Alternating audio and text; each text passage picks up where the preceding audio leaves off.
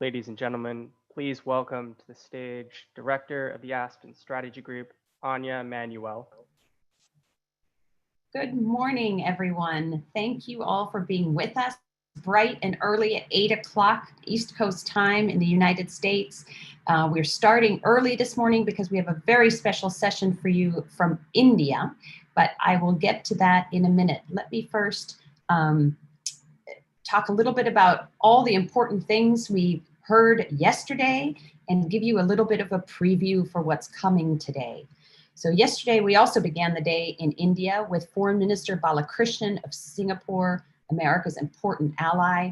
Then we had Joe Nye talking about whether morals matter in foreign policy, followed by the Prime Minister of Greece. After his session, I got multiple texts saying he should run for office in the United States. So if you're listening, Mr. Prime Minister, you have a career here in the US.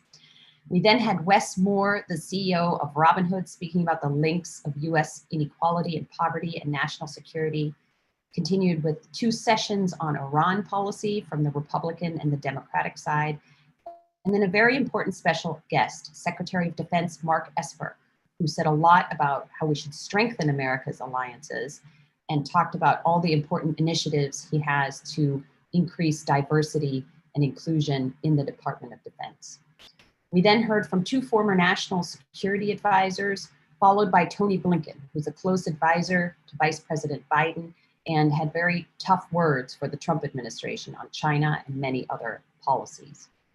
Early in the evening, we turned back to Asia with a panel of US experts on China, and then we closed with Audrey Tang, Taiwan's digital minister, who's really at the forefront of pushing back on Chinese disinformation in Taiwan, especially during their recent election. All of these sessions you can see again on YouTube, on live stream. Some of them are being live streamed through NBC's streaming service, so we look forward to welcoming you to see those anytime. Today, it's our third and final day here as the Aspen Security Forum.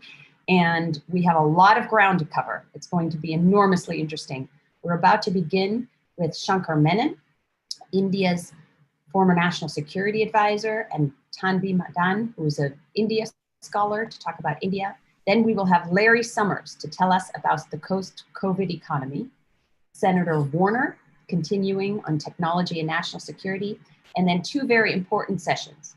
The director of the World Health Organization, Director General Dr. Tedros, is for the first time ever doing a joint press conference with another organization, and that will be with us right here at the Aspen Security Forum.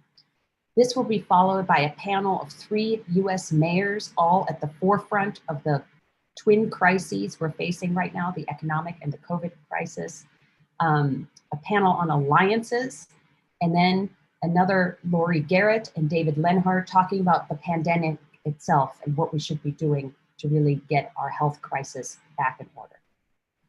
We return at the end of the day with Michelle Flournoy, who was the number 3 at the Department of Defense under Obama, and then a panel on defense innovation, taking us solidly back to the core of the Aspen Security Forum. Today is also importantly the 75th anniversary of the Hiroshima bombing. We'll be hearing from Jerry Brown and Rachel Bronson on that. I read this morning an article in the Wall Street Journal about John Hershey's coverage of what happened in Hiroshima and digging beneath the numbers to the individual lives that were ended or were enormously harmed by war. And it's just an important reminder why we're all in this business of foreign policy. We've heard a lot of different things over the last few days, but let's remember here what our goal is. Our goal is to end conflicts if we can't avoid them, to allow people to live safe, prosperous lives, and in short, to make more peace. So with that, I welcome you to the 3rd day here at the Aspen Security Forum. Let me now, without further ado, introduce Shankar Menon.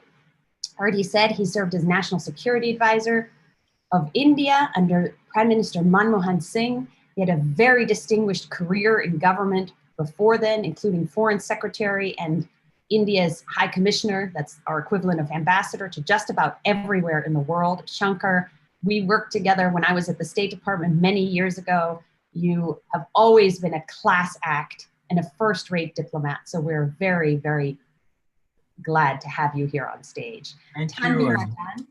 Thank you, Shankar. Tanvi, you are one of the foremost India scholars based here in the United States. You direct the India project at the Brookings Institution, and I've just enjoyed hearing from you over the years and learning in detail about all things India. So we are very excited to have you both with us here today. Let me kick it off by recalling what Ambassador Cui Tiankai from China said to us 2 days ago. He was asked about this terrible conflict on the Himalayan border between India and China.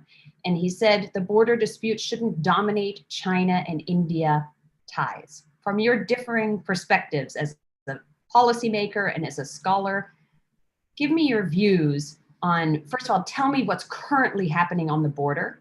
I understand that there's talks, but actually at the same time, China has placed bombers and cruise missiles to an airbase within range of Indian troops. And so by and large, it's not going well. So please tell me first what you think is happening there and how in the short term you think it will be resolved. Well, it seems to me that, to say the border shouldn't dominate the relationship, that's a wonderful sentiment. But in that case, China shouldn't have changed her behavior on the border. What we've seen since April is a buildup by Chinese forces on the western border in Ladakh. Indian troops have been prevented from patrolling where they have been patrolling for many, many years. And they've moved forward in several areas.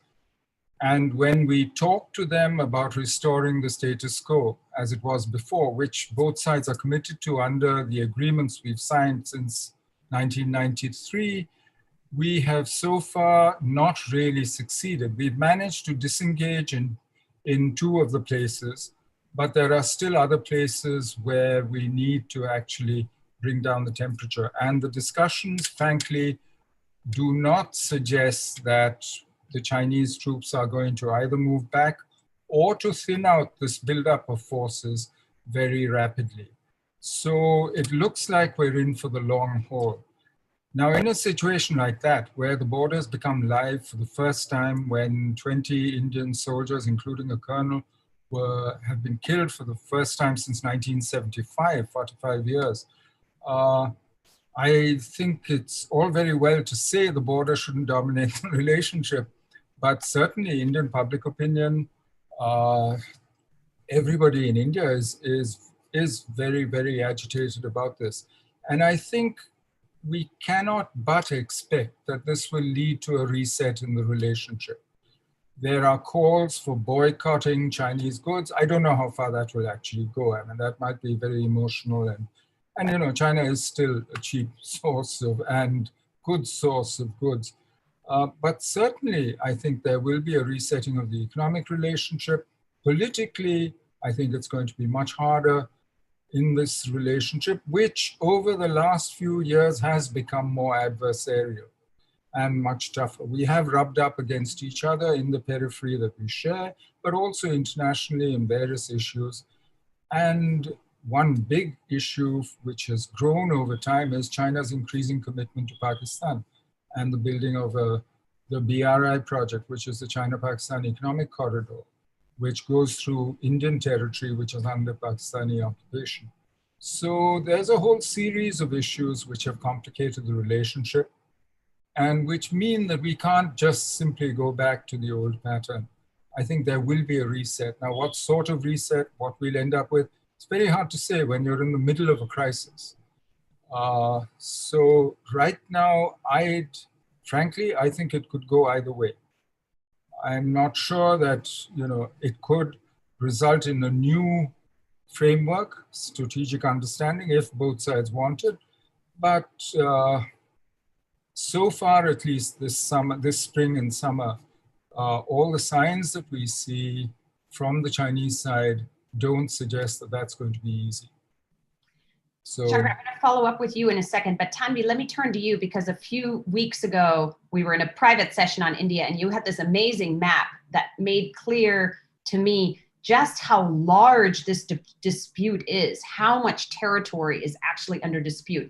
Could you give our viewers who aren't so expert in this a little bit of history of the background of this dispute, how it even started, the war between India, China in the 60s, and where we ended up now?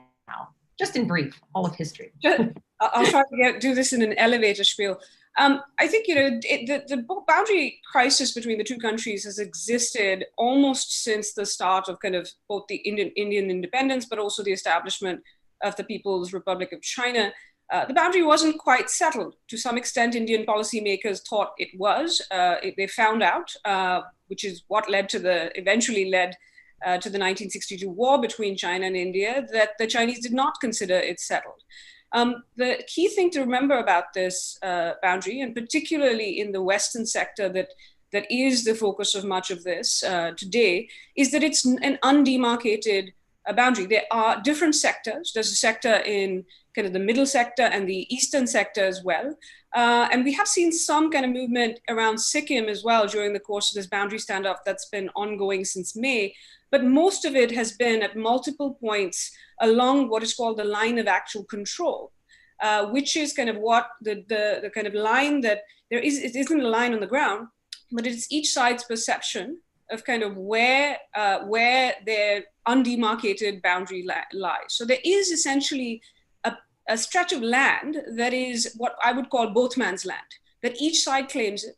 And there are supposed to be these understandings that, as mentioned, since 1993, and through kind of for about 20 years after that, you saw both China and India essentially establish the rules of the road, protocols, mechanisms for discussions on the military side and the civilian side to be able to manage kind of the dispute so that it didn't spill over into the other areas. It also allowed space as the boundary crisis continued or boundary dispute continued. You saw these two countries saying, look, we cannot stop this from cooperations in other realms. Let's try to actually expand the relationship. And what these agreements did, and it comes to the question that the Chinese ambassador mentioned, what these agreements did is allow this relationship that after 62, there was a skirmish in 67, there was kind of an accidental killing of soldiers in 1975, the last time soldiers were killed at the boundary.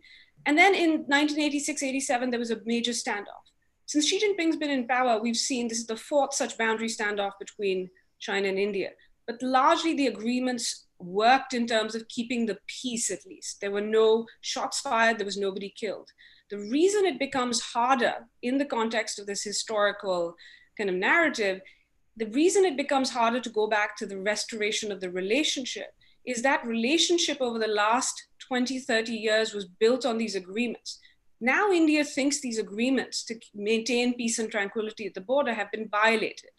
And so that makes it complicated to kind of go back to business as usual. So currently you have this gap where you have, and this is not just Ambassador Sui Tangkai, it's a number of Chinese officials saying, whatever happened, let's forget it, let's move back to business as usual in the relationship. They're asking for a restoration of the relationship. What India wants is restoration of status quo ante at the boundary as it was at the end of April. And that there's a gap between that. And I think that's where I think you will see trouble. As Ambassador Menon says, we've seen across the board a call for a reassessment of ties with China across the political spectrum, across the policy spectrum. And you've already seen, I think, some policy changes that the longer this continues, the longer there's not a restoration of status quo ante, these policy changes, economic, technological, in the telecom space, will have implications for the broader relationship. So the boundary dispute, I think, has spilled over now, whether China likes it or not, into these other realms. Right. And let's be clear, there were patrolling protocols, which means neither side was allowed to have lethal force. But then the Chinese showed up recently with clubs wrapped in barbed wire. Is that correct? Sorry, Ambassador. Go ahead. I was going to say that the agreements partly said you weren't supposed to change the status quo. That is, you do not establish a permanent presence. There were patrolling protocols, as you mentioned. Both sides are not supposed to carry loaded weapons, guns, etc. They have carried, they have had fisticuffs before, etc. But it's been clear that, and this was indicated even before the June 15th clash, that the level of aggressiveness has been higher during the course of this crisis. Yeah, when I teach this topic to my students at Stanford, I always tell them to Google the conflict, because they're actually amazingly, there are YouTube videos online everywhere of these Indian and Chinese soldiers punching each other and then taking out their smartphones to show that the other side started it. Right? Exactly. So a very difficult situation, even harder than the standoff a couple of years ago over Doklam. Looks like there's no resolution in sight. What does this mean? I mean, Shankar, you were very diplomatic. You said there's two outcomes. Either we resolve it or we don't. But there's don't is ominous. Does it mean there could be a hot war between two? Well, there's three. I mean, it depends. In '86, when we got into a confrontation and a face-off, which was quite serious, we ended up not just talking to each other, doing a whole series of things, and ended up with a new framework for the relationship, which is exactly what has kept the peace since 1988, after the Rajiv Gandhi visit. But, you know, in 59, 60, when we got into a pattern of patrols meeting and the similar kinds of face-offs, we actually ended up in war in 62. That's two possibilities. But there is a third possibility of both sides of a sort of no war, no peace, of a contested relationship, which is increasingly adversarial, where you try and deal with the local consequences. But that's a very dangerous situation. It's not a good situation because it's not stable. Neither side knows the limits. Each side pushes their luck, and you can easily end up in trouble. So I would prefer that we actually sit with the Chinese and try and work this out and see where we're going with it.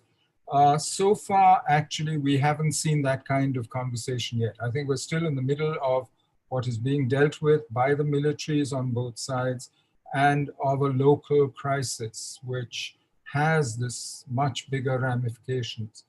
I think it's too early to say where this will end. But unfortunately, when you look at it as part of a broader pattern of Chinese behavior, of wolf warrior diplomacy, as it were, then I think the prognostications are not good. And that frankly, we're speculating here about why this happened and why China chose to do it.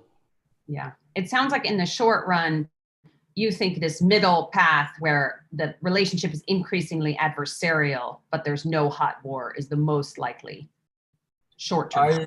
I think so. I think that's probably where we're going. It's, you know, it's also politically easier at a time of tremendous domestic stress in both countries. I mean, whether it's COVID, the health crisis, the economic crisis, China, I mean, the CCP has announced that it's going to do a rectification campaign. Now, that's not something that anyone takes very lightly. So it seems to me this is not an easy time for the political leadership on either side to take the big steps and make the big adjustments or concessions that it requires to arrive at a new framework. Right. So let's talk for a minute about what this means for the region. We heard yesterday from Singaporean Foreign Minister Balakrishnan, who just reiterated what he has to with the tightrope they're walking between China and the US. They're not a claimant in the South China Sea. They don't have a dog in this fight. They're staying out. They're Switzerland. Then I can't remember who it was, but there was an interesting audience member from Vietnam who asked a couple of the former Obama administration officials, well, pretty tough. She's like, well, it's your reason. It's your fault. You weren't tough enough on China, that the Scarborough Shoal is now China's and that China has made so many incursions in the South China Sea. How do you see this? I know, Shankar, when you were foreign secretary and I was a young State Department staffer, you and Nick and I and others started talking about the Quad, the conversation very gingerly between Australia, India, Japan, and the United States.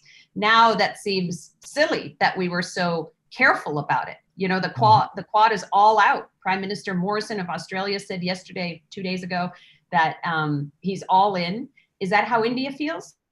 Is it going to push India closer to the West? Today, I think India is very keen on expanding what the Quad does, but also in involving other people in the work of the Quad, a sort of Quad plus, as it were, because you can't work on the Indo-Pacific without ASEAN, without Vietnam, Indonesia, Singapore, and other countries. It can't be just the Quad itself. But it's, I think, more than the Quad. Today in India, for instance, the relationship with the US is critical. And most people in India would tell you that we must work with the US. But ultimately, when it comes to the border, that's a problem that India has to deal with itself. I think if you look at India-US congruence, I mean, for India, the US is a critical partner to transform India, to develop India. The US is also a critical partner in the maritime domain, which is now increasingly contested across the whole Indo-Pacific. China is trying to become a maritime power, is entering the Indian Ocean. And we've seen the South China Sea is critical to India's exports. To the US, for instance, a lot of it goes through the South China Sea. So freedom of navigation is an Indian interest, and we are rubbing up against the Chinese there. And these are all areas where we're doing much more than ever before, India and the US, on maritime security, and basically in security and defense. But in terms of continental issues, the border with China, the sort of consolidation of the Eurasian landmass that the BRI seems to represent, in Chinese minds at least, I'm not sure whether, yes, we might have similar views, but whether how much India and the US can do together, I'm not really sure. In fact, I'd like to be educated on that. So we're not heading towards an alliance yet. I think Foreign Minister Jaishankar said the other day that we work as partners. And I think it'll be a closer and closer partnership without necessarily an alliance. Thank you. Tanvi, let me switch gears a little bit and turn to you and talk about what's happening inside India. So obviously the COVID crisis hit India very hard. Prime Minister Modi took the decision quite early to shut down the economy. He was both lauded for that and criticized because it happened so suddenly that many of the tens of millions of day laborers that are working in the big cities essentially had to walk back to their villages with very terrible consequences. You know, these are folks who don't even have a day extra of savings and huge suffering caused, but hopefully in the cause of restricting the virus. How is it, let's start with the Indian economy, and then I want to end by talking about politics. But how's the Indian economy doing? How is India weathering this? So even before COVID, you did see some signs of strain in the Indian economy. Growth had slowed down to below 5%. That quarter, it was expected to remain below 5% in the next quarter. And so this has, like in every other country, added to that strain. The government has put some stimulus in the system. They will probably, down the line, if this continues, have to consider putting in more. There has been some kind of easing of, kind of trying to give some relief in terms of mortgage loans, etc., loan repayments, etc. So I think there's been an effort. There is definitely strain. And I think this is something that the Indian government currently is facing, this trifecta of, if not crises, at least strains, which is kind of health, economic, and national security. And so it is definitely not just kind of a strain on the government, it's a strain on the capacity of the system as well. And each one feeds into the other. So they're not kind of independent. So they are kind of, I think on the economic side, will have to be kind of rebuilding and hopefully some rejuvenation. Some of us have called for this moment, whether it's because of COVID or the standoff, for some real kind of another look at some of the big reform, not in just for the sake of outsiders, but also to kind of get the Indian economy kickstarted that would allow it to grow the economic pie. So it's not just kind of, not just for the purpose of kind of a certain kind of segment of society benefiting, but to actually kind of kickstart the economy. There are certain steps that India can take, reconsider its trade policy, liberalize its investment policy, but also undertake some kind of land, labor, kind of the factor market reforms that many have called for, as well as then use that capital that you get, or revenue you get from that, to invest in physical and social infrastructure that India needs. Whether that will be done, I think remains to be seen. Right. Shankar, let me ask you just quickly, since you're there on the ground, one of the hardest things about this crisis for here in the US is, 2 blocks from my house, there is now a tent city. San Francisco has always had a homeless problem. It's gotten enormously worse despite the California government's enormous efforts. How does it feel on the ground in Delhi? Are things much worse than they were, just about the same? Describe what you're seeing.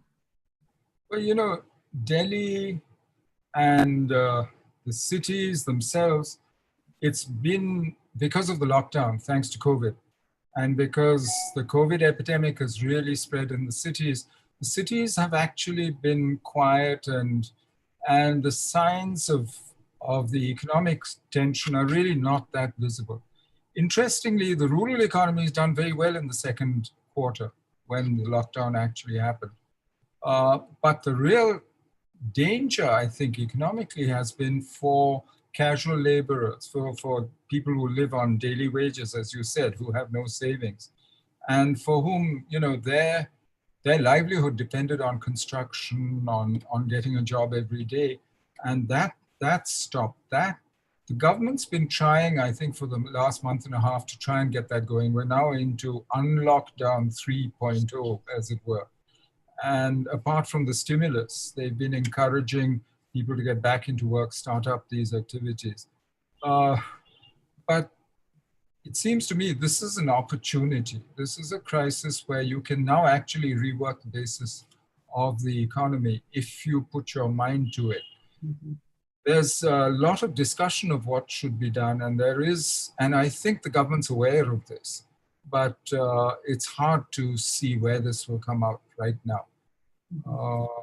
It's the estimates we have for the year, for GDP growth over the year, range all the way from +1% to -12%. That depends on which economist you believe. Frankly, that shows you the uncertainty. Yeah, it's a similar situation here. Let me end, since we just have a few minutes left, I want to talk about what's been really prevalent in the US press, and that is, this rise of populism, authoritarianism all around the world. And some US commentators would argue, even in India. India slipped 10 places to 51st position in the 2019 World Democracy Index. That's by far the lowest it's ever been. We're used to describing India as our great democratic partner, and, far be it from us to throw stones. We have our own issues right now.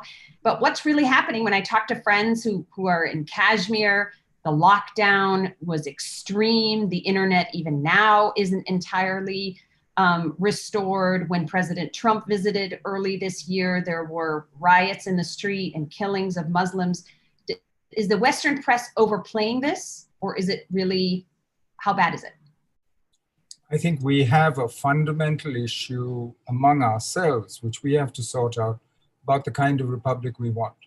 Whether we want a secular, plural, open, democratic republic, or whether we want, and there are many people today who say, no, we need something much harder, much stronger, much more majoritarian, as it were.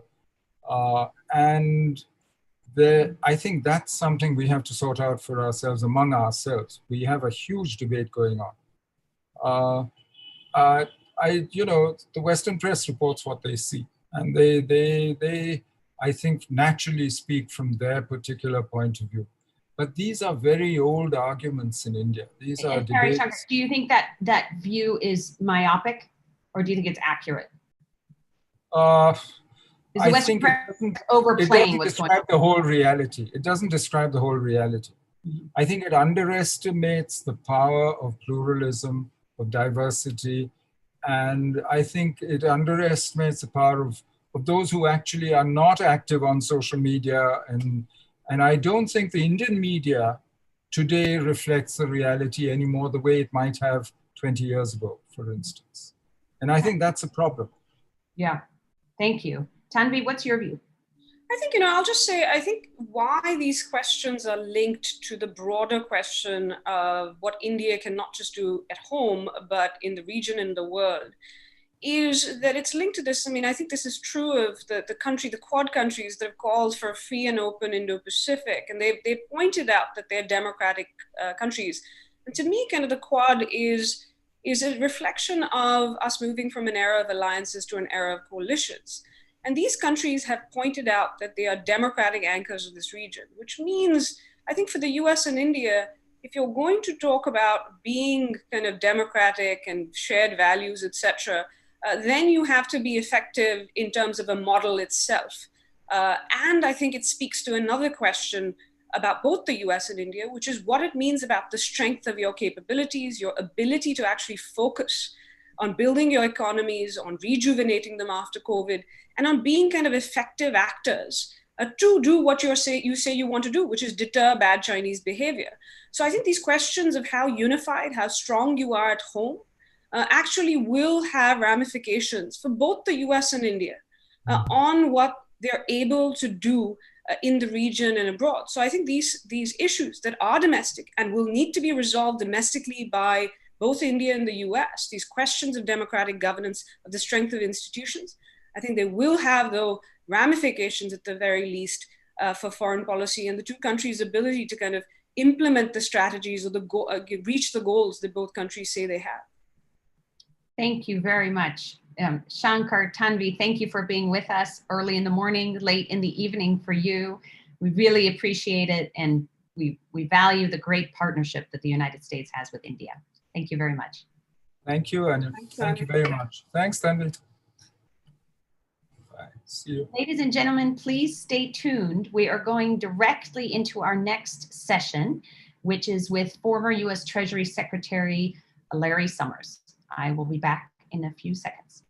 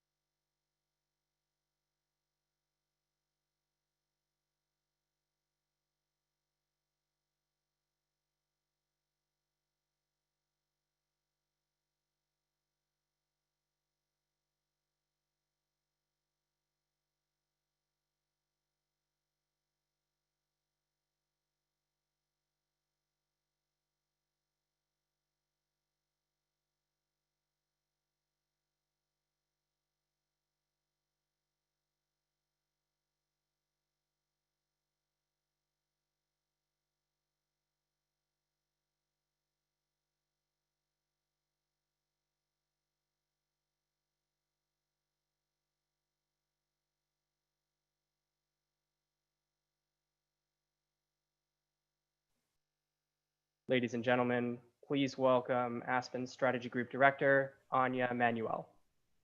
Welcome back after that very short break. We don't even have commercials. We just take very short breaks.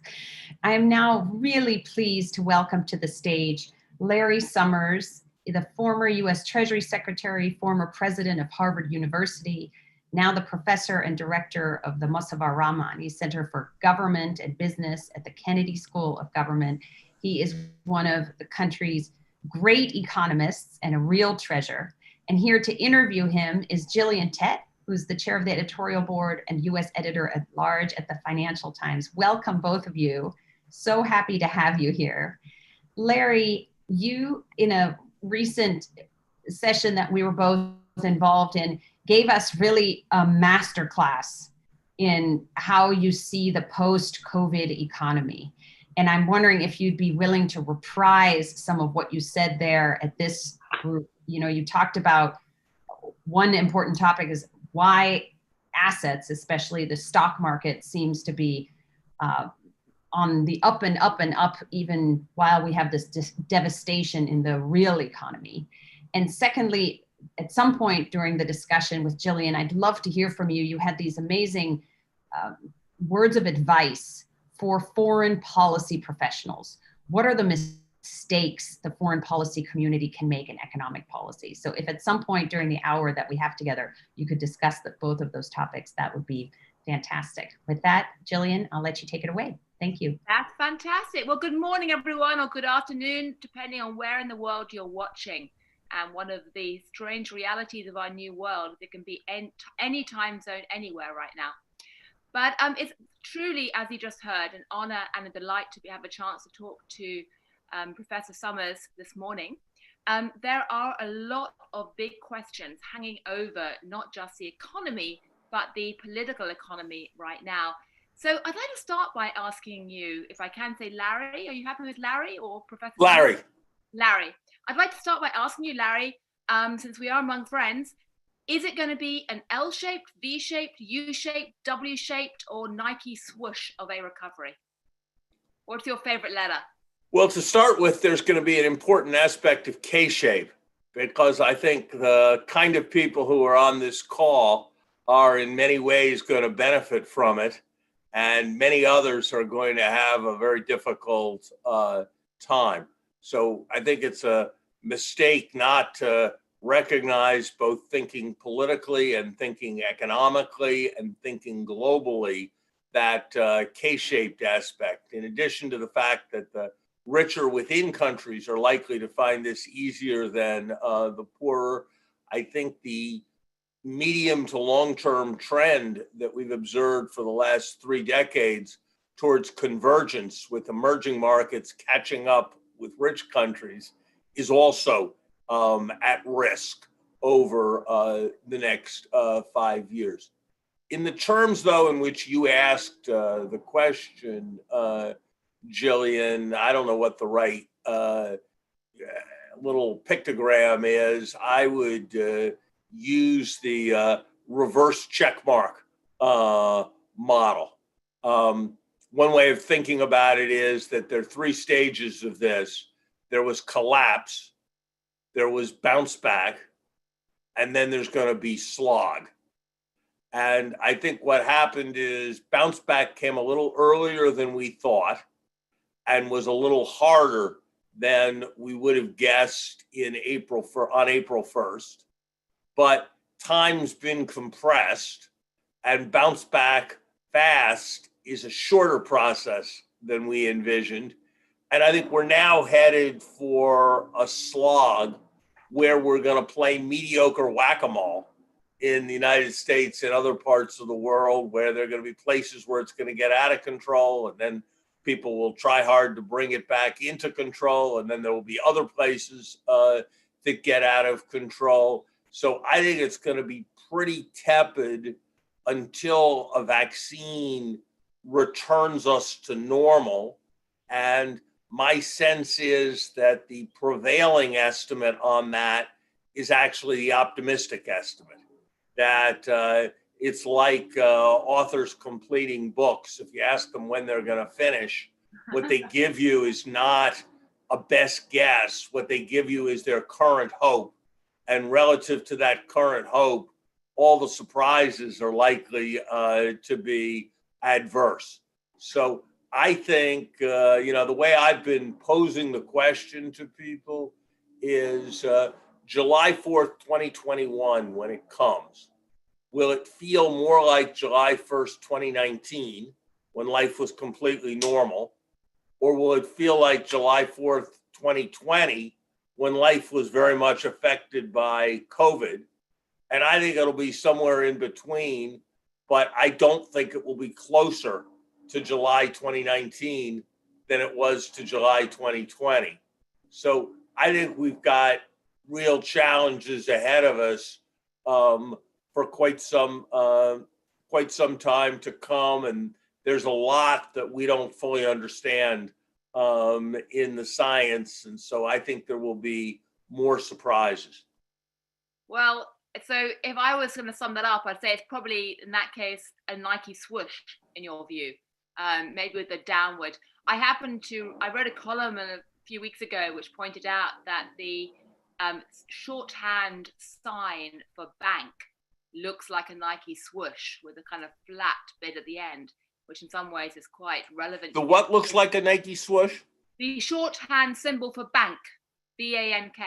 There you go. What I said was rather relevant because the Fed has been one of the key things propping up the economy, along with fiscal policy, which obviously can only be afforded if the Fed keeps being supportive.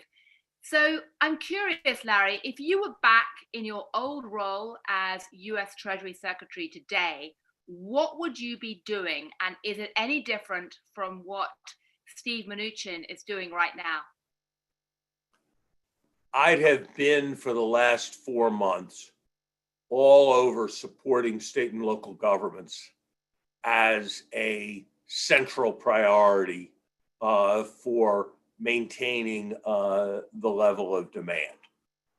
I'd have put more emphasis into protecting workers and less emphasis into protecting large businesses than the strategy that has in fact been pursued. I could not conceivably have imagined myself supporting the giving of grants to large airlines without the complete dilution of their stockholders and without substantial restructuring of the debt of their high yield bondholders. I would have done much more when I was supporting the debt of companies, to oil companies or tobacco companies or what have you, who have been supported to take warrants in those companies. So if taxpayers were providing bailouts and those turned out to produce stock market appreciations as they have, stockholders were taking a share in that. I would have invested much more heavily than they have in the basic infrastructure of government. Look, it is absurd that in the middle of the first quarter of the 21st century, that the United States of America is unable to enact a policy of increasing everybody's unemployment insurance benefit by 25% because we're not capable of implementing the computer systems to do multiplication by 1.25. We can only handle addition. That is an absurdity, and I would be putting a lot of people to work fixing that kind of absurdity and parallel absurdities in the tax system and other places. I would be recognizing that if I was serious about helping businesses, that I needed to not judge my machismo by whether my bailout programs lost more or less money than my predecessors' bailout programs, but instead recognizing that I was going to have to take risks, that some loans would not be repaid, that hopefully I would recapture more from the warrants that I would take than I would lose on those losses. But I would never be putting myself in a situation where the Federal Reserve was more ambitious about being willing to take credit losses than I was. And the last dimension, and this is a very, very important dimension, I think when historians look back, this may be remembered as the largest of his many errors. I would be focused on the global aspect and the United States leading a global response rather than the United States being a dragging anchor on support at a time when heavily indebted countries were going to be in a very poor situation, both because of COVID, because of the weakness of their export markets, given the weakness of industrial countries, and because of the magnitude of their debt burdens. And I would also be recognizing, and this is the last thing I'll say, I would be pivoting towards an economic strategy based on heavy investment in the face of extremely low interest rates, because that was the way to avoid excessively burdening our children's generation. So I'd have to say I would give the Fed quite high marks on the policies they have pursued, but I would have to give the Treasury not such high marks, and frankly falling marks over time. That after the initial decision to respond boldly with the CARES Act, it's been pretty much downhill in terms of the economic decision making. Right. I can see that we have a large collection of extremely knowledgeable people joining the call this morning. So if anyone wants to ask a question, we're going to ask you in a few moments to raise your hand.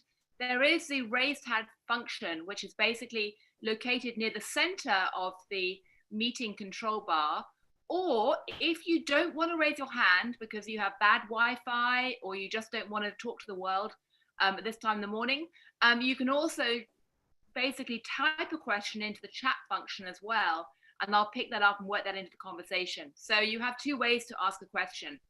But Larry, I'd like to go back to the Fed issue, because a lot of people in this meeting are very curious about stock markets, and it's very hard to explain the stunning discrepancy between the stock market and the real economy through anything other than the Fed action, which has been extraordinary. Are you not concerned that by having these ultra low rates seemingly indefinitely, we are creating the mother of all asset bubbles? So, Jillian, first of all, the right answer for anyone concerned with economic policy to all questions that begin, "Are you concerned?" is yes. And so I am worried about all possible dangers at all moments. Be the first thing I would say. Second, then I would say two things that are sort of nuanced relative to each other. And I'd ask anybody thinking about this to consider both. I do not think the available evidence suggests that the stock market is in some kind of massive bubble just because the real economy is in trouble and the stock market is relatively high. The stock market is now very much a bifurcated market.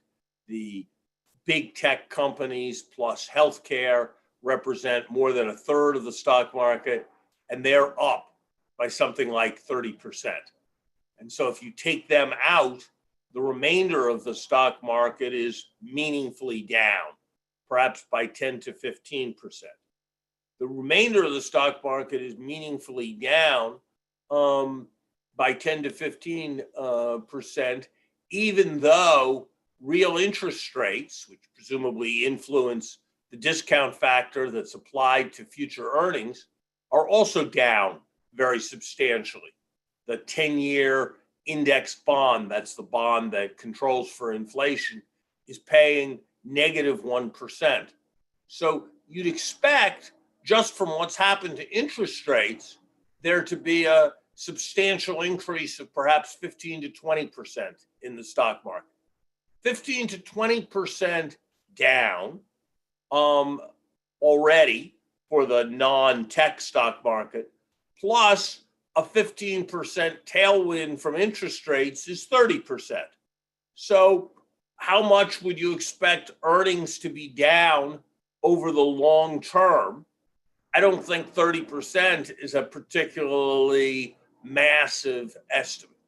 So I don't think that, in the sense that there's some obvious failure of market psychology like there was in 1929, or some obvious failure of market psychology like there was in 2000. I actually think if you bring a bit of rigor to it, that's not the right analysis. People who are going, "Oh, this is nuts," and converting all their pension assets from stocks to bonds are, in my view, making a mistake on a best guess basis. That said, I think we have a deeper problem, and this is where it goes to your question. We are increasingly, as a country, in part because of our concern about democratic processes like the Congress, we are increasingly turning to the Federal Reserve as an overall economic engine.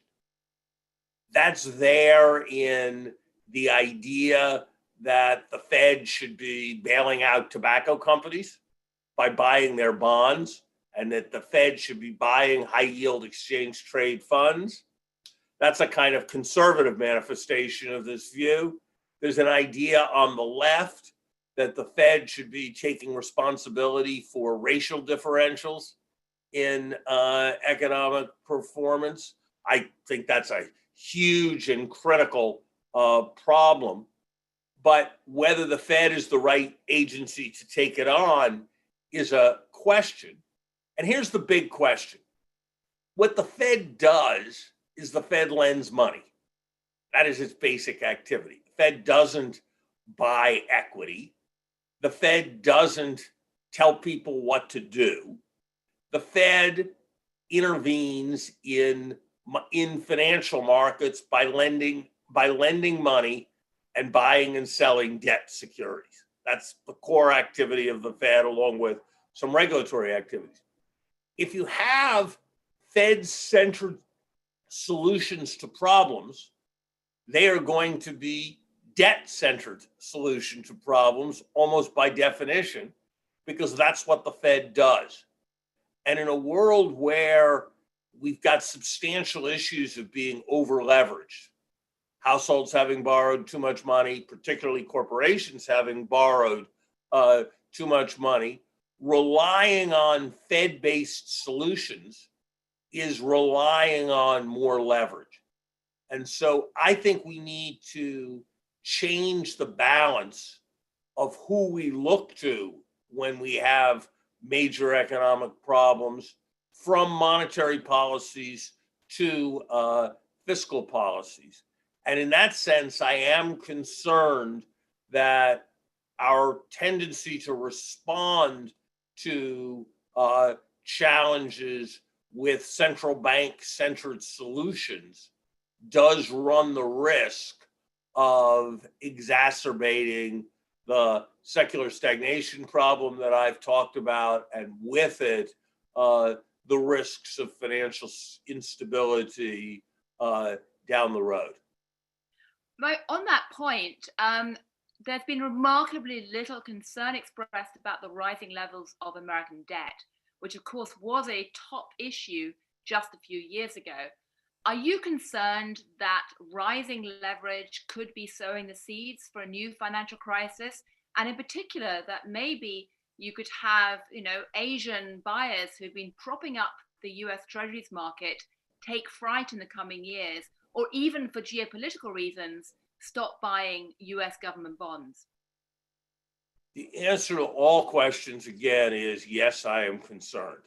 That having been said, I think the question you asked, Jillian, was not about overall debt. It was about where I do have substantial concerns about the excessive leveraging of American businesses.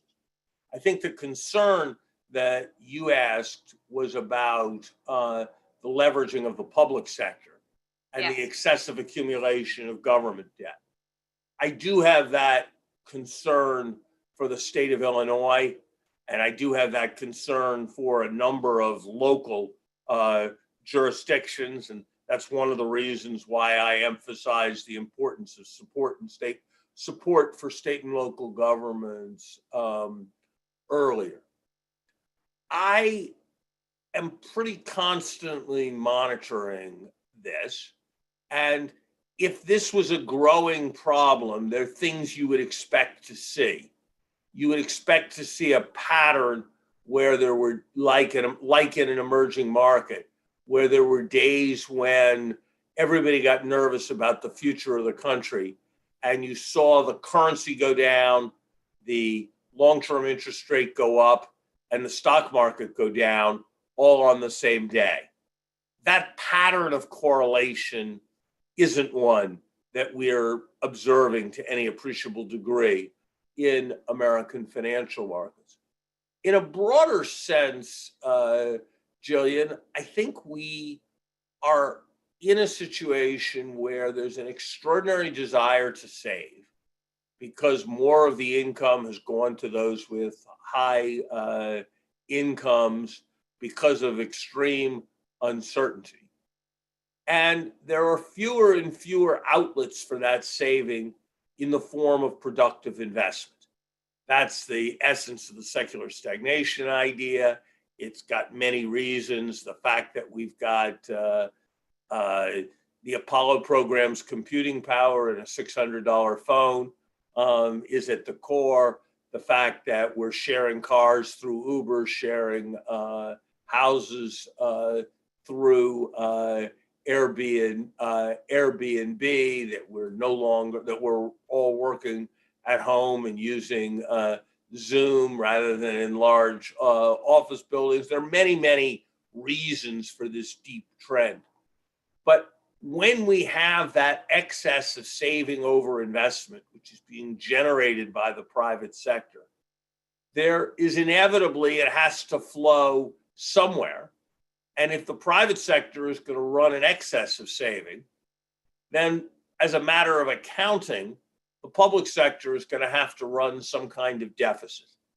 And the fact that bonds are priced at epically high levels suggests to me, and that isn't because there's been increasing foreign flow into bonds, the fact that bonds have been priced at epically high levels, even when there have been some concerns about the dollar, suggests to me that the worries about fiscal sustainability should not be the primary worries facing the United States. I am much more concerned about the debt we are taking on by deferring maintenance on everything, whether it's water that doesn't have lead in it, whether it's the capacity of the IRS to enforce taxes, whether it's the quality of the nation's airports,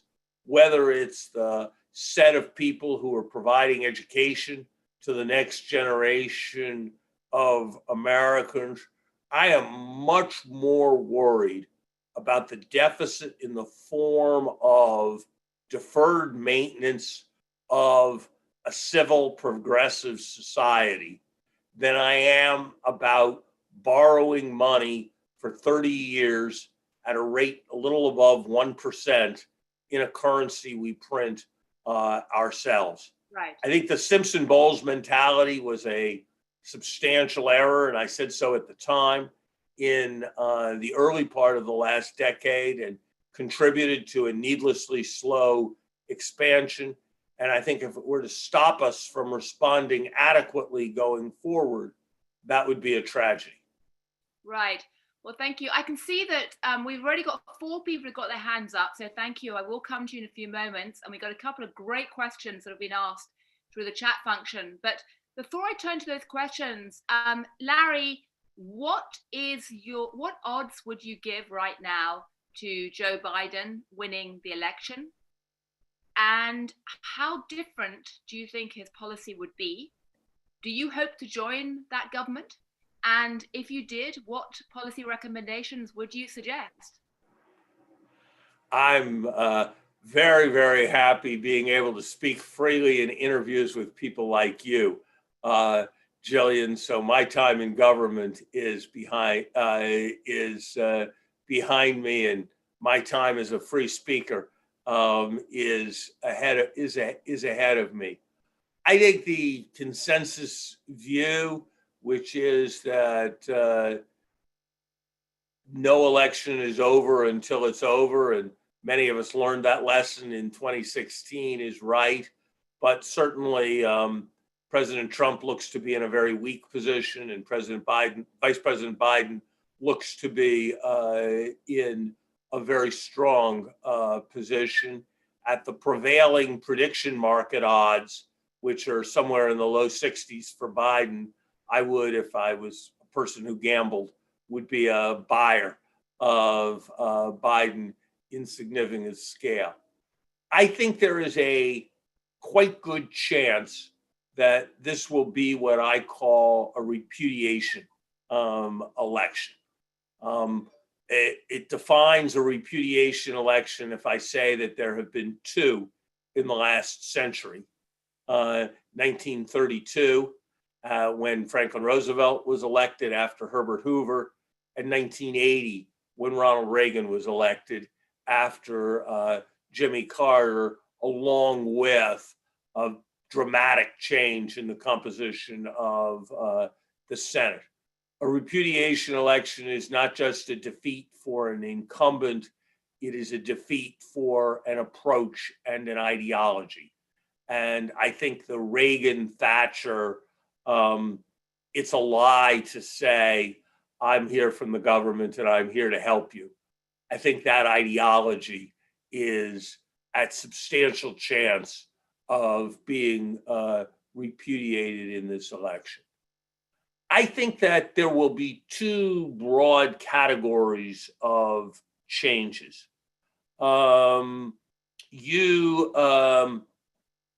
would say first that you'll have a return to normalcy.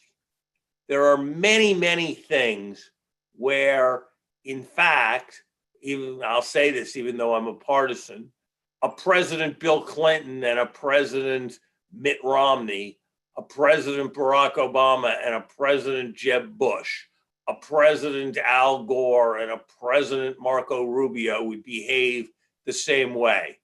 They would mourn when Americans die. They would condemn racism.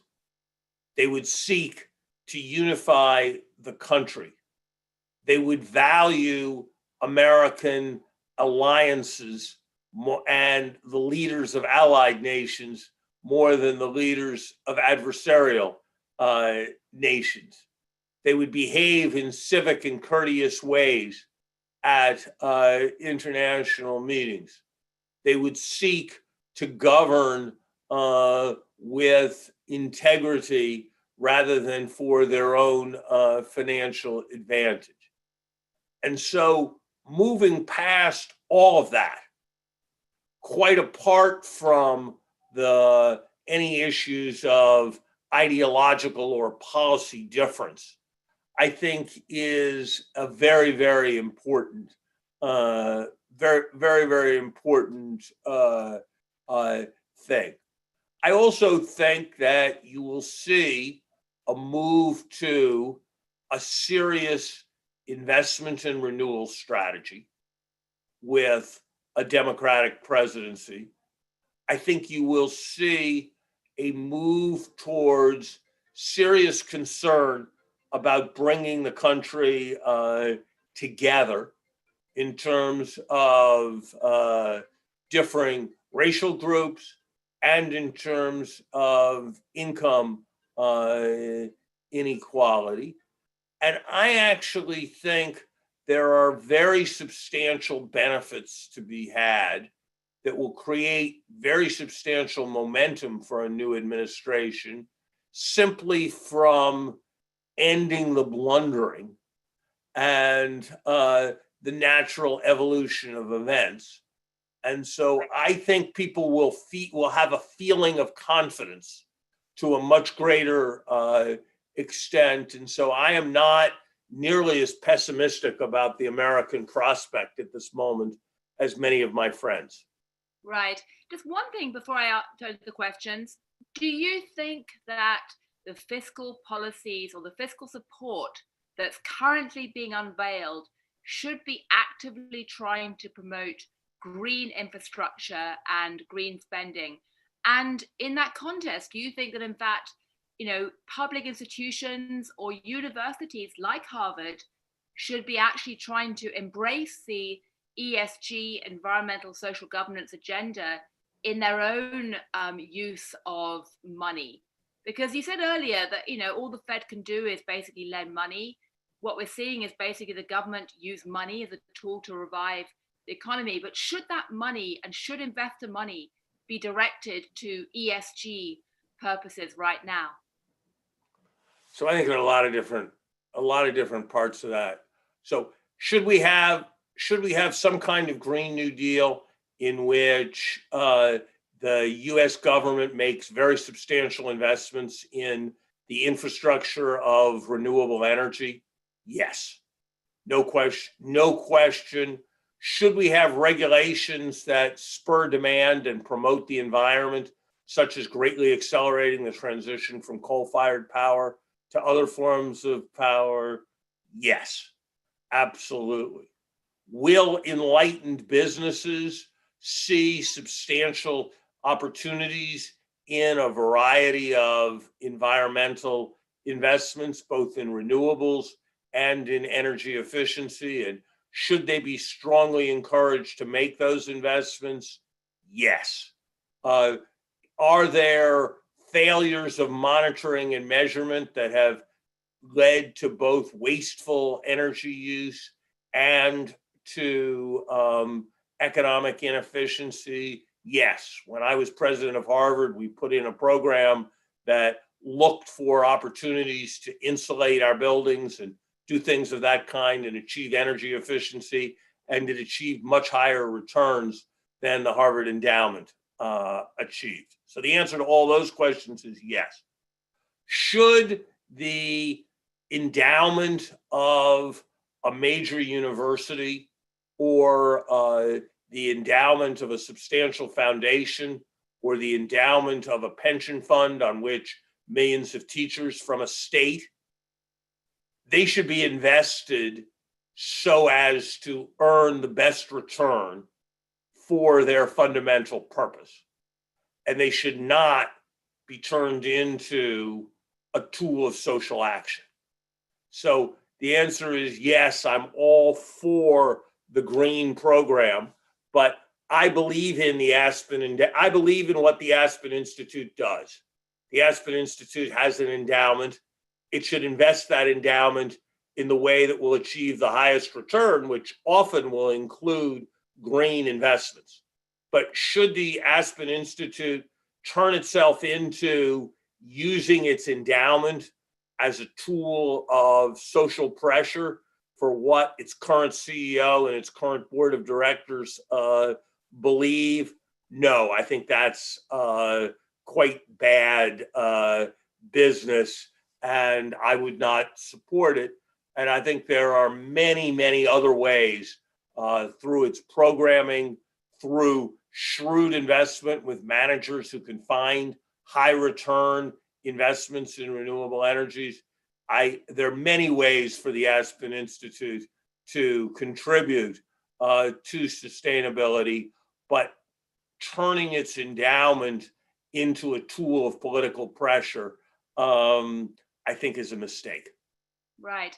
Well, we're going to try an experiment now. We're going to see whether some of the people watching who've raised their hands can indeed ask a question. I'd like to call on Ambassador Korologos, please, who has said he'd like to ask a question. Over to you, Ambassador. I'll give you a few seconds to try and click on. And if that doesn't work, then we will move on.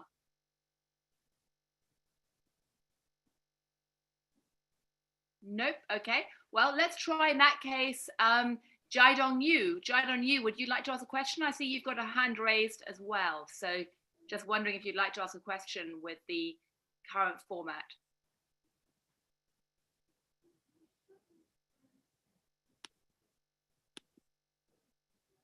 I think, nope, I can't see that right now. Okay, well, listen, while we're trying to get this system working, maybe... Wait, here he is. Yes. Thank you. Thank you, Mr. Summers. Thank you for the opportunity to ask you a question. I'm Jae-dong from South Korea. I'm a journalist. You mentioned K-shape as the prospect of the world economy during the pandemic. Can you elaborate that in terms of each nation's economy, like which countries can get ahead while which countries will have a hard time because of the pandemic? Thank you. I'm hesitant to make predictions for particular countries.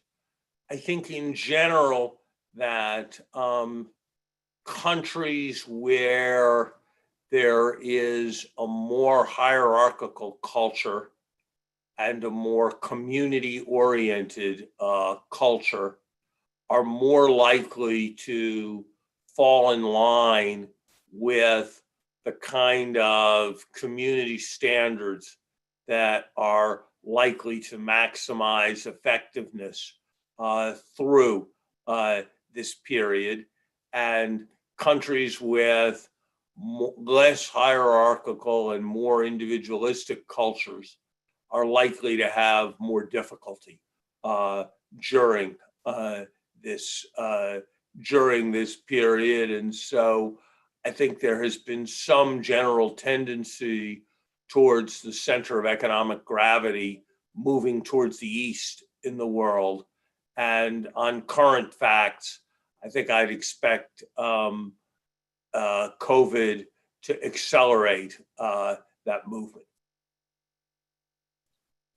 Right. Well, we're going to try again to see whether Ambassador Korologos would like to ask his question. Tom, you're muted. Okay, I'll say it again. Good morning, Larry. How are you, my friend? Good to see you. The thing that worries me is the unemployment money is going to run out or has run out. So what is the unemployed guy going to do? He's going to go back to his old job at a restaurant or a barber shop and discover that all the tables are now spaced out.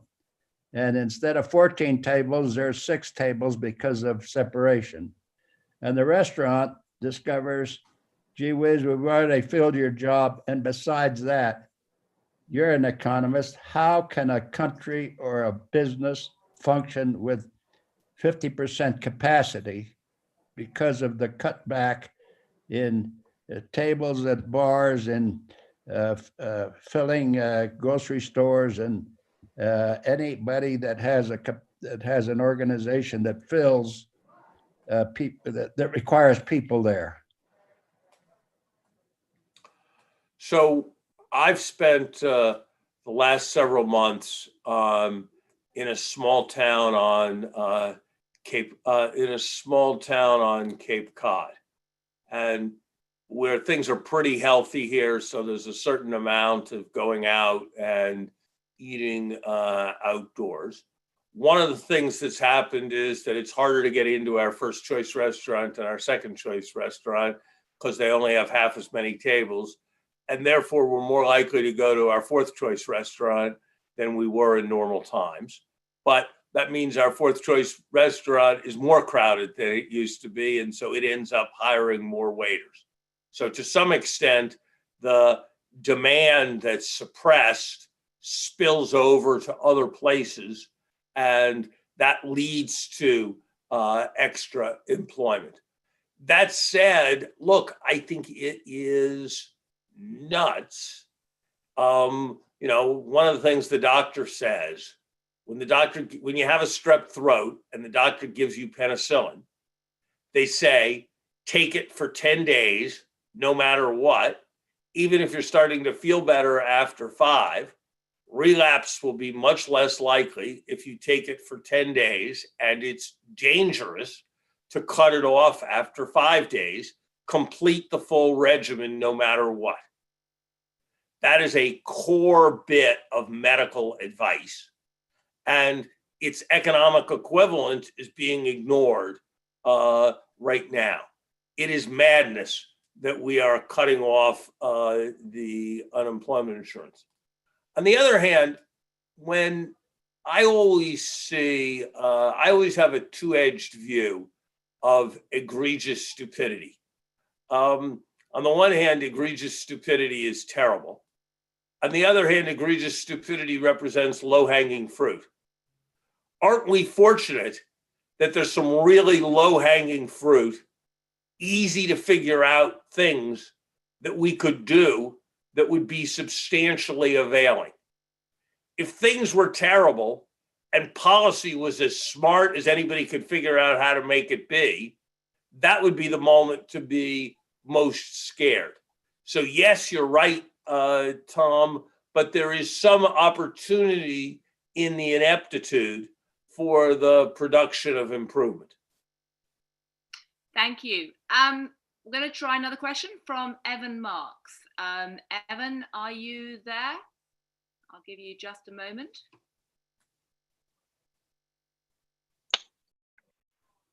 Great. Evan, I think. Thank you. Start my video. Secretary, Professor Summers, Mr. Summers, thank you. And welcome from Aspen, Colorado. I have two quick questions. First is related to policy, and the other is a request for some prognostication. Do you foresee, with respect to the first question, the possibility that with the significant acceleration of debt buildup on the Fed's balance sheet, that there may be a debt jubilee where the Secretary of the Treasury and the Fed get together, and that debt, which is wholly owned by the Fed, is canceled because the fund flows are completely circular? It seems like elementary algebra might argue for that, aside from what happens on the reserves of the bank's balance sheets. That's question number one. Question number two is Pitkin County, of which Aspen is the county seat, had its unemployment peaked at 23% in June, where the latest statistics are available now. It went down to 16, still trails the rest of the state. Obviously, the county itself has a very high concentration employment in the leisure and hospitality business. What do you foresee as the pictogram shape of the Pitkin County recovery? Keep in mind that last month we had home sales in Pitkin County that averaged $14 million for a single family home. Sales in Aspen were probably up 500% year on year for over July of 19. Obviously, this augurs well for refilling some of the coffers in city and county government.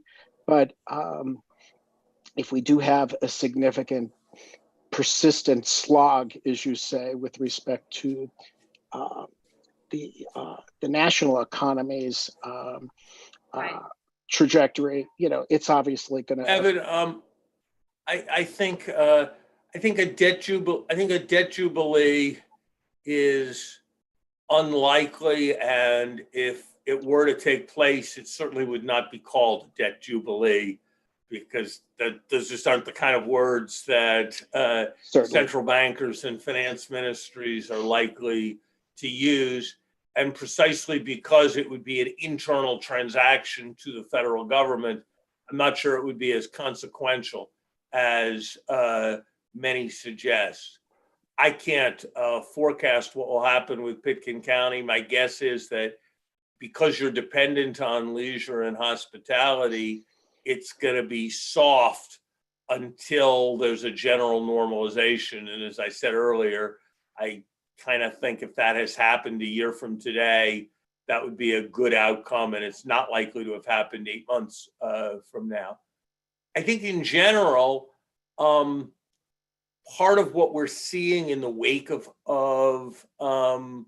COVID is what one might call the Aspenization of America.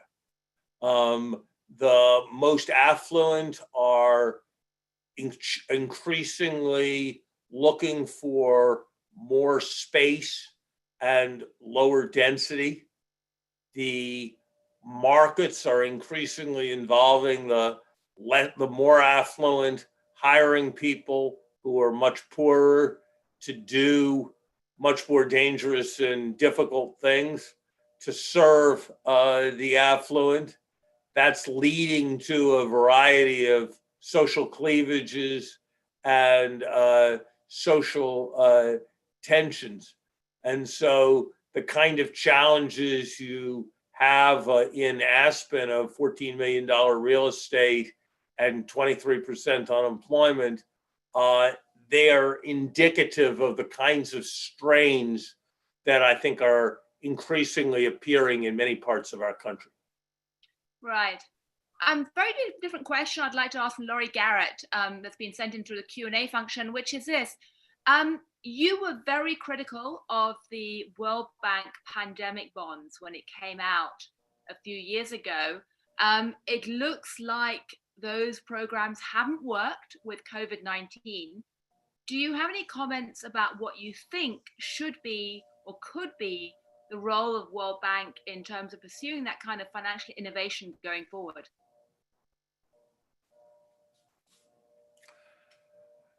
I think there are many people who are not financial people who hear any idea that involves getting the private sector involved, and they think that means that there are going to be billions of dollars rained down on causes they care about, and that it was an extraordinary display of naivete on the part of the bank, that fundamentally you weren't going to get the reinsurance industry to participate in something unless it was profitable for the reinsurance industry. And that meant that the premiums paid by governments were surely going to be much less than the amount of money that was going to be paid out to governments. I think there's a lot that the World Bank can valuably do. One of the lesser but still egregious errors of the Trump administration has been and the person it's appointed as the CEO of the World Bank, David Malpass, has been to try to move away from what was the generally accepted idea that the bank needed to take a much larger role with respect to global public goods. The bank should be financing the surveillance systems. It should be financing the inventory and stock building. It should be financing the research and development. It should be financing the movements away, changes in animal handling practices that are necessary to reduce pandemic risk. Look, this is not a surprise. I was one of many people who wrote papers that said that the odds were 1 or 2% a year, that an event like this would take place, and that the present value was in the same broad range as the present value associated with climate change. And so the bank needs to take on as a central part of its mission the protection against global risks. Needs to be cooperating much more aggressively with the WHO. I've written at some length, Lori, about global health budgeting and global health assistance. Too much money is still going in support for ongoing regular health programs in countries that can afford to raise taxes. And too little money is going for things like pandemic protection against antibacterial resistance, that is what is scope for what can only take place with an international effort, because it's not worth it for any one country to make the necessary investments. So we need, in the wake of this, to take a pretty comprehensive look at the global health financial architecture and organize it towards on the theme international money for international problems. And I suspect you can be a very important voice in achieving that. Thank you. Well, I'm going to hand over in just a moment to the Aspen team, Anya Manuel, to sum up and ask the final question. But before I do, I wanted to just quickly summarize what we just heard, because I think there are at least 3 important themes that have come out from chatting to you. Firstly, the bad news, if you like, is that you are not optimistic about a V-shaped recovery. In fact, if I read you right, we've already had the post-crash bounce. And from now on, we have a long slog. It's a Nike swoosh. I happen to strongly agree with you on that. I also, by the way, share very strongly your concern that we are over-optimistic about the outlook for a vaccine.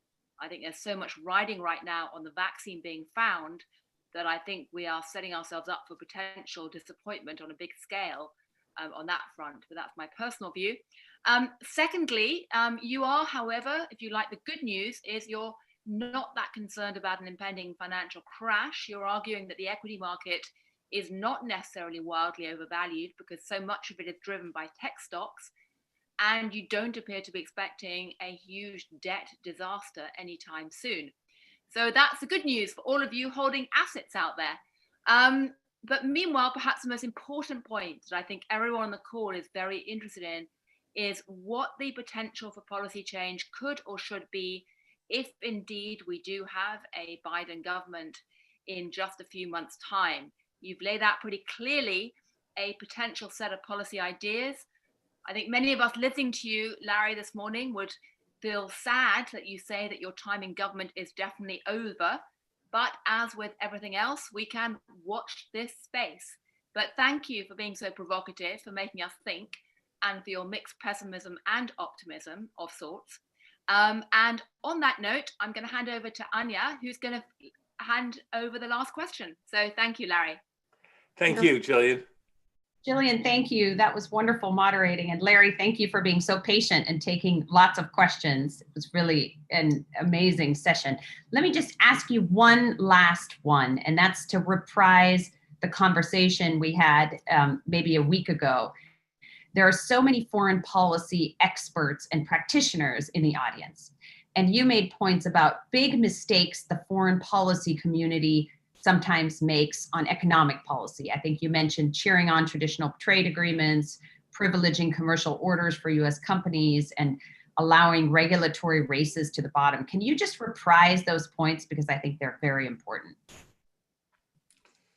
Yes, and let me start by saying that Jillian's excellent summary quoted me accurately throughout, but I did mean to be relatively calm about the risks that there will be problems with excessive debt in the United States.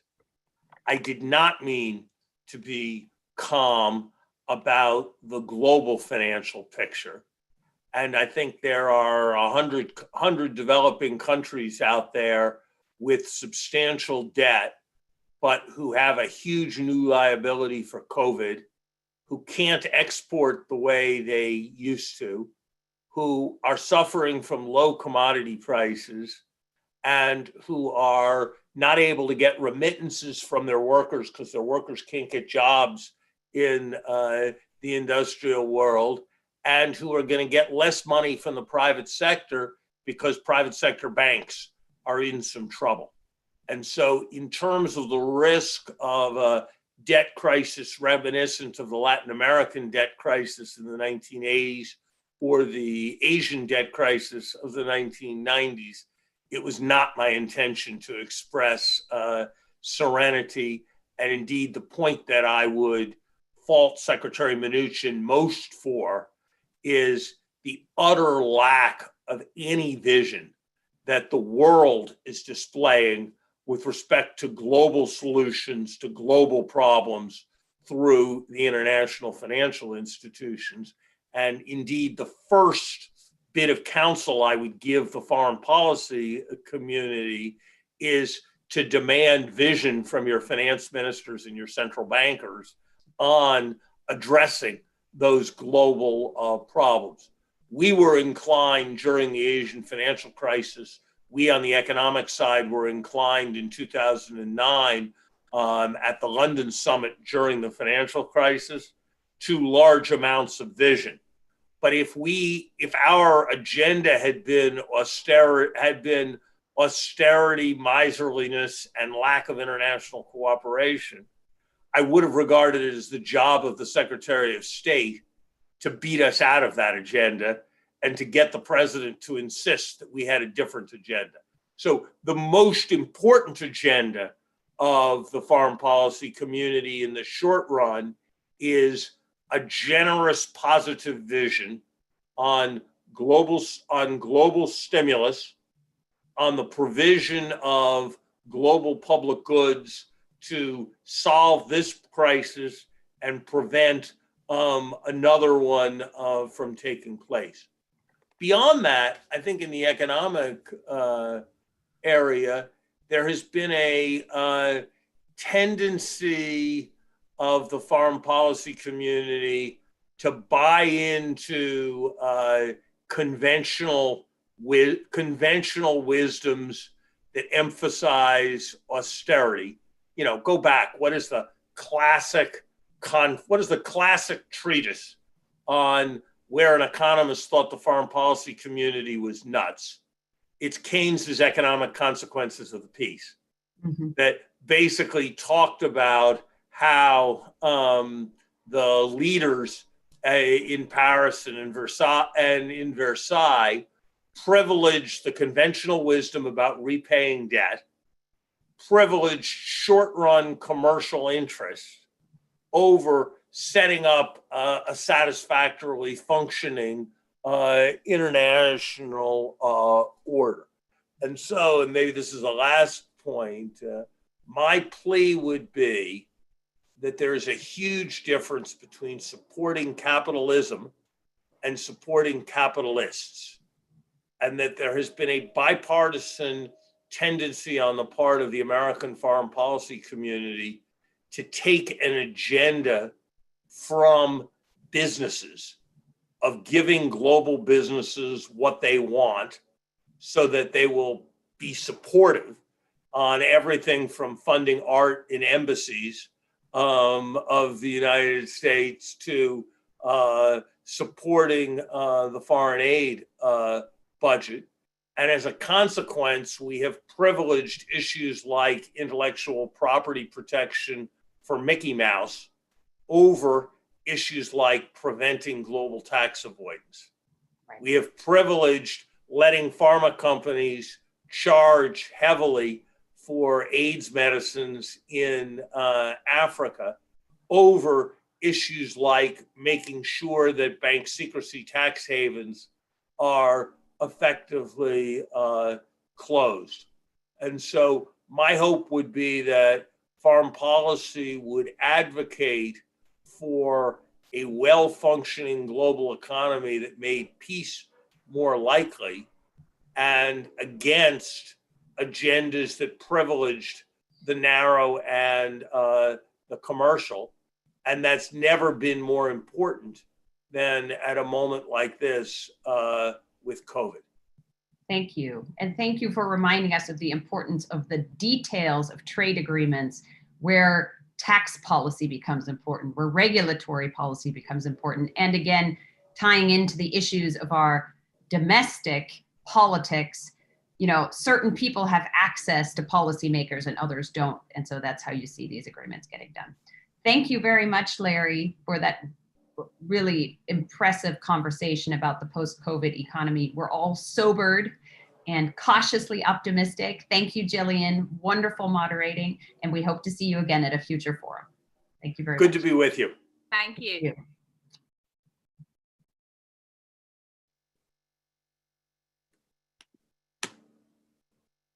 Ladies and gentlemen, we are now going immediately into another fantastic session.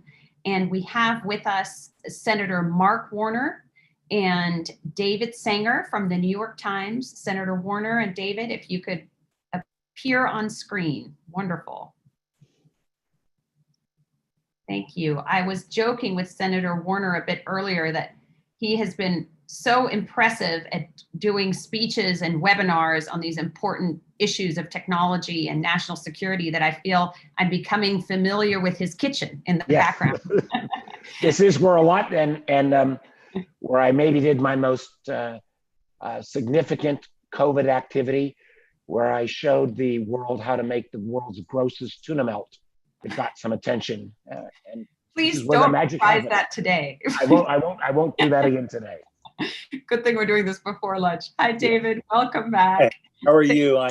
Thanks. I'm fine. Thank you for moderating another session. Senator Warner, let me just do a quick introduction, not that you need it, for all our viewers. Senator Warner, of course, was elected to the U.S. Senate in November 2008 from the great state of Virginia. He serves both on the Senate Finance and Banking and Budget Committees and the Senate Select Committee on Intelligence, two of our most critical committees. He also is a former venture capitalist, and with that, really the foremost thinker on technology and innovation and technology and national security in the US Senate. Senator Warner, we are very grateful to have you there as an expert on all of these technical issues, which are really coming to the forefront. David Sanger is with us. He is a senior national security correspondent for the New York Times. The man has won multiple Pulitzer Prizes and is a true expert in all things cybersecurity, technology, and national security. So we can't imagine a better moderator for this session.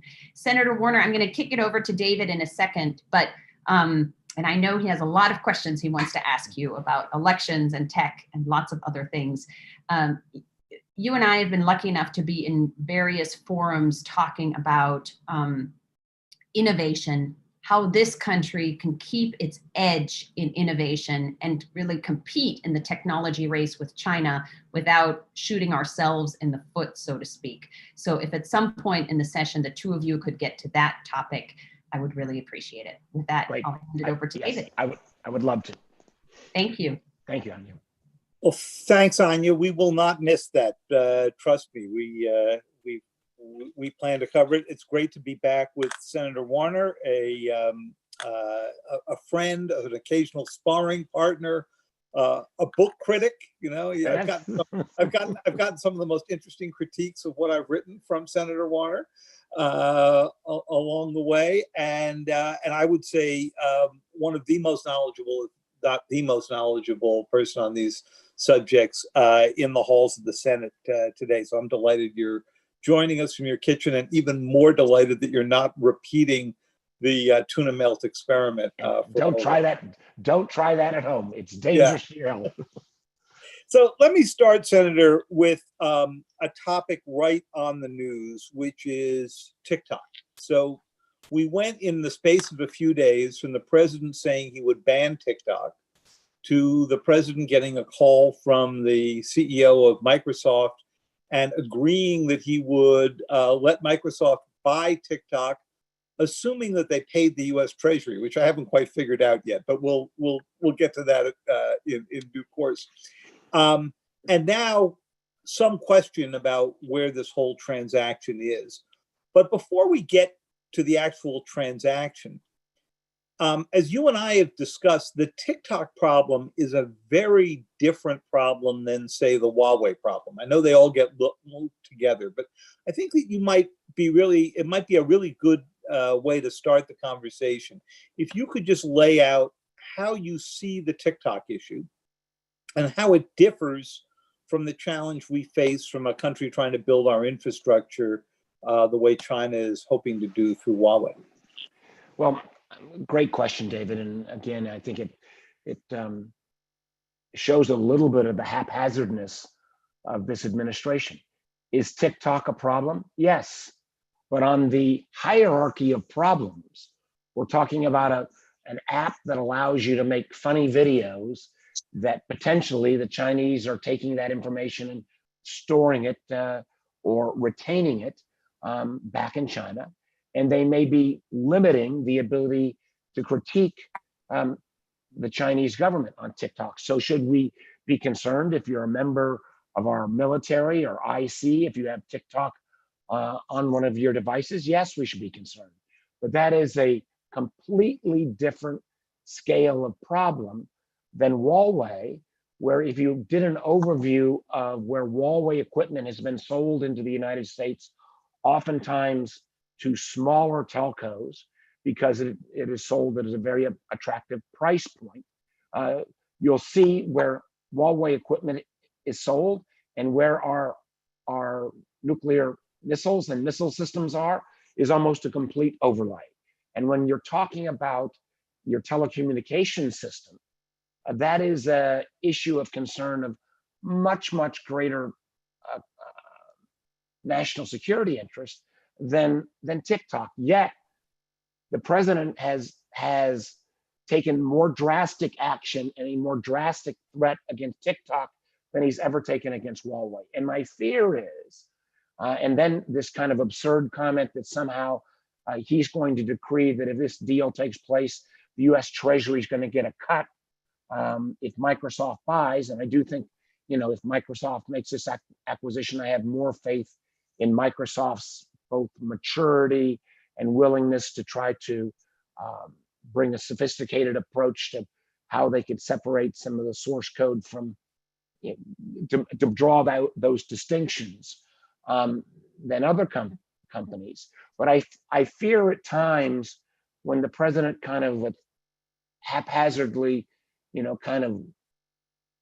bings around on whatever happens to be the flashy object of the day, that this lack of a sophisticated approach, in a sense, gives fodder to other countries like India and Brazil and others who are going to suddenly say, well, if America is taking out TikTok, we can preclude Facebook or Google, or we can go after the American tech platform companies. So I think we have to have a more thoughtful approach. I think we need to be very clear when we call out a company, why we feel it is a security concern. And this brings me back memories of years ago, how long it took us to deal with the Russian antivirus company that was embedded in so much of our American. You're talking about Kaspersky. Pardon me? You're talking about Kaspersky. Yes, Kaspersky, it took us years to get Kaspersky Labs off of the GSA acquisition list. That was a serious problem. Huawei building out 5G or dominating the worldwide 5G market is a serious problem. TikTok, yes, a problem, but not nearly of the same degree and magnitude as what your basic telecommunications hardware system is going to look like. If I was to summarize your position here, Kaspersky was a problem because it's a antivirus program that's embedded in all of your computers and thus sees the traffic. And and I've written about the fact that we believe the Russians actually got a hold of some NSA documentation after it ran through a computer that had Kaspersky software on it, and Russian intelligence saw it and grabbed it. Huawei is a problem because they're literally building the U.S. infrastructure, could turn it on and off in times of conflict at the worst issue.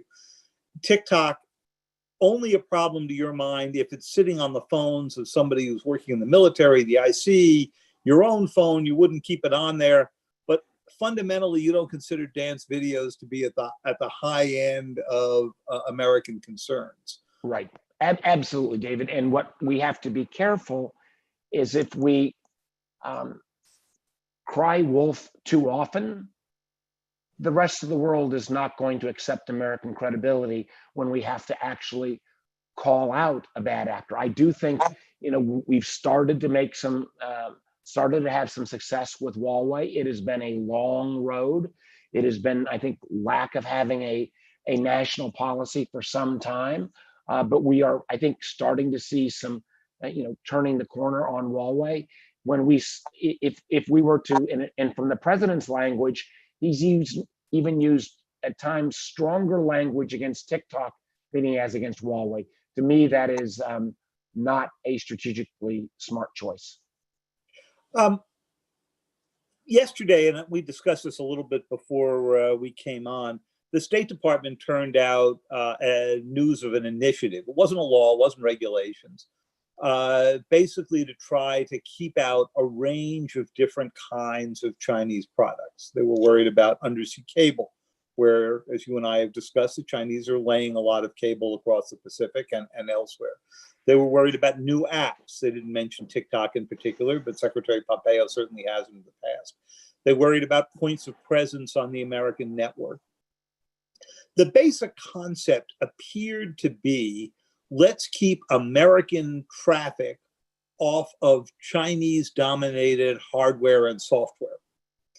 And my question to you is, in a world in which China is probably going to dominate 40% of the networks, even if we are successful at keeping Huawei out of Europe and the United States and so forth, is it a reasonable defensive strategy to try to keep your traffic off of anything that could run through Chinese switches? I think it becomes a very challenging problem. My background, as you know, but maybe the audience doesn't know, was in telecommunications. I was a co-founder of a company called Nextel, I was in the wireless industry since the early 80s.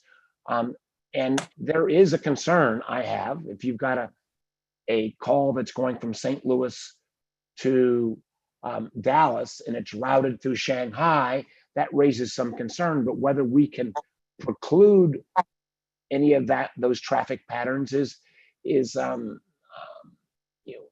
at least a technical challenge. And the idea, I've not seen the State Department missive yet, so I'd like to take a look at it. But I fear at times we don't seem to have a full-blown sophisticated strategy about how we're going to take on China and how we're going to compete. This in many ways goes back to Anya's initial comment when we opened the session. How does America stay competitive when I think what we see from China, and I think it's very important. Let me also make, I think, a very important caveat that I always try to make, because I'm reminded of this as we see the amount of anti-Asian American, anti-Chinese American prejudice that is brewing in our country. I want to make clear, I think China is a great nation. I think the Chinese people are a great people. My beef is with the Communist Party of China and how President Xi Jinping is leading that party in an authoritarian way. It is not with China per se, and I think it is important to make that disclaimer at the front end. But I do feel what China has perfected is a economic model that not only will it be challenging for American companies to compete against, but I think it'll be challenging for any Western company to compete against. And that is where China allows ferocious domestic competition until a national champion arises, a la Huawei on 5G. That national champion then gets about 70 to 80% of the Chinese domestic market, which translates to 20 to 25% of the global market. So the company who becomes the Chinese national champion already has a leg up.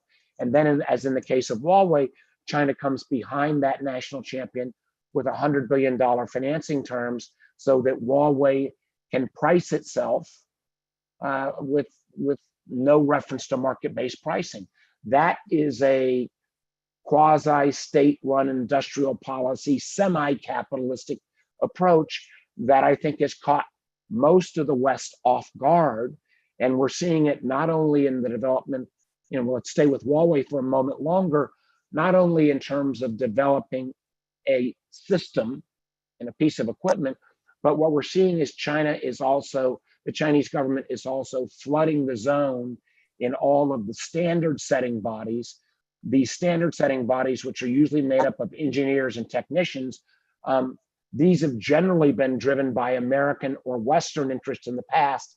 Now China is trying to set the standards on 5G, on AI, on quantum, and this should be a concern not just to America, but it should be a concern to the West writ large. So you and Anya have both written considerably about the other part of the strategy. You basically argued, and pardon me for reducing this to its essence, that playing pure defense is not going to work here, and that we need to have an innovation policy that is as robust as our defense policy. For example, on Huawei, there's been a lot of discussion, but not a huge amount of action so far that I've been able to detect about building through perhaps an American or American European consortium an alternative for either Huawei 5G or focus on 6G technology. Tell us a little bit about that. What's that broader agenda look like? Well, I think we have to, and we may need new terminology, but I think we have to re-examine our traditional aversion against industrial policy. What I think China practices is a very sophisticated 21st century industrial policy. They pick areas where they hope to dominate, and then using state resources, they create a national champion and then support that national champion around the world. I'm finding amongst even my Republican colleagues who normally have an aversion to this, a real willingness to rethink how we take on both governmental investments and are partnering with the private sector. Let me give you a couple examples. People at times say, well, it's only the private sector that innovates. Well, that's not the case. If we think about GPS, GPS was purely a government invention, funded by the United States at about $4.2 billion in 2020 dollars. That would have been about $15 billion of investment in a technology that the government created for then the greater use across the whole marketplace. Recently, in the National Defense Authorization Act, John Cornyn and I partnered together on putting together what would be the first step of a major investment in the semiconductor industry. We've got a bill called CHIPS that would bring over TSMC, the Taiwanese major manufacturer, to build a fab plant here in America, but would also create a multi-billion-dollar fund to support American and other leadership that would be built in America around semiconductors. I've got legislation as well, again, with John Cornyn and Richard Burr and Marco Rubio, about creating an investment fund for 5G, and that would be kind of 5G plus that would move into the next generation called Open RAN, ORAN type development, where we bring in much more software-based systems rather than a single hardware-based. In other words, have a system in which you wouldn't need a Huawei white box at all. You could just take sort of a generic white box and do it all as a software switch. Is that much better description? And it would allow not a single company, but a series of companies, American and otherwise, to come in on software basis where we're still the leader. So I think how do we craft this strategy? I think we do need to identify areas where we think it is in America's interest to maintain its innovation lead. I think we do need to have governmental involvement, and it may range from the multiple billions that we've talked about in the semiconductors to we were relatively modest in the 5G and ORAN plan of about $1.5 billion, and half of that being, or about 500 million of that being to develop international consortiums. And then I think we need to think about what alliances will look like in the 21st century, which I think will be less based upon military power and more based upon kind of coalitions of the willing around countries that have rule of law, that will agree to have some level of sharing of technology. And I think the beginnings, the Brits have suggested this, might be, Europe writ large, India, Korea, Japan, Australia, the United States, New Zealand, countries like that, where we have a series of common interest and we already have deep-seated scientific interrelationships. And if, as you listen to that name, with the exception of India, those are also the Five Eyes nations by and large. Yes, although I think we would include the Scandinavian nations, the balance of NATO, and I think there's a great deal of interest in India. And if we're going to, if we're going to push back against urging Prime Minister Modi not to do data localization and not to have a kind of an effect of trying to copy a Chinese strategy in India, then India would have to be, I think, welcomed into this other kind of alliance of the willing. So let me move on. We could do this for forever, but you and I have spent a lot of the past 3 years discussing Russia, the elections, election security, and so forth. So you've seen a series of vague warnings from the intelligence community. I think Bill Evanina and others turned out some in recent times. There was some kind of briefing the other day for senators that some of your colleagues emerged from who are less steeped in this than you are as the ranking member of the Intelligence Committee, quite alarmed by what they heard that the Russians were up to in specific. They began to issue tweets saying, more of this has to be made public. When you ask the government publicly, government officials publicly, what have they seen the Russians doing right now? Their answer is, well, some disinformation, this and that, but nothing on the scale that we were looking at in August of 2016, exactly 4 years ago. So first, give us your independent assessment, since you're getting all of this, through the Intelligence Committee, and tell me why it is that seems to be such a disconnect between the public discourse and the kind of alarm we're hearing from your colleagues on Twitter when they emerge from these briefings. Well, David, I cannot share any of the classified information. And we have had one public release from the administration that called out not just Russia, but Russia, China, and Iran. That's right.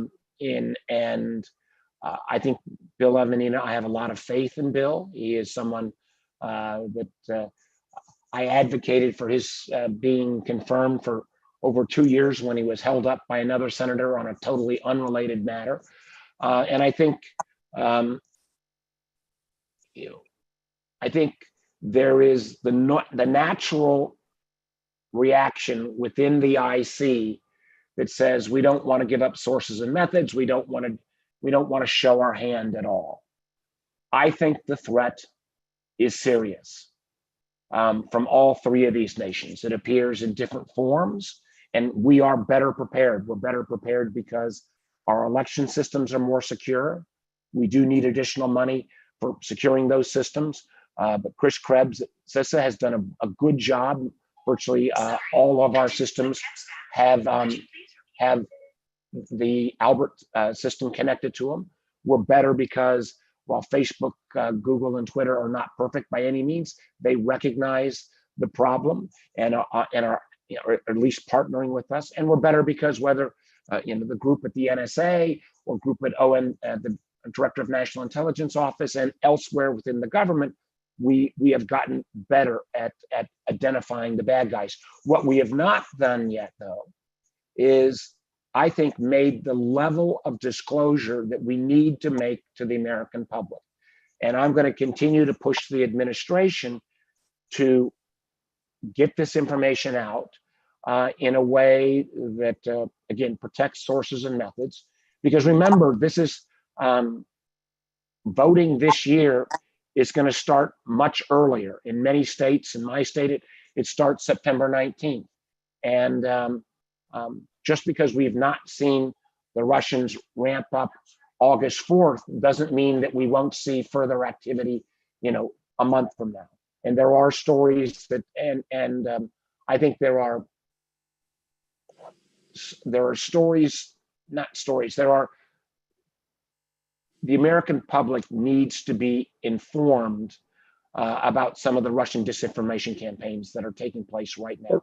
Let me just drill down a little bit on this, because you said we're getting different kinds of challenges from Russia, China, and Iran.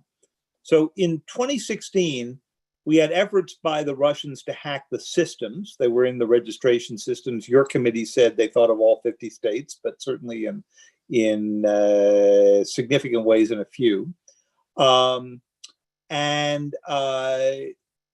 They were also hacking minds, right, in disinformation.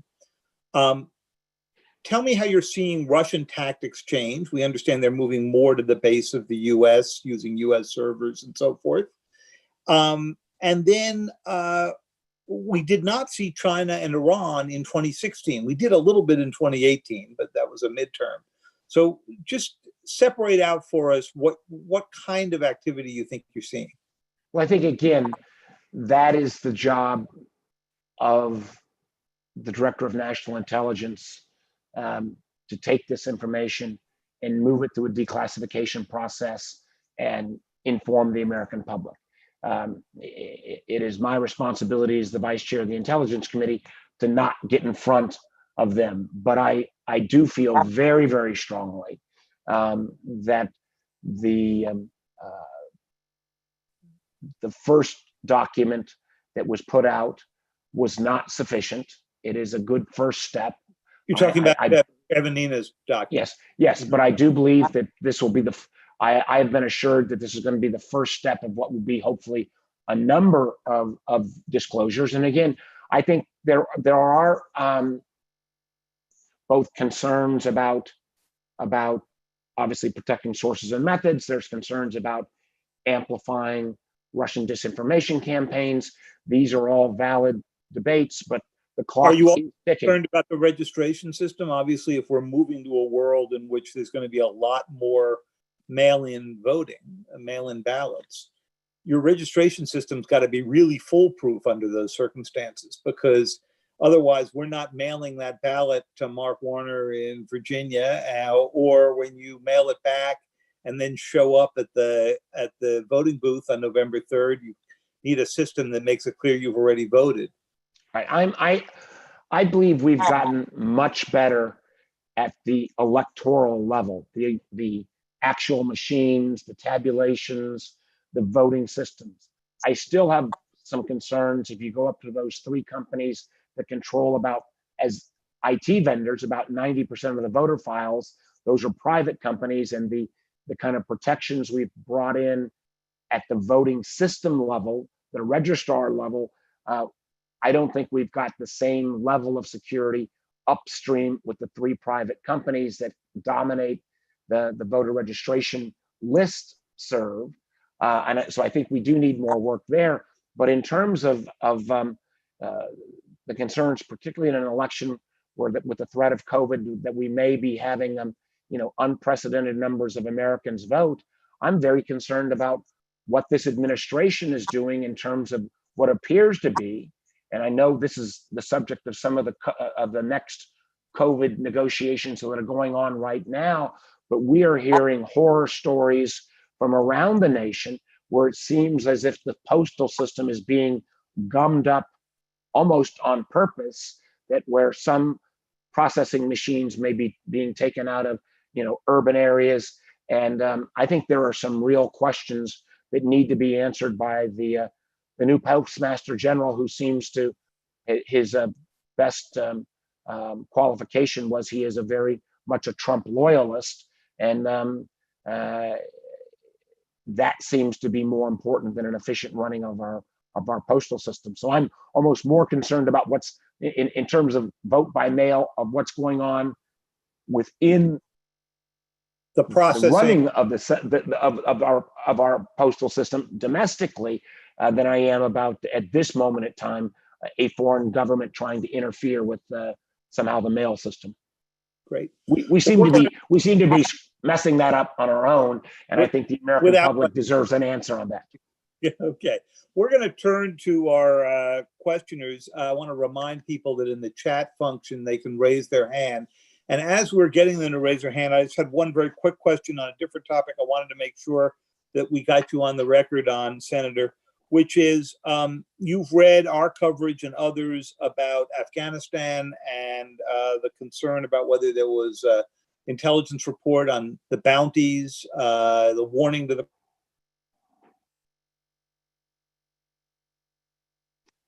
David, at least on my computer, you've frozen up.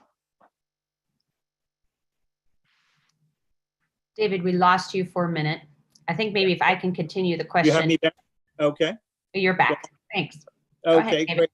I was asking, Senator, as we're getting ready to go to questions, whether or not you've got any update for us on the Afghan bounty issue. Any time that American military personnel are put in harm's way by foreign powers, this is of enormous concern. And we have had briefings on this. I have not been fully satisfied with those briefings, and there was clearly public testimony that there was at least, I believe, as late as March, meetings held on this subject amongst the kind of the chief deputies level. But I don't have anything new to add on that subject today that's declassified. Okay. I'm having a hard time seeing the raised hands. So can somebody in our group call on the first questioner while I'm trying to get those down? Absolutely. Jane Harmon has a question. Jane, if you could. Hey, Jane.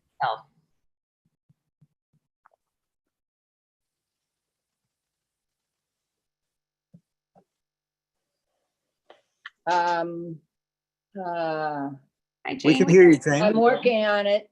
Did I do it? You did it, Jane. Yes, Yeah, I did it. we- Hi, Alright. folks. David, phenomenal article today in the Times on what's going on with Saudi Arabia, you and Mark and others. So Mark, thank you for your service in the Senate. That Intelligence Committee seems to work pretty well. Sadly, the one I served on, not so good.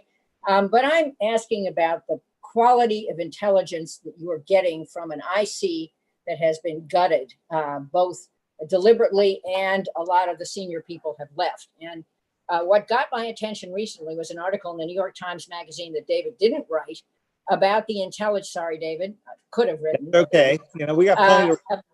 About the quality of intelligence that went into the NIE, the National Intelligence Estimate on Iraq.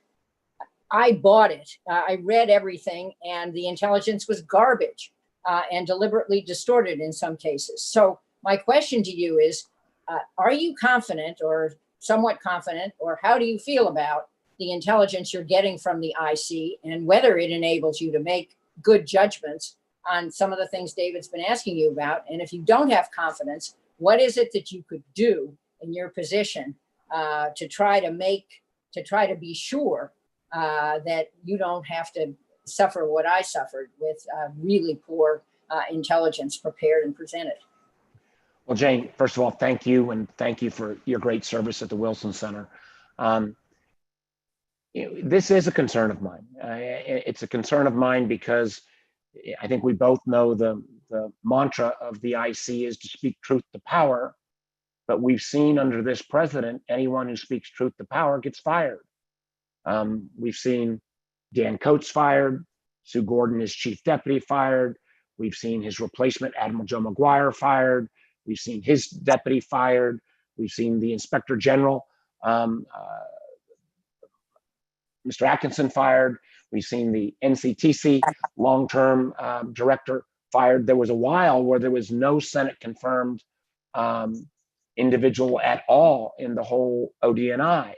And as we've seen some of these folks who kind of, I think, reinforced some of the remaining leaders' willingness to kind of remain independent, I think some of the remaining leaders have not continued to show the level of independence that I would like. And I do fear at times, and there's been a number of op-eds written. I saw one by Mike Morrell that had a number of former IC leaders that are very concerned that if not directly, at least indirectly, there is a growing fear within the community that if you speak truth to power, if you highlight what the Russians are doing right now in an election that might be embarrassing to this White House, it could cost you your job. And I am extraordinarily concerned about not the quality of the people. I think that the people in the IC are great, but I think we need to restore their independence. And Marco Rubio, now who's acting chair, has agreed with me on that. We're trying to send that signal, but it is a challenge. I would argue the biggest thing we could do to return independence to the IC is to change who lives in the White House in 89 days. So what you're saying, Senator, is that you believe the president's constant statements are actually keeping members of the IC from calling out election threats today. Is that the essence of your argument? What I'm saying is, no, David, I'm not going that. I'm saying that I believe that the IC needs to be more forthcoming in terms of relaying to the American public. I mean, in many ways, the IC normally has, who is its customer? The customer is usually the White House, its customer is Congress, its customer may be different parts of the IC or our military. Well, in the case of elections, I think the customer is the American public. And we owe the obligation to push the IC even into a little bit of its discomfort zone to reveal more about what outside threats will look like in this election. And it is my strong hope that they'll get there. What I'm saying, though, that what I fear is that even line analysts, not just about Russian elections, but the constant berating by the White House of the IC, I think has an effect on morale. I think it has an effect on the ability to recruit and retain some of the best. I think it is changing, and we've seen, again, that litany of people I talked about who were fired, those were not Obama people. Those were all Trump appointees that this president picked and then chose to fire because I think in the most case, they tried to tell the truth. Let's move on to Jonathan Miller, who has a question for us. Jonathan?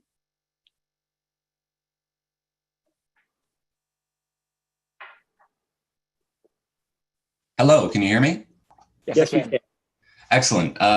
Gentlemen, thank you for the conversation. It's been really interesting. Appreciate being included. I wanted to return to the point of your conversation where you were talking about comparing Huawei to TikTok vis-a-vis what kinds of threat they represent. I understand why Huawei would be perceived as more of a threat, given sort of access to direct infrastructure near national security assets. But I hesitate to underestimate the issue with TikTok, particularly in an era where actors will use virality to achieve aims, whether that's malign activity vis-a-vis the Russians or someone like Audrey Tang who uses humor to attract users. And with something like TikTok, that can represent hundreds of millions of opportunities to access secure systems. So am I overestimating the threat that TikTok could pose, or how am I misinterpreting this? Well, as someone who is not an active TikTok user, I may be underestimating, it's both its appeal and reach, but it does seem to me to be different. I think, as I've said, I think we should. I don't want it on a military member's phone. I don't want it on a member of Congress's phone. As a father, I wouldn't want it on my 3 daughters' phones. But the language and tenor of attack that the president took against TikTok versus the approach he's taken on Huawei, I do think there is a different level of threat. And I think at times, if we equate all Chinese activity on a completely equal footing, not to use the overused analogy, but we become the boy who cried wolf so many times that the rest of the world doesn't listen. Senator, I hope I'm not departing from my repertorial even-handedness here when I say that I think it is a grateful nation that you are not regularly a TikTok user. I haven't heard of the demand for the Mark Warner TikTok dance. I know you don't. You somehow may be saying that you don't think I may be a style setter in my dance, just as I was not a style setter in my culinary skills. I was looking for the Warner TikTok dance. That's it. Anya, I was actually looking forward to you asking the last question here because I know we're running out of time. Wonderful. Thank you so much, David, for masterful moderating, as you always do. Senator Warner, thank you for all those fantastic questions. I have to tell you, jokingly, on this one, I hope we do ban TikTok because I will have my preteens back. Totally addicted. So one last question for you, because you touched on it briefly, talking with how do we coordinate better with India, with Japan, with South Korea on all of these important technology issues. Last night, our last session was with Audrey Tang, who's the digital minister of Taiwan. And she's wonderful, of course. She's using humor to push back on the disinformation that the Chinese are putting out in their election system. She's gotten the social media companies to be much tougher and do no micro-targeting of political or issue ads before elections. They're just doing all of the things that our nation hasn't been able to. Is it time to A, learn from other countries, and B, coordinate some of these technologies, policies with them, and how would you do that? One, I think it is time for us to learn from other countries. I mean,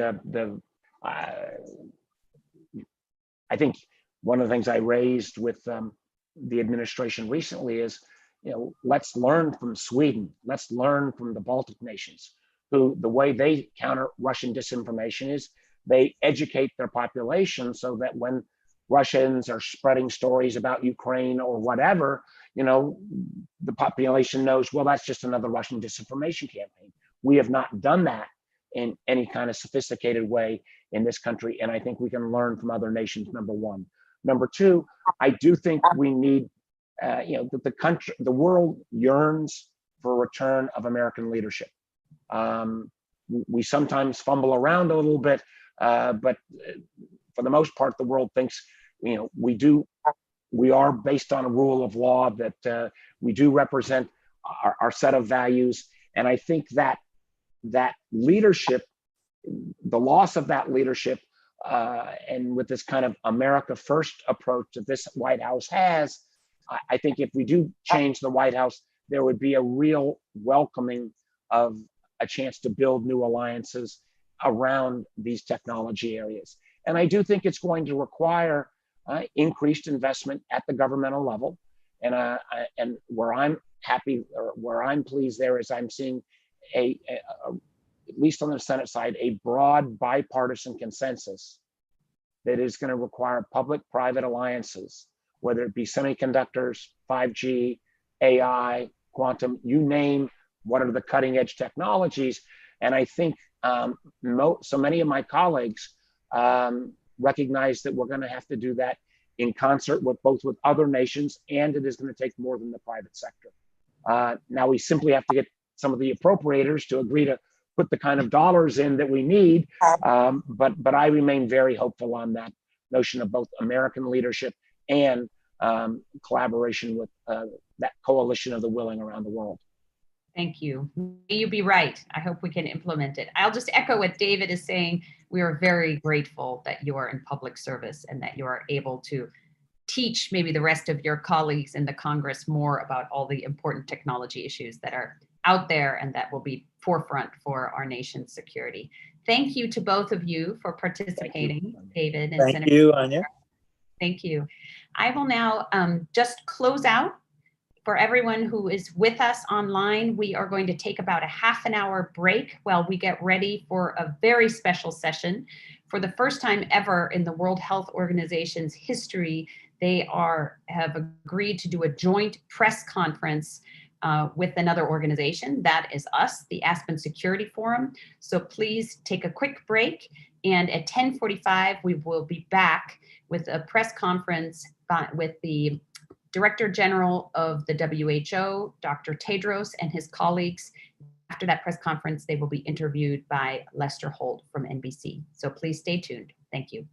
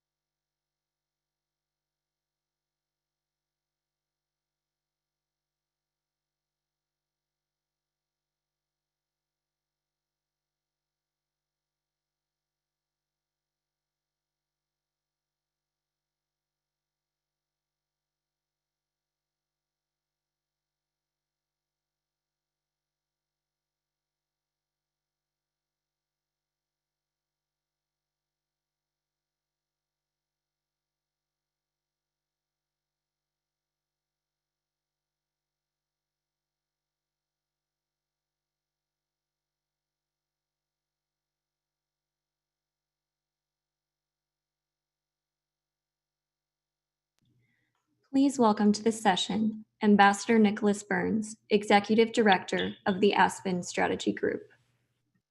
Good morning, everyone. Welcome back to the Aspen Security Forum. Good afternoon for those of you like Dr. Tedros and his team in Europe. Good evening for those of you further east.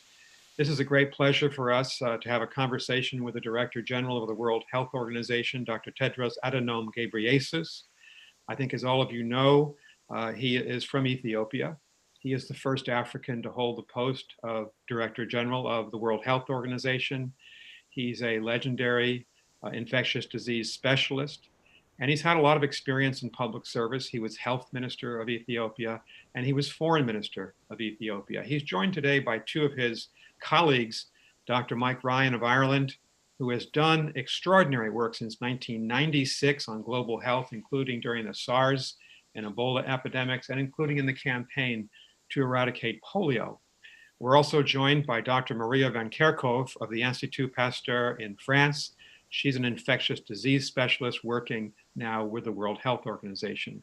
I'm really pleased to also introduce our moderator, one of America's most distinguished journalists, and that's Lester Holt, who's the host of NBC Nightly News. I'll turn this over to Lester in just a moment. NBC is our strategic partner. We're very grateful, Lester, for your partnership and that of all your colleagues at NBC. When the questioning starts, Lester's going to call first on Mayor Keisha Bottoms of Atlanta, Georgia. She'll ask the first question, and we'll take as many questions as we can. Dr. Tedros, I know you have an opening statement. I just wanted to say this. As an American, I thought it was a great mistake for our government to announce its departure from the World Health Organization and then to withdraw its funding. And a lot of Americans agree with me that during a great global pandemic, we should be pitching in and helping the rest of the world, not taking our funds and leaving. I also hope, and I think a lot of people hope, that the World Health Organization can reform itself, can account for its deficiencies. But most of all, I wanted to say, because we are all in the middle of a global pandemic, we wish you well. We thank you for what you're doing. We thank you for being with the Aspen Strategy Group this morning, this afternoon, where you are. So please, Dr. Tedros, please take the floor. Yeah, thank you. Thank you so much for that very kind introduction. And thank you also for this opportunity. It's a great opportunity for us, to have this, opportunity from Aspen Security Forum, but also an NBC. So I will go straight to my statement, and then we will also receive questions with Mike Ryan, my general, and also Maria Van Kerkhove.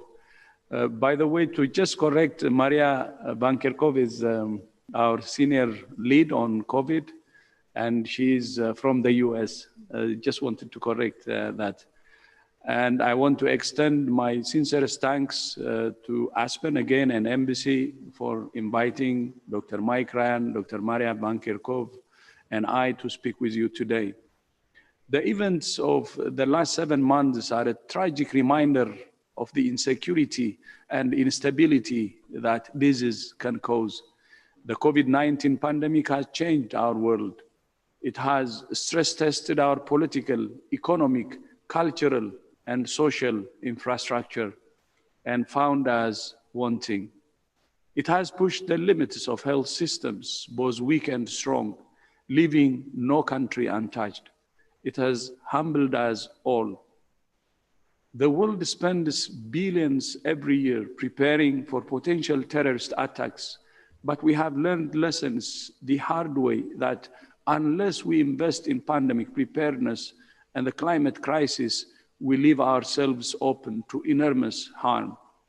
Since WHO was created over 7 decades ago, we have worked to galvanize collective international public health action to build a healthier and safer future for humanity, from ending smallpox to bringing polio to the brink of eradication, from rolling out treatment for HIV, TB, and malaria to millions of people across the world, to responding to hundreds of emergencies. Building up all health systems and ensuring health for all is our best shot at delivering on the goal of the global health security.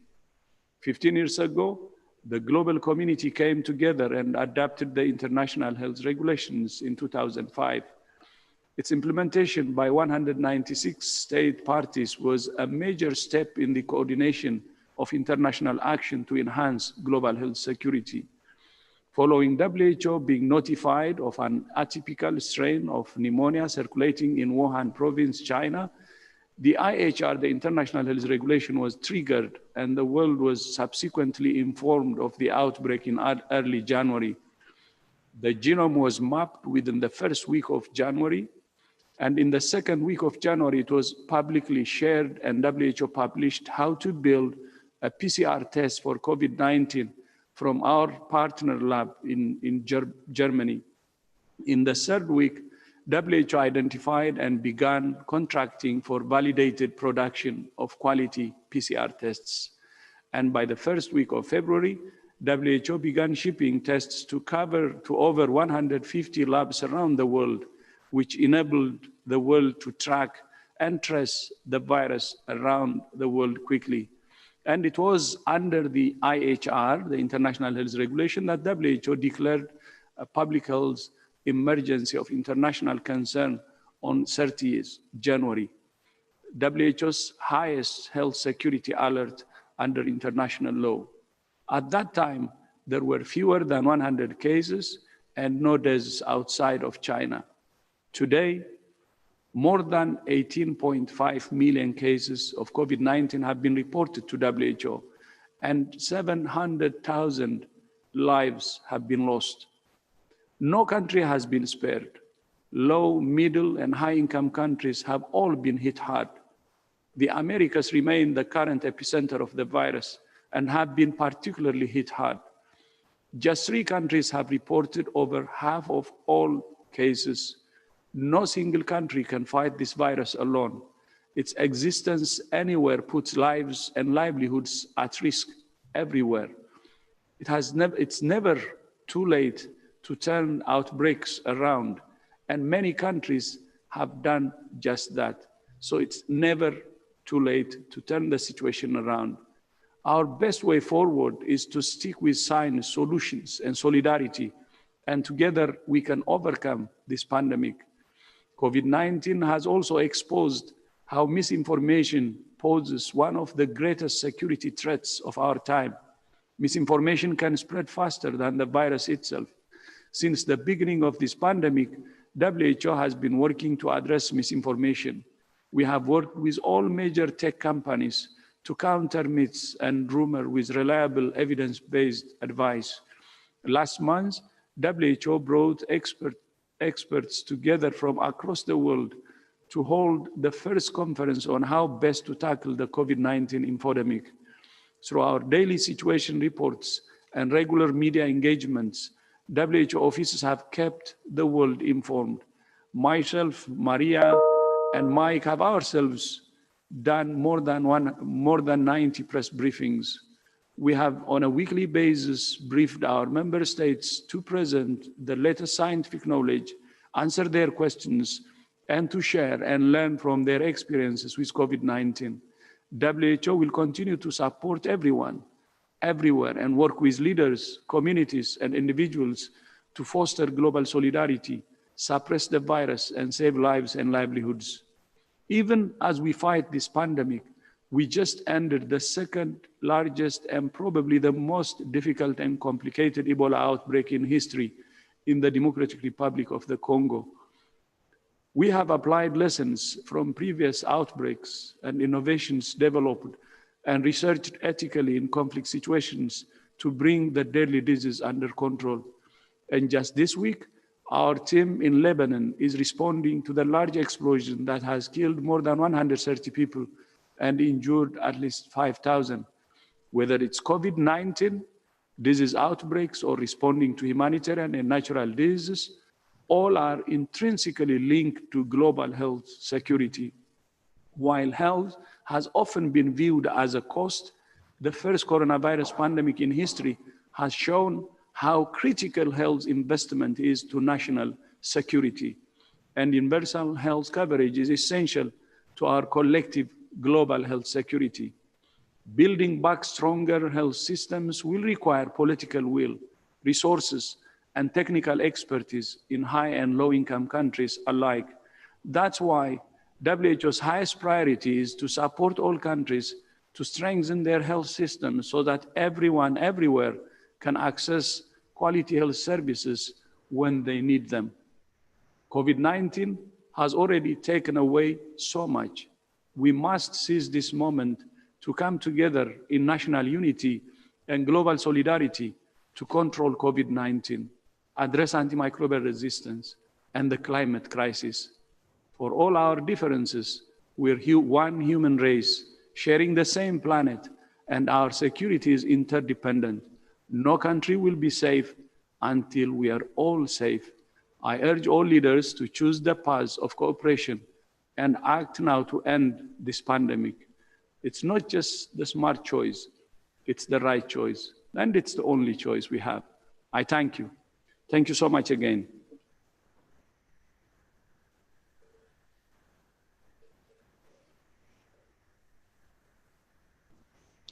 And I guess this is where I begin. Let me first of all extend my thanks on behalf of my colleagues at NBC News. We're very pleased again to be a participant in Aspen.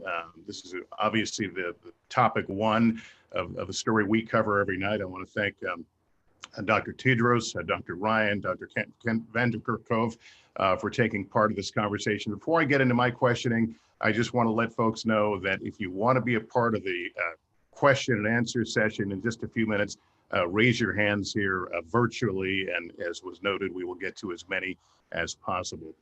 But Dr. Tedros, if I could begin with you, I want to pick up on something you said the other day that I think was a gut punch to a lot of us. It was the idea that there's no silver bullet here. If there's not a silver bullet, can you help us manage our expectations? What's the next best thing?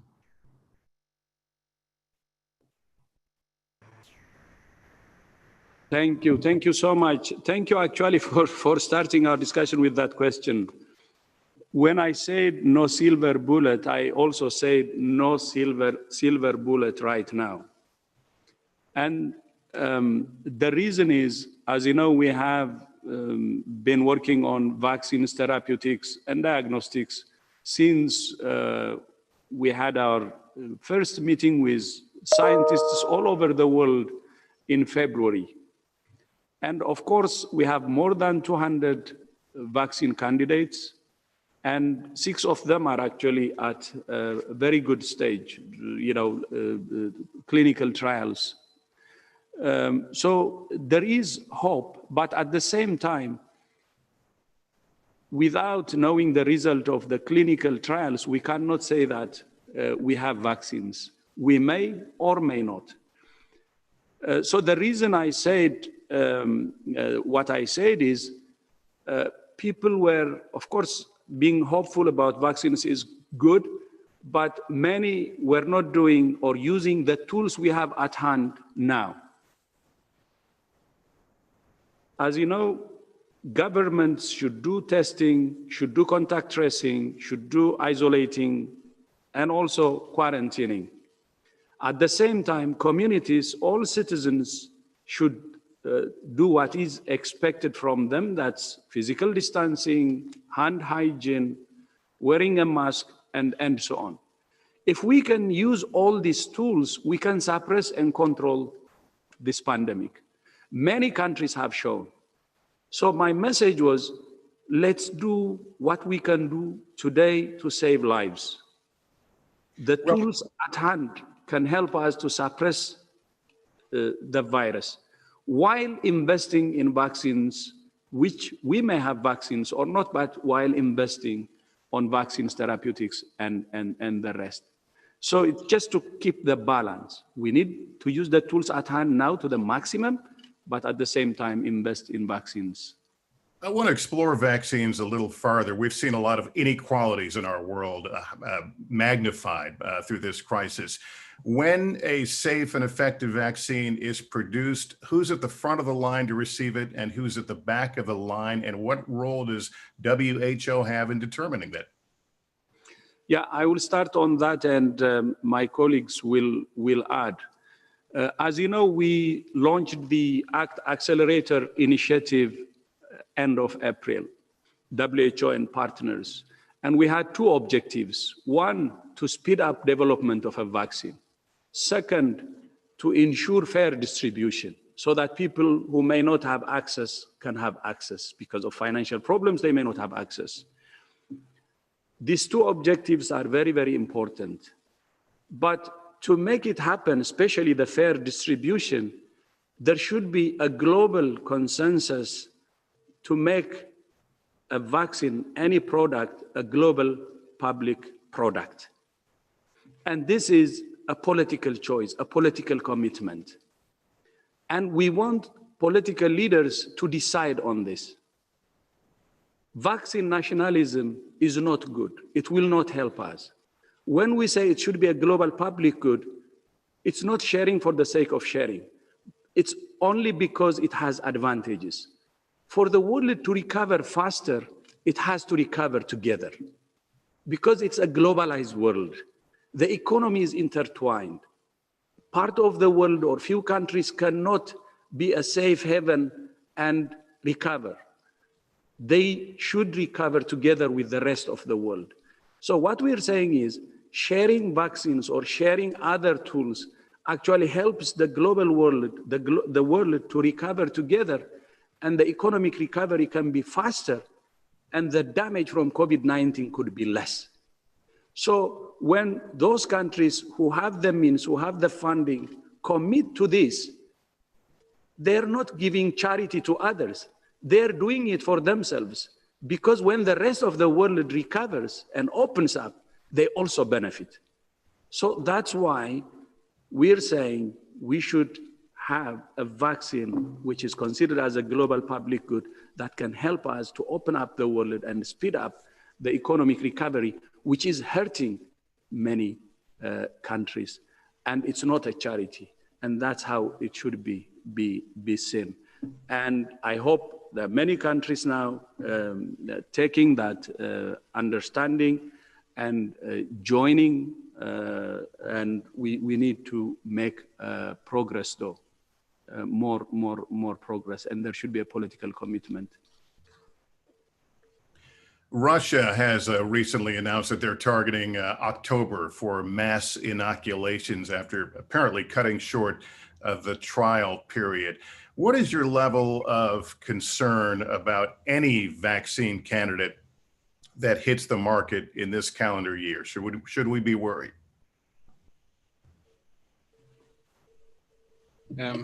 Maybe I can step in there. This is Mike Ryan. No, I think what we have to be focused on is, yes, accelerating the development of the vaccine. And a lot of people in the US and in many countries around the world are doing tremendous scientific work to accelerate the development of the vaccine. And I think with over nearly 140 vaccines at some stage of development, 26 in clinical trials and 6 in phase 3 trials, that's an incredible outcome for a very few short months of work. What we need to do now is ensure that that vaccine is safe and efficacious. The studies are underway, 6 phase 3 trials, beginning with larger numbers of patients. And as that work continues, we have to continue to watch out for the safety and for the clinical efficacy signals.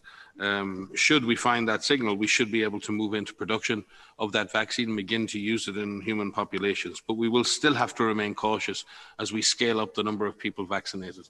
Rare side effects are rare, and they only become apparent when you vaccinate lots and lots of people. So there will still be a need for a monitoring phase, even when we start to vaccinated population level. There are no cutting corners here. I think many experts in the States, the head of NIH, Tony Fauci, and others have spoken. This is about accelerating the process of development, putting the risk in financial side of the equation, not on the safety side of the equation, and ensuring that there's enough production to meet the needs around the world. And that is the key issue. Are we going to have enough vaccine for everybody who needs that vaccine around the world? I'm curious, to get your thoughts about this notion of human challenge, of purposely exposing people in the trial to the active virus, the ethical concerns about that. What are your thoughts, Dr. Tedros? I can begin. Tedros can follow up. The human challenge. We've had a group looking at human challenge studies. Certainly, for those of you out there who don't know these things, this is where you would potentially intentionally expose a person who's been vaccinated to the virus in order to see if the vaccine works. On the face of it, one would never attempt that with an extremely dangerous virus. In this case, young healthy adults don't tend to get very sick, and there could be a justification for that in certain circumstances. This is usually done when there's very low level of human disease, and therefore it's difficult to demonstrate efficacy. In this case, we have disease all over the world. We should be able to demonstrate efficacy of the vaccine in the traditional way by large-scale population-based trials. But we've had a committee looking at this. We have laid out the parameters for when and where and how this could be done. Obviously, we do not fully understand the long-term consequences of natural infection, even in younger adults, and we will have to think and be very, very careful before instituting human challenge studies. They will have to be very carefully assessed for their ethics and their potential health effects. But there are circumstances, certainly, in which such trials can be justified with the appropriate ethical oversight. All right, I want to ask about schools. UN Secretary General Antonio Guterres has warned of a generation of catastrophe because of school closures during the pandemic. It's obviously something we're wrestling with here in the United States, but globally, it's a huge question. Doctor, can you offer what the WHO guidance is on school reopenings, what works, what doesn't work, and what the level of risk we should be willing to accept? So thank you for that question. It's a really important one all across the world. We have laid out some guidance on the considerations for when schools should be closed or when schools can be opened. I think what we need to think about are a couple of things. One is, what is the risk of this infection in children? What do we know about that in terms of the virus's ability to infect children? We know children can be infected. What does the disease that is caused in children? And we know for the most part, luckily, most children who are infected will have a mild disease and recover just fine, but that is not universal. We do know that there are some children that could develop severe disease, and some children, unfortunately, have died. And we do know that children can transmit this virus. We're still learning about this. We're still learning the extent of transmission among children of different age groups. And so that is a large unknown that we have right now. Some countries never closed their schools. Some countries have and are now opening up their schools. We are seeing some transmission that is happening in schools, and we're learning about this. What we've done is we've tried to offer some considerations for those taking decisions about when schools can be open. You have to remember that schools aren't in isolation. Schools are within communities. And if the virus is transmitting in the community, then the virus can transmit in that school. It's not only the children that we are concerned about, it's the people who work at those schools. So if the virus is present in the community, we need to really focus on driving down transmission in the community and to think about opening up the schools. We also need to consider how these schools are run in terms of the number of children per class, and if there are physical distancing that can take place, if there's hand hygiene available and running water and being able to wash hands. We need to look at the control measures that are in place that can be put in place in schools and the ability of those schools to rapidly be able to detect cases. But it's something that we're still learning about. And we need to make sure, I think the big thing is that if the virus is circulating in the communities, those schools are part of that community. And that means that the virus can enter the school as well. But we're still learning quite a lot about this. So we've outlined considerations. We've published those guidelines. We have established a technical advisory group that's working with us to look at educational institutions across the globe, because many schools look differently and operate differently across the globe, to look at our guidance and to look at the experiences of countries to see how we can further support decision makers in taking decisions about schools. And Dr. Van Kerkhove, while I have you, let me ask you about the notion of further lockdowns. of border restrictions? Are we seeing any of those being effective, and that it might be necessary in some cases to impose more? So that's a good question as well. I mean, I think when people use the word lockdown, that means different things to different groups. Many people we don't actually use that word lockdown because it's actually composed of several different types of interventions that are used. There are restrictions, stay-at-home restrictions that some countries have used. There are movement restrictions that some countries have used, physical distancing, hand hygiene, the whole package. And I think what the Director General has said and what we've tried to say from the beginning is that it isn't one action. It's actions of individuals, it's actions of communities. And we do see that these measures work. What we are seeing is that what we're hopeful for is that we will not have to, or countries will not have to impose any of these so-called large lockdown measures again. That actions can be tailored and they can be geographically limited to where you have the most intense transmission. They can be time limited to help countries activate their public health systems to find cases, isolate cases, care for cases, carry out contact tracing, make sure that testing is available, and make sure that communities are engaged, empowered, listened to, and are part of this fight. Dr. Tedros, in your opening remarks, you mentioned that the Americas seem to be struggling the most right now, although obviously the entire world is affected. Can you offer your opinion as to why the Americas are having such a difficult time?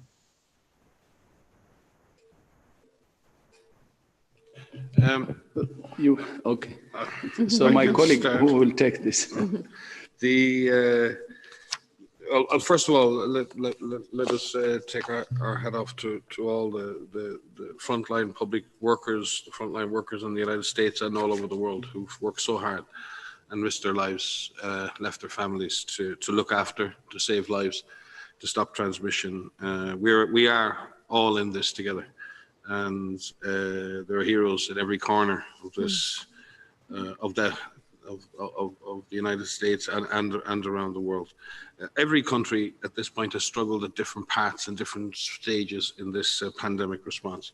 No one has had all the right answers, and no one has done all the right things every time. This is a new virus evolving quickly. There are lots of unknowns. And referring maybe back to Maria's previous answer, I think the lockdown issue is a hugely blunt instrument. It's a very blunt measure. It suppresses the virus by really separating everybody from everybody else. And that's been the struggle. Can we move away from such a blunt measure to a more sophisticated, real-time, localized, targeted, comprehensive strategy based on local data, local action, a rapid turnaround of testing, the ability to isolate and treat cases quickly, the ability to identify, track, trace, and quarantine contacts. In other words, if we are to get out of this, and I would say this to the United States, as I would say to many other countries, we have to create a new partnership, a new deal between government services and community action. Communities, individuals have to be empowered, educated. They have to want to participate. They have to take most of the actions needed in terms of physical distancing, wearing masks, hand hygiene, avoiding crowded places. But they need to be facilitated and supported in that if they have to go into quarantine, if they have to be isolated. And the local authorities need the data. They need the rapid turnaround of testing. They need to be able to do case finding, contact tracing. We need a massive ramp up of the public health workforce in order to do that. This has to be a major push, and we all have to take a breath now. We all have to stand back. And it's very easy to look from one side of this house to the other, one side of this world to the other, and point at what everyone else is not doing right. What we all need to do collectively, we need to take a step back. We need to look at the problem again, and we need to go at the problem again. And that needs everybody on board. It means bipartisan, all of government, all states, all communities working together. And that requires strong, sustained, and trusted leadership at all levels to make that happen. This is not easy. It's easy to say. It's not easy to deliver. We have the tools to suppress and bring this disease under control, and we hope we will have the tools to eliminate this disease as a public health threat when vaccines come along. In the meantime, as the DG said, and has said again and again, do it all. A question about the U.S. withdrawal from the WHO. As you know, it doesn't really become effective officially for almost another year or so. In the interim, can you tell me if the United States is actively participating and partnershiping with the WHO and other nations during this withdrawal period? Yeah, thank you. First of all, I mean, with regard to the withdrawal, this is, to be honest, we have been working with the US very, very closely. And US is known for its generosity and support and also leadership in global health. And its leadership and support has really saved many, many lives. When I was a minister in Ethiopia, when actually HIV/AIDS was ravaging the whole continent of Africa, and of course in the rest of the world too, it's the US generosity and leadership that gave hope to individuals, gave hope to families, and gave hope to nations. I remember how the advent of PEPFAR and also Global Fund, which was established with a significant contribution from the US, saving lives and turned the tide. So that's what we remember whenever we think about the US. So we appreciate that. We appreciate the generosity and leadership of the US. Then now, when the US decided to withdraw, the problem is not about the money. It's not the financing issue. It's actually the relationship with the US, which is more important, and its leadership role. I said it many times, you cannot defeat this dangerous enemy in a divided world.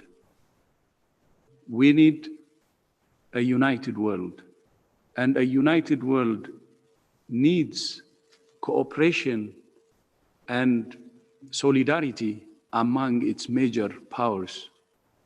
Multilateral organizations can only support, like WHO. The leaders always have been countries, and especially the major ones, who can bring the whole world together. So that is more important for WHO. The void, not the financial. And we hope the US will reconsider its position.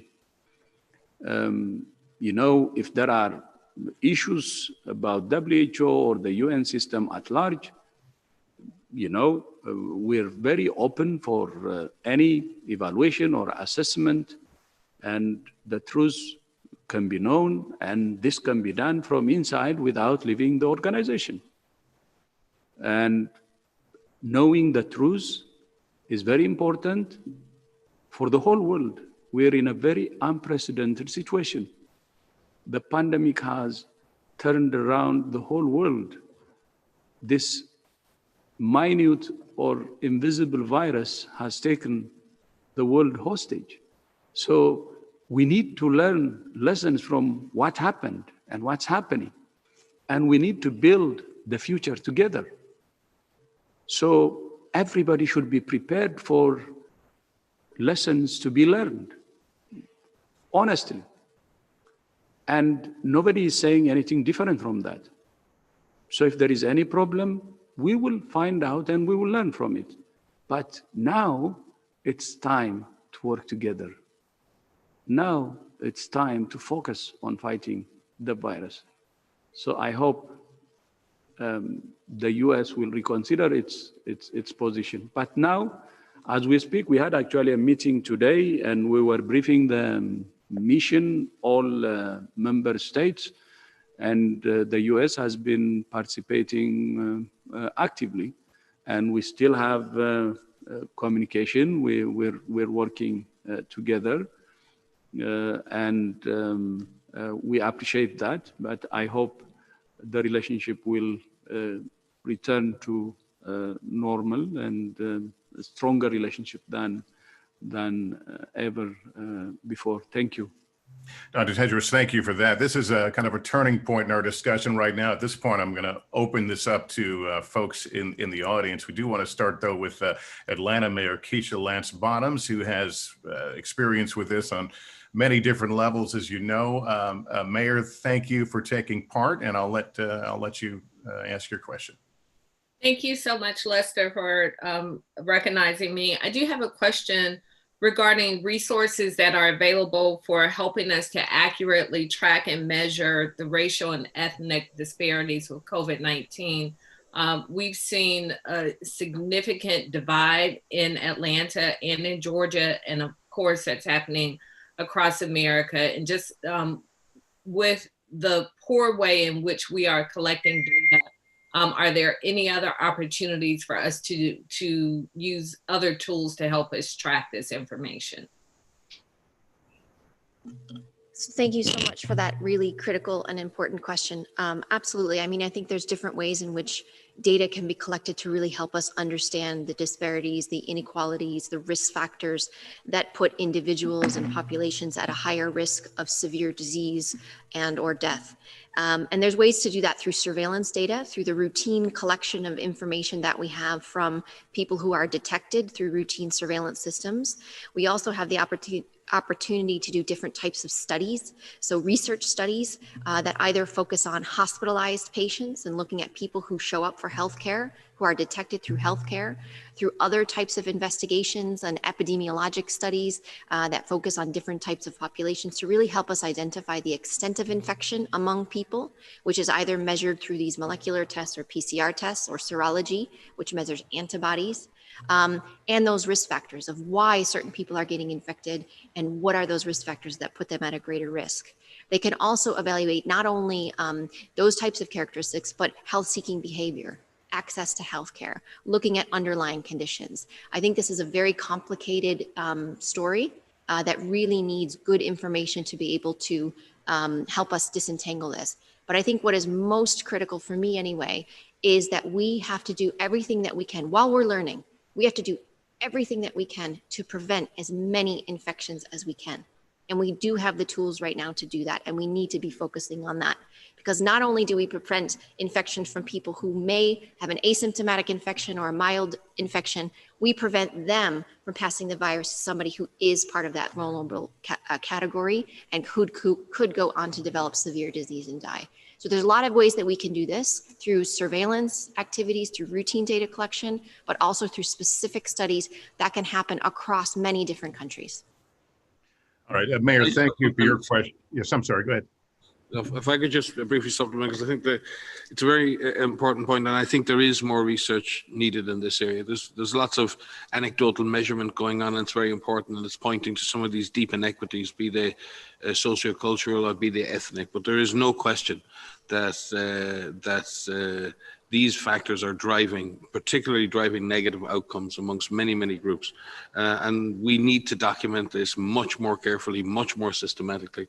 And we've been using the Director General created a Solidarity Fund a number of months ago, and we've been trying to use and identify interesting projects that are maybe not subject to the normal mainstream funding. And we will certainly, based on your advice, look more systematically at how we can fund studies around the world on this particular theme. And while I have the floor, Atlanta hosts one of the greatest scientific institutions on this planet, the Center for Disease Control.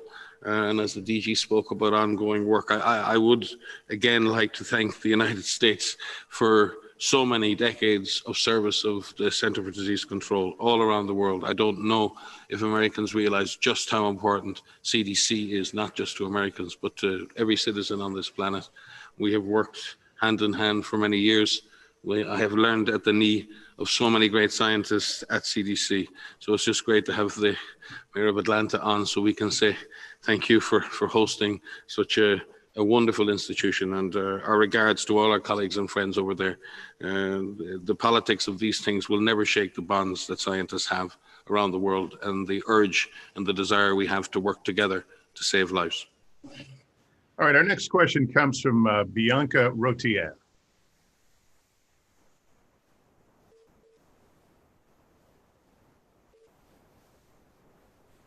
Okay, maybe we have lost her. The next person we have waiting to ask a question is Antonio Broto. Can you hear me? Yes, I hear you. Is this Bianca? Yes, exactly. Many thanks for taking the question. I'm correspondent in Switzerland for Globo News and for Globo, the largest TV network in Brazil. My question is specifically about indigenous peoples in the Americas and in Brazil. 2 weeks ago, Dr. Tedros said that the WHO is deeply concerned. And yesterday, Brazil lost Chief Aritana Ualalapiti, one of the most influential leaders, indigenous leaders. He died from COVID-19. So does the WHO has an idea about the number of cases and deaths between indigenous peoples in Brazil? And could you please give us more details about the challenges faced by indigenous peoples in Brazil and the work done by the authorities? Is it enough? Many thanks. Yes, we can get you some specific numbers on Brazil. I just don't have them at hand. If you forgive me, we can provide them afterwards. But the point you raise around the effects of this disease in indigenous peoples is real. I think the mayor referred similarly to issues around ethnicity. There are definite ways in which this virus may be differentially affecting certain groups, but it's most certain that the outcomes for these groups are very different. Whether or not ethnicity or your genetic makeup makes you more susceptible to disease is still in question. But what's not in question, I believe, is that if you, because of your ethnicity, because you're an indigenous person, if you are living in poverty, if you've lived for years without access to adequate healthcare, if you've got underlying conditions like diabetes or hypertension because of lifestyle issues that have been induced by poverty and by lifestyle, then the outcomes in this disease are much, much worse. And the access to health services is much slower, much later, and very often not at the same level of sophistication. So there is no question of that. There are maybe two groups of indigenous peoples that we look at. One are groups who are living in their traditional environments, be it in the Amazon rainforest or in other situations. And then there's probably an even greater number of people who come from indigenous backgrounds who live very often in peri-urban, poor situations, and they suffer very much the same diseases and the same vulnerabilities as the urban poor in general. And in many countries, indigenous people make up a disproportionate number of people living in situations of poor access because of poverty, because of lack of access, and frankly, because of racism. So I think the trick here is really creating access for everyone to health services now to save lives, and doing something much more systematic in the long term, which is the greater challenge. And that is, how do we reduce these differences and how do we get rid of the inequities that exist over long periods of time that ultimately result in these poor outcomes when we're hit with diseases like COVID-19. All right, our next question is Antonio Broto. Antonio, are you there? Yes, hello. Yes. Okay, so I have two questions, but one of them is really short.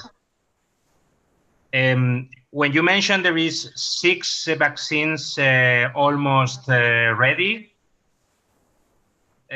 can you tell us which are these candidates? Are the ones from Russia, China, United Kingdom included? And my second question is about Spain. Several countries like the United Kingdom and Switzerland are declaring quarantines against travelers that come from my country. Is the situation in Spain worse than in other parts of Europe? Thank you very much. I'll start with the second part of that question first. So the question you have specifically about certain countries and different measures that are putting into place, I think the way I would like to answer that question is the fact that we have had many countries across the world and even in Europe, we'll focus on Europe for the moment, that have had success in bringing really terrible outbreaks under control. And I think that is a sign of hope for countries that are really going through something very, very difficult right now, including my home country in the US. But what I want to say about the introduction of new measures again, or the reintroduction of some measures, is I think that all countries need to be in the mindset that we have to be ready, at the ready, to quickly detect cases. So if we can quickly detect cases, we can prevent those from forming clusters, and we can prevent those clusters going into community transmission again. And what we're seeing is a number of countries that are introducing measures in a localized, strategic, and appropriate way so that they can really stamp out some of these fires, these little fires that start before they turn into big flames. And I think that that's something that everybody needs to be prepared for. So even countries that have had success in suppressing transmission, I'm seeing some, articles that will say, well, they were once a sign of hope. I think they are still a sign of hope because many countries have structures in place. They have surveillance in place. They have workforces in place to quickly detect these clusters and bring them under control so that they don't move into community transmission. And so we need to apply what we are learning. We need to use the tools that we have so that we don't get into difficult situations again. And maybe just some more detail on the vaccines side of things. Yes, I did mention that there are 6 candidates currently in phase 3 trials. And I think I said before there was about 140 candidates in some form of trial. I think that's actually up at around 165 at the moment, with still 26 in clinical trials of some type. The 6 candidates that I referred to, 3 are from China. One is the AstraZeneca, University of Oxford. There's the Moderna NIAID vaccine, and then the Pfizer vaccine, BioNTech vaccine. They're the ones that are currently in phase 3. And I think I want to, just a word of caution, phase 3 doesn't mean nearly there. Phase 3 means this is the first time that this vaccine has been put into the general population, into otherwise healthy individuals, to see if the vaccine will protect them against natural infection. In fact, it's the beginning. Up to now, all of the studies have been around safety, immunogenicity, and ensuring that the vaccine generates an immune response in a small number of humans and doesn't generate adverse events that would prevent the vaccine moving forward into trials. In that sense, there are sort of gates that the vaccine has to go through. This is not a gate. This is a race for the vaccine now to demonstrate that it can protect large numbers of people over a prolonged period of time. And we would hope that more studies will enter into these trials. The candidates that are in trials, and what is good, some are RNA or nucleic acid vaccines, and 2 are non-replicating viral vector vaccines, and 3 are inactivated viruses. So we've got a good range of products across a number of different platforms, across a number of different countries. That's good, but we're going to have to wait and see what the outcome of these are. There are a large number of other candidates out there, and we are working to see, because there's no guarantee that any of these 6 will give us the answer, and we will need, and probably will need, more than one vaccine to do this job. So we are working with partners all over the world to duplicate. We've been working on the Solidarity drug trials, in which we're doing multiple country trials on drugs. We're also building a platform for Solidarity vaccine trials, which will allow a greater number of potential vaccine candidates to be tested in a larger number of countries. And as I said before, in countries with high incidence, so we possibly can avoid being able to use challenge trials as a way of demonstrating efficacy. Listen, I thank you all for your answers. Regrettably, our time has expired, but thank you for what you're all doing. We are depending on folks like you. I hate the fact that it could ever be a cliche. We are all in this together. And so we appreciate you spending some time with us today. And I want to thank Aspen again for including me. Thanks, everyone, and good day. Lester, thank you very much. We're really pleased that you were able to moderate this session. Thanks to NBC News. I thought, just as a citizen listening to this, we all recognize that the World Health Organization needs structural reform.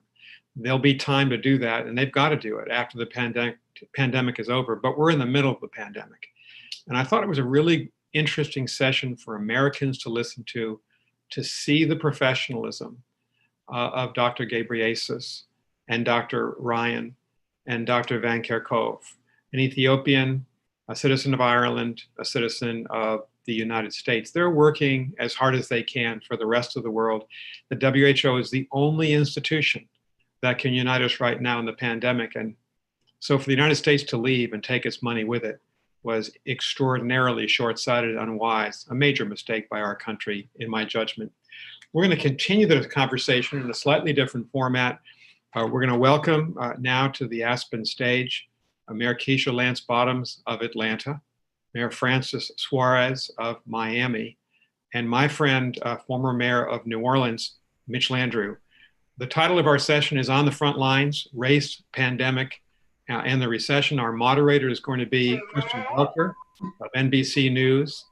As many of you know, this conference has been largely focused on national security for the Aspen Security Forum, but I think a lot of us believe that at this moment, and if I could just ask people to mute if they could, that would be great. Thank you so much.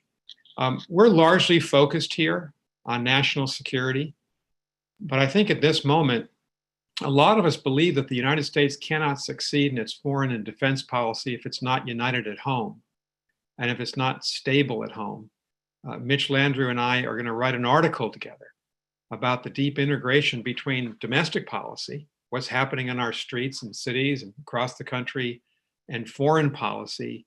And Kristen, as I turn this over to you, our mayors and our governors are facing 4 simultaneous crises: the pandemic crisis, the economic crisis, the racial crisis, and certainly a leadership crisis, in my judgment, in Washington, D.C.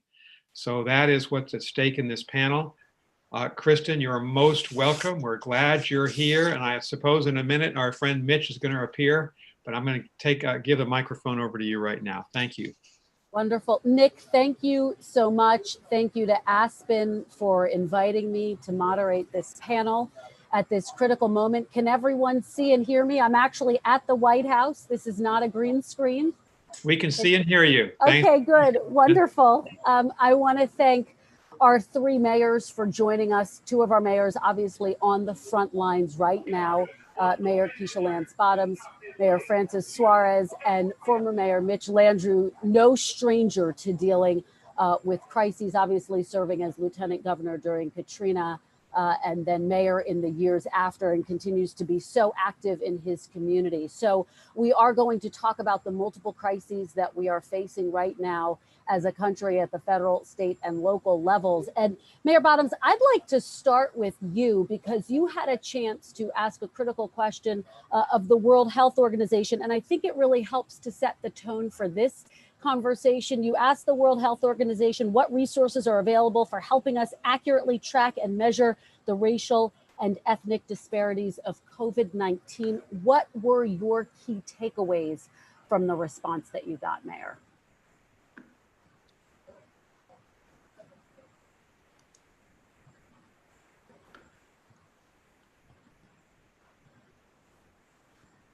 And I think, Mayor, you're not unmuted. Okay, there you go. Now I'm unmuted. Now we can hear you. Thank you. Welcome to COVID. Yeah. So my key takeaway was really to go outside of the normal ways in which we would think to collect data. Quite frankly, I've been stopped at the fact that the state was not collecting data on the front end, but it had not occurred to me to go to other sources such as our hospitals who may collect the same data and give us the same snapshot. Based on what we do know, the African-American community in Atlanta in particular is being hit in a very big way, and statewide we're seeing it with our Black and Brown communities. The disparity is alarming. And even when you look at Atlanta with our population, just over 500,000, and there is a statewide population of over 10 million, we still account for roughly 45% of the positive COVID cases in the city. And based on the data that we do have, the death rate is somewhere close to 80% or more in the African-American community. And so that is, it's startling, it's alarming. but also highlights the systemic issues that we know are really elevated during this time of COVID. And race is obviously such a big factor right now in terms of not only battling the COVID crisis, but in terms of what we are seeing nationwide, the protests calling for change. Let's keep the focus for right now on COVID. We are going to get to all of that, but Mayor Suarez, pick up where Mayor Bottoms leaves off, and the fact that you have these communities of color who have been so disproportionately impacted by this virus. How can we better get resources to these communities if we're not accurately counting and assessing how they are being impacted? You know, in the city of Miami, we're a city that has a tremendous amount of poverty generally. And people see oftentimes the glitz and the glamour of our city, but the city of Miami is a poor city. And, you know, it's incredible when we have a situation, and I'm glad that I'm on with my good friend, Keisha, mayor of Atlanta, because they're slightly above the 500,000 population threshold. I think they're at 506. We're slightly below the 500,000 threshold. We're at 468. So one of the big challenges that we've had is we have not seen a trickle down of CARES Act funding that cities that have a population or counties that have a population of over 500,000 have received. I think Mayor Bottoms may have gotten a direct aid of $88 million. So far, we have $0 right now in our community, which would allow us to feed people in our community. It would allow us to provide help to small businesses. It would allow us to help with rent and mortgage relief, which is so desperately needed in our community, because as was being said by the representative of the World Health Organization, you know, a lot of the problems with outcomes in COVID is, you know, the facts, the circumstances that people are in the current moment, right? If people are not able to take care of themselves, then they are more likely to have some level of pre-existing condition that's exacerbated as they confront COVID, which certainly makes the outcomes much poorer. And we're seeing that across the board. And so the fact that you know, we have not gotten essentially any real aid from the federal government from a COVID perspective, from a CARES Act perspective, is something that I'm hoping that whatever bill passes, hopefully sooner rather than later, not only provides more funding for cities and not just for our deficits, but creates a waterfall effect so that the 500,000 population, which is wonderful for cities like Atlanta that desperately need it, is something that a city like ours, which is slightly below it, doesn't get a guaranteed funding source. So that is something that hopefully will be fixed in the next round of funding, because we desperately need it. Well, Mayor, just to follow up on that, why did Miami not get the federal funding that it needed from the first round of CARES? And your message to lawmakers. We've spent a lot of time here at the White House covering the negotiations back and forth. They've been going on for days now, still no deal in sight.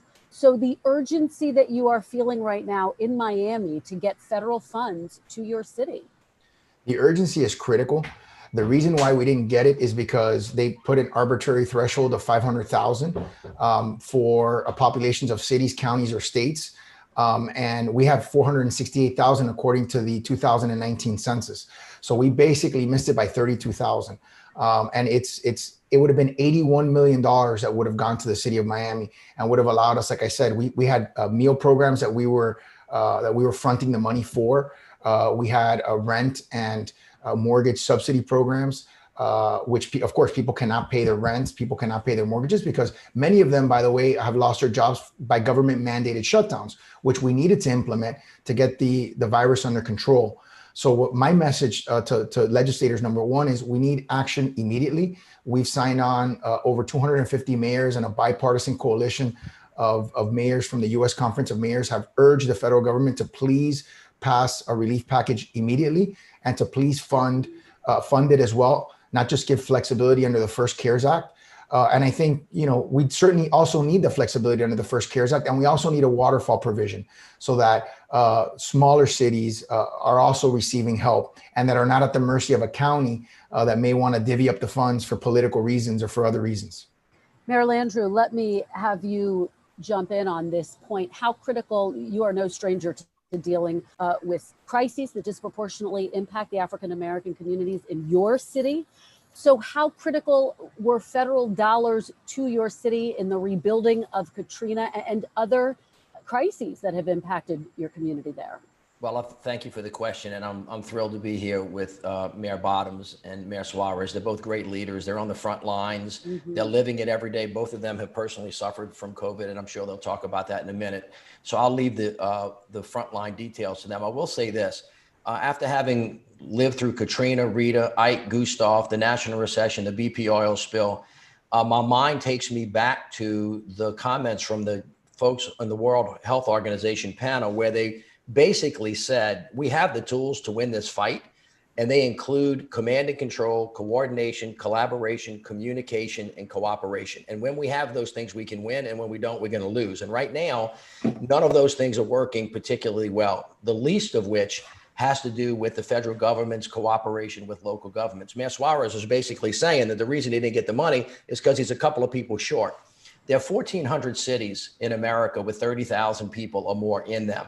And if that money does not flow down to the mayors and to the local governments, they can't pay the frontline workers. They can't pay police. They can't pay fire. They can't pay EMS. Those are the folks that are actually touching human beings that are actually being sick. So it's critically important that we change the way we're doing things, not the least of which to get this under control. There's another one coming.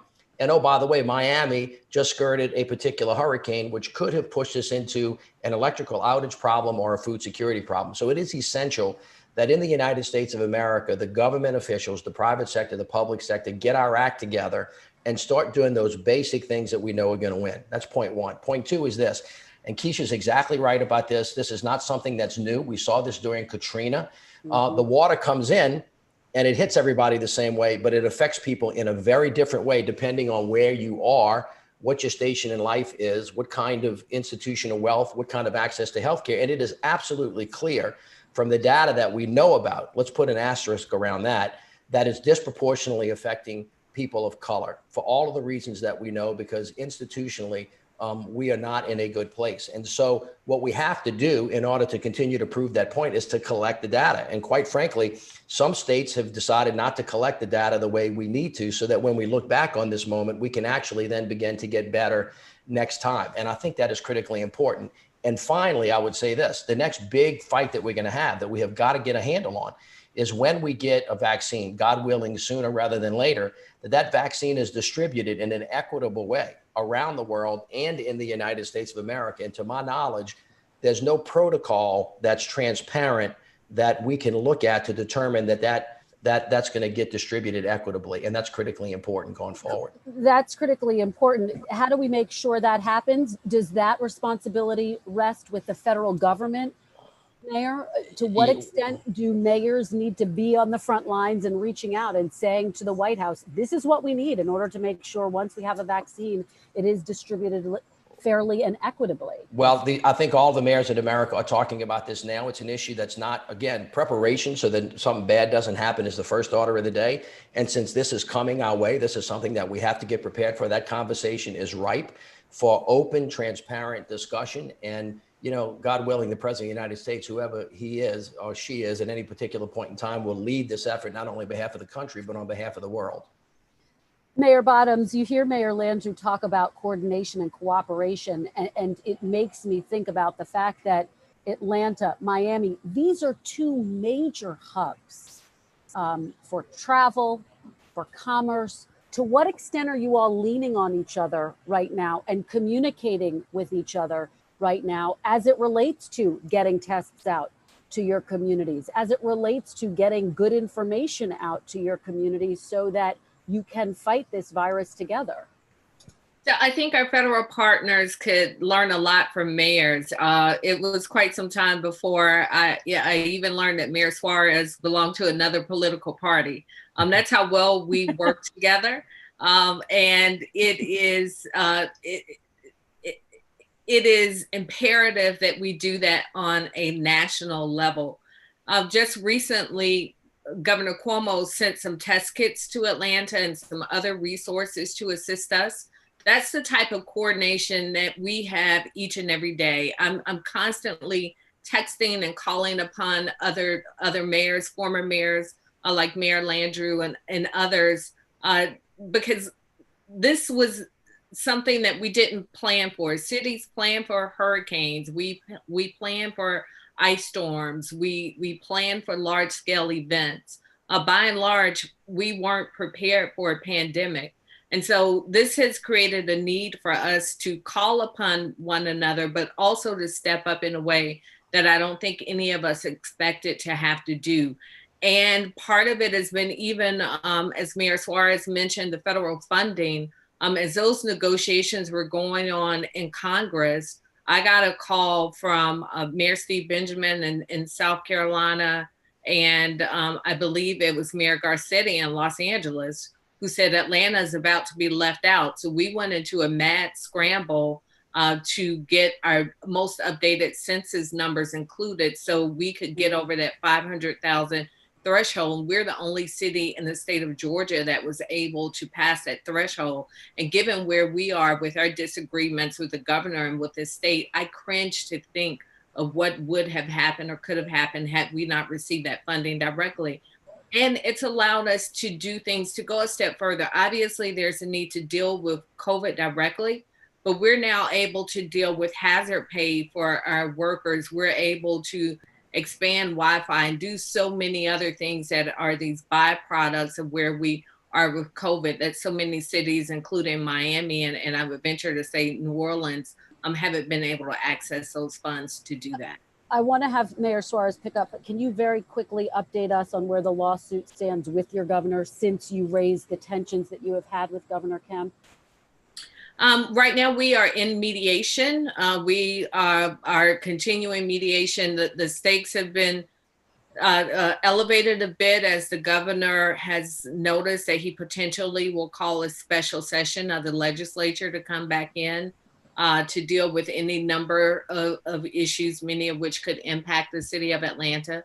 But it's my hope that we can reach an agreement. We are still at a standstill as it relates to the mask mandate. The good thing is we both agree that masks save lives. It's just a question of whether or not we have the authority as cities to mandate that masks be worn, and we're still standing firm on that. Okay, Mayor Suarez, let me have you pick up on this idea of coordination and cooperation, because Mayor Bottoms says she didn't even know you were a Republican. How important is it to be able to work with the other party to be able to bring a spirit of bipartisanship to addressing this crisis? I think it's critical because I don't think this is a partisan crisis. A medical crisis like this, a health crisis, should not have any sort of a partisan approach to dealing with it. And I think sometimes I feel naive for saying that. Obviously, we are in a presidential election year, but the truth of the matter is that as Mayor Lance Bottoms was saying, I speak to Mayor, as far as all the way in the West Coast, Mayor Garcetti, Mayor Breed, Mayor Johnson from Dallas, Mayor Adler from Austin, Mayor Walsh from Boston. I'm constantly speaking to all these mayors as we are making major decisions that affect our cities and their economies. We had to cancel large events very early on, in one called Ultra and another one, Calle Ocho Festival. And I spoke to Mayor Adler, who had South by Southwest, which was a huge event, and he had to make a similar decision. So we were, discussing that with each other. The stay-at-home order, I remember having conversations with Mayor Breed from San Francisco, because she was one of the first cities that implemented a stay-at-home order. And we were struggling with our attorneys, with our legal counsel, that wasn't sure whether we had the authority to implement a stay-at-home order. And we did implement a stay-at-home order, and we were the first city or second city in Dade County that did that. And we saw our numbers plummet immediately. So, this kind of coordination not only was helpful in making decisions, but it actually saved lives, in my opinion. And I think that's why it's so important that that there be a nonpartisan vehicle and a nonpartisan conversation when you're talking about crises, right? And as Mayor Landrieu mentioned as well, we just had a hurricane, barely miss us.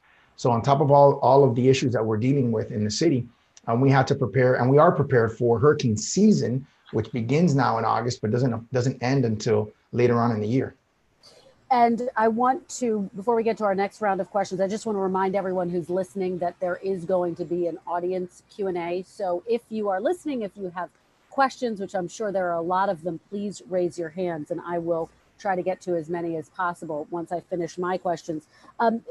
Mayor Bottoms and Mayor Suarez, you both were diagnosed with COVID. This is personal for both of you. You've both witnessed the impact that this virus can have on you personally and on your families. Talk about how that informs your leadership at this moment, and also talk about where we are in this fight. Are you concerned we're taking steps backwards as cases are surging, including in your cities? And Mayor Suarez, why don't you start? You know, I was not only did I get COVID, but I was the second person in all of Dade County in a county that has had over 120,000 cases now. I was case number 2. So it definitely set the stage for me because while other people were struggling to grapple with what this virus could mean for them and how it could affect their health, I was going through it. And what it actually highlighted 2 issues that maybe are issues that people may not realize were issues. The first issue that it highlighted for me was, how would I isolate? I mean, I'm the mayor of a city, and isolation, which is so critical to containing the virus, wasn't a real issue for me. I mean, my wife, I'm married, I have 2 young children. You know, was I going to leave the house? Was she going to leave the house? Where was she going to go? Where was I going to go? I couldn't go to a hotel because everyone knew that I was sick. So it was very, very difficult. And I realized that if I was having a difficult time isolating, how would someone who lives in a 1-bedroom apartment that's a family of 4 or family of 6 or a 2-bedroom apartment, how would they figure out how to isolate? So that's something that I work with the state to sort of overcome. I think the second thing that I realized, I was fairly asymptomatic. And I also realized the danger in what an early detection, if we don't detect this early, and we're not detecting this early enough, I can tell you that right now, because from symptom to diagnosis, it's on average in the state of Florida, 5 days. That's way too long to have any sort of effective contact tracing. So, you know, one of the things I realized is if you're asymptomatic, you can infect dozens of people who may not even know it before. And by the way, the outcomes are different. And this is more anecdotal, but, you know, as I talk to people, I would see in a household, 1 or 2 people that were asymptomatic, 1 person that was critically hospitalized, another person that maybe was hospitalized, but not critical. So, you know, within a household, you could see a variety of different outcomes. And so all of those things informed, you know, my decision-making early on and helped me guide the city through this crisis. But we have taken some very, very difficult steps that have obviously had a tremendous impact on our economy with the emphasis of protecting the health and safety of our residents. We're starting to see now some of the good byproducts of that. One of the things that we did implement is a mask in public rule, and we are enforcing that. And so I sympathize with Mayor Bottoms because we were allowed to, as a municipality, implement our own rules that were strict or stricter than the county and the state to be able to get this virus under control. Mayor Bottoms, and if you would, as you answer that question, there were reports overnight that Dr. Deborah Birx, in a call with officials in Atlanta and statewide as well, said that she was quite concerned about a number of different states, Atlanta being one of them, Georgia being one of them. Is that accurate? Did you get that warning from the White House? What can you tell us about that? Well, it's not surprising to me. And I know that Dr. Birx had visited Georgia and had visited with our governor. And I would venture to say our numbers would be much higher had we not been as aggressive as we were in Atlanta. And even with as high as our numbers are in the state, we know that there is so much higher because people simply can't get tested. And it is the interesting thing with Mayor Suarez's diagnosis.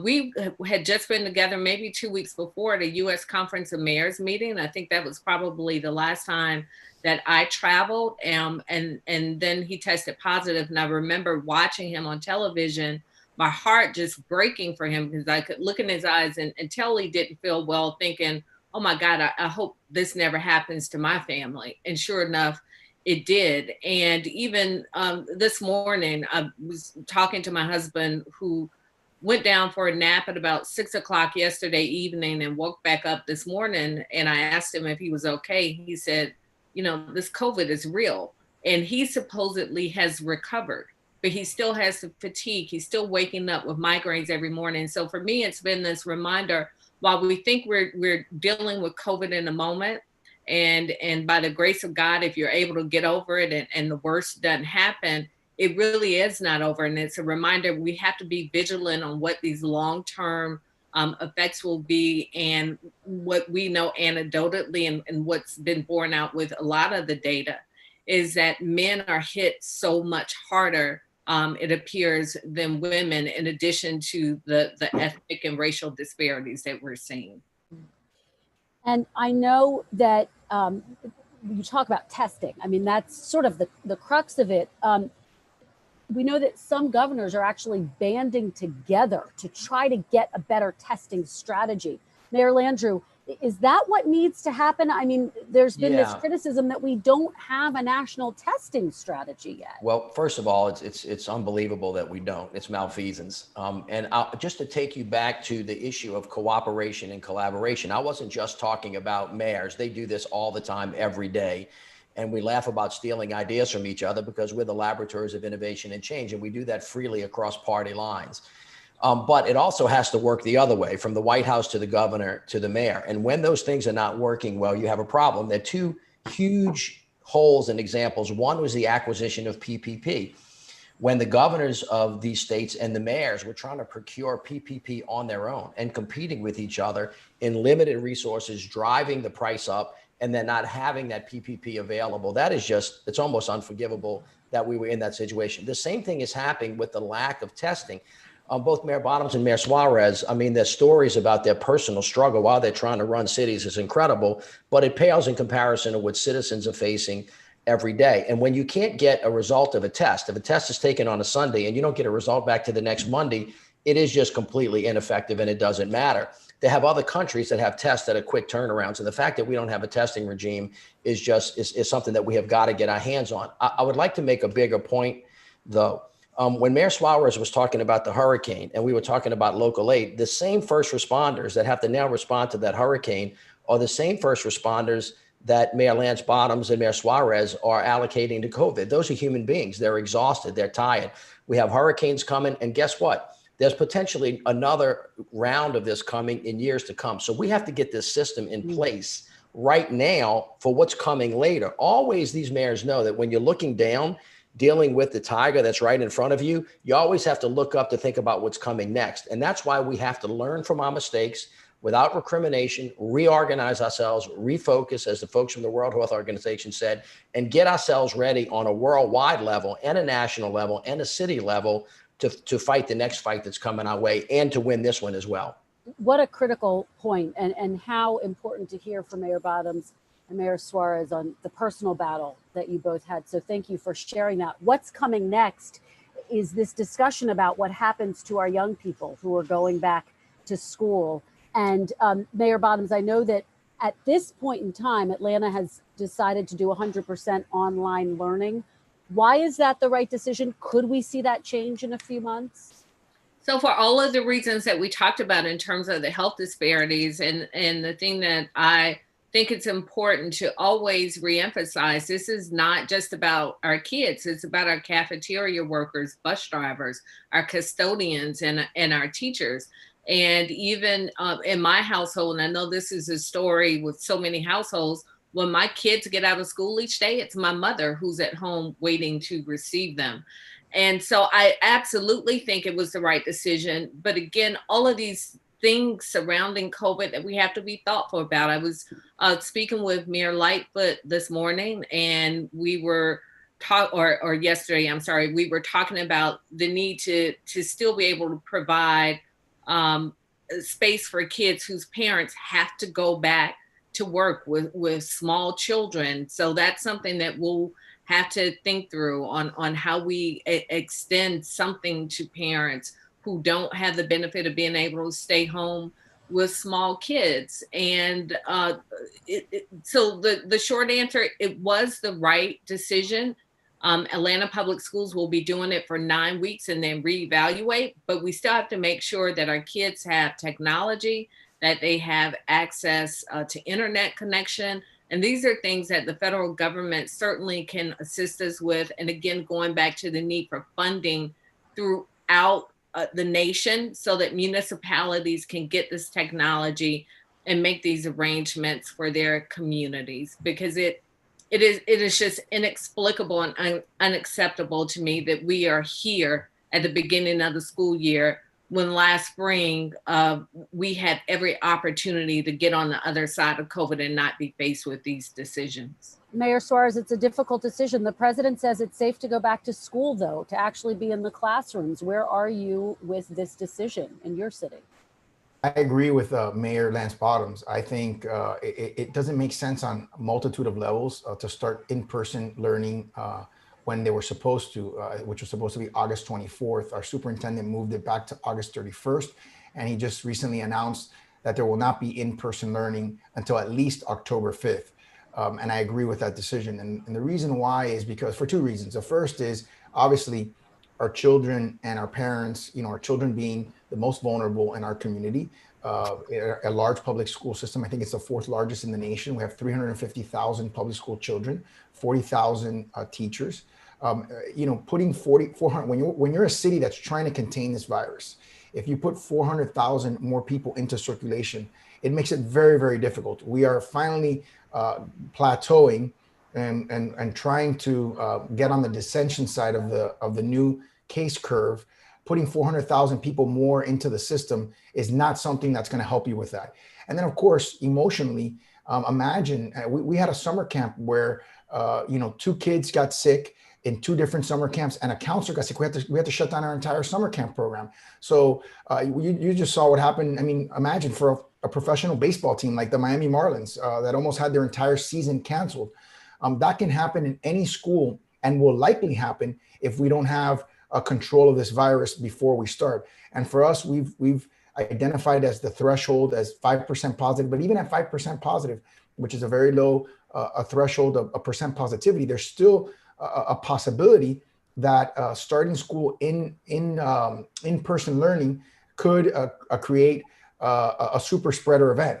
And so that's something that we are concerned with. I'm concerned with, and we're working closely with our superintendent to get the right moment to have in-person learning. But I definitely agree with Mayor Lance Bottoms that you can't start the school year with in-person learning right now. And I apologize if you hear that background noise. That is Marine One. That's the president leaving. He's going to Ohio today. So that's the noise that you hear in the background, if you can hear that.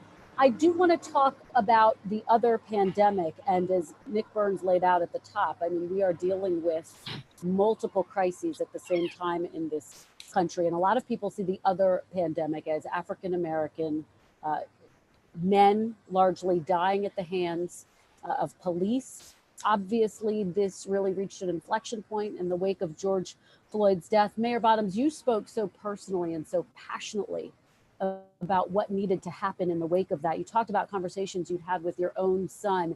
And we've seen these protests all across the country. And of course, we know that the late Congressman John Lewis felt so inspired by the protesters he saw, because he said that they came from different cultures, different backgrounds, different ages, races. This is multi-generational, and he really saw that as something that was worth feeling optimistic about. Where are we with that? How much progress has been made, and what more needs to be done in your assessment? We've made a lot of progress in Atlanta, but with every step we take, it's really a reminder of how many more steps need to be taken. And we've done some work around our police reform work and gotten the input of our police officers along with our community advocates, which has been extremely important. But I think what's most important is that we not lose this moment. While we have the interest and input of the nation and this recognition that there's still a problem with race in this country, I think it's important that in the same way Congressman Lewis and so many others in the civil rights movement clearly articulated their grievances and what they saw as a satisfactory outcome, it's incumbent upon us to do that. And that's the challenge that I see as a mayor, and I see very personally.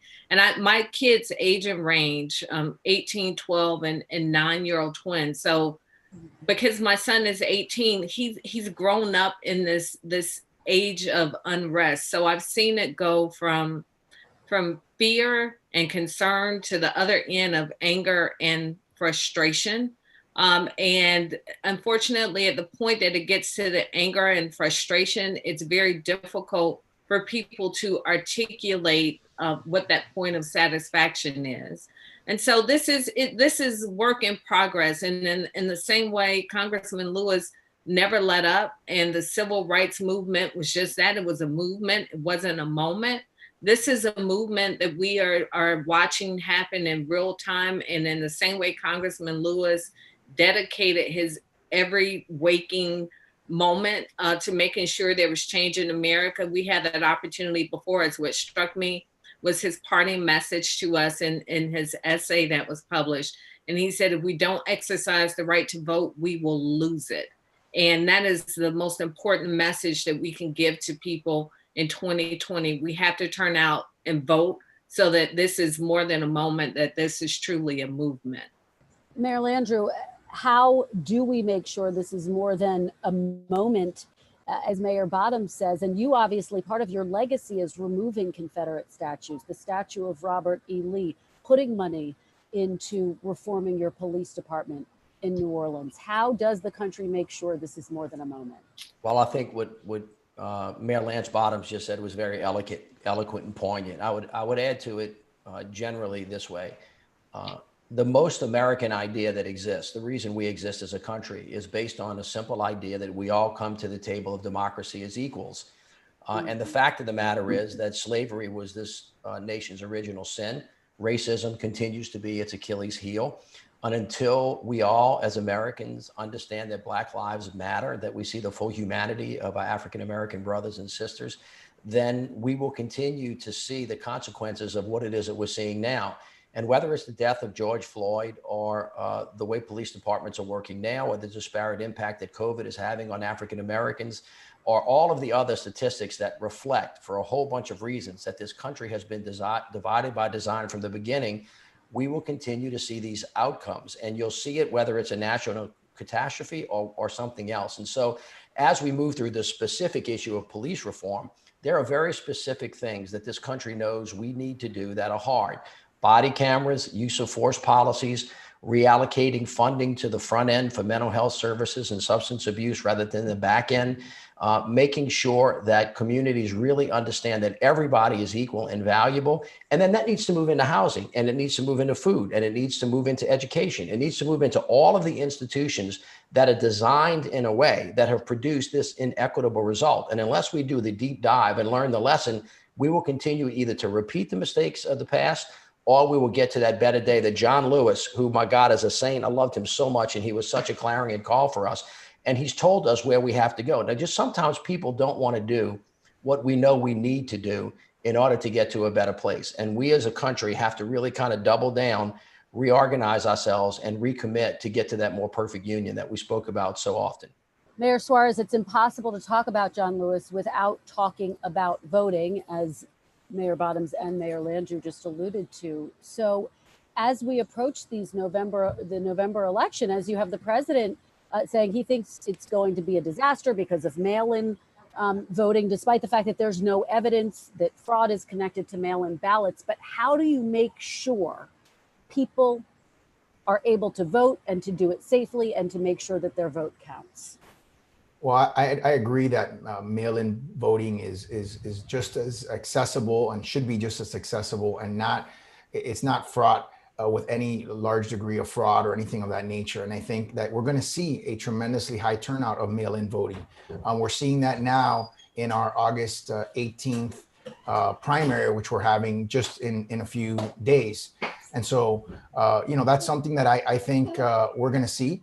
And, I don't agree that it's going to be a catastrophe. I think that, you either understand that this is a phenomenon that people are not going to feel very comfortable standing in long polling lines because of COVID-19, and that, the majority of people should have the right and the access to be able to vote through other means. And I think that's something that, and we're seeing people not only mail in their ballots, but we're also seeing them actually hand deliver their ballots so that they're, they know that it gets there, and also they know that they don't have to be waiting in a line in a cumbersome situation where they put themselves at risk. And I'm going to open this up to questions in just a minute. But if I don't ask about Vice President Biden's search for a running mate, I'll have to turn in my journalism cards. So, Mayor Bottoms, we know that you were among the names on the list of people he was looking at very seriously. So can you update us at all? Do you have any plans to meet with the Vice President this week?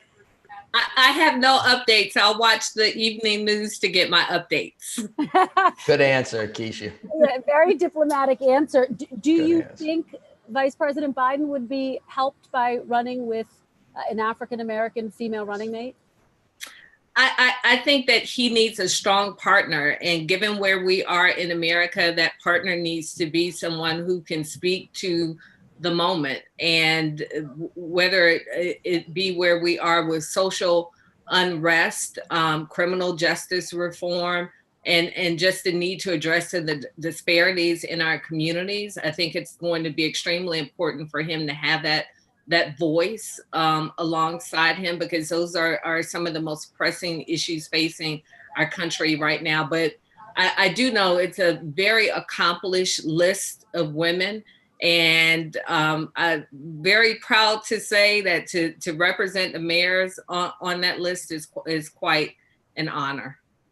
All right. Well, we appreciate all of your thoughts and insights. This has been so illuminating. It's such a critical inflection point for our country. We do have a number of people who have questions. So let me open it up to questions. The first one comes from R. Maxwell Bone. And there's a little delay, so let's just give it a minute.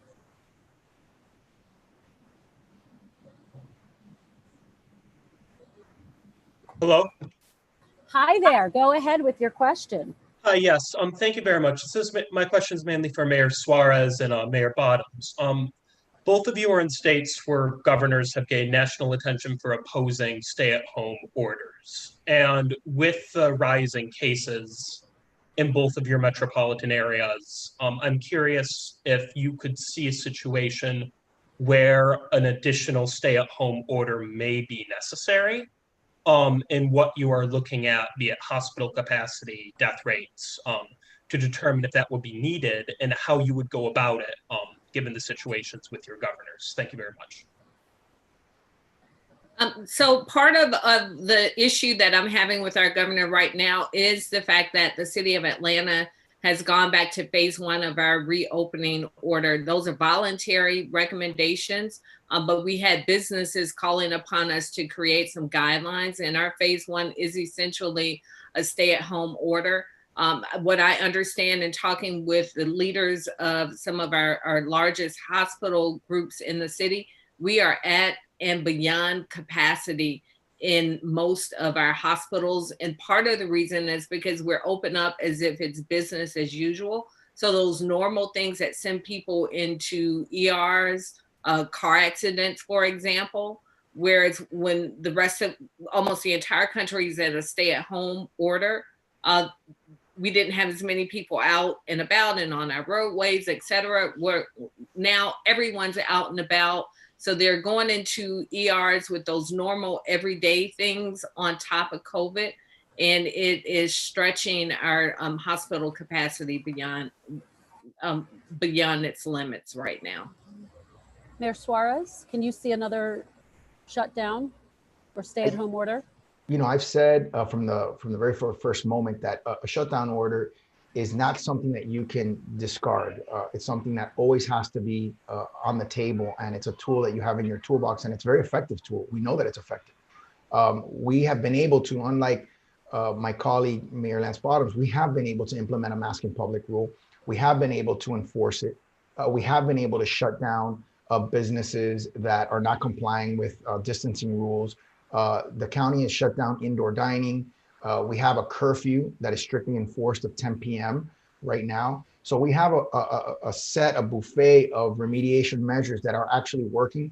Right now, our hospital system census is down about 25% from its peak. And even though some of the latest results that we've seen for the last 4 days are influenced by the fact that we had a hurricane and we had to shut down, the state and the county did shut down testing sites for a number of days. So we have to see what kind of a regression to the mean there will be. But I think for us, what we would be looking at is essentially our hospital's capacity to treat people.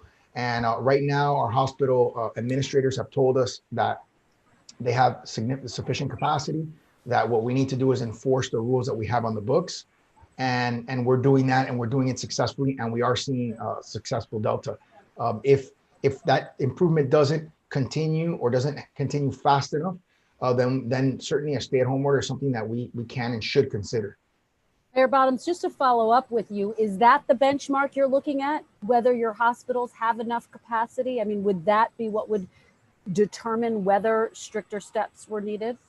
So there were a number of metrics, but that was part of it. Also, looking at the 14-day increase or decrease, as long as our ICU bed capacity. And again, because of the governor's state of emergency, he was very clear on what the limitations were as it relates to local municipalities. But thankfully, Atlanta is home to 26 Fortune 500 companies, the metro area. We've had many of those leaders at the table with us as we've made these decisions. So that's made it a bit easier, because many of our large job centers still have not opened up their doors to non-essential employees. So that's made our lift a bit easier in the city. Okay. And we have our next question from Stephen Shapiro. And we'll give him a second to get his video and audio going. Thank you very much. I'm with Business Executives for National Security, and some of you may know the organization. We understand that national security begins at home. And with respect to that, we often dig down into the nitty-gritty of structures and processes for effective delivery of national security. And so with the three of you on this Zoom, I can't think of anybody better to ask the question, and this follows up on Mayor Landrieu's earlier remarks about cooperation and coordination, about the structures and processes that you have seen in place, or that as lessons learned you would envision would be necessary going forward to make effective response at the local level to crises like this. I'd like to start with Mayor Landrieu on this, because I think he could be perhaps nicknamed Mr. Crisis. I don't think anybody has effectively managed more crises than perhaps some biblical figures, and he's a bit of my hero in this regard. Thank you. But the two of you, Mayor Bottoms and Suarez, you're as well effectively dealing with this new crisis. So you understand what we're looking for. We're interested in, do you use the Conference of Mayors? Is your interaction ad hoc? Should there be a different organization, a crisis organization where you can pull the chain and things happen? I put it to you. Thank you. Well, first of all, thank you for that. You know, we could all be forgiven for wondering when the locusts are coming, but you know, the fact is bad things that happen, they're going to keep happening, and we need to get ready for them. So being prepared is the most important thing. You not only have to be prepared in a crisis situation, you have to be prepared for the day-to-day stuff. The bigger theme here is that our nation's foreign policy and our domestic policy are two sides of the same coin of our nation's security.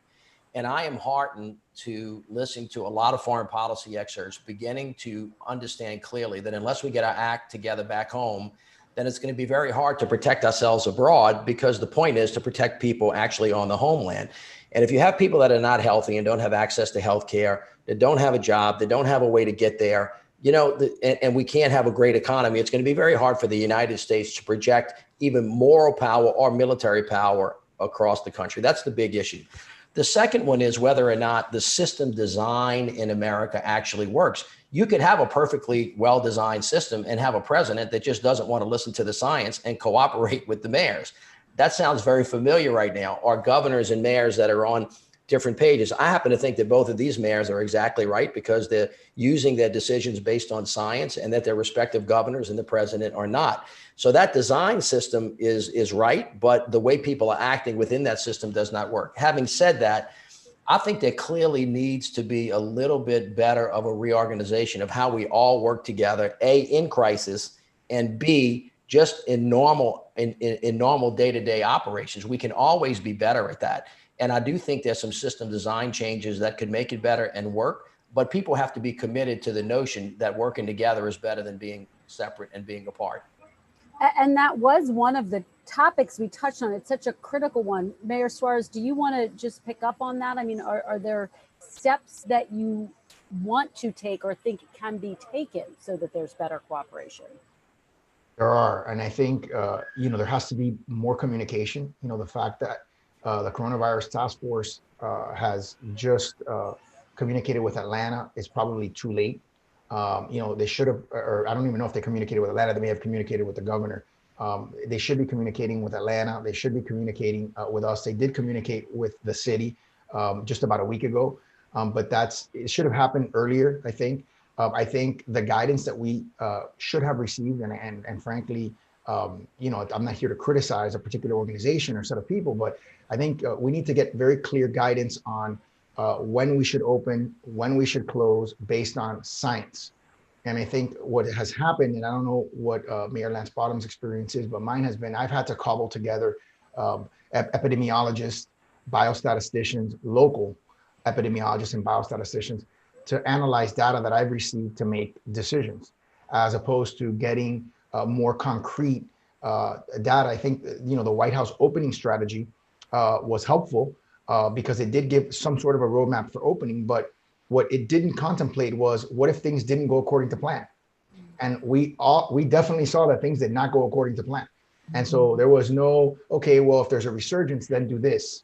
And then now that you're in a resurgence, when is the point at which you implement these other remediation measures? When is the point at which you open up other sectors of the business? So I think the plan was assuming a continual decrease, right? 14 days of decreasing data, syndromic data, et cetera, and you go from phase 1 to phase 2, phase 3, as if it's just some linear progression. Well, it didn't quite work out that way. And so there wasn't well, if this happens, then this has to happen. And so I think we were all left with having to figure it all out. And I think that's something that and frankly, and I hate to say this because there's been so much human suffering and so much death with regard to COVID-19. But imagine if this were a virus that took the lives of 20 or 30% of the people that got infected, if this were that kind of a virus. We need to get a lot better if, as Mayor Landrieu sort of alluded, if the next virus that comes is a virus that takes 20, 30% of the people that it infects, I mean, you're going to be talking about casualties on a scale that this country has never seen. And if we don't get it together, we could see something like that. And by the way, that is a threat to national security, because if you're another country, an exterior country that is trying to figure out ways to disrupt the United States, I mean, the playbook has just been written for them. You introduce some sort of a foreign biological agent that can disrupt the economy, can disrupt the political system, can disrupt just about every aspect of our society. And so we really, really need to get better quickly. I look at it from a hurricane perspective. When you get hit with a category 1 hurricane, which is the lowest in intensity, oftentimes it's a wake-up call. And you realize that if you don't increase your preparation level, when that category 5 comes, you're going to be in big trouble. Really important warning there. Let me just get in one more question. Michael, check him if we can, and then we're going to wrap after this.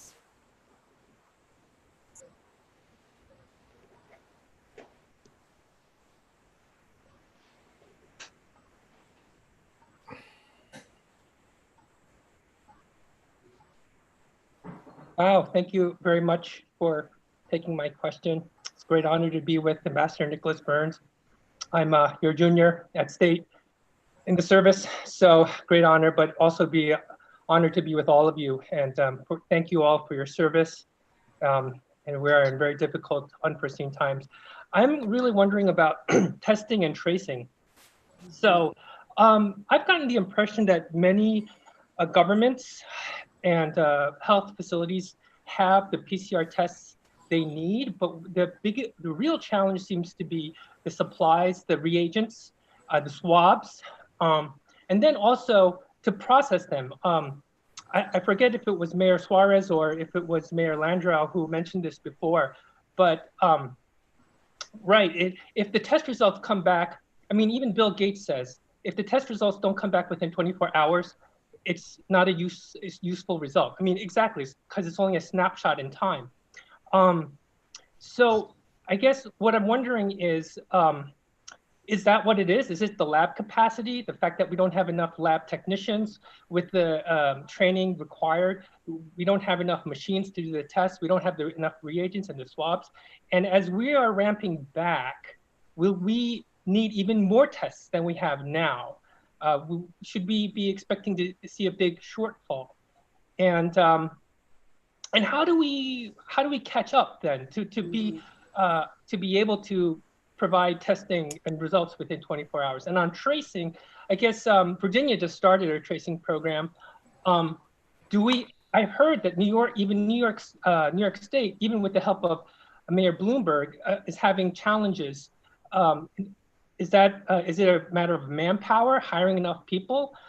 Do we have the IT infrastructure to handle all those calls? Thank you. You want me to take a shot at that? Yeah. First of all, the experts, this is what the experts say we need to do in order to help ourselves. One, we have to wear masks. We have to wash our hands. We have to keep socially distanced. We have to stay out of big crowds, and we have to test and trace. That's the playbook. All right. In terms of execution, only the office of the presidency has the power to order people to do what needs to be done. Both of these mayors will confirm what I'm about to tell you, that when you're trying to create a strategy, you're only as strong as your weakest link. And if for some reason you say something should be done and you don't really worry about all of the logistics from way up here all the way down to the ground, and there are holes in between, what you say doesn't matter. So yeah, you can say we're doing a bunch of tests, but if you're only getting results in 7 days, you might as well not be testing at all. And there has to be a federal testing regime that's run out of the White House with a testing czar that gets all of these component parts in place and then has the funding to make that happen. Then the mayors can use their power to execute the application of those things, get them to the labs, get the results. And then if the funding is there, this is really important. If the funding is there and we have enough money for as many contact tracers as we need and the tests turn around quickly, then you can effectively have a testing regime. That's got to come directly out of the White House and the federal government in order to have the resources and the regimen to make that happen. Wonderful. Go ahead, Mayor Suarez and Mayor Bottoms, each of you, and then we'll wrap up. Yeah, I'll take a quick stab at this. So I would say that number one, the contact tracing programs in the US have been a colossal failure, disaster. And that's through discussions that I've had with multiple elected officials throughout the United States. I really think part of the issue is we're going to have to go to some technological product that's going to help us do it with an opt-in feature. I've looked at the New York one. I'm looking at the one in Houston. Obviously, you talked about the one in Virginia. We're trying to design our own and make ours better every day. But everything that I've seen has indicated to me that with a call center, it's very, very difficult to do. And so I personally believe that you're going to have to go to some sort of an opt-in app that is only, you have to download when you get tested. And then you can only get your test results through there and a variety of different functions that an app like that can perform to adequately contact trace. In terms of testing, it's a function of lab time. It's a function of lack of reagent. So it's a variety of factors. We're supposedly getting two surge labs that are being sent to Miami to reduce that time. But I think at the end of the day, what's going to require is there's now a 15-minute antigen test, which needs to be more ubiquitous. And we need to make sure that it's accurate. If it's accurate enough and ubiquitous enough, that could be a huge, huge help to opening up the economy safely. Right now, it's not as ubiquitous as it needs to be. We're using it in some of our testing sites right now. So we'll get a better sense over the next couple of weeks. But I do think that there are shortages. I don't think the country was prepared. In fairness, it's hard to envision a situation like this happening. But I think we now have no excuse going forward. Now that we've seen this happen, we have to be prepared going forward. And obviously, lab capacity is one big issue. Mayor Bottoms, final thoughts to you? Sure, and I'll sort of combine with the last two questions. One, just in terms of how we are prepared. The biggest takeaway has been prepare for things that you normally wouldn't be prepared for. In Atlanta, by the grace of God, we had recently appointed a chief health officer to deal with our HIV and AIDS rates. But the reality is public health doesn't come under the purview of the city. it comes under the purview of the county. Had we not had our chief health officer in place, I don't know how we would have navigated and made sense of this pandemic. But then the other part, just in terms of supplies, that is a huge problem. And a doctor's wife shared with me just yesterday that they can't run the testing that needs to be run in one of the local hospitals because they don't have the swabs to run the testing. And in terms of timing of testing and test results, my family is classic textbook of the failure of COVID-19. We were tested, took 8 days to get the results back.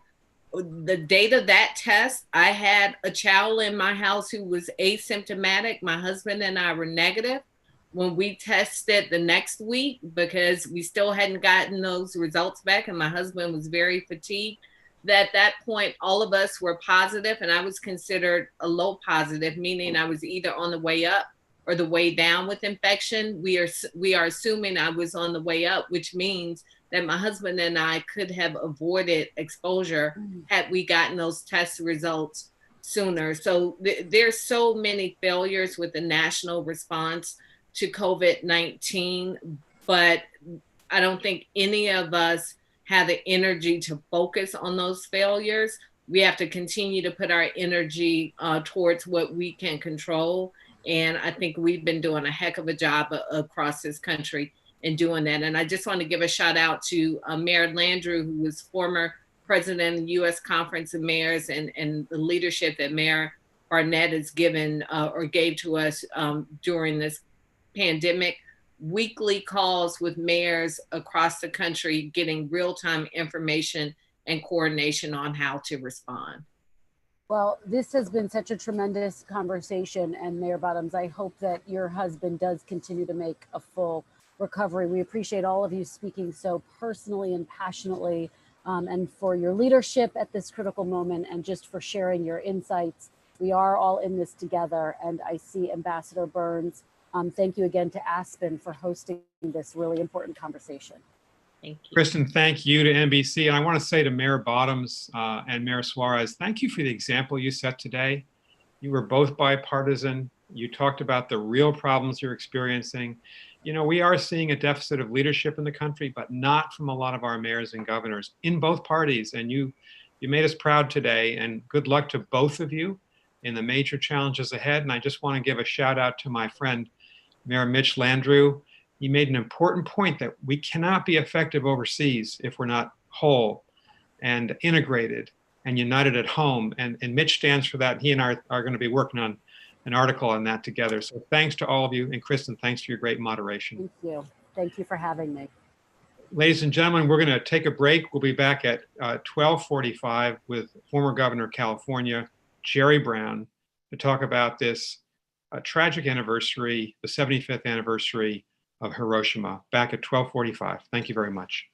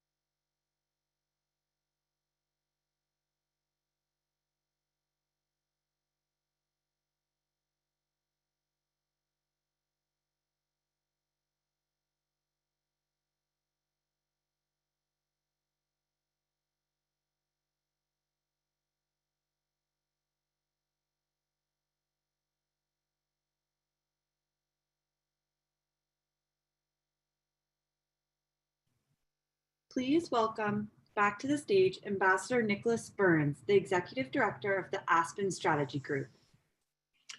Welcome back, everyone. We didn't want to let this day pass before reflecting on the 75th anniversary of the tragedy at Hiroshima. If you've never read John Hersey's 1946 essay, he interviewed survivors just in the year following the bombing. It's an extraordinary piece. It does help us to frame and put into some perspective the enormity of what happened on August 6th, 1945 at Hiroshima, on August 9th, 1945 at Nagasaki. I think the backdrop to today's panel is that we have a crisis in arms control, nuclear arms control today. We may well be in the most dangerous period for instability among the nuclear weapons powers of any time since the 1960s. The Intermediate Nuclear Forces Treaty lapsed. The New START Treaty is in danger.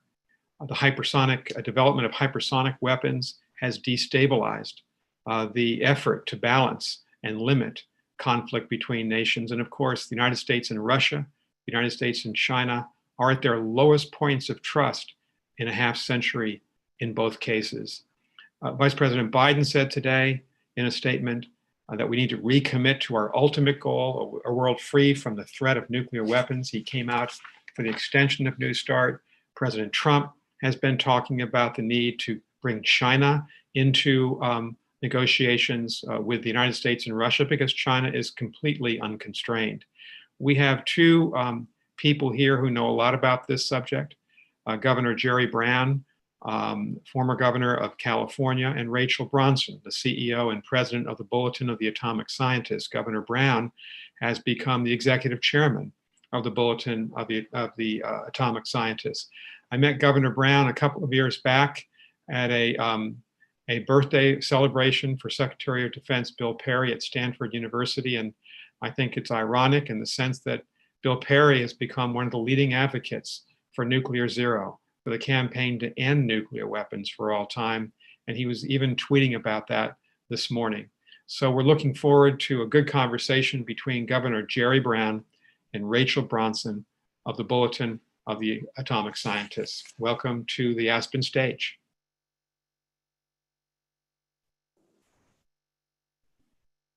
Thank you, Nick. Thank you so much for that introduction. And it's really an honor to be here with your group today. This is an auspicious anniversary and one that I'm so glad that you're taking some time to recognize. So let me start for the audience, maybe in situating this conversation a little bit and with a question to Governor Brown.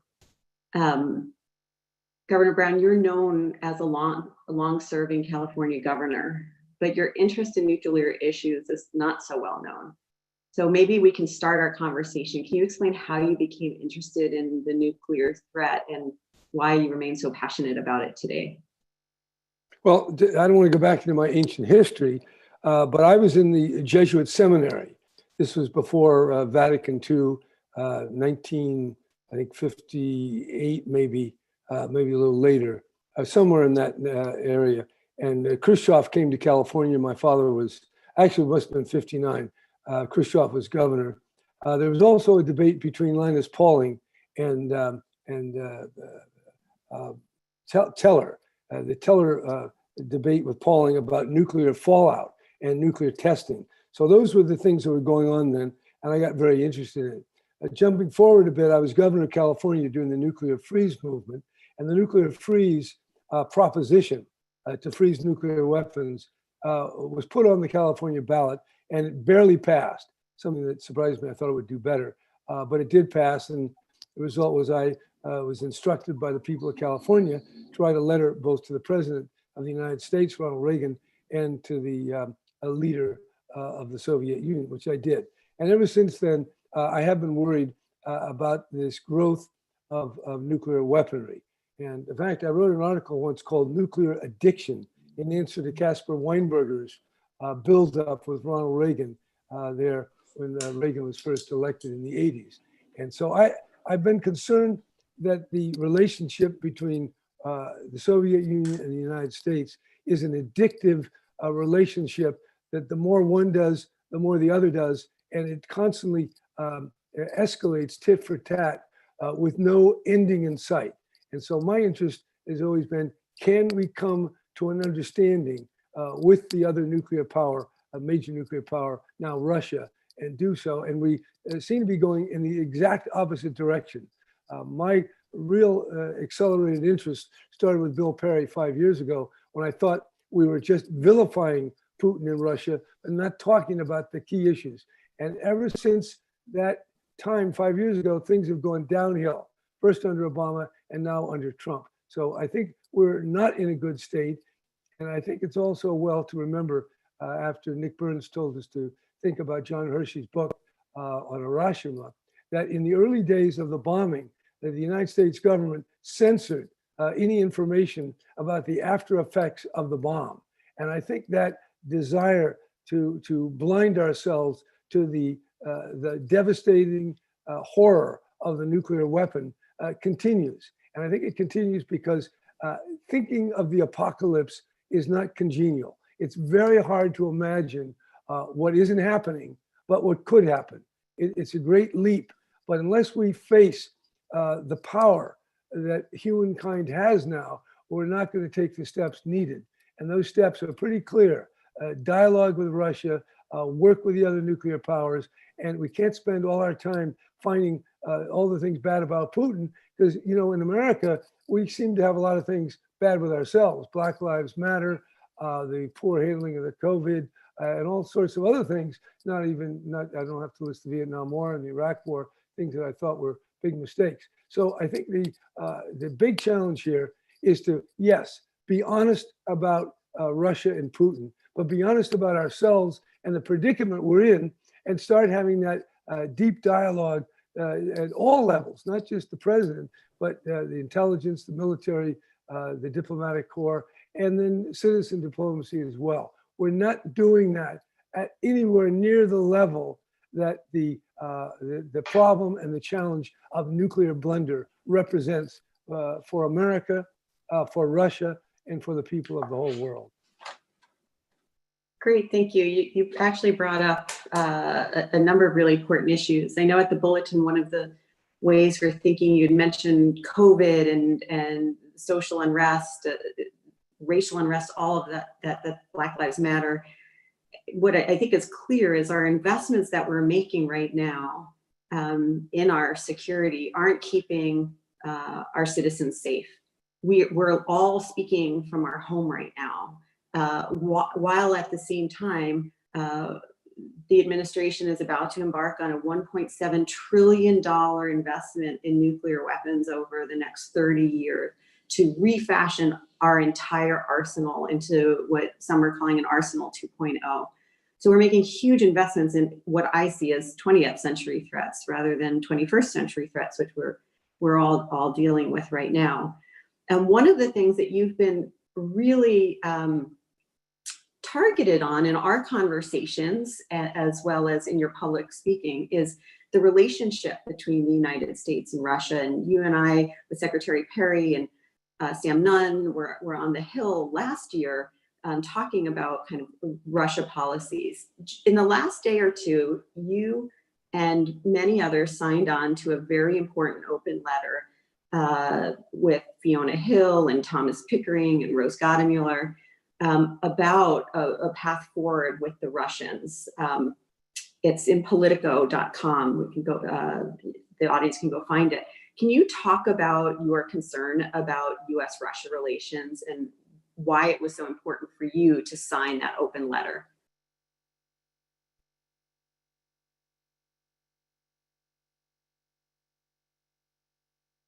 Let's see. I think the governor just froze. Let's give him a sec. There he is. Yeah, you're back on. Yeah. Sorry, we're out here in the country.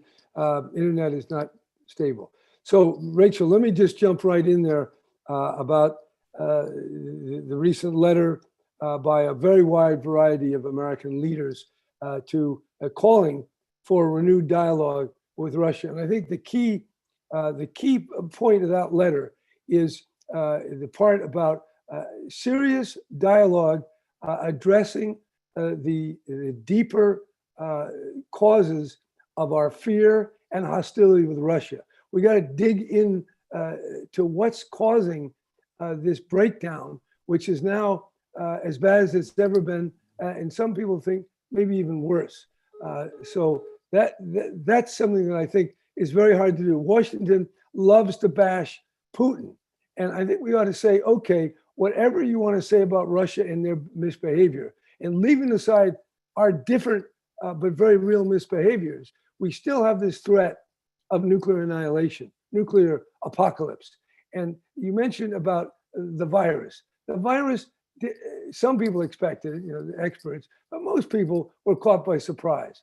The virus has some elements about the nuclear danger. One, it surprised America. B, it hit China and it hit Russia and it hit America and all the other countries. So it's a mutual threat. And most of the languaging, most of the perspectives that are publicly expressed about Russia and about the United States is about our security interest versus their problem. But there's another category of threat that isn't just a nationalistic, it's Russia, America, zero sum. No, there are mutual threats and there are therefore mutual interests. The virus is a mutual threat. The danger of a nuclear mistake or accident, very real, is a mutual threat. Climate change is a mutual threat. Having a mutual threat creates mutual vulnerability.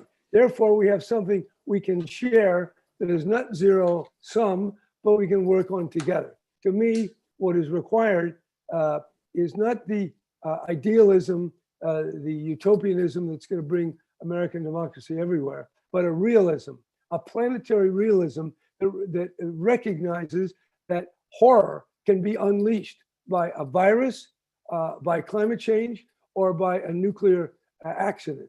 And we know, if we think about it, these nuclear weapons are held in check by software, by human beings.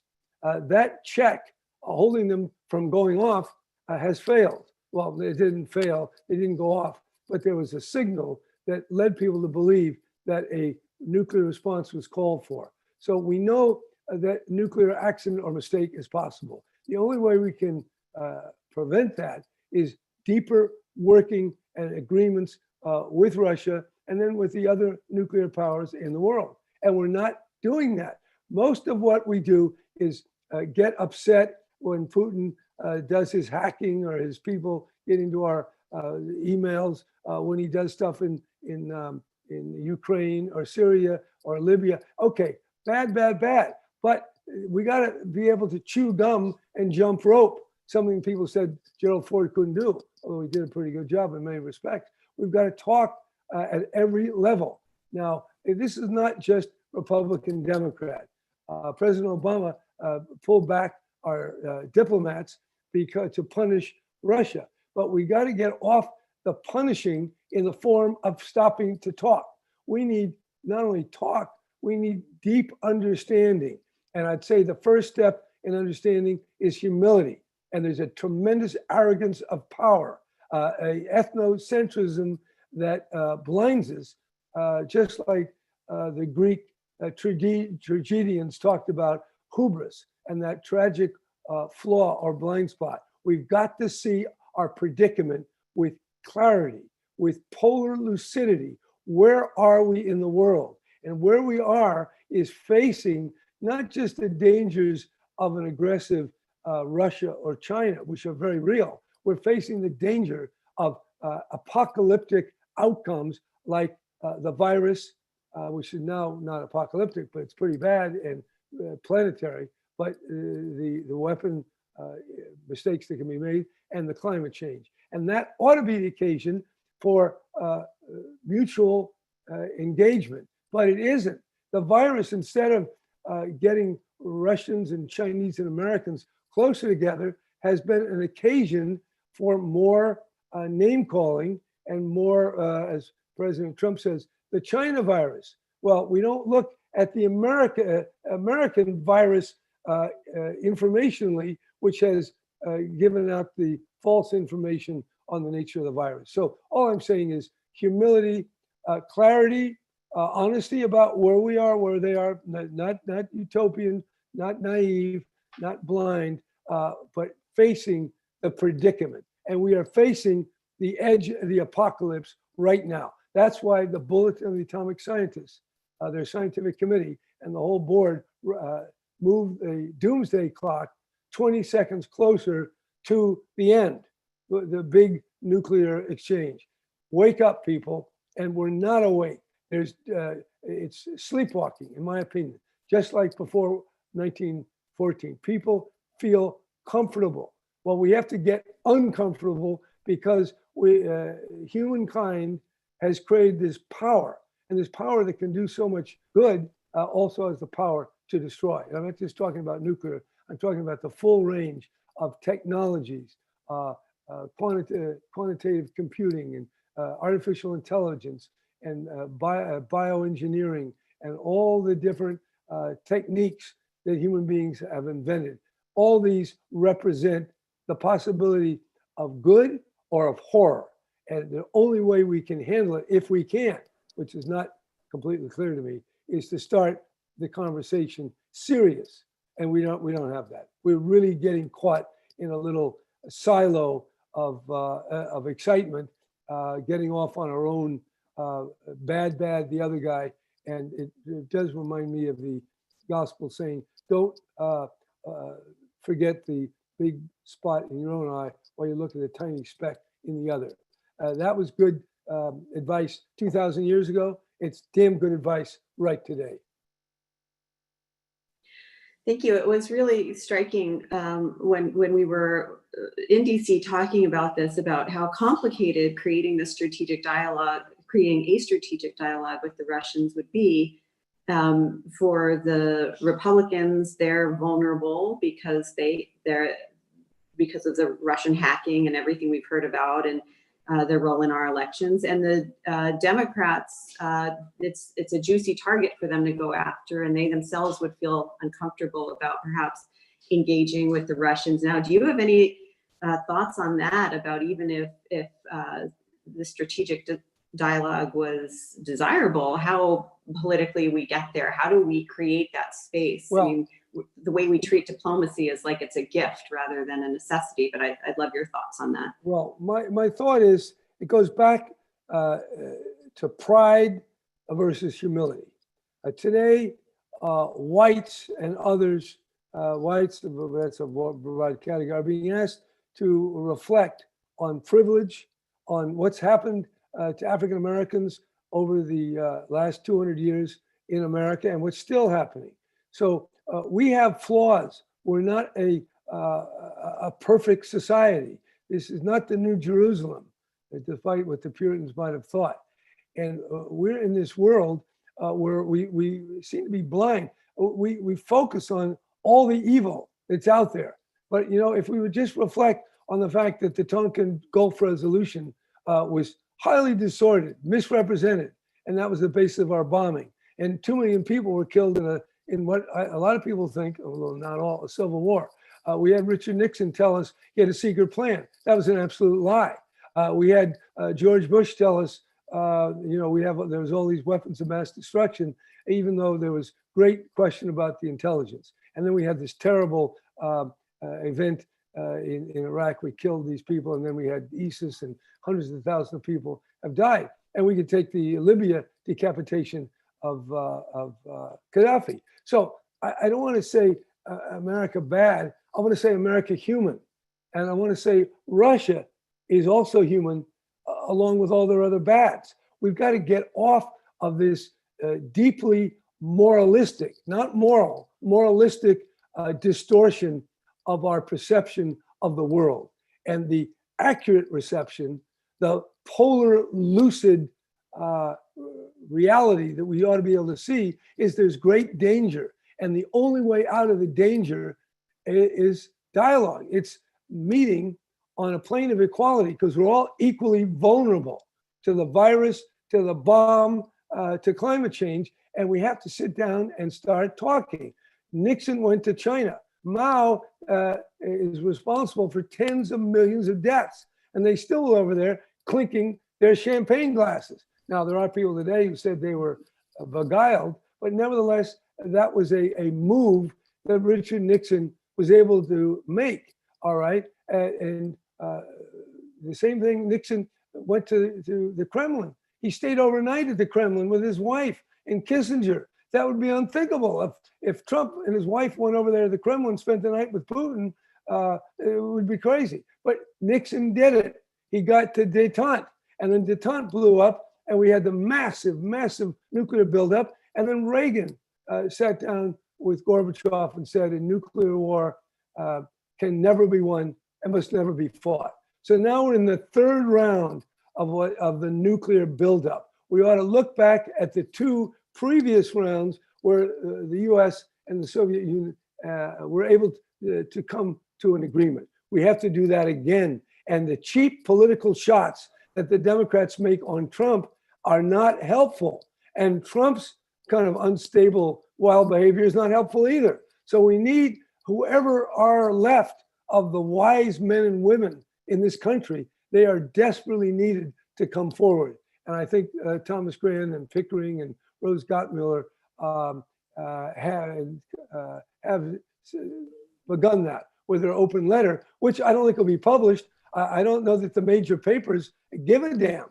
And I would single them out: Washington Post, New York Times, Wall Street Journal. The reporting is infinitesimal compared to what is needed to wake us up and to give us the knowledge and understanding of where we are. So I would say plenty of work to do on all sides, regardless of party, regardless of country. Humankind, to make it, is going to have to make a real turn here. And that turn does start with humility and clarity of perception, because the doors of our perception are very closed and very cloudy and obscured.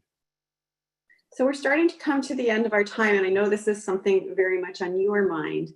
And we talked a bit about climate change and the pandemic, but certainly compared to those two, the danger of nuclear weapons really hasn't registered as certainly a campaign issue, or as you were saying in the press.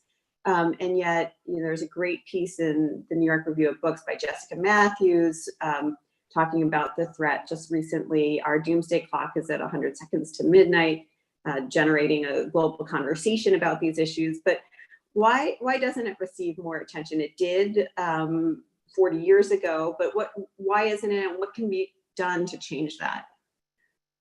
Well, I'd say the following. Number one, just like the people on the Titanic were drinking, some of them, they supposedly was in their finest outfits, the music was playing, they didn't see it. It was inconceivable. In fact, some people said that the Titanic was built so well it could never sink. Well, it did sink, and thousands died. All right, well, we're on kind of a Titanic. Very hard to imagine the unimaginable, thinking the unthinkable. We don't like, that's hard. It's called apocalyptic thinking. And if you engage in it, people say you're a nutcase, a nut job. Well, we have to be able to see the power that humankind has now marshaled through its science and technology. So number one, be able to entertain the possibility of these horrors that are not on, but they could be, just by pushing a couple of buttons. All right, that's number one. Number two, there's inertia. Things at rest tend to stay at rest. Things in a certain motion tend to keep that motion. The activity in Congress by both Democrats and Republicans, with a few exceptions, is just moving ahead with the $1 trillion modernization program, moving along with a $740 billion military budget, with the 700 bases all over the world, all the stuff we're doing. Well, we have to take a pause and reflect on where are we, what's counterproductive, what's dangerous, and we don't like to do that. And number three, which is maybe the elephant in the room, there is a group of human beings that are part of the arms industry, General Dynamics, Boeing, McDonnell Douglas is now merged with others, a good California company, but they're making money, billions, and they profit. They have a conflict of interest on trying to end the arms race because they're making money. So don't ever mistake the money. the money that goes into the think tanks to keep them going, the money that goes to congressional campaigns, the money that goes to lobbyists, the money, follow the money, as was said in Watergate. So that's real. I don't think it's polite. I don't think many people at the Aspen Institute are ever going to talk about that, but it's real, folks, along with the inertia, along with the unthinkable. I think Herman Kahn wrote a book called Thinking About the Unthinkable. Well, he was talking about having a nuclear war, but it's still a big unthinkable thought of how to prevent a nuclear war, or even to think it's even possible. And I would say, because I'm not a scientist, but I've spent my entire life around politicians. And I would say, for the most part, the complacency is pervasive, it is deep, and from my perspective, shocking. And how we awaken ourselves from this deep, pervasive complacency is anyone's guess. But I think the fact that we're here, others are talking about it. You mentioned an article in the Bulletin of Atomic Scientists, rather the New York Review of Books.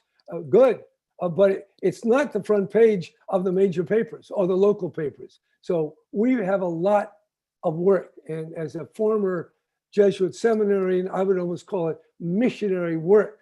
We have to do the Lord's work to wake people up. And, you know, the ears are closed, the eyes are covered. We got to open up the ears and the eyes.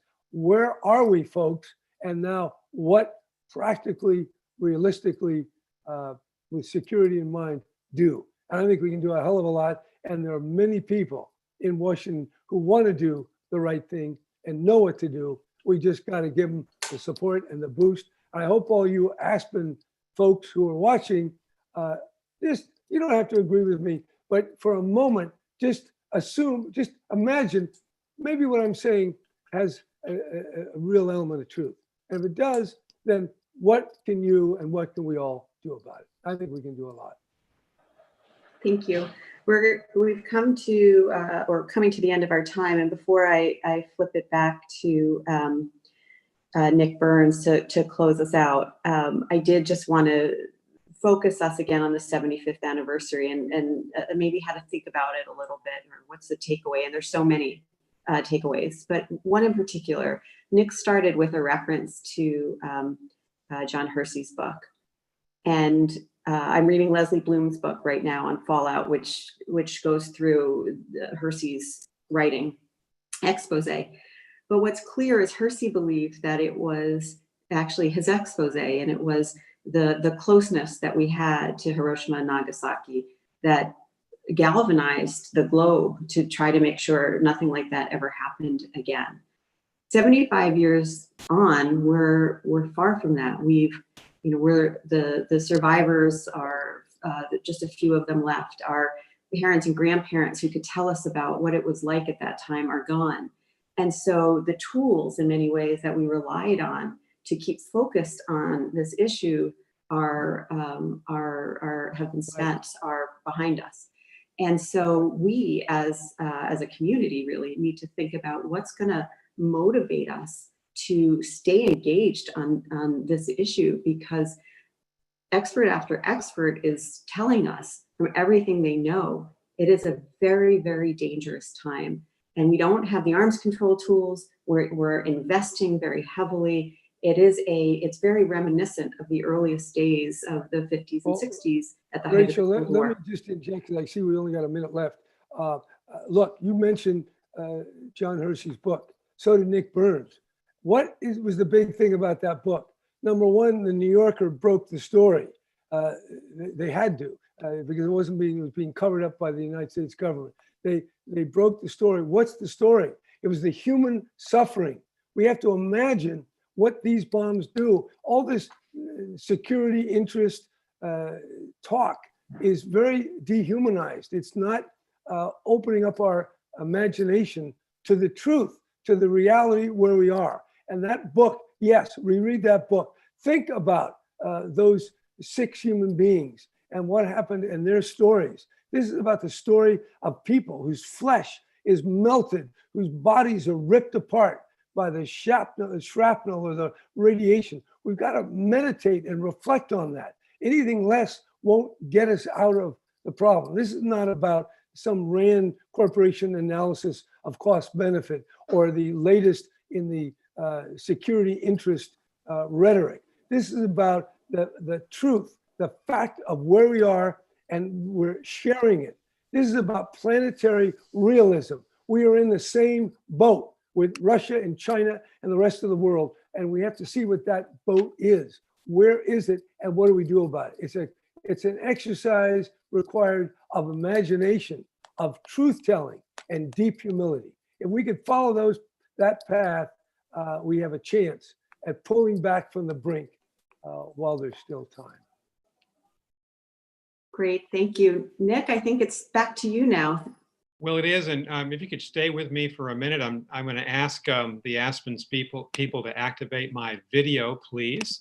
But you can hear me. I just wanted to thank Governor Jerry Brown and Rachel Bronson. This is a somber day. It should be for everybody around the world thinking about what happened. There we go, at Hiroshima, 75 years ago today, and then Nagasaki. Governor Brown, maybe one last question to you. I was a career diplomat for a long time, and as recently as 10 years ago, a lot of national security experts would have laughed at someone if they said we should abolish nuclear weapons. But when Sam Nunn and Bill Perry and George Shultz and Jerry Brown and Rachel Bronson and others get on board, then you have a possibility of making that a mainstream view and reaching out to a broader cycle of people. And even President Obama, I thought, made a departure of all American presidents, talking about that as the ultimate goal. He said maybe not in his lifetime. Is this achievable, do you think? Governor, is it achievable in our lifetime or our kids' lifetime? Well, I don't know. I have no idea. I do know, by the way, I add one more name. Henry Kissinger signed the letter with the other people you mentioned. Look, I think this nuclear threat, like climate, will take decades longer, and maybe pandemics that become more and more virulent. Humankind has to assess, and the leaders of some of whom you mentioned have to assess the danger. I don't believe, and I've talked to the leaders in Washington, I mean, all these people, all the presidents I've talked to, not about this always, but my impression is that people don't really sense the danger. And if you sense the danger, I believe we'd do more. I think Ronald Reagan sensed the danger, and Gorbachev, when they said a nuclear war must never be fought, it can never be won. That's not being said by President Trump. It's not the official policy of the United States.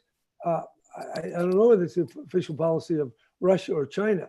We have to get down to the basics. And the basics is that humankind could destroy itself. Extinction is possible. I know that's so big, it's beyond our nice living. It's just so foreign and wild.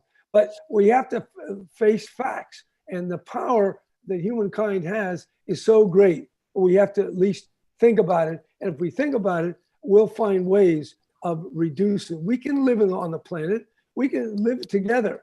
And we got some big difference between the Communist Party of China and the US. Nothing could be more different. That's even more different than Putin's Russia and Trump's America. But there are bases for common interests. We have to state them. We have to talk about them. We aren't.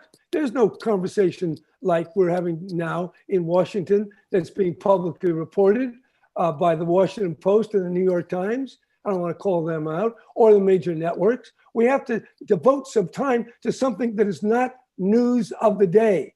The end of the world is not news of the day, but it's real, it's possible. And damn it, we ought to start talking about it. If we talk about it, we'll find a way forward to abolish nuclear weapons, or at least get damn close.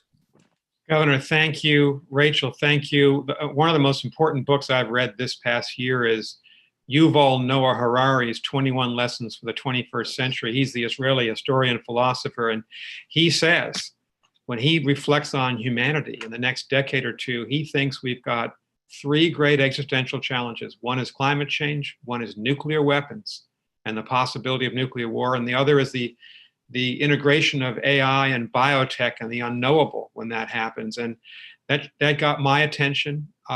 We wanted to have this conversation today. People need to hear your views, and people need to understand the position of the Bulletin of the Atomic Scientists. Thanks to you, Governor. Thanks to you, Rachel. Thank Nick, you, Nick. Nick, the author Yes. you just mentioned has a page on humility.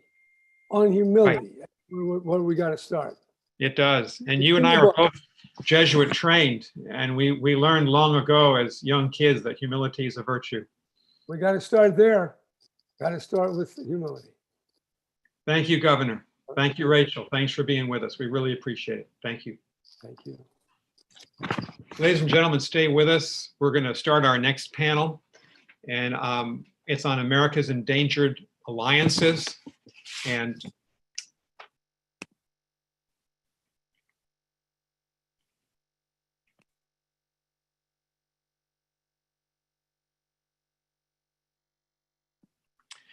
welcome back, ladies and gentlemen.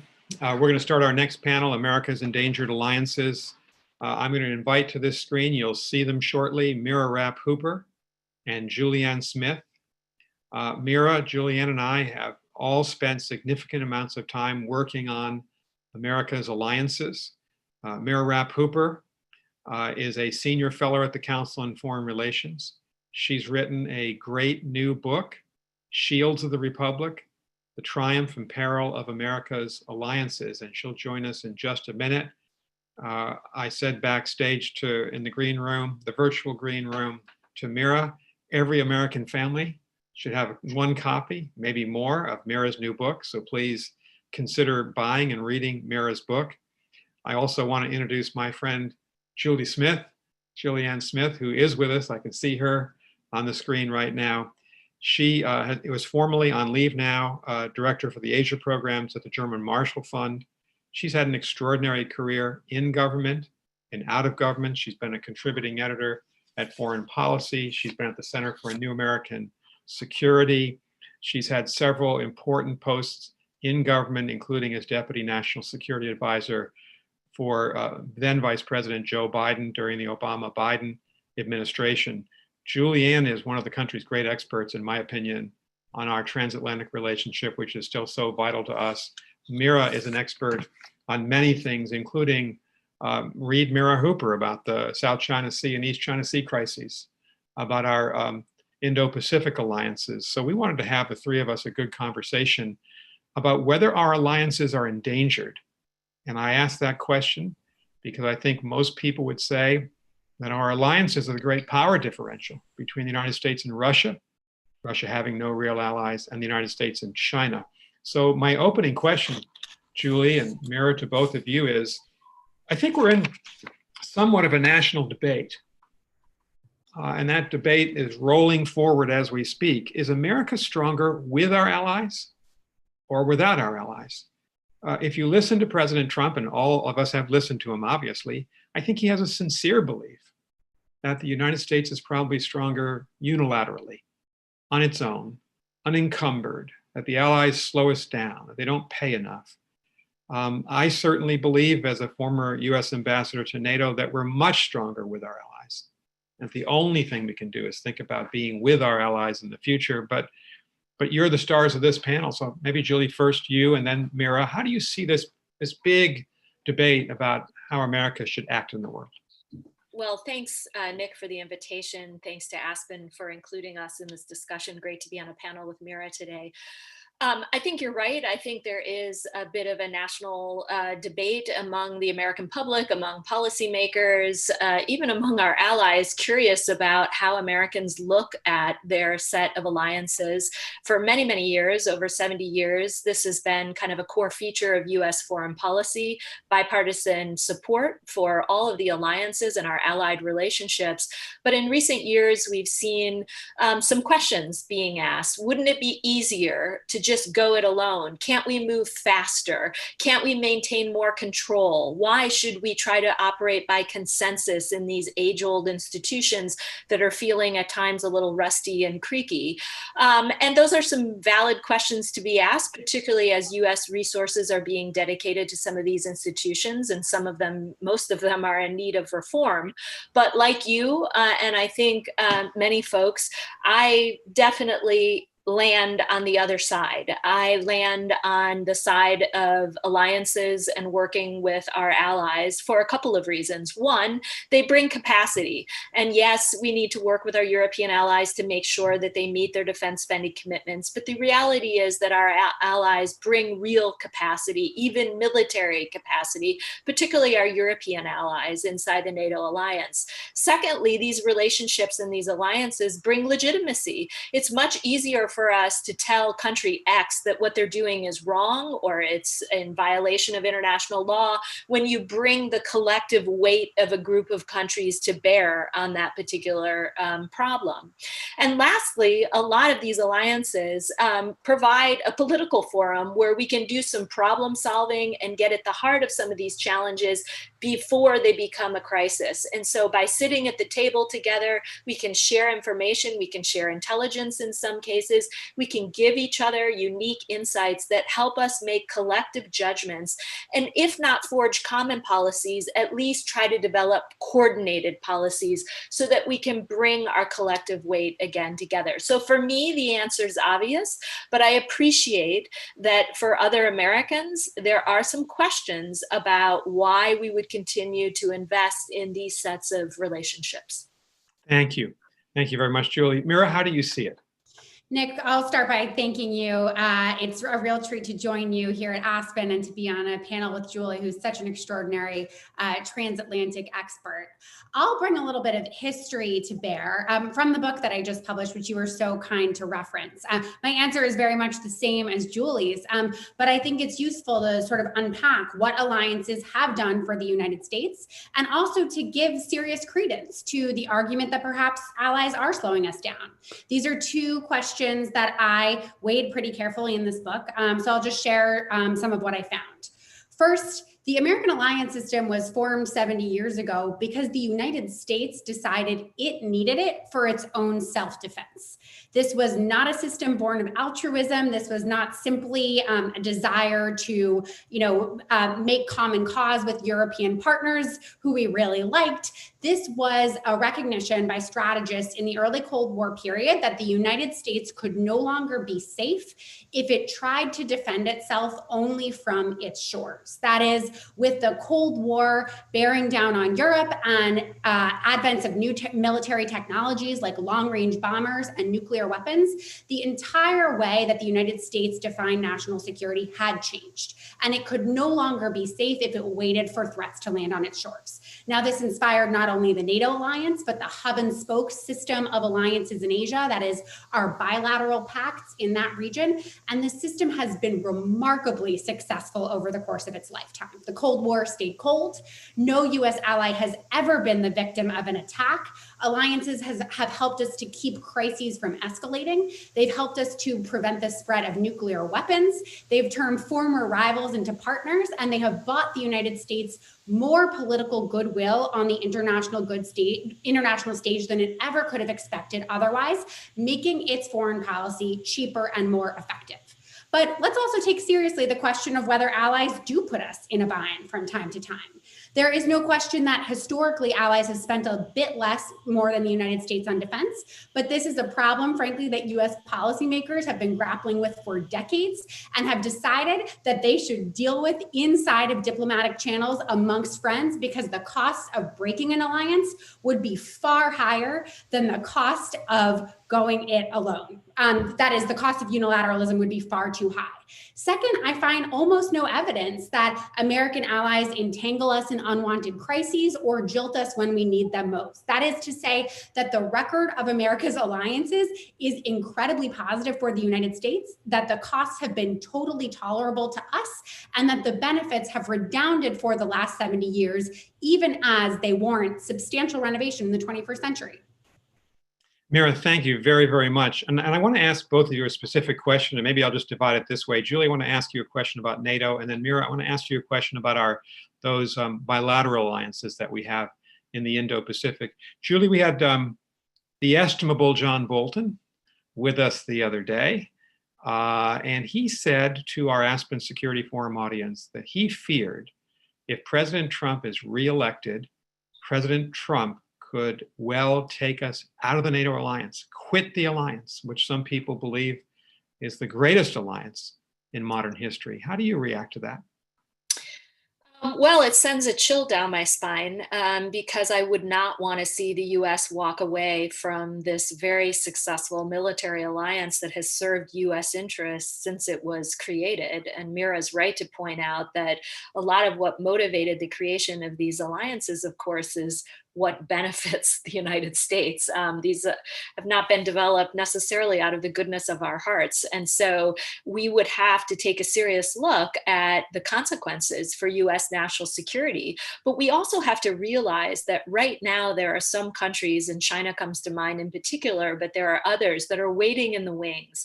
Anytime the United States walks away, it abandons its seat at the table in multilateral institutions. China is more than willing to either come in and take advantage of that situation, or in some cases, assume our seat at the table and try to take over to push forward their own value set, their own political aims, that they want to be driving international norms and standards, not the United States, working with other democratic allies.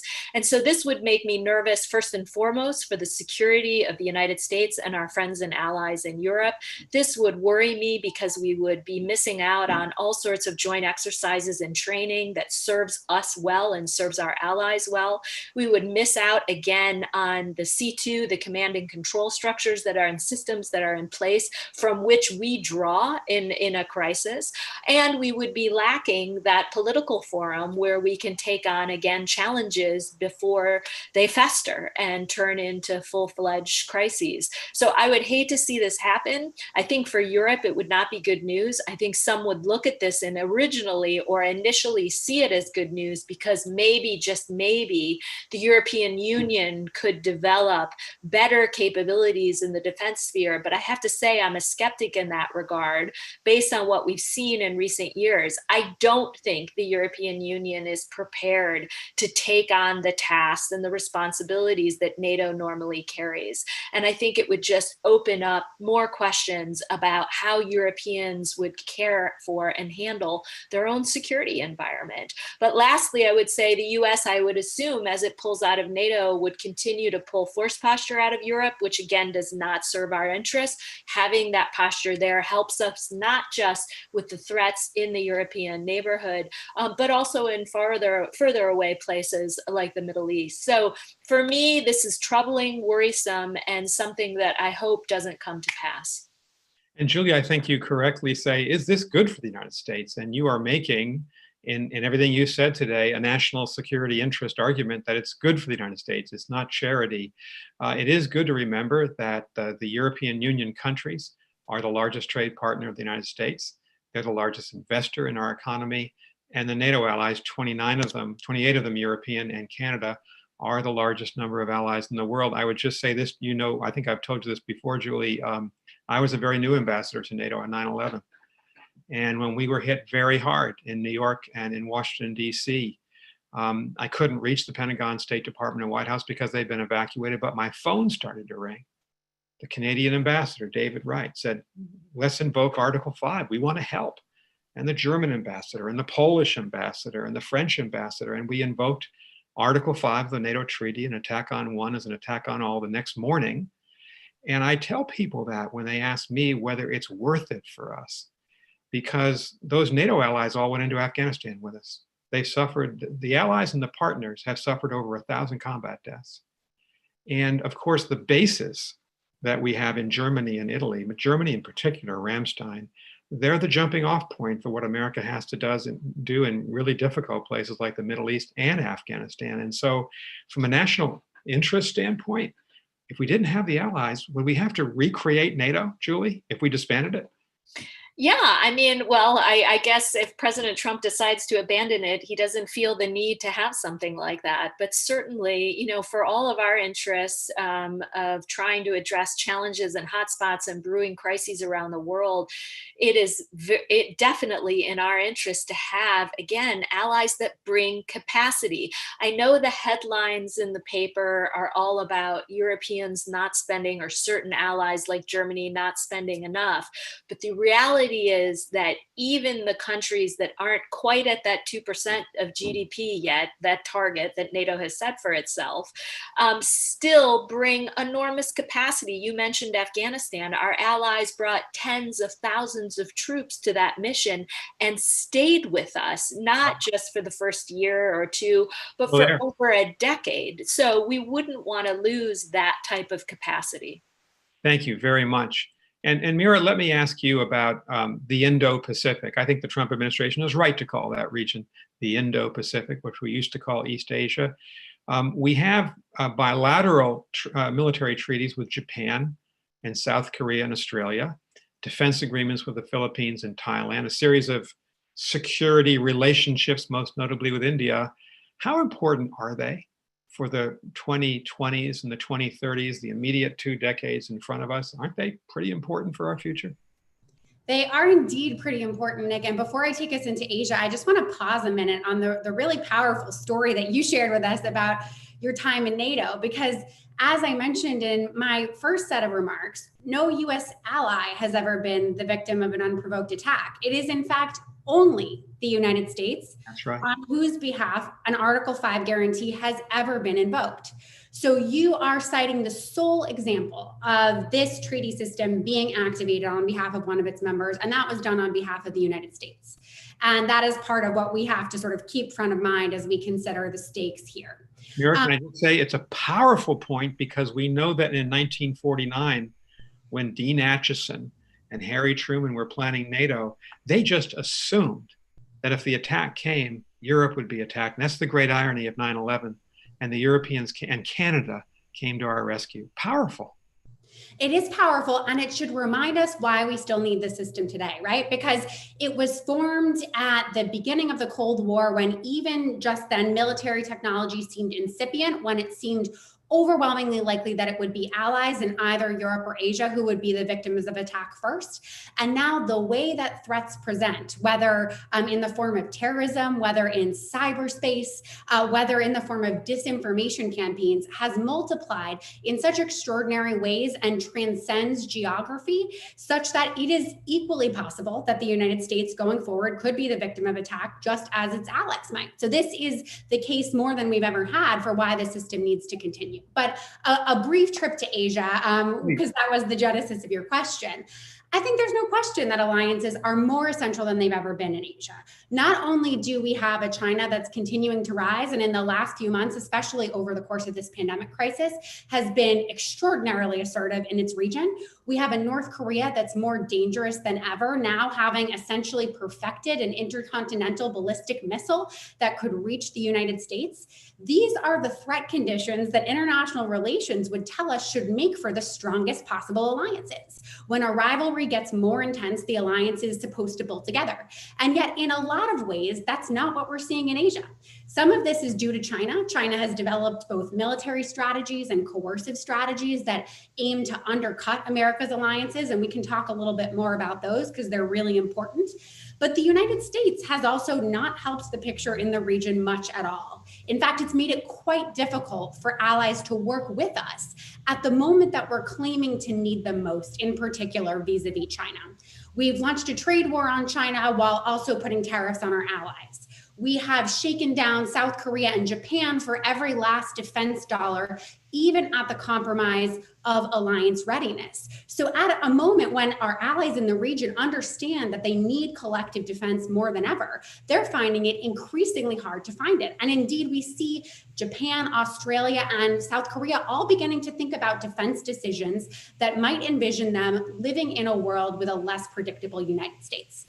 If that happens, the system will begin to unravel, cooperation will be less effective, and the United States' own national security posture will be more expensive. Mira, you make a compelling case that we have these big strategic interests in the Indo-Pacific, and we've got allies who want to work with us. We had Prime Minister Scott Morrison of Australia on with us. We interviewed him 2 nights ago for the Aspen Security Forum. I asked him about the Quad, and he was just committed, he said, to make sure the Quad was strong and the Quad could grow. Tell this audience about the newfound importance of the Quad. What is it? Absolutely, Nick. And I want to hear a little bit from you on this because you're our resident India expert on so many things. The Quad is a quadrilateral security dialogue in Asia that consists of the United States, its allies, Japan and Australia, and a close partner who is not a treaty ally, India. Now, the Quad is really important for a number of reasons, but one of them is the fact that unlike in Europe, where we have a multilateral alliance in NATO, where NATO allies cooperate with one another, not just through the United States, the system of alliances in Asia is structured so that for a very long time, all of these relationships have run bilaterally. What the Quad represents, and what I hope it's just the beginning of, is the advent of networking amongst our alliances in Asia. That is the sort of interrelationship of these alliances so that not only can the United States cooperate with allies, but allies can increasingly cooperate with one another, bringing capacity to bear on shared threats and challenges. So in this case, we've started to see a lot of increasing cooperation between allies like Japan and Australia and increasingly partners like India that include defense agreements between them, but also include multilateral exercises and send really important signals to China around issues like the South China Sea, showing Beijing that there is a lot more than just Washington with interests at stake in that part of the region.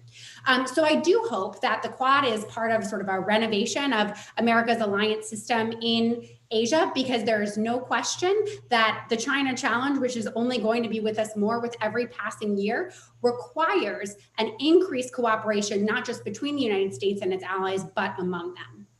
Thank you very much, Mira. Julie, I want to bring you into this discussion of Asia, because I know that you, Julie, have been focusing on Asia for the last couple of years for the German Marshall Fund. We also interviewed, Andrea Mitchell interviewed, the ambassador of the People's Republic of China, Sui Zhongkai. And I, at the very end of that interview, I just suggested to him that I think there's a unity among most Democrats and most Republicans that China poses a genuine threat to the United States, and that its aggressive actions, Hong Kong, the Uyghurs, the India border, South and East China Sea, which you both know a lot about, have driven us to a competitive posture right now.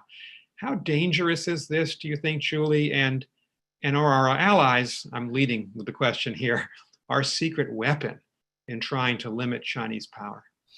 Yeah, well, I totally agree with you. I think the debate here in the United States has shifted in a bipartisan sense. There's a lot that Democrats and Republicans have been arguing about in recent years. You can take pretty much any regional or functional issue and find great debate.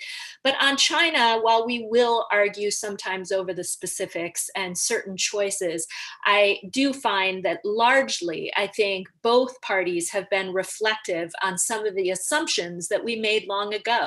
That engagement with the Chinese, however you define that, would be productive, and that perhaps we could, over many years, over a great period of time, find ourselves engaging with the Chinese in a more constructive way, and that the trend line would be more positive, that they would drift away from some of the authoritarian instincts, some of the developments that we were seeing, things that we were taking issue with, whether it's their human rights abuses or conduct in the South China Sea. But I think both parties now look back on the last decade and say, wow, not much has changed.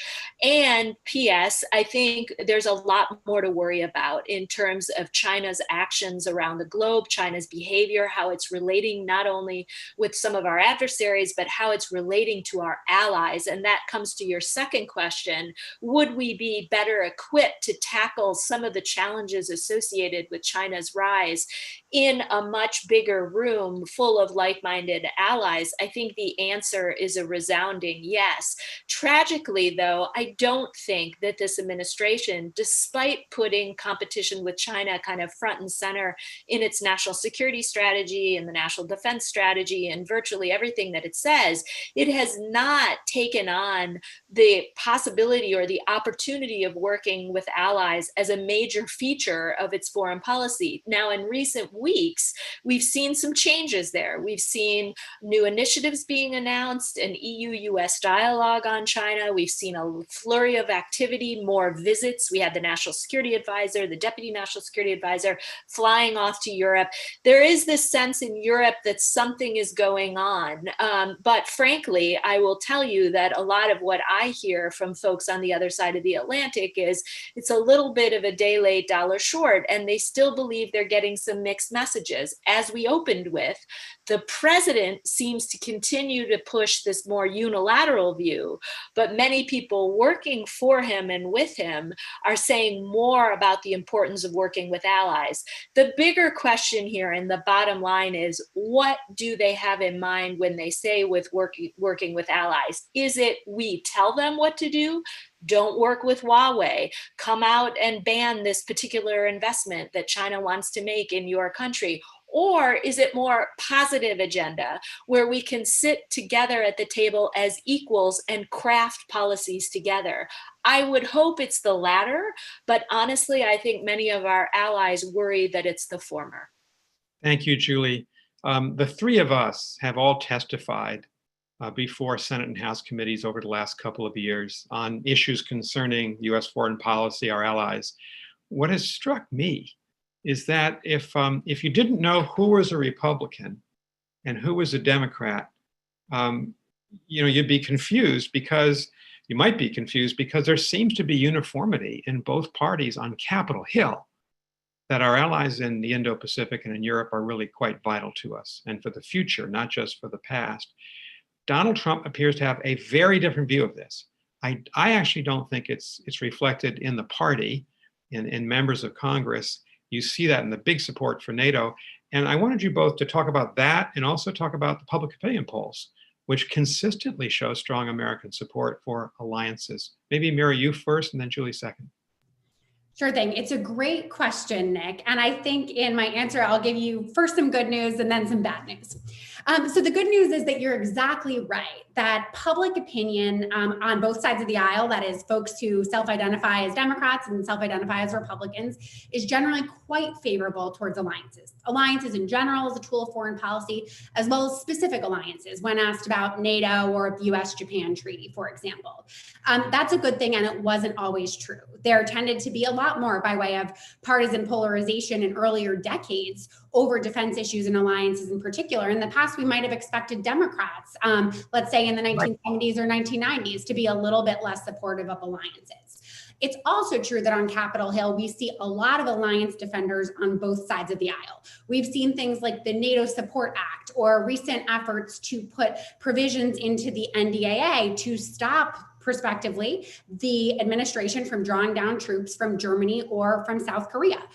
So you're right, there is this bastion of bipartisan support at both the elite level and the public level that should lead us to believe that our alliances may well be able to continue so long as leadership steers them in that right direction.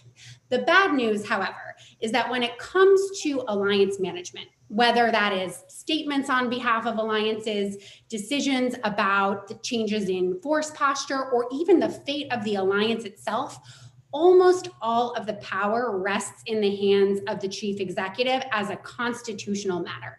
So if we have a president who is at his core adverse to alliances and wants to dismantle them, there is relatively little the public and even Congress can do to stop him. Congress's best bet comes in the form of appropriations, trying to hold up funds for things like troop withdrawals. But at the end of the day, history, and again, the Constitution shows us that much of alliance management power lies in the hands of the US president. Undoubtedly true. The president has great authority under the Constitution.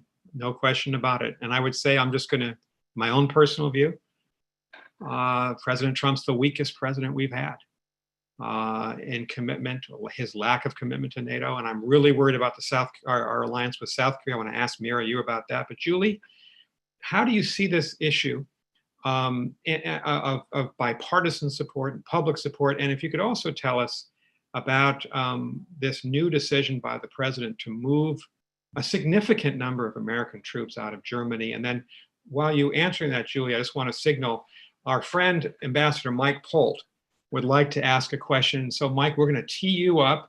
And when Julie finishes her answer, we'll bring Mike in to ask a question of Mira and Julie.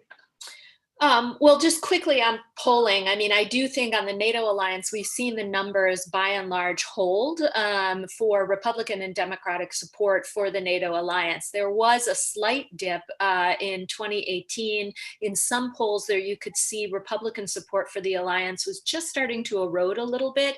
And I think there that comes to the point that presidents can, over the long term, have an effect on public opinion, particularly with those in their own party. So if you have President Trump, say, in office for 8 years, continually driving home this message that the alliance is obsolete, I do think that if we were to look at the end of the term, compared to where Republic opinion was at the beginning, you would see a shift there.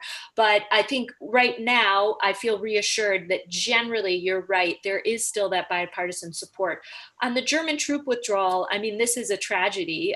First and foremost, let's get to the United States and what serves our interests.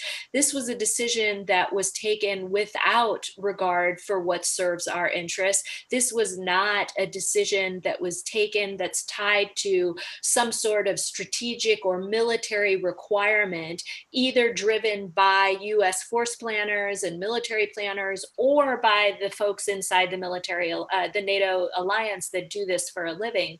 Instead, as the president confirmed in his tweet, this was a punitive, very petty, punitive measure for a country that, in the minds of the president, deserves some action for failing to spend enough on defense. I mean, I will note that the Germans, by the way, have had a major increase in defense spending.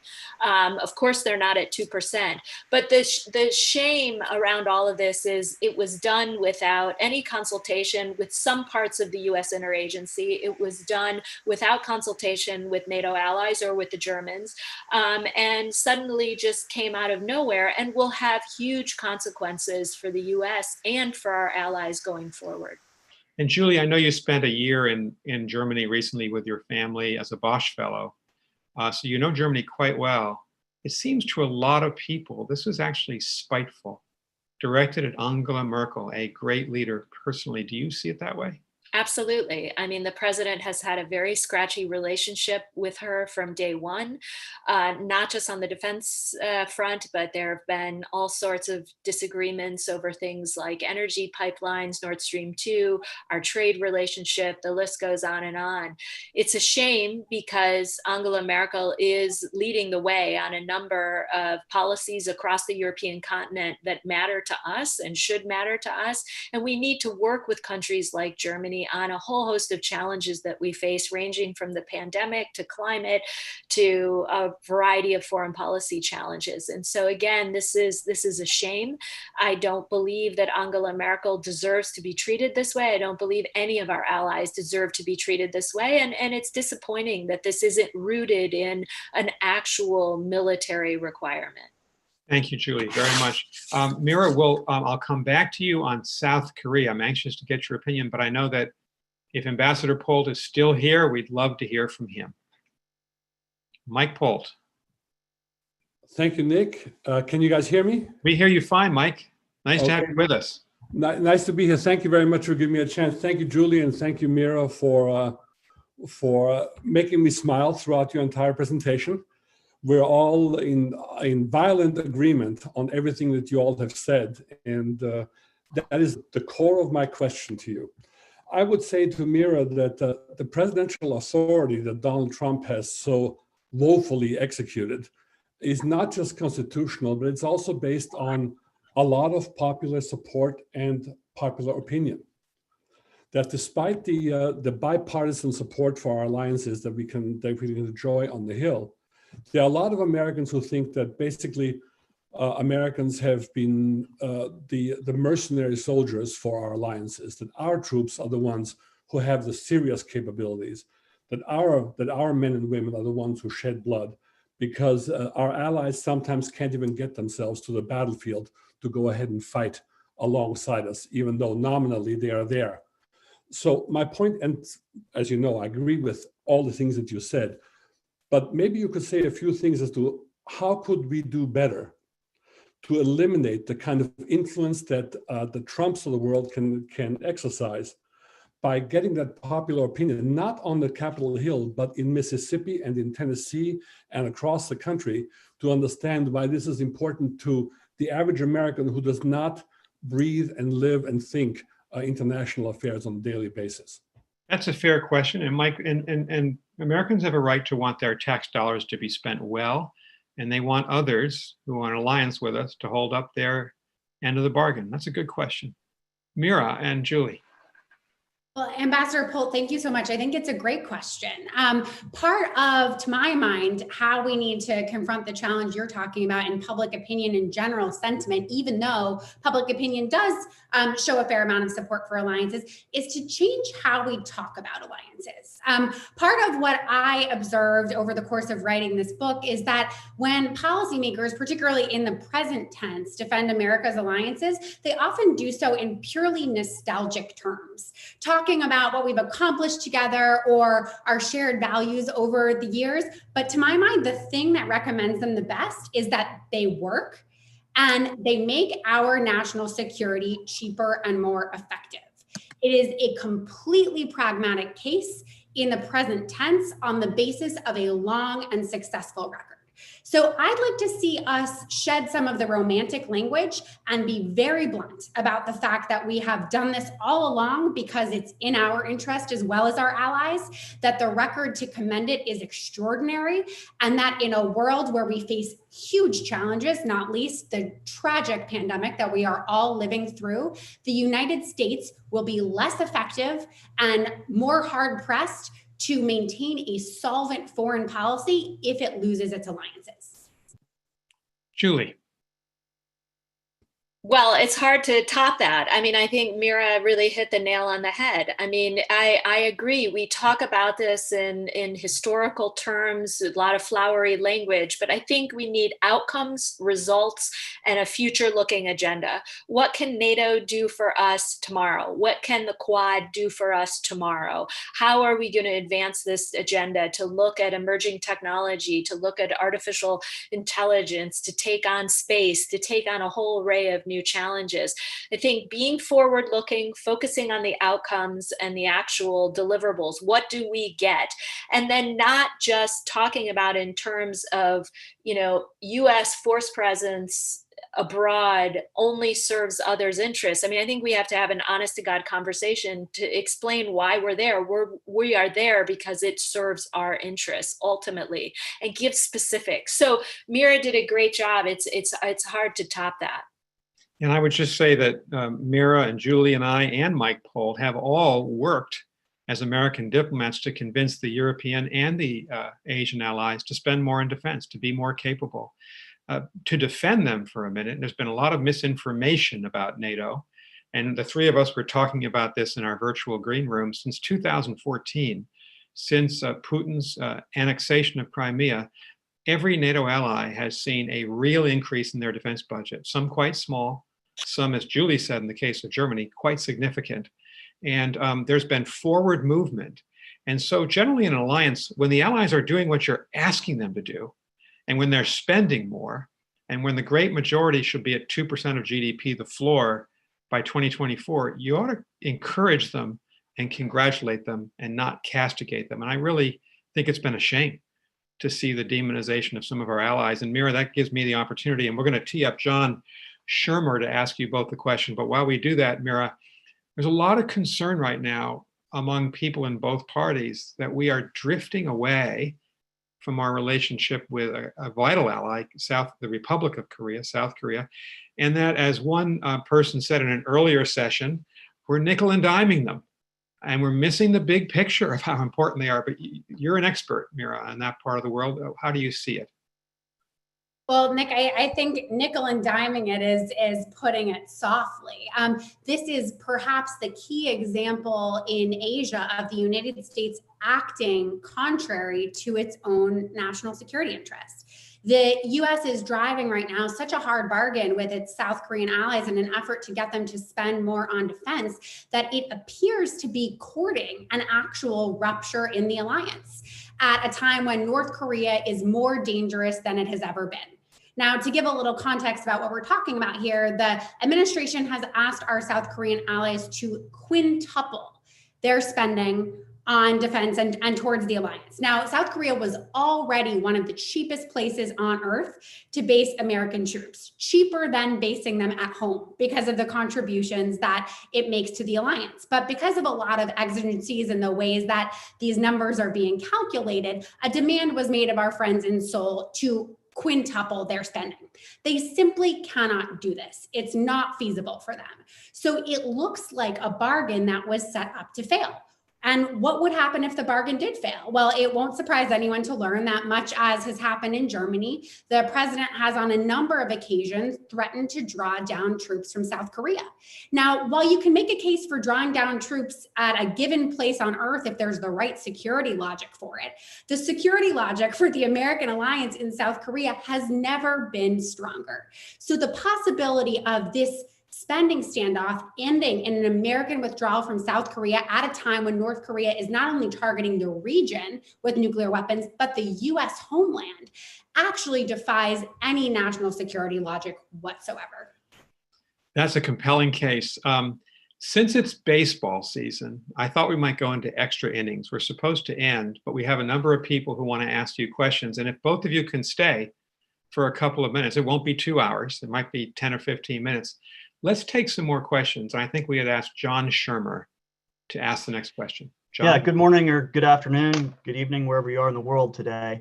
I just returned from South Korea, Mira, and so your comments on the special measures agreement negotiations resonate with me, and that was actually the focus of my question to the panelists writ large. You know, what policy recommendations would you have for stabilizing the fiscal streams that support these alliances? You know, my personal observation is that they bring a diversity of thought and capabilities that the military would not otherwise have, and give us additional options for combating what I see as an environment of mutually assured disruption without them. And then a second question for the panel: what opportunities do we need to consider for additional partnerships in the Pacific? You know, obviously, the quadrilateral security dialogue is a great first step, but are we leaving opportunities on the table out there? John, those are excellent questions. Mira and Julie. Great. I'm happy to take a first crack at this spending recommendations question. I think there is a lot to be gained, both in the context of these current negotiations and more broadly, in expanding what we think of alliances as including. And I'll tell you what I mean by that. First is the fact that when we think about our alliances, we're generally talking about cooperation against military threats, but threats in the 21st century are in many ways increasingly non-military. That is, alliances should increasingly be focusing on things like cyber threats, election interference, new technologies, and even supply chain security. And if we were to expand our alliances to include these types of domains, we would also expand what our allies can contribute and what we count when we count their contributions. They could do more in terms of taking on more responsibilities within the alliance, and they could also spend more, because while many of them have prohibitions on raising their defense budgets too high, they may be able to do so inside their foreign ministries or within their intelligence communities. So my answer to this great question is basically that we should broaden our balance sheets, because we are all facing a far broader range of threats than we were when this system was crafted in the early Cold War period. And if we expand it to take on that full range of threats, we're actually going to make it a lot easier for allies to step up and be counted where they are already contributing. Second, on the question of other partners in the Asia-Pacific region, no question, India is hugely important. I would note that it's also, I think, a good idea to be modest about our expectations for India or any other partner. That is to say, not to expect India to become a full-fledged treaty ally, but rather try to harness the cooperation that we can in the Indian Ocean region and closer to India's borders, where it's more likely to take its deepest interest. I'd also point to Vietnam as a country we should be thinking very seriously about and continuing to sort of tend ties with, as well as partnerships with Indonesia and Malaysia that, you know, hit any number of snags over the years, but remain important to keep steady. Of course, we have an ally who doesn't hold a full-fledged security guarantee in the form of Taiwan, who remains absolutely crucial to the region. So when we look beyond our immediate treaty guarantees, we do indeed see a region full of promising partners who in many ways are starting to lead the way to the future of the security picture in Asia. And Mira, I'd just say one thing before we ask Julie to comment. You're absolutely right about India. India is not going to become a treaty ally. It's too big in its conception of itself. It doesn't want to have an alliance relationship, but particularly we've been talking to Shankar Menon this morning, and Tanvi Maiden as well.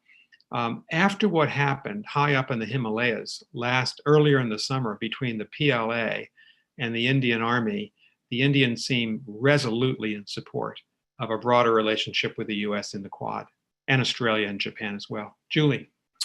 Well, just to add to Mira's good points, I mean, I think we've got to get rid of kind of this imagery in our head that America has a set of alliance relationships across the Pacific and America has another set of relationships across the Atlantic, and really start thinking of, I guess you could make it kind of a quad squared, because there is a quad. We use the term quad in government when we meet with the UK, France, Germany, and the United States, or there are different variations. Sometimes a couple of other countries are added in. And yet, as we discussed earlier, there's another quad on the other side. I think when we think about the challenges, again, surrounding China in lots of different baskets, in the way in which China behaves in multilateral institutions, about its predatory trade practices, about the investments that it's making around the world, and how it's trying to leapfrog us in technology and really be the leading light on, again, setting those norms and standards,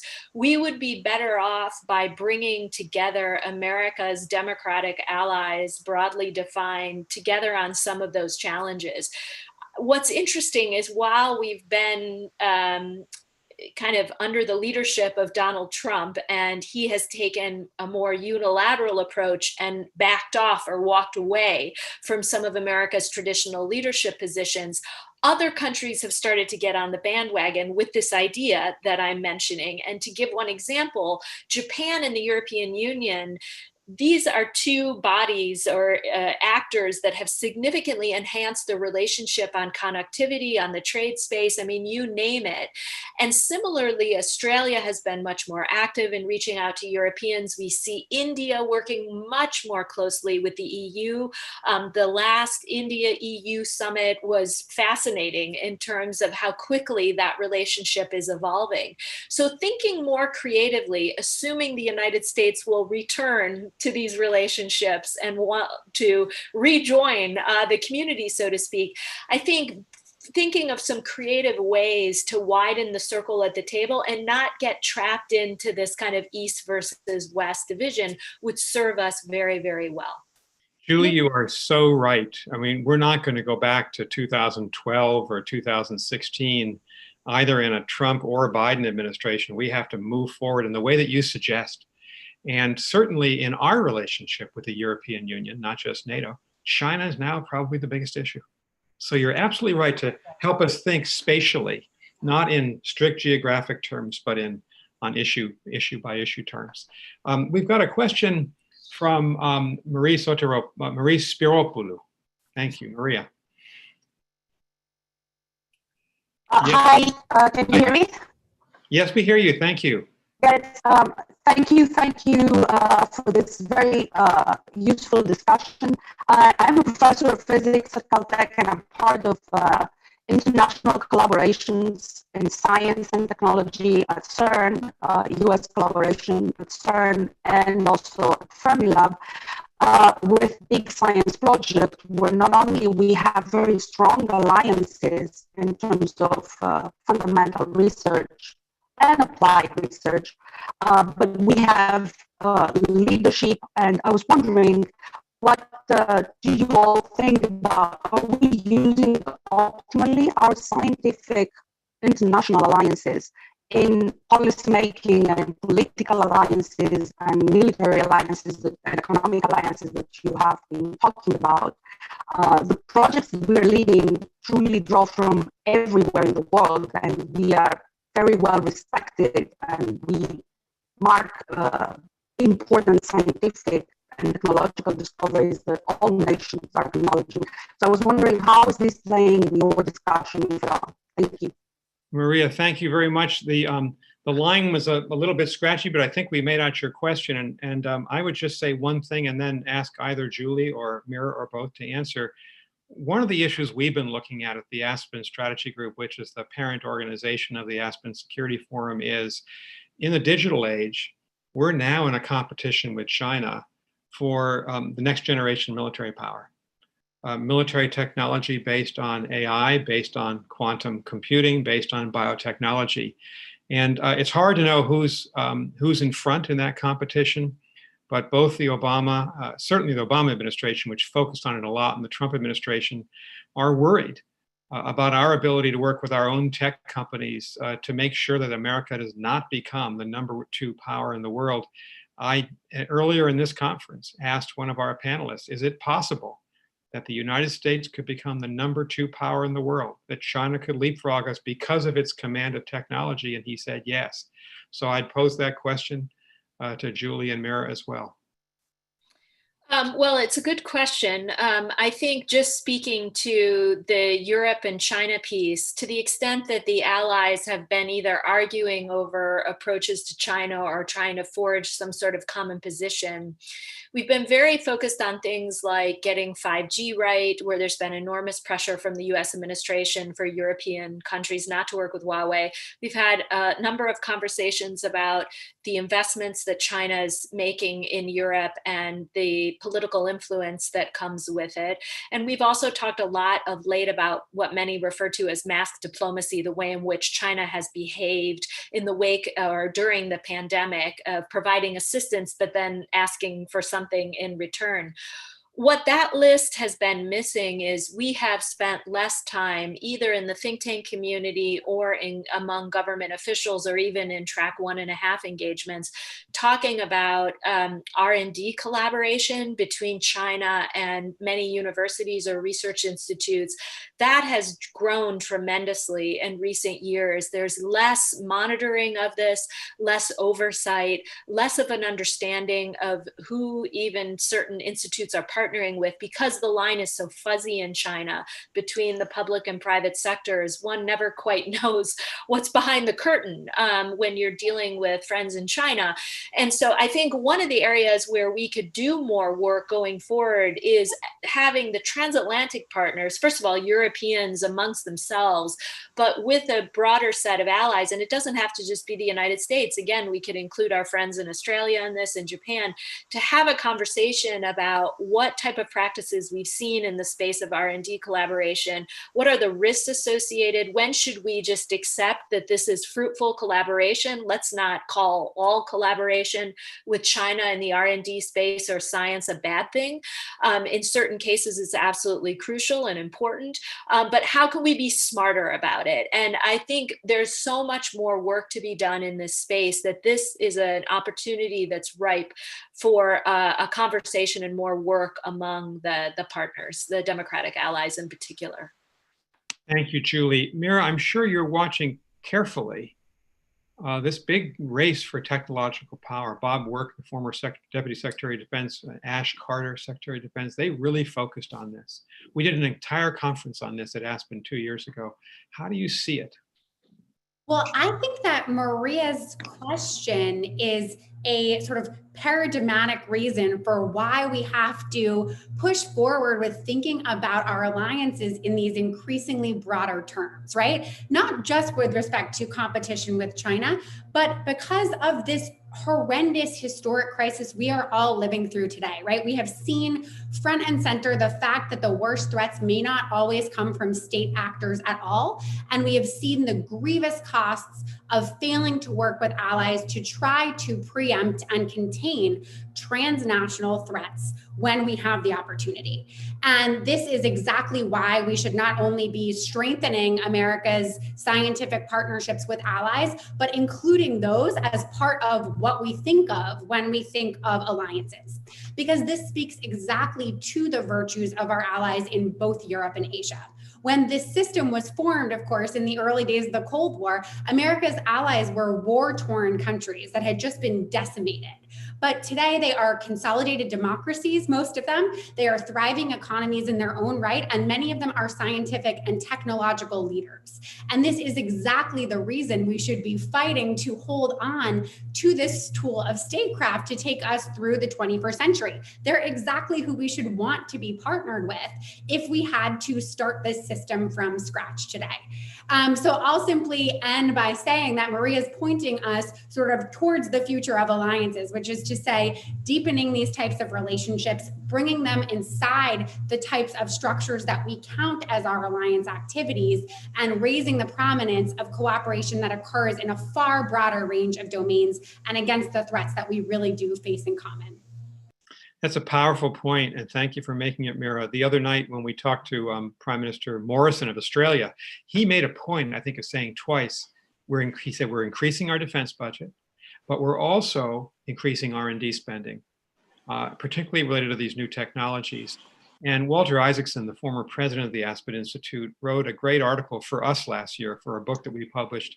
And Walter says, you know, what made America great? He asked the question, what made us great?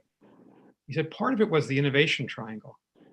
From the Manhattan Project, we're thinking about that today, the tragedy of Hiroshima and Nagasaki, all the way through to Gemini and Apollo and the creation of the internet. It was the federal government spending lots of money to invest in our research universities. And then, of course, a lot of those ideas spinning out to the other point in the triangle, the private sector. And Walter's concerned that triangle, that innovation triangle is breaking down. And we have seen in the last several years a substantial reduction in government support for R&D spending, and we're not seeing that in China. So I think Maria's question is a powerful and very good question. Mira and Julie, what we're going to do is take, if you can stay a couple more minutes, we won't keep you longer than that. Rena Amiri and Kurt Sampson both have questions. We're going to ask them to ask those questions, and then ask both of you to respond to them, and then we'll call it a day. So let me call on Rena Amiri first, and then Kurt Sampson. Thank you very much for a very important and very interesting discussion. My question is about the United Nations. Now, the US policy towards the UN under the Trump administration has been characterized by one of retreat and withdrawal. The US has cut funding both from the UN Secretariat and field missions. It's withdrawn from UN bodies. Most recently, it's set in motion withdrawal from WHO. And many have suggested within the UN that this is diminishing US influence within US influence in the UN. And the expectation is that with the Trump administration, second Trump administration, this would only increase. My question is, what would you view the implications both for the US and the UN? And second, is this part, would you consider this an aberration or the new normal? And this is one of the questions member states are asking. Thank you. Rena, thank you very much. We will try to answer that question, our guests will, but let's go to Kurt for his question. We'll take them together. Kurt, please. Thank you. At the beginning, Mira Rapp-Hooper began with a discussion on the history of alliances. Can any of you bring to bear or any reflections on George Washington's policy of isolationism, think his farewell address, and its impact on policymakers today? How have we navigated foreign policy to successfully establish alliances that are so critical to America's defense while dispelling the policy of our founding father? Thank you. What a great and honest question, Kurt. Thank you. So let me repeat the two questions for Julie and for Mira. Rena's question, very good, is reductions in US funding and US activity at the United Nations and its tributary agencies. We had Ambassador Kelly Craft, the current US ambassador, on with us, and she was a robust defender of the United Nations in that interview. I was very impressed by that. But what would be your perspective on that? And then Kurt's very good question, Washington's farewell address about beware entangling alliances. I would add to that, John Quincy Adams, July 4th, 1821, America should not go abroad in search of monsters to destroy. Are we straying from the wisdom of our founding fathers and mothers, or is it just that we're living 200 years later in a very different world? Another way of thinking about Kurt's very good question. Julie, maybe we can do is, Julie, if you want to take, let's focus on the UN first. Let's answer that question, both of you, then we'll focus on Kurt's question. On the United Nations, I mean, I hope this isn't the new normal. I hope that this is a moment in time where we've had a chance to experience what actually happens when the US walks away from some of these organizations. And I think we've seen in real time the consequences of that for the United States, for the institution, as the US has walked away from the UN in multiple senses. Just to give you one example, I mean, the United Nations has 15 different technical agencies. China now heads 4 of those agencies. No other nation in the world leads more than 1. And I think what we've seen is China is taking definitely seizing any opportunity that it can find to assert itself and take on leadership roles so that it can not only shape the agenda of that organization, but make very consequential decisions on personnel and on who gets very powerful positions inside those organizations. And then again, back to something we've mentioned a couple of times, shape not only the outcomes and the policies, but the norms and standards that are associated with what goes on in these institutions. I mean, to the degree that the United Nations is shaping international norms and upholding them, one would hope, China now is in a position where increasingly it can exert influence over a lot of those decisions. And so one would hope that we are going to return to the table, that we are going to work with our allies to reassert ourselves in an organization like the UN and admit that while it has warts and there are many things that do not work well inside the UN, we could spend another 3 hours, 3 days outlining the problems. In my mind, the benefits still outweigh, or the pros still outweigh the cons. Thank you, Julie. Mira. I'll jump in with a brief additional flourish because I know we're short on time and I want to get to this great George Washington question too. So in addition to the great points that Julie has made about the United States leaving a power vacuum, I would also note that our withdrawal from multilateral organizations and agreements actually redounds back negatively in our alliances, which is to say that if you look at elite opinion data in countries around the world, but allied countries in particular, about views of the United States and views of US leadership, you've seen the steepest drop in allied countries. So it's the Japans, the South Koreas, the Germanys of the world who are the most shocked by the change in the United States' role on the global stage. And by and large, their shock comes not from any given bilateral wrong that we've done to them, but rather the abrogation of multilateral agreements and the withdrawal from multilateral institutions in which they thought we were firmly ensconced. So whether you're talking about the Paris Climate Accord, the Iran nuclear deal, or our participation in UN organizations, it's this sort of jerking breakneck withdrawal from this broader international system that has done the most to damage our reputation amongst the leadership of allied countries in the broader world. So I very much share Julie's hope that this is not the new normal. Thank you. Let's use Kurt's very good and fair question as an ending, and let me add to its level of difficulty.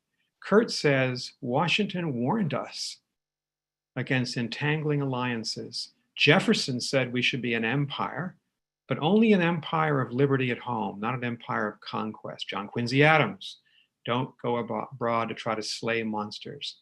But then you think of leaders now, I can think of 2. Involved, one in our chair of the Aspen Strategy Group, Condi Rice, who said to me publicly in an earlier Aspen forum, we've lost our self-confidence about who we are in the world. She's an internationalist.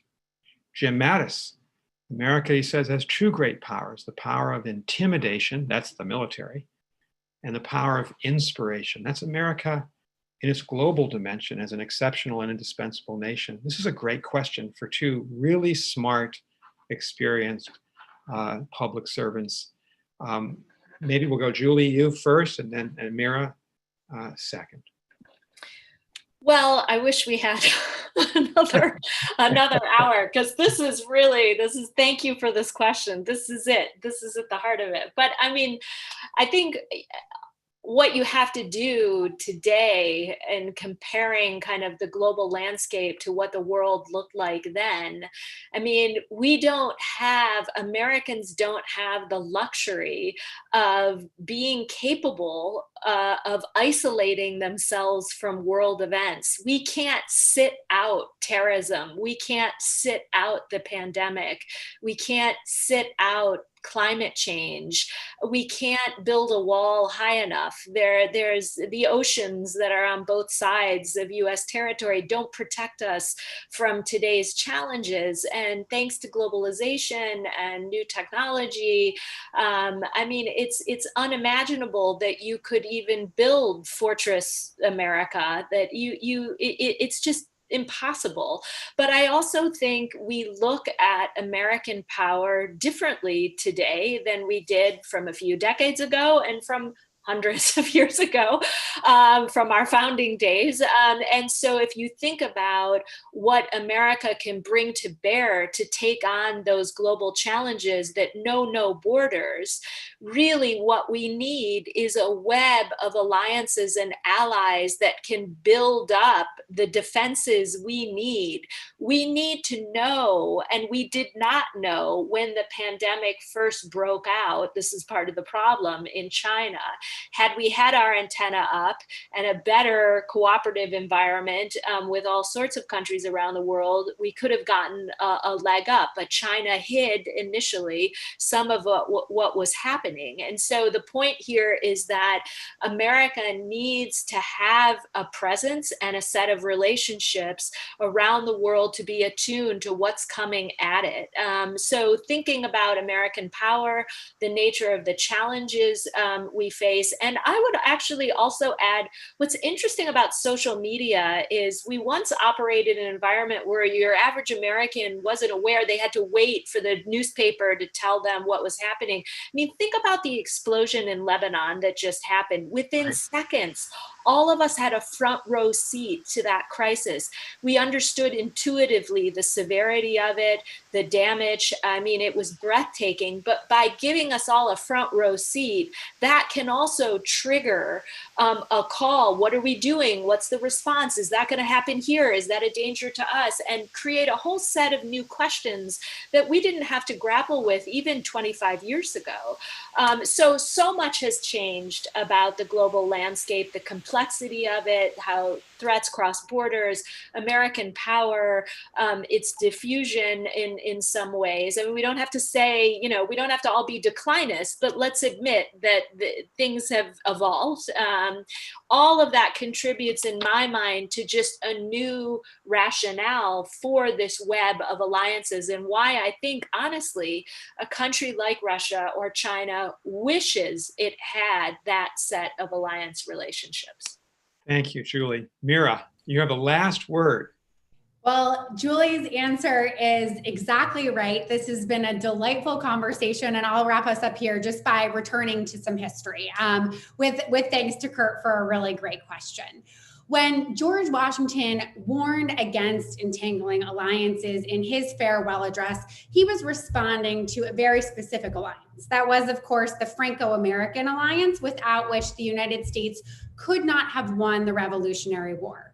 But by the time Washington was giving his farewell, that alliance had become rather irksome for the United States, so much so that it had actually resulted in some foreign political interference in an election, right? So these are age-old problems, unless we think we're living through something new. But Washington's admonitions were actually really focused at that alliance with the French. And he was really focused on ensuring that as a general matter, the United States would not become entangled in relationships with European countries while it was still trying to develop its ability to self-govern. That is, when the United States was a weak power in the early years of its independence, it was at risk for being entangled and losing its ability to really consolidate its own sovereignty and sense of its own national interest. But his predecessors clung to Washington's gospel to such an extent for 150 years that it was impossible for any other US president to form an alliance until World War II showed us that we could not live without them. that it was entirely impossible to keep ourselves safe in a world in which we simply relied on 2 ocean barriers and friendly neighbors. And that's what brought us to the transformation that resulted in the alliance system that we have today. So it's critically important to, return ourselves to our forefathers' admonitions, to think about where they came from, but also to understand why they changed. And Washington's farewell gospel also reminds us of something else. That is the fact that there has long been a strain of isolationism or unilateralism in American foreign policy dating back from the founding, that we have time and again questioned whether we belonged in the world as a matter of national interest, but that we have again and again returned to the answer that we do, and that we keep ourselves safe through interdependence and cooperation. So I hope that by returning to these words and thinking about both why they have changed and why we continue to revive debates like these over the years, we will ultimately land back up where we always have before, which is that America belongs in the world with allies by its side. What a way to end this conversation. So what Mira is telling us is that history actually matters, and reading it and understanding it actually matters. And Mira has written a great new book, Shields of the Republic, The Triumph and Peril of America's Alliances. We couldn't have 2 better people than Mira and Julie to help us think through these really difficult issues. We thank them. I think this has been twice as long a session as we had planned, but we didn't want to stop it because we're talking about issues that really matter to the future of America. And as I think of our future, I know that Julie and Mira are going to be back in public service at some point, and they're going to help lead us forward. So I thank both of them for being with us at the Aspen Security Forum. All best. Thanks, Julie. Thank you, Nick. Thank you. Thank you. And hold on, at 2:45, we have our next conversation. It's called A View from Brasilia, a conversation with Minister of the Economy of Brazil, Paulo Guedes. The moderator will be Franklin Four of the Atlantic, and we're delighted that he will be with us. Thanks so much. See you at 2:45.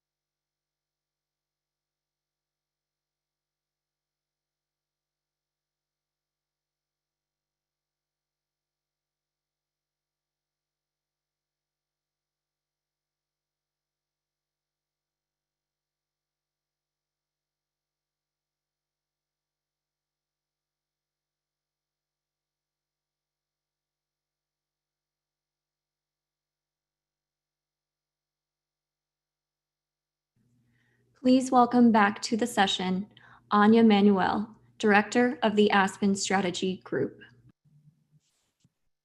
Good afternoon and welcome back.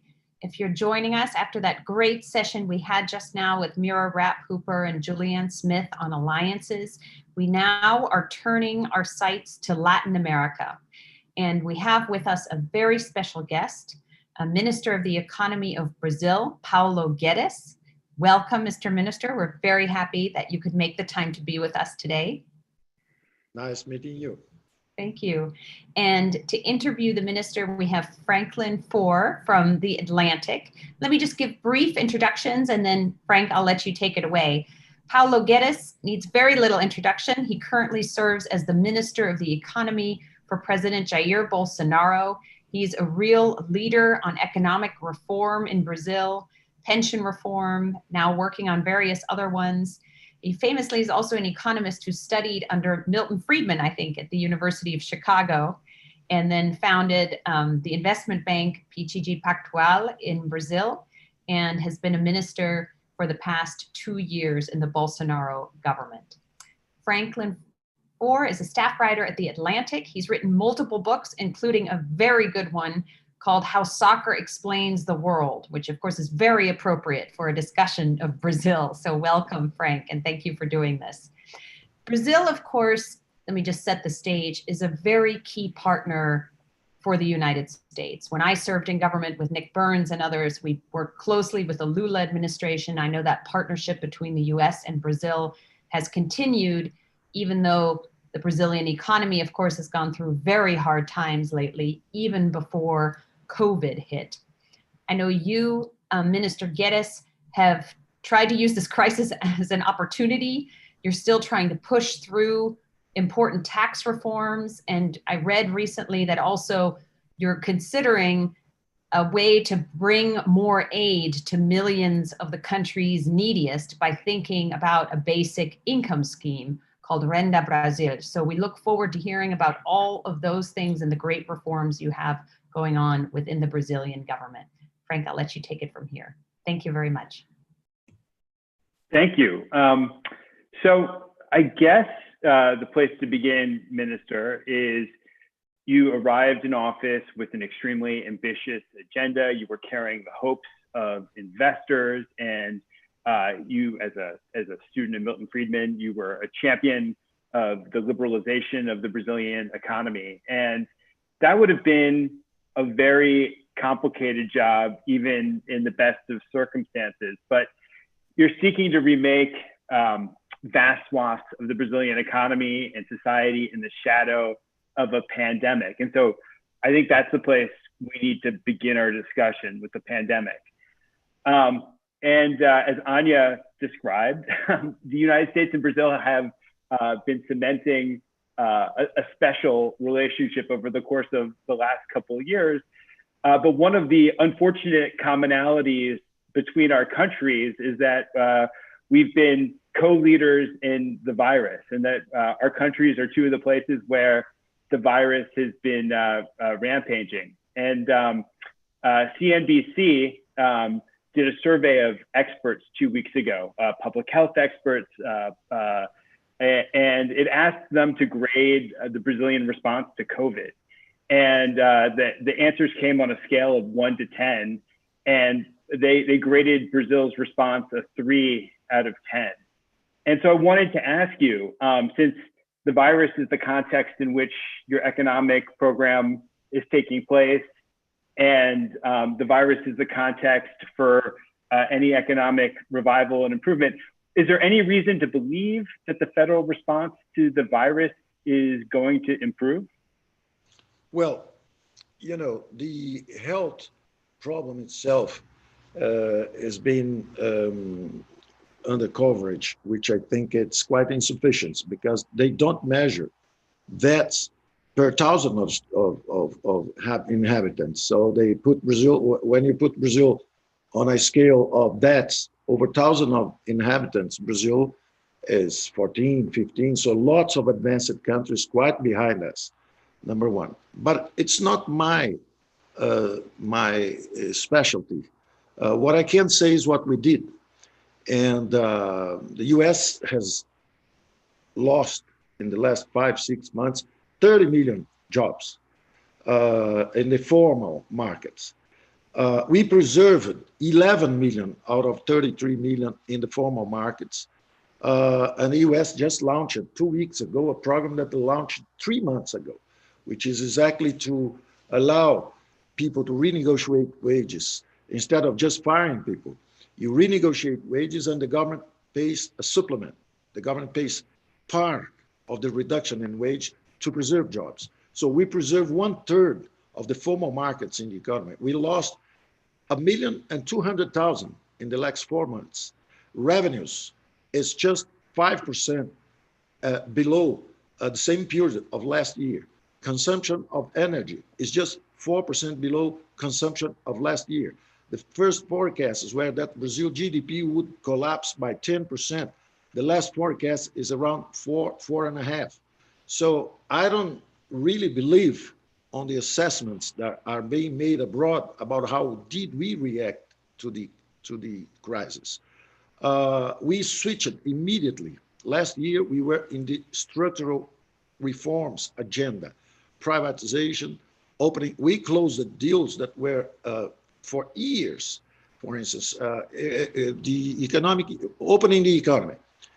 We closed with Mercosur a deal that was for 8 years suspended. Then the European Union, we closed the deal in 8 months. That the last round was the Doha round 20 years ago, and we closed the deal in 8 months. We closed the deal, then we began negotiating with South Korea, with Japan, with European Free Trade Union, with Canada. So we were moving at a high speed. When France could not, France had millions of people in the streets against the Social Security reform. And we had millions of people in the street enforcing, supporting the Social Security reform that we did last year. So when I went to Davos at the beginning of this year, the assessment was that the world was in synchronized deceleration. The whole world economy was decelerating. Brazil was beginning to take off. We were growing already at 2.5% when we were hit by the COVID. Then what was our answer? We immediately switched from structural reforms to emergency aid. And we spent twice as much as the average of emerging markets and 10% more than the average of advanced countries. So we spent 10% of GDP. Only the US spent more than Brazil. Our deficit came from 1% of GDP to 11%. We had a decentralized health system. So we decentralized money. We sent money to state and municipalities. We preserved jobs. We gave support. We digitalized 64 million Brazilians to give them aid, direct transfer, income transfers, to help them to practice social distance without jobs. These guys were invisible. We found 38 million Brazilians that were not registered anywhere, informal markets. So we gave direct income transfers to these 38 million Brazilians, plus 26 million that were already in the social relief programs. So we paid 64 million people for 6 months in a row. And the data we have on the response, economically at least, we had several programs that are being considered very good programs abroad.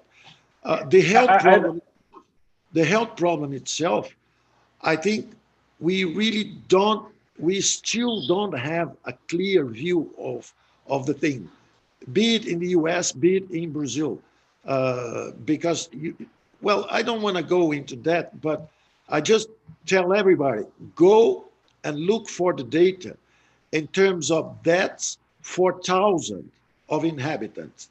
Don't believe, because a lot of news were, even in Brazil, were something like Brazil beats Italy in number of deaths. Brazil beats Belgium in number of deaths. Well, just compare the populations. Just But compare. the evidence. I mean, let's just pause here for a second, because this is important, because this is the essential context for the emergency programs that you've introduced, and the question is really the extent of the emergency and whether Brazil is going to be on the other side of it anytime soon. Because we've seen in other countries in Europe, not in the United States, but where lockdowns and coordinated federal responses, national responses, have succeeded in squashing the virus enough that the economy could reopen. Are you saying that you're pleased with the government's response, and that you think that the nation is on the brink of the other side of the virus? Because when I look at all the numbers and the data, it doesn't seem like that's the case. Listen, again, I tell you, health is not my specialty field. I'm quite pleased with the economic response of the Brazilian economy. We'll be out of the crisis before you guys. This is what I'm saying. So for several reasons. First, all the calculations were that the external shock, the external economic shock, would cause at least 30% of the impact. So the first forecast is, well, Brazil is going to collapse, GDP is going to collapse by 10%, 3.5% or a little bit more than that is going to be for the foreign shock. Wrong, because what was a curse, Brazil stayed a closed economy for the last 20 years, it became a blessing.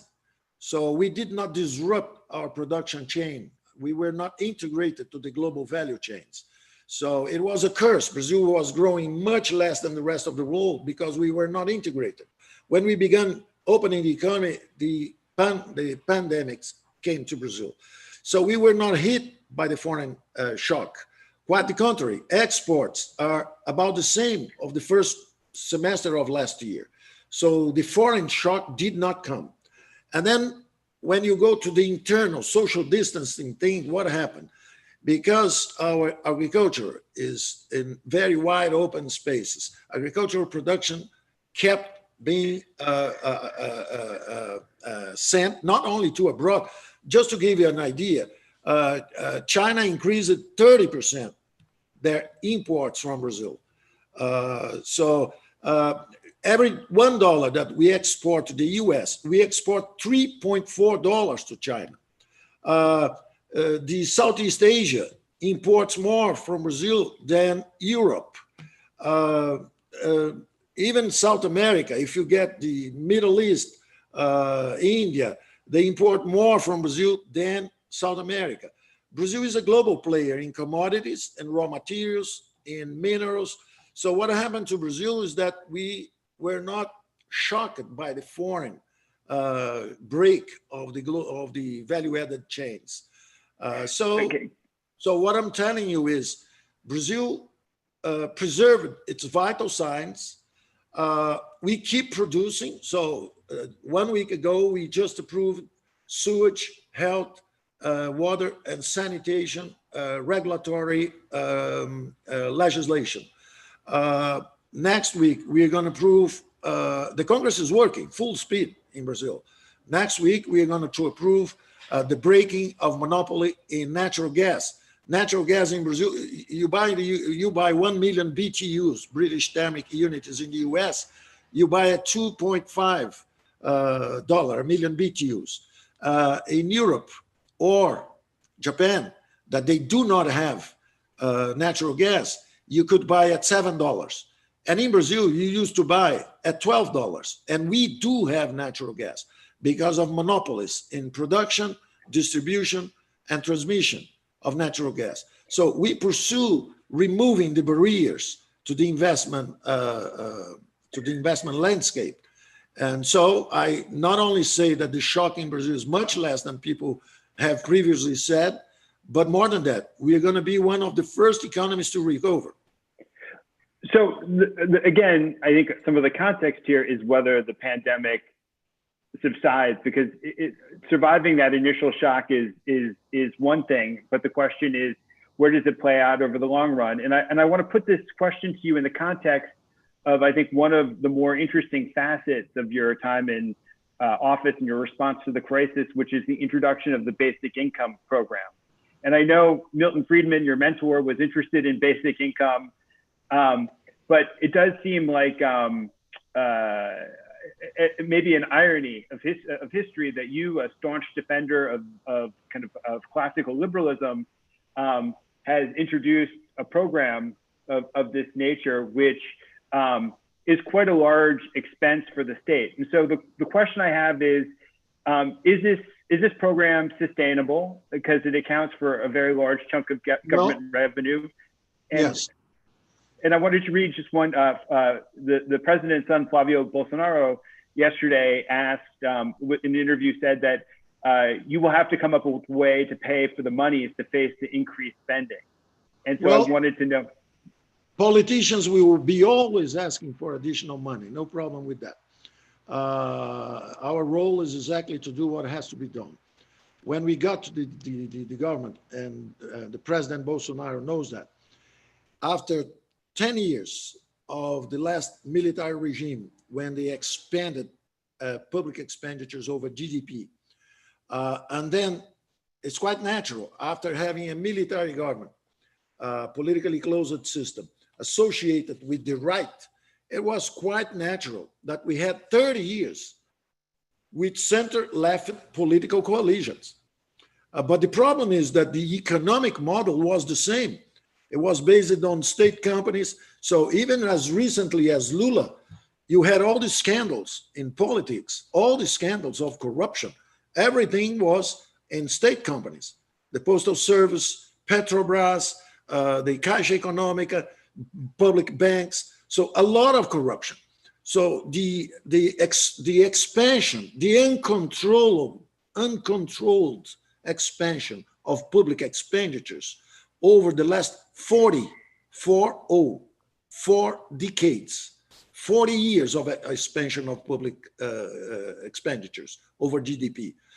The last two military government, and then the next 8, 9 civil social democrat governments. So after 40 years expanding that, we went to hyperinflation, external moratorium, external debt moratorium, and eventually we corrupted our economy, and we stagnated we corrupted our democracy, and we stagnated our economy. So it's quite natural that there was a huge reaction to the election of conservatives and liberals in the continental sense, in the European sense, economic liberals. So it was a center-right political coalition that, spending less than $1 million, won over the establishment. So there is a lot of noise abroad, a lot of misreading, a lot of misunderstanding, people talking and questioning the Brazilian democracy. And since the beginning, I said, it's a big mistake. Don't bet against Brazilian democracy, because when you elect a guy with less than $1 million, it means something. There is a huge popular support, and it's quite natural. A democracy has to have both legs. You don't want to jump only on one leg. So there is a natural reaction. A lot of this reaction went abroad, and then people say, well, education is bad in Brazil. Information. For the last 30 years, social democrats run education. Brazilian jungle is burning. Information. For the last 30 years, social democrats have been burning forests. Crime is going down in Brazil. For the last 30 years, was growing up. So please, just disregard, get free of your prejudgments, get free of these prejudgments. The same thing with the disease. The president is a man of bad manners. The president is a man of bad manners. He had great principles. He has bad manners. So he, unfortunately, when the thing came, he said, well, everybody's concerned about the health shock, but I'm also concerned about the economic shock. If people, poor people, it's not like in the US or like us that we can practice social distance 1 year, 2 years, 3 years, and we still have food, we still have savings, we still have, you had 40 million people in the streets. So we had to build social programs. And then you talk about Chicago. Basic income is a proposal of Milton Friedman. And in Chicago, there was not only Milton Friedman. I got there, Thomas Sargent, Gary Becker, the guy, this James Heckman, that says, listen, the sooner you invest in human capital, the cognitive, the rate of return, social return on the earlier cognitive formation, it's much more productive for society. So the idea of investing in human capital, providing social assistance, at no moment that this violates whatever I learned at Chicago. Can I just? Oh, I just wanted to. Oh, go ahead. One thing is, and then a good economist is never just a follower of anyone else. He learns a lot. I read Keynes in the original, so I know about the Great Depression. I know how interest rates collapsed to zero, liquidity trap, and all these things. So I was there when I heard Larry Summers was there earlier. Larry Summers was some 2 years ago. I read something that he was saying, I became an economist when my two uncles, two Nobel Prizes, Samuelson and Arrow, when they were discussing about Pontriac's maximum principle, a mathematician Russian. Well, my dissertation was exactly in 74, 75, I was studying exactly this Russian, Pontriagi, talking about optimal paths, optimal growth paths, fiscal policy, and all these things. So a good economist went through it all. We know all these things. We know how to move from one direction, which is structural reforms, to emergency plans, designing basic income. We know how to go about these things. And, just on the basic income, is it then, are you saying it is a short-term response and that it's going to go away with the virus? It was first a social, it was first just a short-term response.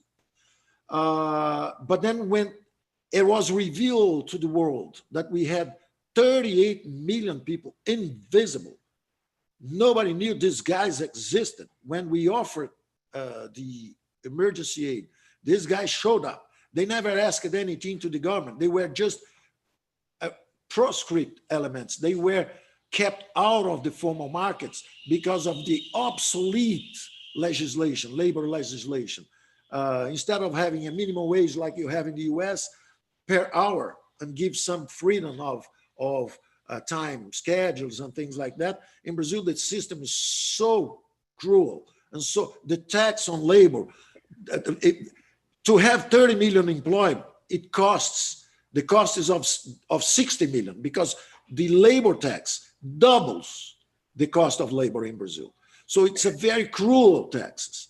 When we learned that, when we saw that popping up, because the disease made it visible, people going to the streets without any assistance, we had to provide those assistance aids, and then naturally in a democratic system, the idea pops up, let's design a basic income mechanism to guarantee those people. No problem. We have to cut somewhere else. We have to focus the programs that we have already. We have lots of programs that are ineffective. So we should join these programs, ineffective programs, and face the fiscal challenge without increasing taxes or expenditures.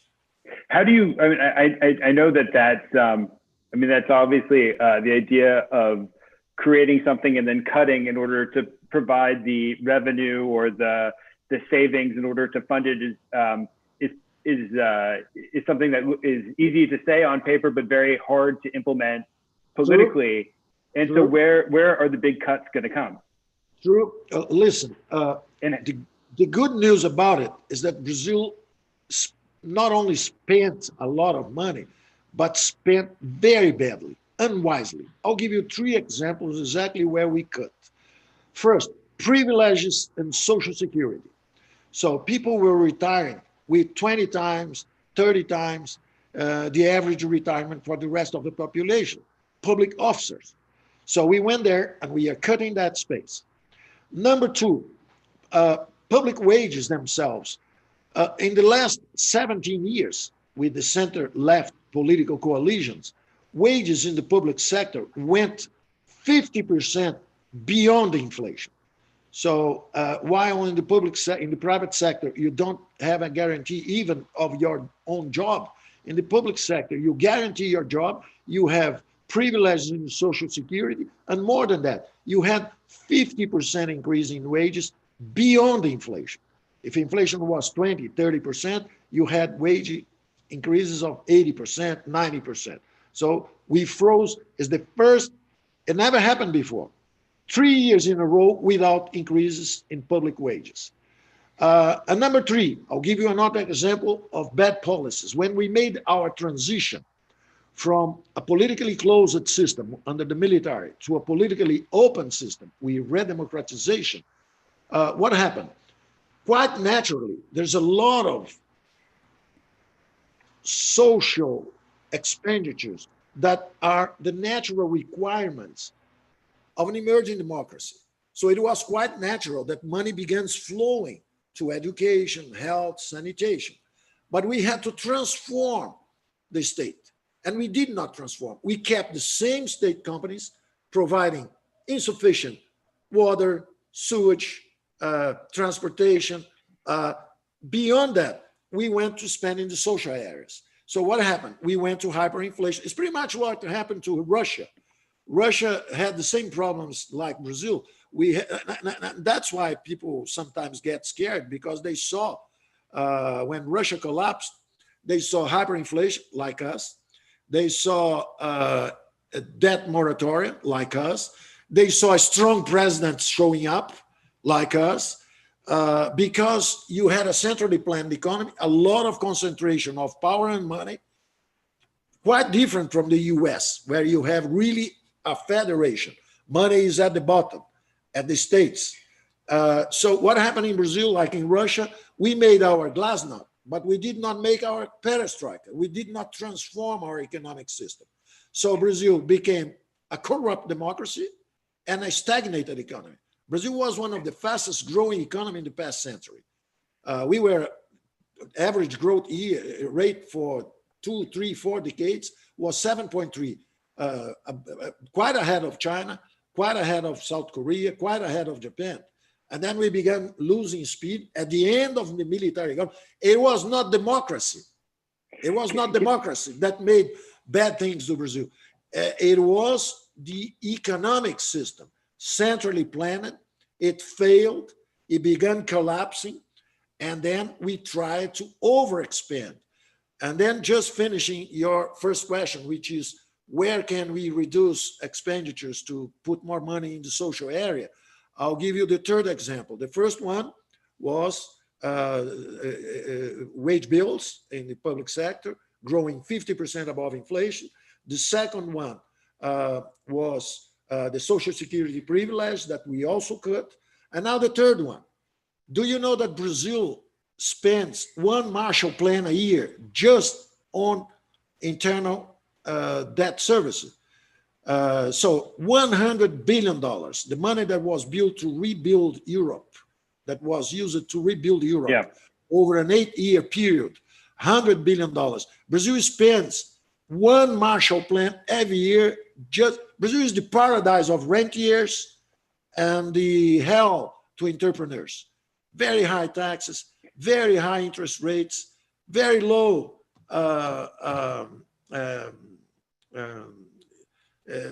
well, it just suffices to tell you that Brazil is 136 in ease of doing business, the 8th largest economy in the world. Intimately connected to the question of rentiers is the question of corruption. And when Sergio Moro, the justice minister, resigned, he issued a broadside against the government for failing to earnestly and honestly embrace the war on corruption. He said the anti-corruption agenda has suffered setbacks since 2018 when Mr. Bolsonaro was elected. One of the reasons I left government was because it wasn't doing much. They were using my presence as an excuse, so I left. I don't think it works to fight corruption when you don't respect the rule of law and when you don't respect the autonomy of the law agencies who investigate and prosecute crimes. Again, I mean, how do you respond to that? Again, let me tell you one thing. I invited Sergio Moro to come. I met Sergio Moro 1 week before the election. I was a great admirer of Moro because for years I've been writing in the newspapers and magazines in Brazil, and we are all in favor of the Lava Jato, the operation against corruption.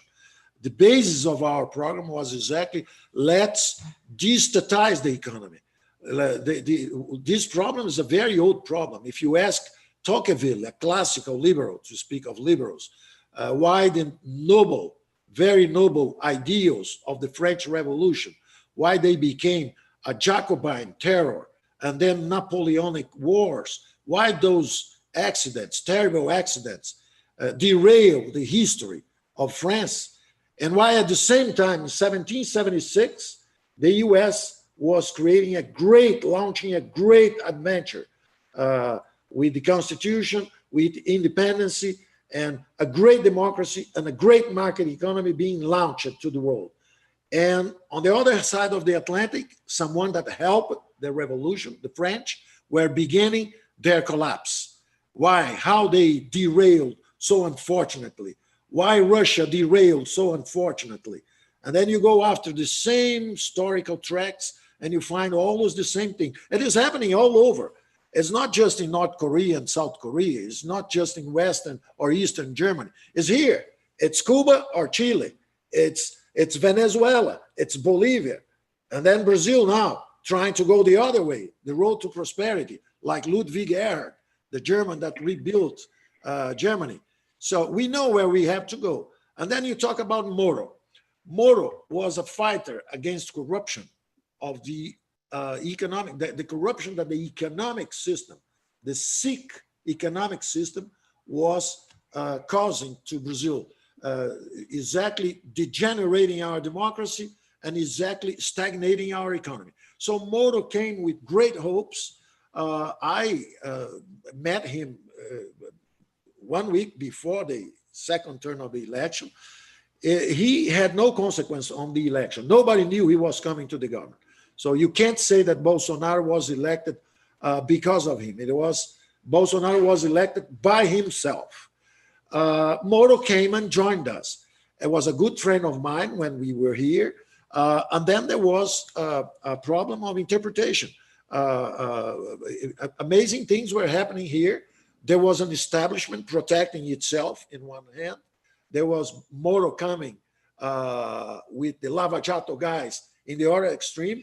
And Bolsonaro was just crossing that canyon and people launching bombs from both sides and Bolsonaro trying to cross the canyon. You cannot govern if you don't relate yourself somehow to the establishment. You have a Supreme Court, you have the Congress, you have everything here. And the fighters against Moro were in all places. It was not Bolsonaro against Moro. It were fighters all over against Moro. Moro was a threat to a lot of things. So are you? And then let me just finish because this has a personal touch. I trust that President Bolsonaro is fighting corruption, and I trust that his judgment, pretty much like mine, is not that people are born evil. People, if you have a statized economy, the Russians were not born corrupt, or the Brazilians, or the French after the revolution. If you have look at what is happening now at Venezuela. They closed the Supreme Court. There are people dying. Nobody is so much concerned about Venezuela. Why are not so infuriated and indignated about what is going on in Venezuela? So people they choose their fights. And what happened in Brazil? What happened in Brazil is that Bolsonaro is supporting a destatization program that we are doing. He thinks, and I think he and Moro did a nice job in the first year. They fought corruption together. Corruption went down, but corruption will only disappear when you change the economic model. So he thinks he's giving me support to fight corruption. He thinks he's doing his job, but they had a problem of interpretation, exactly like the president had the same problem of interpretation with the health minister. So sometimes a president who has the votes, the president has the vote. In a democratic system, a minister like me or like Moro is removable. So if you have a disagreement with a president, you are removed. It doesn't. What Moro is saying is not, and even it seems like what you're conceding to a certain extent is that there's a limit to what this government will do to challenge corruption when it comes to the specific things that Moro was looking into. And he was making a broader critique about the rule of law. And that gets me to, you said that the critique of Brazilian democracy is something that emanates from abroad, but in addition to Moro's No, it doesn't emanate from abroad. No, it doesn't emanate from abroad. It emanates from here, from the losers of the last election. For the ones that have been in power for 30 years, they statized the economy and the political calm. They travel very calm waters, but the scandals show why they were traveling in such calm waters, because you could buy people. You could navigate calm waters because you could make political coalition. It's not me saying this. It's Sergio Moro. Sergio Moro says that Lula was navigating calm waters, shaking hands with Obama because there was a lot of corruption in Brazil. This is Sergio Moro judgment. Now, so I have to choose now. Do I go with the Moro that says there's a lot of corruption in Brazil and I jailed the guy that was in corruption, all that? Or the Sergio Moro that says, now, well, I think I'm having some trouble to fight corruption. Well, it was a little stronger than that. It's a little stronger than that, but it is weaker than what he did with the previous government. Mr. Geddes, thank you for those answers. And thank you so much, Frank, for the amazing interview.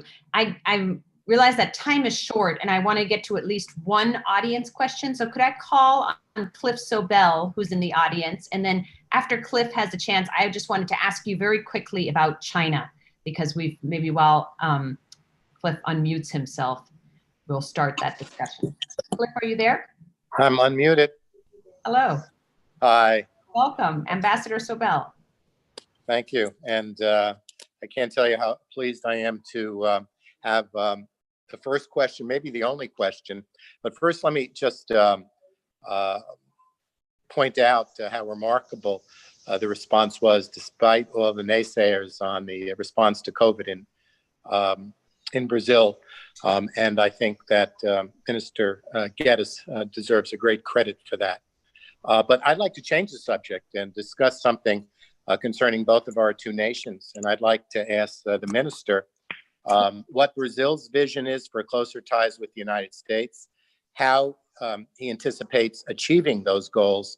And I'm wondering if he has any comments on the UK's recent comments on perhaps a D10 coming together of like-minded democracies. And I'm wondering if Brazil has any thoughts on such a thing.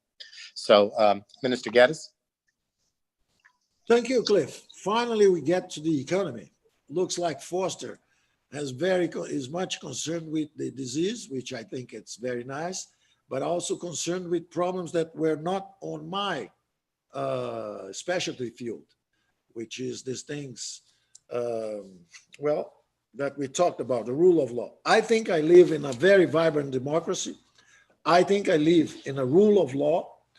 I think Brazil is surprising the world, not only with the social security reform, but also opening the economy after 40 years of raising taxes, raising public expenditures, raising interest rates. Now we have a 2% interest rates. Never happened in the last 50 years. Never happened. So, how do you, I just wanted to get to, since time is so short, to get to Cliff's question, how do you feel relations are with the United States right now? Well, I think Brazil wants to integrate itself in the global economy, and a quite natural partner as the US. the relocation of US investments now that you are having problems with the Chinese, because you've been dancing together cheek to cheek for the last 30, 40 years. China discovered that, not China, Eurasia, 3.7 billion people are getting out of misery in Eurasia. And then it goes Eastern Europe, it goes Russia, it goes China, it goes India, Indonesia, all of them, Vietnam. They finally understood that integrating global markets remove millions and now billions of people from poverty. Never so many people escaped from poverty, integrating themselves into global trade. It's pretty much what should happen 2,000 years ago when the Mediterranean was integrated by the Romans, the first globalization around the Mediterranean. So does that mean you're worried about the recent trade tensions between of course. The US has been overexpanding in the last 20, 30 years, financed by the poor Chinese, quote unquote. Chinese have been popping up bubbles in the US with the Fannie Mae, Freddie Mac things. They build up $4 trillion reserves over finance. The poor Chinese financing overconsumption in the US. Fantastic. And then you had a global financial crisis, and then a real estate bubble, amazing bubble. The US system, financial system was leveraged 36 times. Not even a Brazilian drunk would dare so much to leverage 36 times the financial system. So you guys have been daring a lot, but thanks to innovation, thanks to the fantastic, innovative power of a market economy, you always comes back again. And that is fantastic. We admire that a lot. And we would like to integrate our economies exactly on those lines. But we cannot afford not to, because, Brazil is feeding the world. So if you've been dancing with the Chinese for 20, 30 years, and now you are having a problem, of course we should be concerned. We know who we are. We are geopolitically part of the Western world. We are aligned with the democracies. We like democracies, quite contrary to what people may say, what the losers here in Brazil are saying abroad, the democracy is at risk. None whatsoever. I said that 2 years ago, 1 year ago, I'm saying that now. It's a very, very, very flexible, creative democracy, vibrant. So we know who we are. You said that you're aligned with the democracies, of course you are, but can I just ask you, because I know that Brazil, of course, has benefited from the trade dispute between the US and China. I don't think so. Listen. Do you think that's temporary, or do you feel that Brazil is strategically closer to China as a result, or it hasn't made a difference? Listen, as of now, this is just another story that Brazil has benefited a lot after this fight. This is not true at all. What happened is that the US stopped importing. So imports from the US went down 20%. Imports from Argentina went down. And then imports from China went up. And then you say, did you benefit from China? No, it's not that we benefit. We are exactly the way we were 1 year ago, exporting the same thing. The customers changed it. So, of course, geopolitically, we know who we are. We know that democracies and markets, it's what the Western world is all about. But we also know that if you have given yourselves the license to trade with them for 30, 40 years, let us trade for 3 or 4 at least. That seems fair to me. You've been very generous with your time, Minister Guedes, and especially doing this interview in English, which is your second language. I know that's incredibly difficult. One very last one for 30 seconds, because I know there's been so much talk about the Amazon. And of course, I understand your government's position that, you're feeding the world, you have to feed your own people. But we are not feeding the world. to the world that's criticizing you about the deforestation in the Amazon? Is there something the world can do to help?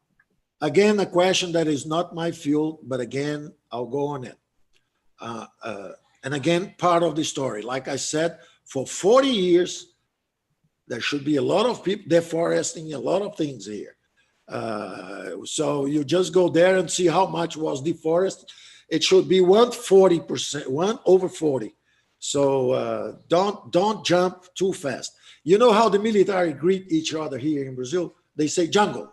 There's not one of them, President Bolsonaro, Vice President Mourão, the Minister of Defense, all of them, their training is to go to Amazon and spend 2, 3, 4, 5 years. They love the jungle. They just love the jungle. They're not just like General Custer that went to remove the Indians from the Black Hill and was killed at Little Bighorn. It didn't happen here. It's a gentle people. So big stories about how we kill our Indians, fake. It happens. It happens. But it's not against the Indian. If you see what is going on with Indians or with whites or with poor or with blacks all over Brazil, it's not, there's not, Brazil is a true melting pot. We mixed up. We really mixed up. In our families, we have people who came from slaves, Europeans, we have Indians, we received waves of immigrants. Brazil is the second largest colony of Italians out of Italy. It's the first largest colony of Japanese out of Japan. It's the third largest colony of Germans out of Germany. So please, we understand all your concerns because you've deforested your countries. You destroy. Brazil has the cleanest energy matrix in the world today. Brazil, with the exception of Canada, and Russia, Brazil is the country that has the most part of its region natural preserved. There's no case of extinction. There's no case of extinction, of wars, of extermination, like happened in many countries. And the US, we know the history of the US. We know you had civil wars about slaves and everything. So the only thing, I just ask you to be kind, because we are very kind. We understand your concern. Having lived everything you lived, you want to spare us from destroying our forests like you destroyed yours. You want to spare us from persecuting Indians and natives. We understand that. So don't ever mix up what the military say about sovereignty. Amazon is our territory. This is the nature of a military man. He says, listen, guys, we appreciate your concern, but this is our land. And we are in agreement with the Paris Agreement. We are creditors of carbon. So we'll tax carbon in Brazil. We will preserve our forests. We don't need to go over the Amazon to produce agricultural goods. Thank you, Minister. It will not happen. I actually spoke to one of your previous government officials, and he had a very important point, which is that the world should actually pay Brazil for being the lungs of the world. So I really appreciate you. I would never ask. Sorry, we're out of time. I would just propose us to trade also on oxygen. Let's trade. We believe in franchises, in property rights. We believe in externalities. So we would like to trade on carbon dioxide. We just trade on that. That's an excellent idea. We believe we can. You can help us to preserve the forests on good terms, very Western worldwide, very well with our layer of civilized contracts. Yes, thank you. We look forward to it. Thank you so much for sharing your views. Again, as I said, especially in English as a second language, and for taking the time to be with us. And we look forward to welcoming you again. We now are on to the next session, so I will pass it over to Nick Burns. Thank you very much, Frank, and thank you, Mr. Minister. Thank you.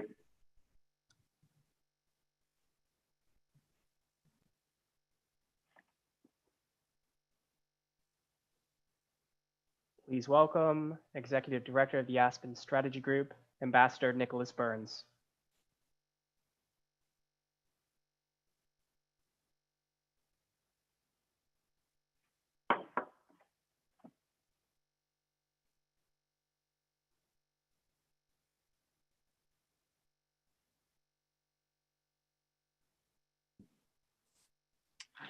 Good afternoon and welcome back. We're now going to start a session we're entitling Brave New World, How COVID-19 Will Reshape the World. I saw a recent column by David Leonhardt, whom I admire very much in the New York Times, seeking to draw some preliminary conclusions on how the coronavirus, the pandemic, might reshape the global order. If you think about it, 100 years ago, the First World War led to the collapse of 4 empires. It led to the introduction of revolutionary military technology, the tank, the aircraft. The Second World War led to the advent of the United States as the most significant global power. 75 years ago today, the United States deployed the first atomic weapon in global history at Hiroshima. So we know that major global events, cataclysmic events, produce profound change politically, militarily, technologically, socially. How might the coronavirus reshape our world? That's the subject of today. We talked to one of David's colleagues, Nick Kristof. 2 days ago, Nick and I had a conversation, and we both speculated, as I think David has done as well, whether or not this crisis and the global recession and the racial crisis could lead to a new progressive era in the United States itself that might reshape our society, the way we think about the relationship between government to the individual. So we have David Leonhardt here from the New York Times to discuss that issue. We have Laurie Garrett of Council on Foreign Relations, author of The Coming Plague. And we have the great Susan Glasser, our friend at the Aspen Security Forum of the New Yorker. Her column, and it should be out hopefully tonight or tomorrow morning, is must read, at least for all of us at Aspen. And so I welcome David, Laurie, and Susan, and look forward to this conversation. Well, thank you so much, Nick. It's been wonderful to see Aspen pivot to digital. For all of us, it gives us something to do in these otherwise confined times. So we thank you for giving us a robust and intellectually stimulating last few days, even if we don't get to see each other in person. I want to thank David and Laurie as well for participating in this. And I have to tell you that we already had a very robust pre-conversation in which Laurie very, I think, aptly pointed out that conceiving of this session, even as a what's going to happen after COVID-19, might be our first fallacy of thinking. That the Brave New World aspect of this plague, as President Trump might call it and does call it, is that we might be living with this particular coronavirus for many years to come. And so I've already benefited from her wisdom on this subject, and I hope you all will as well today. I should note, you already know the drill in terms of asking questions, but you need to raise your hand. We will get to them before the session is up. Dave, I'm going to give you the starting position since Nick says you have pride of authorship in framing this conversation for us today. And, you also have, I think, a very important piece in the Times today, which attempts to answer in a very clear and dispassionate way, how did America get it so wrong? So why don't you start us out with a few basic sort of metrics that shape the conversation for what might come afterwards? Absolutely. And it's a pleasure to be here with Laurie and with you, Susan. Thank you for those kind words, and Nick as well. I have to say, I have a small sense of deja vu, which is I've been to Aspen every summer for the last 12, I think. And the very first thing I did was speak to this group during the financial crisis in 2009, which really started my relationship with the Institute. And so on the one hand, it's a deja vu being back with you all talking about a crisis. On the other hand, instead of looking out at aspen trees, I'm stuck in the basement of a house on the Outer Banks of North Carolina. So I miss being out in Colorado with you all. But I'm happy to start with sort of the kind of where we are now. And I think the most important thing, and I'm sure everyone here realizes it, so I'll touch on it only briefly, is it is not inevitable to be in the kind of situation that the United States is right now, with schools evidently unable to open, with sports leagues sort of a mess. I mean, my kids turned on South Korean baseball the other day, and my daughter said to me, "Dad, there are fans there." And there are fans in South Korea, and there are schools in other countries that have opened. And for all of the uncertainty about this virus, there's a lot we know. We know that it spreads most easily indoors. We know that it spreads with close contact. We know that masks and social distancing and ventilation all make a really big difference. And if you look at every other rich country in the world, Canada, our neighbor, Australia, which has a lot of similarities to the United States, much of Europe, many of these places had some very bad death numbers, particularly in Europe, but essentially every place except the United States now has this under control. And so it really is possible to live with COVID, not in anything that looks like normal. It's a deadly pandemic, but also not with the dysfunction that we have in the United States. And so I think the big question for where we are right now is, at what point does the United States start to have a response that looks like that of every other high-income nation in the world, all of which at this point have been more successful than the United States?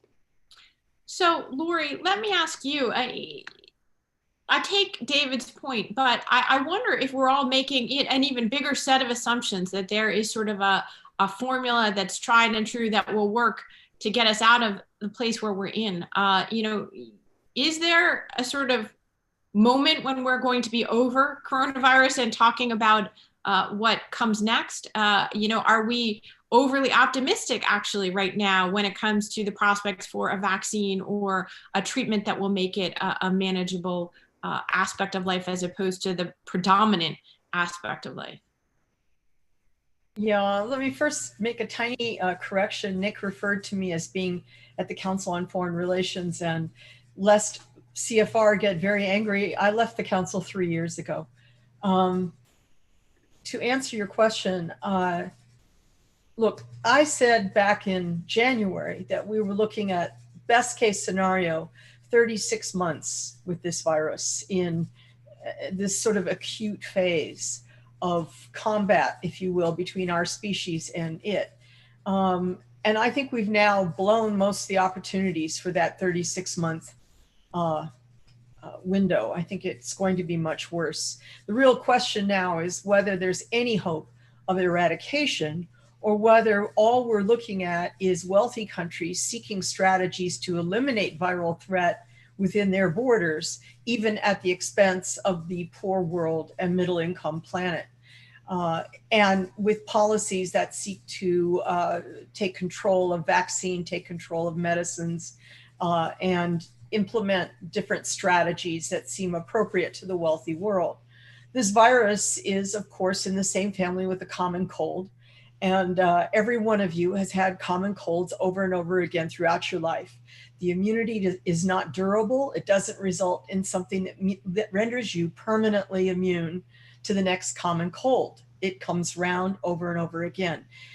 And while this coronavirus might be exceptional, although so far the data points differently, it's more likely than anything else that we will see a fairly short duration of immune response, whether you're recovering from the disease itself or you receive whatever turns out to be our most prominent safe vaccine.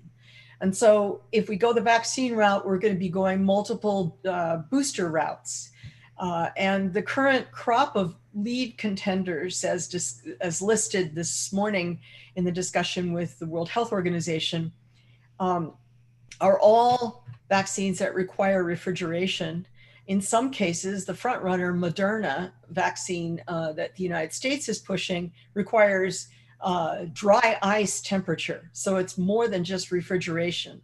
This almost completely negates global use. There's just no way countries that lack steady electricity, particularly in rural areas, can possibly manage a cold chain that has to be maintained at the level of dry ice. And I fear that we're heading down a path, unless we can get a new kind of leadership, both out of the United States and China, that will be very nationalistic in response, that will covet essential drugs, covet essential vaccines, and not engage at a level that could result in eradication of the virus, which would mean to go to a smallpox eradication scale campaign involving every country on the planet, millions of mobilized vaccinators, doses brought down to affordable price or subsidized, such that they can be used in the poorest countries on earth, and people reached regardless of their geography at the top of the Himalayas and in the most remote parts of the Pacific Ocean. So, Lori, just to be clear, when you're talking about 36 months, what does that entail for you? I mean, what until life returns to something resembling normal, or until there's a realistic vaccine that's widely distributed? What do you mean by that time frame? Well, first of all, I don't think we ever go back to 2019. So I don't think that life goes back to a reset and it's October 2019 and we're all going to the movies again and all the operas are open and all the museums and life is right back to normal and everybody's back to the office. Just surveys of Fortune 500 CEOs show they have no intention of returning to 2019. They're taking advantage of this moment to streamline the whole nature of their industries and their companies. They're never going to rehire the same scale of personnel. And frankly, they're saving a lot of overhead by shifting the cost for individuals to the employee. So I'm paying my overhead. I'm paying my electricity for my office. I handle the insurance of my workspace. I'm not going to a physical office that my employer has to subsidize. Wow, this is cheap labor if there ever was. And the companies have all seen this. They're seeing that they can handle having employees come in only for essential meetings, and the rest of the time it's going to be Zoom away, baby. And I think as you go down the list of every single aspect of life, you can see that the transformation is going to be very real, that museums will just not be the same again. And schools will not be the same again. There's going to be a new normal, a new reset. Now, the question is, that 36-month window, what am I talking about? That is me talking about whether or not we're still in the open combat stage with the virus, where it's, Larry Summers today referred to it as an endless whack-a-mole. And I like that. It's a good way of thinking about it. Are we going to be seeing surge research? Today, Belgium and France are both facing huge resurgence issues. Japan is in an endless whack-a-mole against cluster after cluster after cluster. And these are all supposed success stories. I think we've seen government after government try to cut a deal with the virus. Can we maintain our economy and keep the cash flowing if I agree, virus, to do this to you or do that to you? And then we'll all hang from the cliff waiting for the vaccine. And one government after another is finding out that strategy A didn't work. Maybe strategy B didn't work. And now they're down to strategy C or D. The bottom line is you can't have strategic thinking, as all these national security folks on this summit know. You don't have strategic thinking if you don't start with what's your strategic goal. So no strategic goal.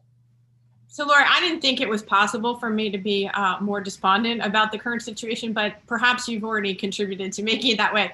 David, two quick questions. Number one, broadly speaking, do you agree with Lori's assessment about the time horizon? And then two, can you start to, given this sort of situation she's sketched for us, can you start to offer some bullet point thoughts that we definitely will not hold you to as to the political and economic knock-on effects of that becoming, for the foreseeable future, our new normal?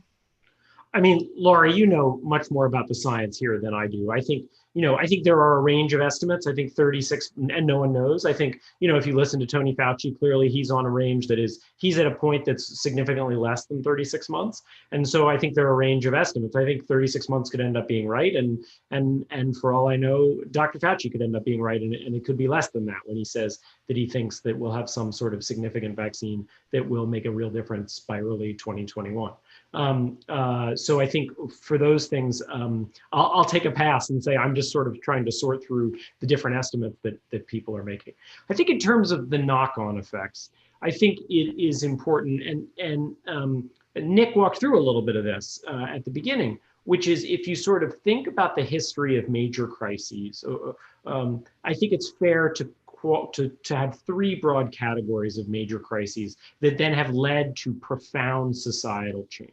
Sometimes they overlap. And so the three are wars, depressions, and basically pandemics, right? And I didn't understand, if you had asked me this question 6 or 9 months ago, I didn't understand actually just quite how often pandemics are one of these things that reshape society. I think we all know about wars and depressions. I would add the Civil War to that list. I think it's really important to remember that even as Abraham Lincoln and the United States Congress were fighting the Civil War, they were also passing bills to build the Transcontinental Railroad, and they were passing the Morrill Act in order to found land-grant colleges in this country. And so there is really a proud history of, I've seen it alternately accredited to Larry Summers and to Rahm Emanuel, of never let a crisis go to waste, in which this country and other countries, Keynes did this a lot in England, look at a crisis and say, we not only have to put out this fire, but we have to use it to make the next fire less likely. And so nothing is inevitable here. I saw someone I admire, Herman Lopez of Vox, speculate on Twitter today, maybe we'll get a vaccine much quicker than we think and Donald Trump will win re-election, right? But at this point, it looks like the most likely scenario is that Joe Biden will win election. He may or may not be taking office with a Democratic majority. I assume we will. I am less optimistic than Joe Biden is about bipartisan compromise. I assume there's a good chance the Democrats will get rid of the filibuster if Republicans won't compromise. And at this point, I think we should assume Republicans won't compromise with a Democratic president. And then I think we're looking at a situation in which Democrats may, if they retake the Senate and the White House, have an opportunity to pass a set of legislation, progressive legislation, as Nick said, be it on the climate, be it on trying to address inequality, potentially on education, and I include pre-K in that, that really could look like the sort of waves of progressive legislation that we had in the 1930s, that we had in the 1860s, that we had to some extent in the 1960s, and that essentially try to address some of the crises, the slow boiling crises that our society is grappling with. Inequality did not cause the coronavirus, but it is making its impact so much worse. When you look at how much worse our healthcare system is functioning in many ways than other countries, when you look at Taiwan with their electronic medical records that help them go out and squash the virus quickly, there really are ways in which we would be faring much better as a country in this crisis if we had a better, stronger way to protect people. And so I think it is reasonable to think that this crisis could lead to an outcome like that. David, I'm amazed, and I compliment you for your ability to retain your sense of optimism in the midst of this. So that's one scenario, and it's obviously a hazardous business to be in the business of predictions. I am out of the political prediction business ever since 2016, which I gave a speech very confidently asserting that there was no possible way that Donald Trump could be the Republican nominee, never mind the president of the United States. So I'm not in that business anymore. Lori, David has offered a sort of progressive capital P version of the political after effects of this, and the idea that the United States would look at its bad performance and essentially feel compelled to reform and to do better next time. What are some of the political knock-on effects you see? Are there less positive scenarios? Well, first of all, let me be clear about the difference between what Tony Fauci's forecasting and my forecast. As David said, is it 12 months? Is it 36? What have you? I think one of the most important messages that Dr. Tedros was trying to put out this morning from WHO, and that I consistently harp on, is that this virus doesn't go away unless it goes away in the world. So sure, we might have a vaccine that gets announced as having excellent phase 3 trial results by December, and might actually be able to start rolling it out in some commercial sense in the first quarter of 2021. But that will only be for Americans. And we'll see the virus returning constantly. So all we will have done is shift the stage of the battle. But if it doesn't provide lifelong immunity, and none of these companies seem optimistic about that, then it's not going to be like rolling out the measles vaccine. It's going to be more like rolling out the flu vaccine, which, as you all know, you have to take again every single year. So that's first clarification. I think there's a bunch of things that are going to happen as we go further into this epidemic. I've been in 30 epidemics minimum that I can count off the top of my head in my career. And I've been a student of pandemic history to some degree. And of course, I've read the great William McNeill breakthrough book of the 1980s, Plagues and Peoples, and Jared Diamond's work. And what we see is that every major pandemic has permanently altered societies, permanently altered the nature of the culture, relative balance of power between such institutions as the dominant religion, the dominant entrepreneurial class or equivalent thereof, military, and so on. And you know, it's really striking that the 14th century plague, which obliterated 80% of the population of Florence, and of Tuscany, and took tolls across all of Europe that averaged out around 30% death tolls. For centuries, it was never called the plague. It was referred to by the historians of the 15th, 16th, 17th, 18th centuries as the Great Mortality, a mysterious event. Somehow, all of a sudden, there were missing humans. And yet, what it fundamentally did was undermine the power of the Roman Catholic Church, undermine the power and control of its minions spread out all across Europe, because the church God couldn't stop it. The church couldn't make it go away. And when the Pope, to maintain power, installed priests who basically bought their priesthoods in order to make a fortune off indulgence payments, it created a sense of the corruption of the church, which ultimately led to Martin Luther and the Reformation. And it also fundamentally changed the relationship between feudal lords and the feudal class, in the sense that there was suddenly such a labor shortage that there were inadequate serfs, slaves, whatever you want to call them, to harvest crops, to make elegant tapestries, to clean the castle, etc. And suddenly you had to pay people. There was the ability to bargain and negotiate. The great artisan guilds all grew out of the plague and became sources of real power and wealth that shifted from just the feudal aristocracy. And as you go through epidemic after epidemic, let's get more recent in our time frame and talk about HIV/AIDS. It's striking to me, and it never ceases to anger me, that when people talk about great plagues, they just refer to the 14th century and 1918 and act as if HIV never happened, or in fact is continuing to happen. But well before COVID came along, we were already in a pandemic. And it was a pandemic of HIV/AIDS that has sickened more than 75 million people and killed more than 35, 40 million people.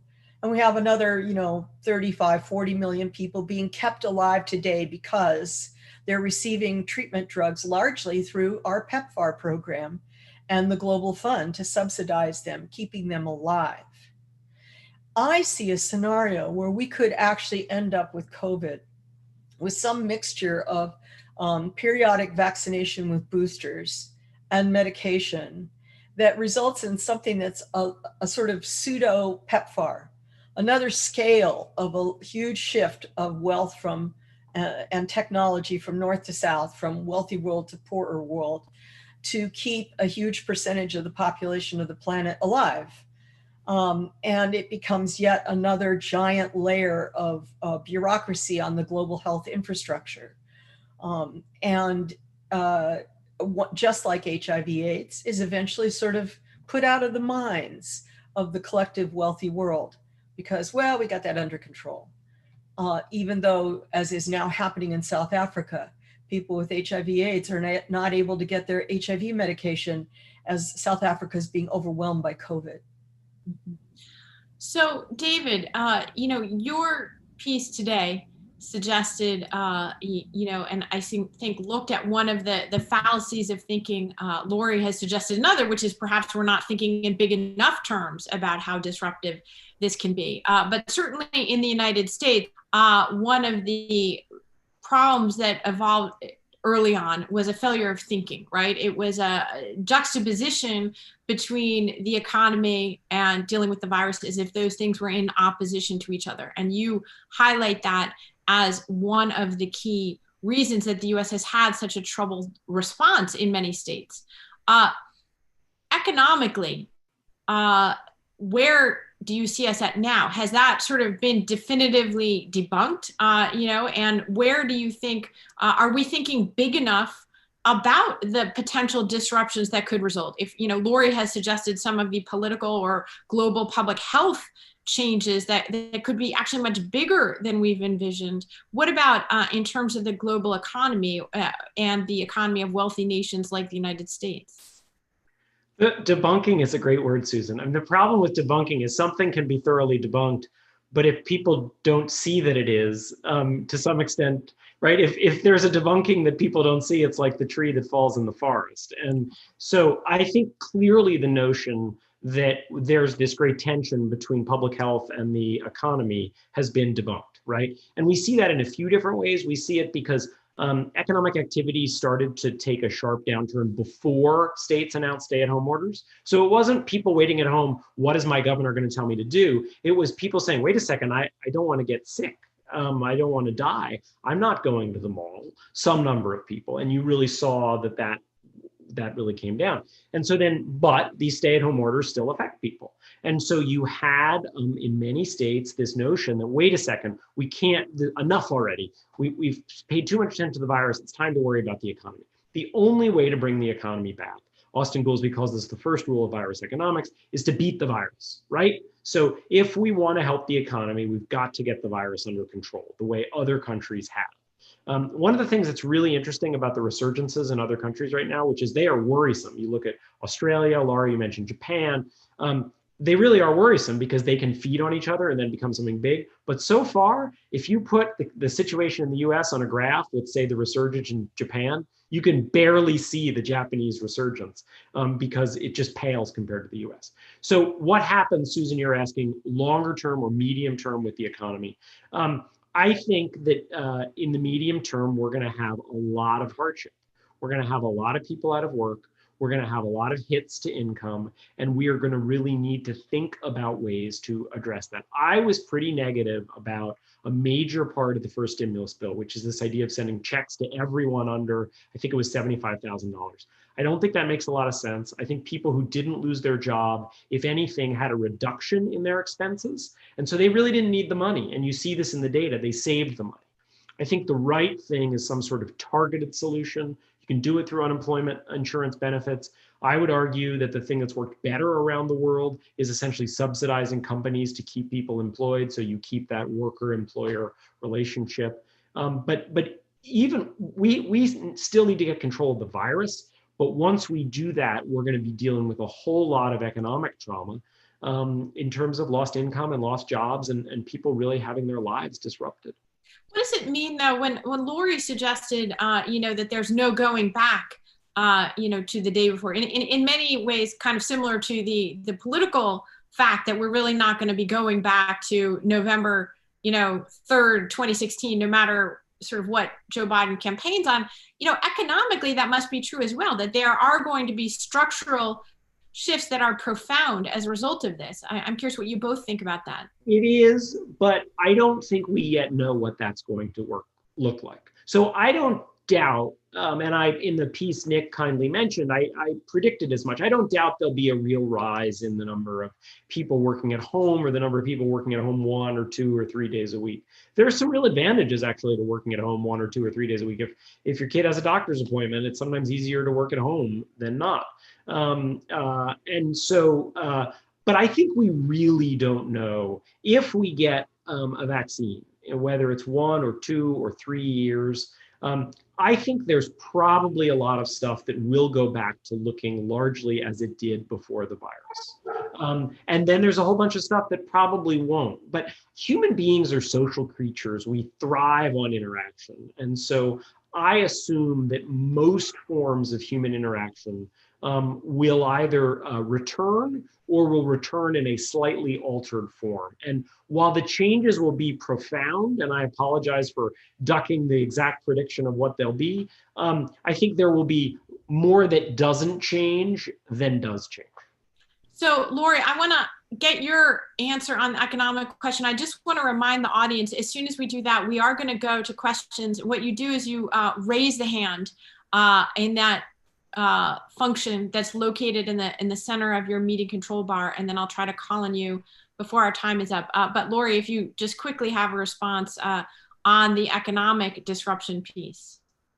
Well, again, I'm looking at it from the 50,000 foot level. And if you look at the IMF details regarding their projected negative 8.5% GDP for the United States, negative 4.8 GDP for the world for this year. If you look at the Eurobank projections for the European region, the Asia Development Bank projections for that region, they're all really grim. I mean, everybody's going into negative GDP territory. And so this is going to result in different economies taking different drastic measures to offset. In some cases, they'll have, a central bank function like our Fed pouring tons of money in to try and juice the economy up and up the amount of liquidity flowing around. But in some cases, that won't be possible. They won't have that kind of resource. They'll be digging into debt on a scale they can't handle. And then I think you're going to be looking at more and more austerity program responses. And that's going to tighten already gasping economies, already gasping populations. I mean, look today at what we're seeing in Lebanon. That's a country where the hospitals were starting to fill with COVID again. They'd had a first surge back in March, and now they were having a resurge. And all of a sudden, this fertilizer that had been sitting in the harbor for 6 or 7 years explodes. And there's just, you can't even imagine how a place as fragile as Lebanon can find the resilience to come through these two parallel struggles at once, plus this massive Syrian refugee population. You can start going through the list in your mind of governments, countries, and then here inside the United States of cities and counties that were already facing problems A, B, C. Then COVID came in, and one more problem. NOAA just put out their forecast for this summer's hurricane season. They're calling it an historic season coming, with 22 hurricanes and tropical storms due to slam the United States between now and October. I mean, I hope they're dead wrong. They're saying that at least 9 of them will reach major hurricane status. Now you're talking about the very same states. We heard from their mayors this morning or this afternoon, the very same states that are really struggling with COVID. How will Florida deal with a Cat 2, a Cat 3 hurricane? So I think when we try to forecast economic good, bad, ill, terrific, we have to remember it's not just COVID. And it's each fragility makes the whole system less capable of tolerating the next assault and the next and the next. So we are rapidly running out of time. We have 2 listeners with their hands raised. So I'm going to go ahead and I'm going to give questions to them, and then we'll see how far we do and whether we can get a next round. So our first two questioners are Michael Bosserque and Vegan Jyoti. So if you want to go ahead and ask questions, that would be great.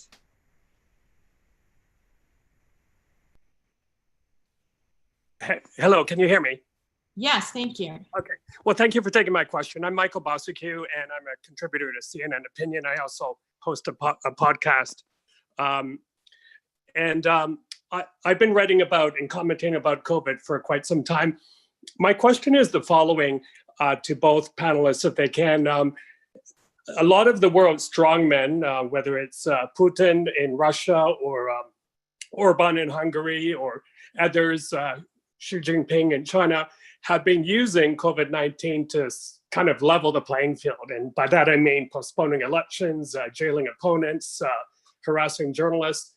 And my big worry, and I think the big worry of others, is that these harsh kind of measures will stay in place for quite some time, if not permanently. And I'm wondering how they feel about that. Is that something that kind of keeps them awake at night while they, kind of survey the global landscape?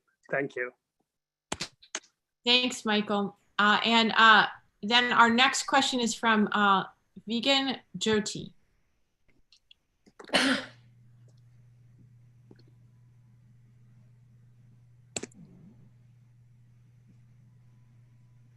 Okay, I'm not sure that one's showing up. Can you hear me? Oh, yes, thank you. Thank you. Thank you so much for taking my call. And Dr. Laurie, thanks for your leadership. And since you have studied several pandemics like Ebola and HIV, let me ask you about the connection of pandemics with animal slaughter. Since several of them, HIV, Ebola, MERS, SARS, BSE, came from animal slaughter.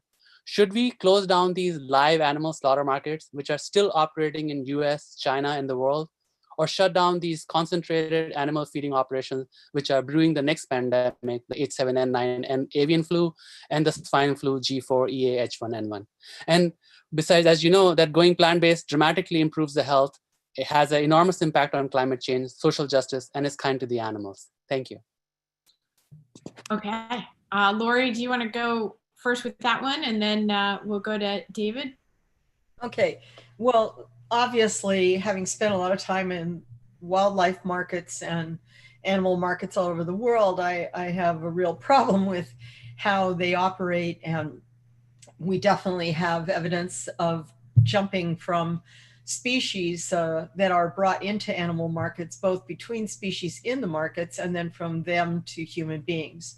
I was in the Guangzhou market that spawned the SARS epidemic of 2003. And I was in there before authorities took measures to shut it down and limit the spread. And I was astounded by the way the animals were stacked, one species literally cage atop another, so that one is bodily fluids going down and infecting the next layer and the next layer and the next.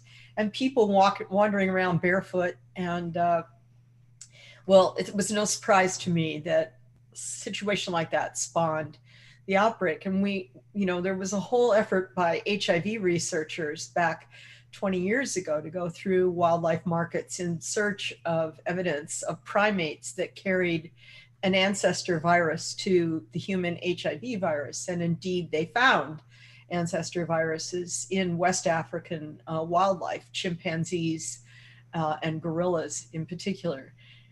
So we definitely risk a great deal with these wild and live animal markets.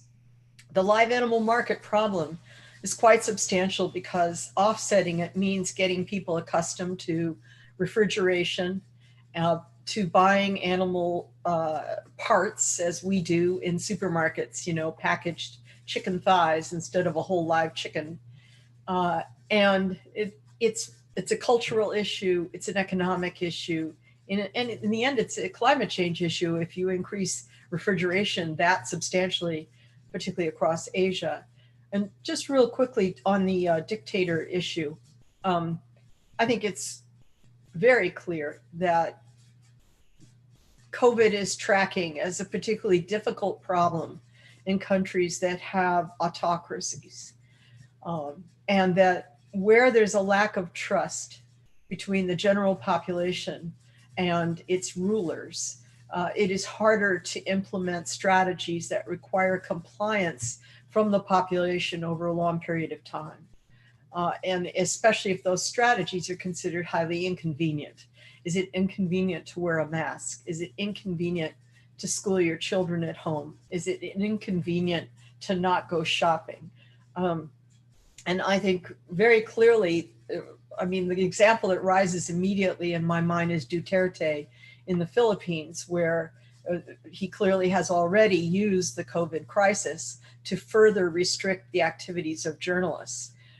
And the Committee to Protect Journalists has reported a large increase in attacks and imprisonment of reporters in the usual suspect countries under the guise of violating COVID restrictions or leaking inappropriate COVID information.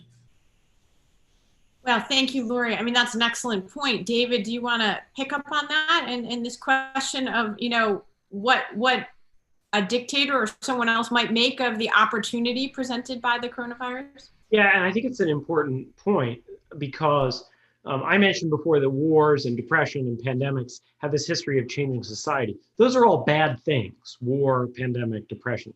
There's nothing inevitable about them producing a political response that makes people's lives better, right? That the event itself makes people's lives worse and then creates essentially the kind of chaos that can lead to political change.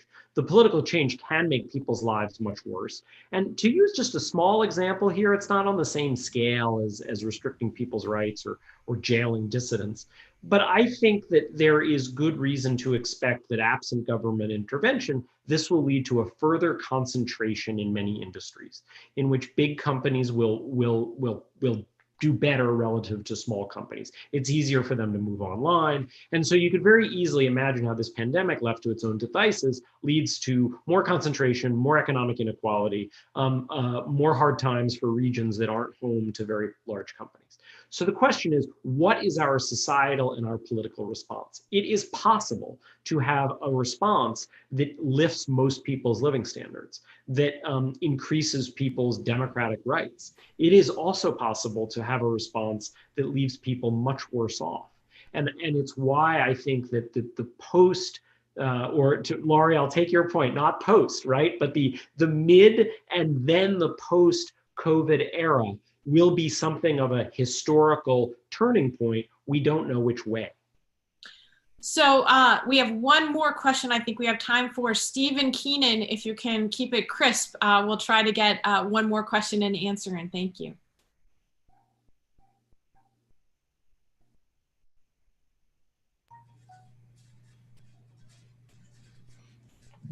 Can you hear me now?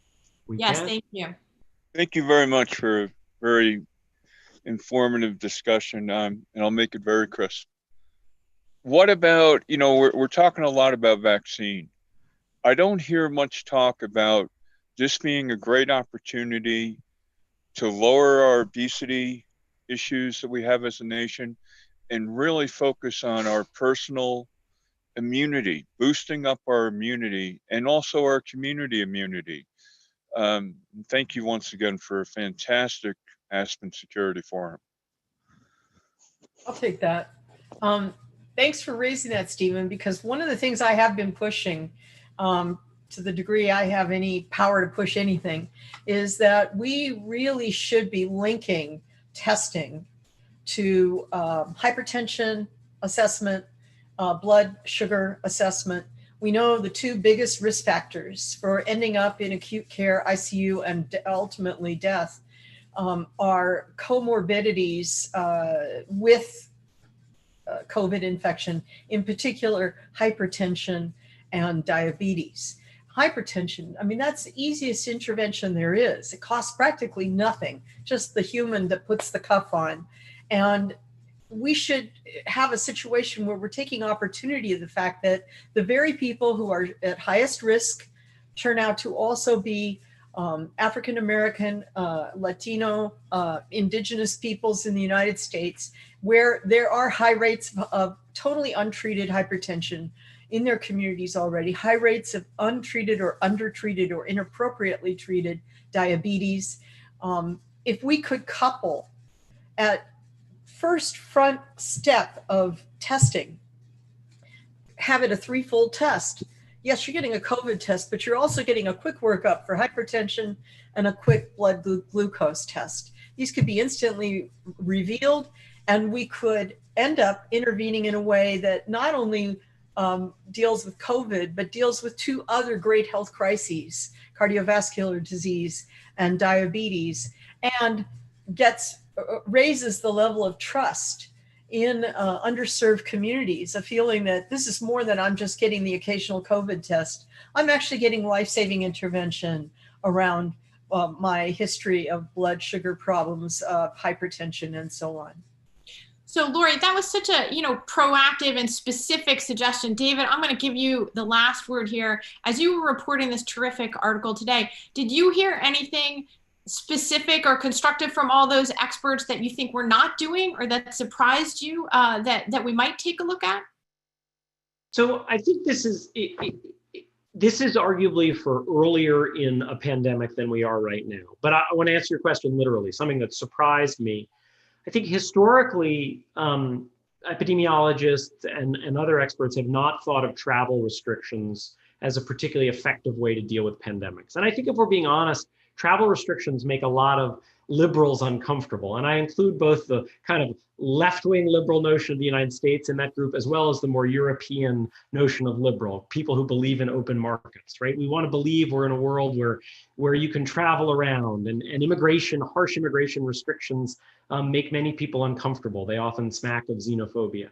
I think in the case of one of the things I was really struck by is if you look around the world, if you look at Asia, if you look at South Korea and Hong Kong and Taiwan, if you look at Australia and New Zealand, you saw countries, some run by conservatives, Australia, some run by liberals, New Zealand, in which well thought out, rigorous travel restrictions really did seem to make a substantial difference. They were not sufficient to control the virus.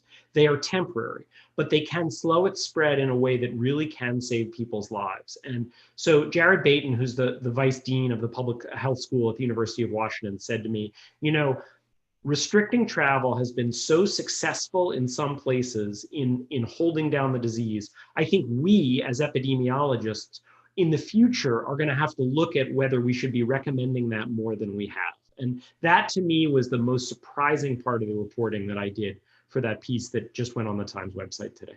Well, it's a very provocative note to end on, I'm sure. Can I just add one sentence? After 9/11, when all airports across America were shut down, the flu season was delayed by 2 weeks.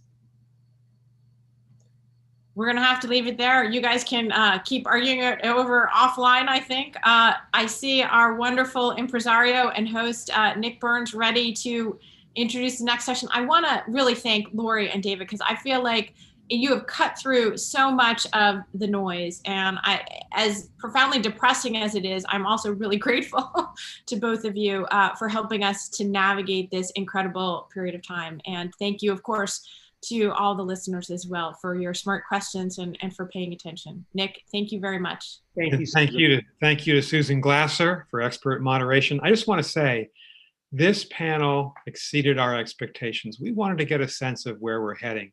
I think David was really helpful in situating us right now. David said two things that got my attention. Most major countries have the pandemic under control, even with high death rates, under control, except the US. That is real, but it's also depressing. David says the only way to bring back the economy is to defeat the virus. Lori gave us I think, a very realistic sense of where we're heading. Lori said every major pandemic has permanently altered societies. Why would it be different this time?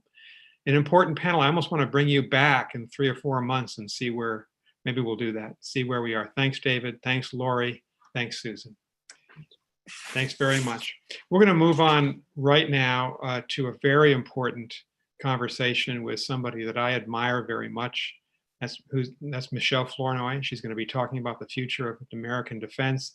She is one of the very best experts on the American defense establishment and our military going forward. And she's going to be introduced by my good friend, Anya Manuel. Thank you, Nick. Thanks, Michelle, for being here, and Courtney Cube, who's going to interview Michelle. We're so glad that you were able to join us this year to talk about the future of defense. As Nick already said, you are one of the great thinkers in the United States about our defense policy. We're bringing it home at the Aspen Security Forum for our last 2 sessions, solidly back to the realm of security. Michelle Flournoy, of course, was the Undersecretary of Defense for Policy, the 3rd highest ranking position in the Defense Department from 2009 to 2012. She also was one of the founders of a great bipartisan think tank, CNAS, and now she's the co-founder and manager of West Exec Advisors. Michelle, you have done more thinking than just about anyone on how to bring the Defense Department into the 21st century. So I just want to set the scene, then introduce Courtney, and then let you two take it away. We had Secretary of Defense Mark Esper yesterday. He said right here in this forum that the Defense Department isn't taking enough risks. He said high defense spending can't last forever. We're not getting the return on investment on our defense spending that we need, especially on the legacy platforms, and we need to do better. I know you've written a lot about that. He also talked about the importance of alliances and that they are asymmetric advantages for us in the fight against the fight, in the contest with China and also Russia. So we'd love to hear your views on both those 2 very important issues. And I know you've just written an article in Foreign Affairs on how to prevent the next war in Asia. So we look forward to hearing that. Courtney is an NBC News correspondent who covers the Pentagon. You all have seen her and known her. She is fantastic. Thank you so much for doing the moderating today. I'll let you both take it away. Thank you. Thanks, Anya. Thank you so much, Anya. I'm really honored to be a part of the Aspen Forum once again, and I am really, really delighted and thrilled to be here with Michelle Flournoy. I have about 9,000 questions for her, so I'm going to jump right in. I'd like to start with China, as Anya was just talking about. You have written quite a bit and spoken actually quite a bit about China this year, specifically warning that the next administration is going to face an increasingly aggressive and emboldened China. What is it about that worries you? Well, it worries me on a number of fronts. I do think that we are seeing a more assertive rising China. I think we're seeing a China that assumes that given our internal domestic problems like COVID, our economy, the systemic racism that we're grappling with, that they're sort of counting us down and out, that they're assuming that we will be preoccupied and that we are a power in decline. And that just emboldens them further. And so we're facing a competition that is multidimensional. It's economic, it's technological, it's ideological, it's political, it's security and military. As someone who spent a lot of time in the Pentagon, what worries me the most there is that I don't think we are using the resources that have been given to the Defense Department in the smartest way possible. And if we don't change the way we're making investments, we will risk losing our military technological edge, within a decade or so. And if we lose that edge, we will not be able to deter Chinese aggression effectively. And we'll open ourselves to a much higher risk of miscalculation that could lead to conflict between 2 nuclear powers. So that's the one that's keeping me up at night right now. So miscalculation that could ultimately lead to some kind of a crisis that spirals into a conflict between potentially the US and China.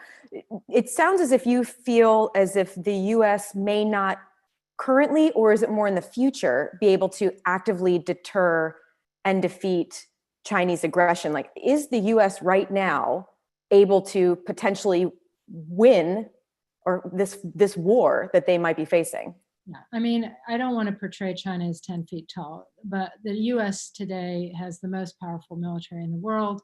And I believe that it is effective against China today. What I'm saying is that if you just stay on the path that we're on with the planned force and budget and you make no changes, 10 years from now, given what China is investing in technologically, we could lose, that balance could shift in a way that might embolden China to think, actually, we're not so sure they have the resolve to push back, and we're not so sure they have the capability to push back. So why don't we go ahead and, try to incorporate, Taiwan into China through the use of force? Or why don't we go ahead and seize an asset in the South China Sea that we've had our eye on? So I think that's what we want to avoid. And that will take both changes on our diplomacy and our statements of commitment and resolve about what we're willing to defend and what our interests are, but it'll also take a very focused and concerted effort and investment in some of the cutting edge capabilities that will make the difference in how we fight in the future. So what sorts, can you give us some examples of the sorts of investments that you think the US military needs to make now? I mean, what does the next Secretary of Defense need to start teeing up so that a decade from now, the US is in a better position to deter and potentially defeat China? Yeah. So I think the next administration, whatever its political stripes, will need to place a number of big bets in the Department of Defense, and then most importantly, get Congress to help realign resources to go after those. First and foremost is a network of networks for communication and command and control that can actually operate even when they're being attacked, even when they're being contested, because the Chinese will now be able to contest us in space, in the air, maritime, land, undersea, cyber, anywhere. And so it's like, imagine the electrical grid, when you have a power outage, like I think you had last night because of the the system automatically reroutes usually to try to keep the power on. We need a command and control system that is powered by artificial intelligence to enable that kind of resilience in a much more contested environment. That's one example. Another is the use of unmanned systems.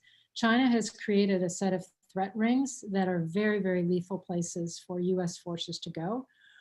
We want to augment our manned forces with unmanned systems that are still controlled by a human being, but that dramatically improve our ability to project power to defend an interest or an ally who's under threat. And there's a whole laundry list of these big bets, but the key is to shift, to make a big bet over multiple years, and then to really shift resources into that. And the hard part is in a budget constrained environment, as Secretary Esper alluded to, defense budgets are probably going to flatten in the coming years, no matter who wins the election.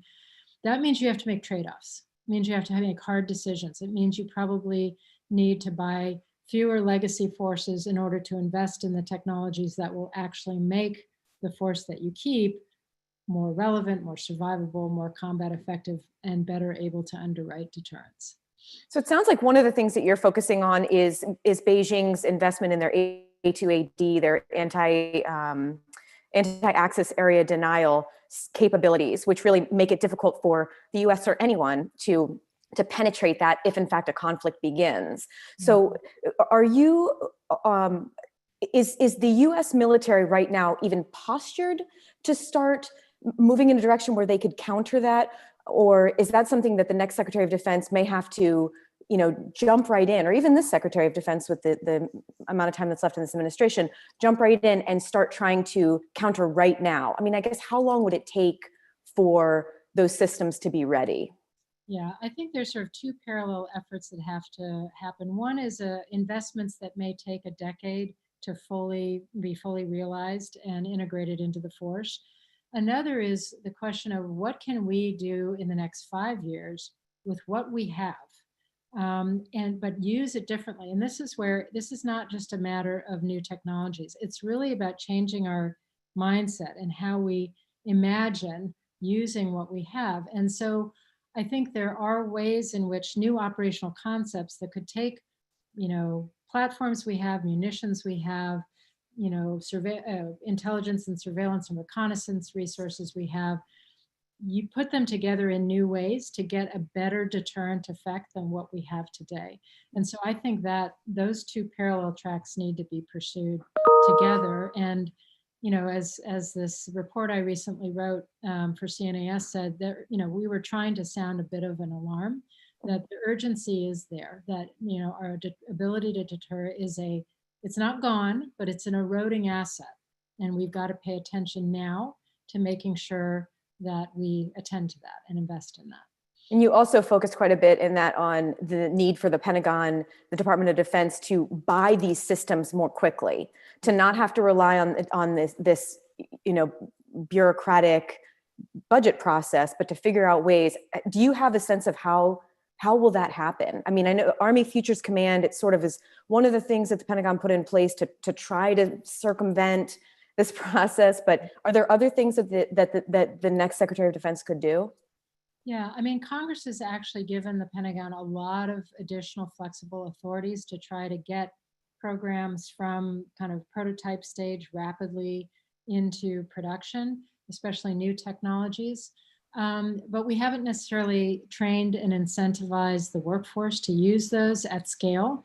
And we still, sometimes when the department is trying to make those trade-offs to move money from one program to another, if they don't do a good job explaining that to Congress, they sort of get the hand from Congress. And so I think one of the things we emphasize is we really have to make Congress much more of a strategic partner in this exercise. They need to understand why, what we're facing, their urgency. They need to be invited into the war games and to the simulations and to the experimentation and understand why these trade-offs are being made. And so to try to get better buy-in and frankly leadership from some of the key champions on the Hill. I want to remind everyone that questions can be asked. We'll have a Q&A session a little bit later. They can be asked by using the raised hand function located near the center of the meeting control bar. And hopefully the viewers are much more Zoom literate than I am and can find the raised hand function. We will take questions. Anya also mentioned the Secretary Esper yesterday speaking about allies. I want to do kind of a worldwide look at some other hotspots. Afghanistan. In an Axios interview, President Trump said the US is going to be drawing down to 4,000 to 5,000 troops soon. The military continues to say that this is a conditions-based process, but it's very clear that the conditions there have not improved since the peace process, the peace agreement earlier this year. Taliban attacks against the US and coalition are down, but they have increased against security forces, and some of the attacks have just been absolutely devastating and heartbreaking. What message does it send, not just to the Taliban, but to US allies, to the Afghan government, if the US decides to potentially draw down half of the current force there in the coming months, potentially this fall? Well, I think we have to be very careful in terms of, first of all, remembering, what our core objective still is, which is to prevent Afghanistan from being a haven for terrorist strikes against the United States. And so there is a counter-terrorist force that is very important to keep there until we have a true peace. The US Taliban agreement that you referred to does envision a drawdown, but as other conditions are met. And the number one condition beyond a prisoner exchange and some other things is a true beginning, a good faith beginning of intra-Afghan negotiations. So the Taliban sitting down with the Afghan government, with Afghan civil society, and really getting at the true peace negotiations that have to happen. I think it would be a mistake for the US to precipitously draw down or withdraw, particularly to leave Afghanistan before that peace is solidified, because we'd basically be pulling the carpet out from under our Afghan government partners and Afghan women, Afghan civil society that we've fought so hard to help them, achieve a place at the table. So I certainly don't think we want to be there forever, but we're just on the cusp for the very first time of actually having true intra-Afghan negotiations. Now is not the time to do anything precipitous. As someone who sat in Pentagon leadership position not long ago, I have to ask, when news came out just a few weeks ago that there was the potential that Russia was paying incentive payments to the Taliban to kill Americans, when you saw that, what did you think of that? And if you were still in the policy job, and then as Anya mentioned, the number 3 position at the Pentagon of leadership, what would you have recommended the US response be to that? Well, when I was in government, that intelligence report would have appeared in the president's daily brief, which and all of the senior officials get, and we would have immediately had a conversation about, what do we need to do to verify the intelligence, understand, the sources with a level of confidence from the analysts, whether it's really true. Then we'd make sure that people were alerted in the White House, particularly the president, to say, sir, we see a call that you're going to have with President Putin on your schedule. You need to be aware that we're pursuing this intelligence, and that needs to be top of mind, and that should inform your talking points in the following way. Meanwhile, we would start an NSC process, a National Security Council process, that would have developed options that if this is true, how does the US want to respond? To the best of my knowledge, none of that normal sort of interagency process really happened. And so you had the president having a number of calls with Putin under the shadow of this intelligence without it ever being raised. And I think, if there is any truth to the intelligence, it communicates to Russia that they can get away with this, which is just absolutely egregious and unacceptable. When American forces are targeted, there needs to be a very direct and purposeful response. Did you ever hear anything when you're in your time in the policy job? Did you ever hear about this kind of incentives by Russia to the Taliban for anything? Not at the time I was in. I want to turn to Iran. The Trump administration has implemented this maximum pressure campaign. The goal, of course, is to squeeze Iran with these crippling sanctions to deter their destabilizing activities in the area, and then ultimately with the goal of bringing them to the negotiating table. Is the maximum pressure campaign working? And what do you see as the potential outcome for it if it continues? So I believe that it was a mistake to abandon the agreement we had with Iran, which had basically rolled back and then halted their nuclear program and put a lot more time on the clock in terms of how long it would take them to dash to a bomb. And that it bought us some time as an international community to then go back and negotiate a more enduring agreement, an agreement that would also deal with other threats like ballistic missiles and their support to terrorism. But the Trump administration walked away from that. It isolated the United States from the other parties like the EU and China and Russia, who had also backed the agreement. And they've instead focused just on this maximum pressure campaign. The problem is, yes, the sanctions have worked in the sense that they've been absolutely crippling to Iran's economy. And you add on top of that the crisis they are having with COVID, and they are in very dire straits. But there's been no larger strategy to use that pressure to transition into a diplomatic outcome. To get my question is, where is the on-ramp to get them back to negotiations for a better agreement? What we see happening instead is Iran feeling like they can't, that there's no, they're just under pressure. There's no interest in engagement or negotiation. And so now they're turning to China, now they're turning to Russia to ramp up their relationship with them, which is absolutely not in our interests. So I think we need to have a broader strategy. Coercive measures can be very useful, but they're most productive when they're in support of a clear diplomatic strategy. I was struck by something. I read an interview that you gave earlier this year after the death of Qasem Soleimani. And you said that President Trump, with the killing of Soleimani, had poured fuel on the fire and introduced escalation, and that Soleimani's death put Iran in a position where they have to retaliate and do something stupendous. Do you still think that Iran will retaliate for his death, and how? Something we've learned about Iran is that they pick a time and place of their choosing, and it may not be immediate, and you may think, oh, okay, that they didn't respond to that, and then suddenly when they have an opportunity, they respond. Soleimani was a terrible guy and was long on US targeting lists for good reason. He was the mastermind of Iranian's terror campaign throughout the region. But to the way in which this was done on Iraqi soil, on the soil of an ally, without Iraqi knowledge or consent, and killing Iraqis in the process, an Iraqi in the process, and others. So it was done in such a way that it took the protests that the day before were anti-Iran protests in Iraq, and immediately turn them into anti-American protests in Iraq. So, I think the way in which it was approached was just not what we would want to see. I think the jury's still out on how Iran will ultimately respond to that. One more hotspot before we turn back to the U.S., but on North Korea.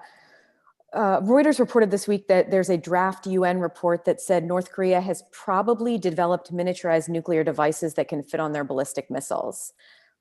Has the diplomatic effort with North Korea made them less of a threat to the United States and to US allies? No, I think the program truthfully has progressed during this period that, since the last summit or meeting between the leaders.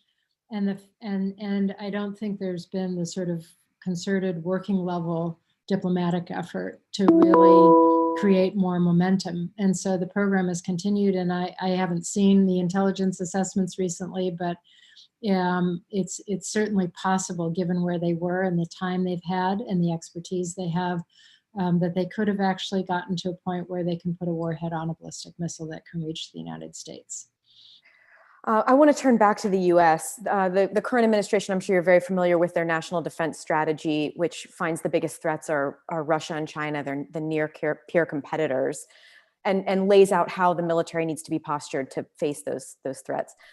Do you agree with the way that the NDS is being implemented right now?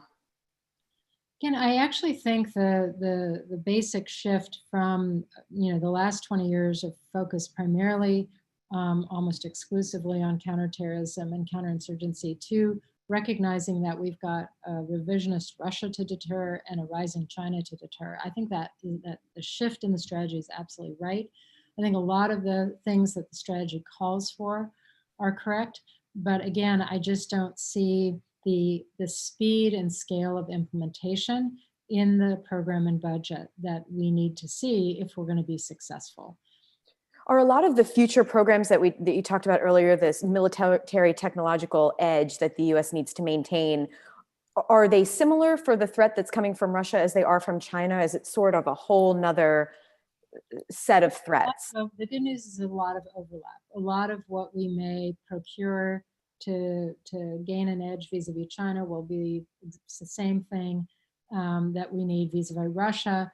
But the balance and quantities will be different. Russia is predominantly a land and air theater with some maritime approaches. Asia is maritime heavy. And so you're going to have different balance of forces that you need in each region to deter. But a lot of the same technologies and capabilities will be very useful in both cases.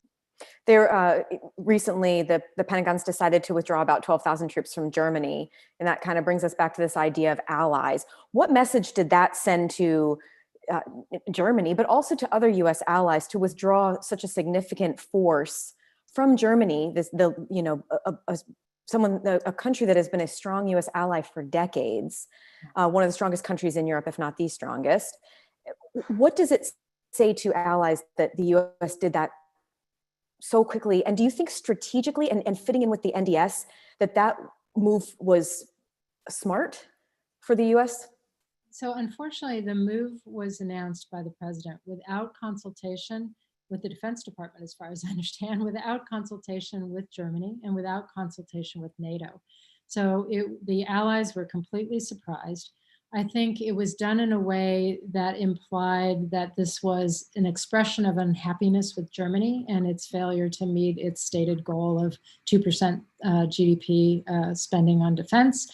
So it was seen as sort of punishing, and it was seen, and it underscores the narrative in Europe, unfortunately, that the United States it cannot be relied upon, that we can't be counted on to sort of stick with them, that we don't value the NATO alliance and our relationships in Europe. And so I think it has had a pretty negative effect.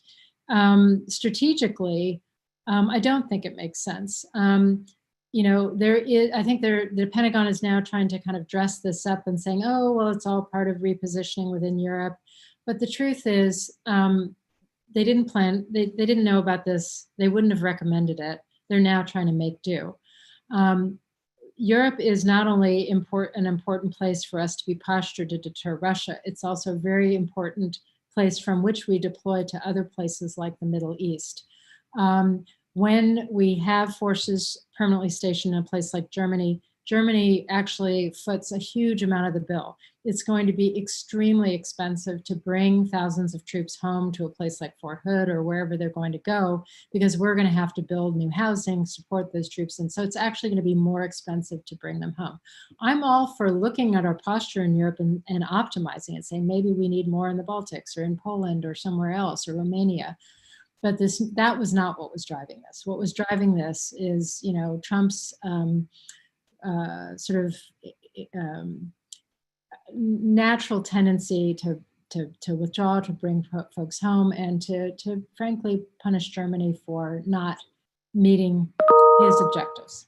And it's interesting, especially what we heard from Secretary Esper at the Aspen, his panel yesterday, about this idea of this enormous defense budget isn't going to last forever. Well, it's going to cost the US billions of dollars to make these moves. And if in fact it really is about the 2% GDP for NATO, well, both Belgium and Italy, two of the countries they're moving to, also don't meet their 2%. So there's a certain inconsistency in the logic. The good news is that this is not easy to execute quickly. You've already seen Republicans and Democrats in Congress step up and say, hey, we don't want you to do this. They may actually pass legislation prohibiting spending of funds on this move. If you have a new administration, the first thing they'll do is a posture review globally. So, my hope is that this will not be fully executed, because I don't think it's in the strategic interests of the United States, and it's very damaging to our alliance relationships. And as I understand Secretary Esper said, that is an asymmetric source of advantage for the United States, our alliances. Mm-hmm. One more reminder that if you have questions, to click on the raised hand function located near the center of the meeting control bar. Another issue that is going to most certainly affect the next Secretary of Defense, as it has this one, is the politicization of the military. And I just want to read you General Votel, retired General Votel, who I'm sure you worked with when you were in policy. He wrote an op-ed for UPenn Law last month, or in June, that really struck me. I'll just read you one line from it. When the military is viewed as having been politicized, it throws our American institutions out of balance and diminishes trust and confidence in our democratic form of government. And he talked about how that was something that he learned in a class at West Point as a young man, and how it stayed with him through his entire career, of the importance of this. Do you think it's such a bitter political environment right now in this country, and the country is so divided, and it has led to the increase in the politicization of the ranks? Can Americans still have faith that the military is apolitical in this increasingly politicized environment? And what can the Secretary of Defense do to try to mitigate that?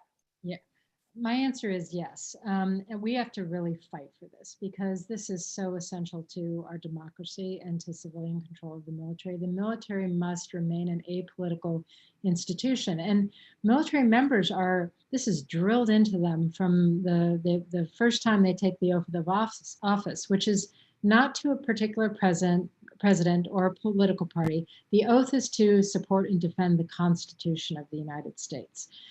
That is one of the reasons why the military is one of the most, if not the most, respected institution in the country. We want to preserve that. Now, some mistakes have been made recently. When you have former general officers showing up at political conventions and, stumping for candidates, when you have, the chairman kind of walk across Lafayette Park after force has just been used, in violation of First Amendment rights of Americans, and for a photo op engineered by the president.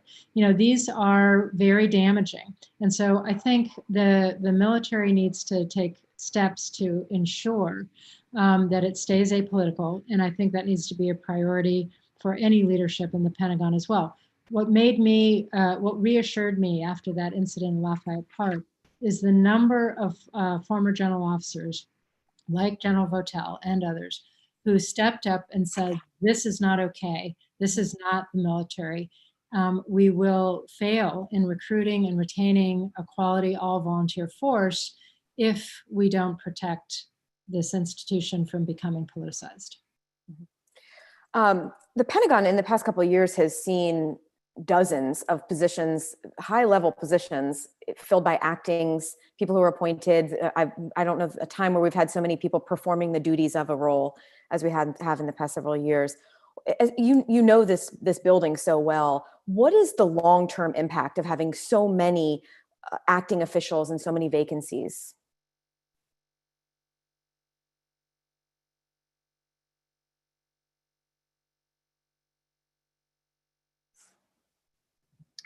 Michelle, I think you're on mute. Sorry, can you hear me now? Okay, it's very detrimental to the functioning of the Pentagon, because you have a lot of empty jobs. You have a lot of people who've been promoted into jobs kind of beyond maybe where they would be best suited. And you have, in the acting capacity, oftentimes you don't have the full authority of someone who is Senate confirmed to actually function in the position. So it does gum up the works, and it really also kind of incentivizes the bureaucracy to wait you out and to avoid making tough choices and hard changes that are necessary. So it can be pretty damaging. Now, some of this happens at the end of every administration, but I think it's an unusually bad situation right now with the number of vacancies. We are going to take a question, so I want to tee up our questioner so that she will be ready in about a minute, get herself ready. It's Chelsea Asplund. I'm sorry if I've butchered your last name there, Chelsea. But one more question for me before we go to you. I got to ask the question, the elephant in the room. You have a lot of great ideas about what the next Secretary of Defense should be doing, what another administration could do. Would you, if offered, would you accept a role in the Biden administration, potentially as Secretary of Defense? Well, one of the things I've learned over the years is not to engage in speculation like that. But you know, I've spent 30 years in some form of public service, either in government or in the nonprofit sector or so forth, and that is my calling. And so you know, who knows? But I've come out and you know, endorsed Joe Biden. I do think he's the right answer for the country, and I would do anything to support his success and for the sake of the country, frankly. I don't think I heard a no there, so I'm just saying. Yeah. Okay, Chelsea, if you would unmute yourself and ask your question if you're there.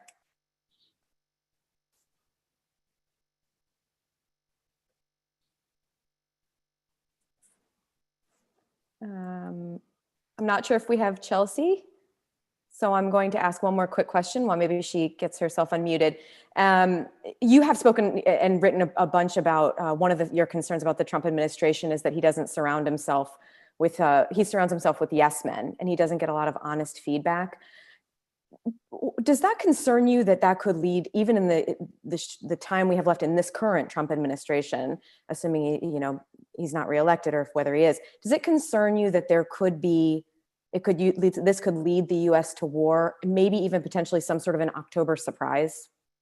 I do worry about the lack of dissenting voices or pushback around Trump. I mean, you know, I think frankly the Germany decision, this was not the first time he had this idea. He's also had the idea of pulling troops out of other countries. And in the past, it was Jim Mattis or, you know, John Kelly or H.R. McMaster, or somebody who sort of sat him down, walked him through and say, that's why it's not a good idea. I don't see that happening now. And so he's much more unconstrained. And so I do worry about that.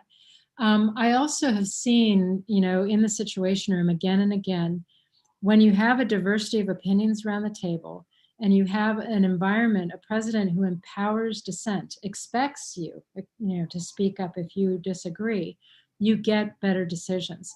Think of the bin Laden raid. I was involved, was privileged and honored to be involved in that planning. There were, you know, several different opinions about whether we should do the raid, how we should do the raid, what should be done.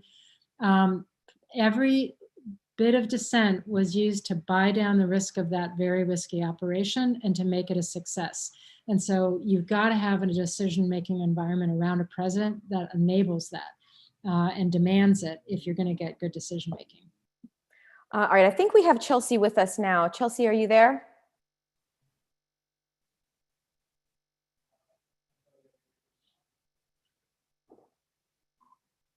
Okay, we may not have her. So I do want to turn back to Anya, who I think we do have.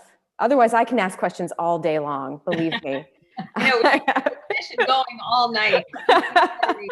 That was an amazing interview. You guys really managed to cover a lot of ground in 35 minutes, the entire world. So thank you so much. Michelle, if I could just keep you for one last question. We touched a little bit on diversity earlier, but Secretary of Defense Esper and the leadership were ready to rename those Confederate bases. The president famously said, absolutely not. When Condi Rice was speaking in the opening session 2 days ago, she said she thinks it's time. Do you agree with that? And beyond that, is that enough? Or what more do we need to do for diversity inclusion in the force? I absolutely agree that we need to rename the bases. But that is absolutely not enough. It's a first step. It's an important first step. It sends a signal.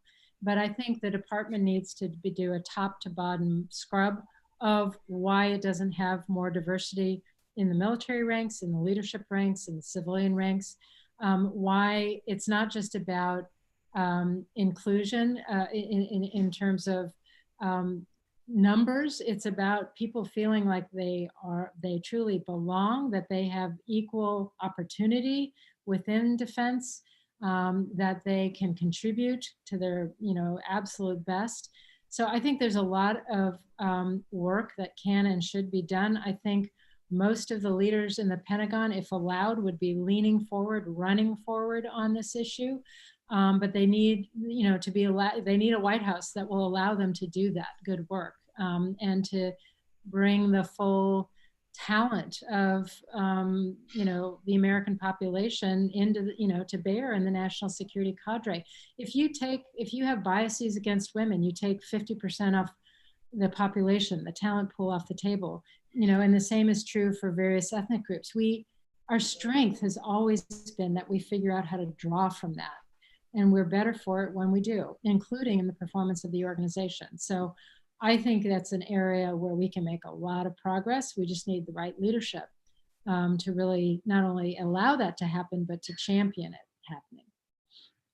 Thank you, Michelle. That was really a tour de force around the entire world, around the defense globe, so to speak. Courtney, thank you very much, both of you, for being here.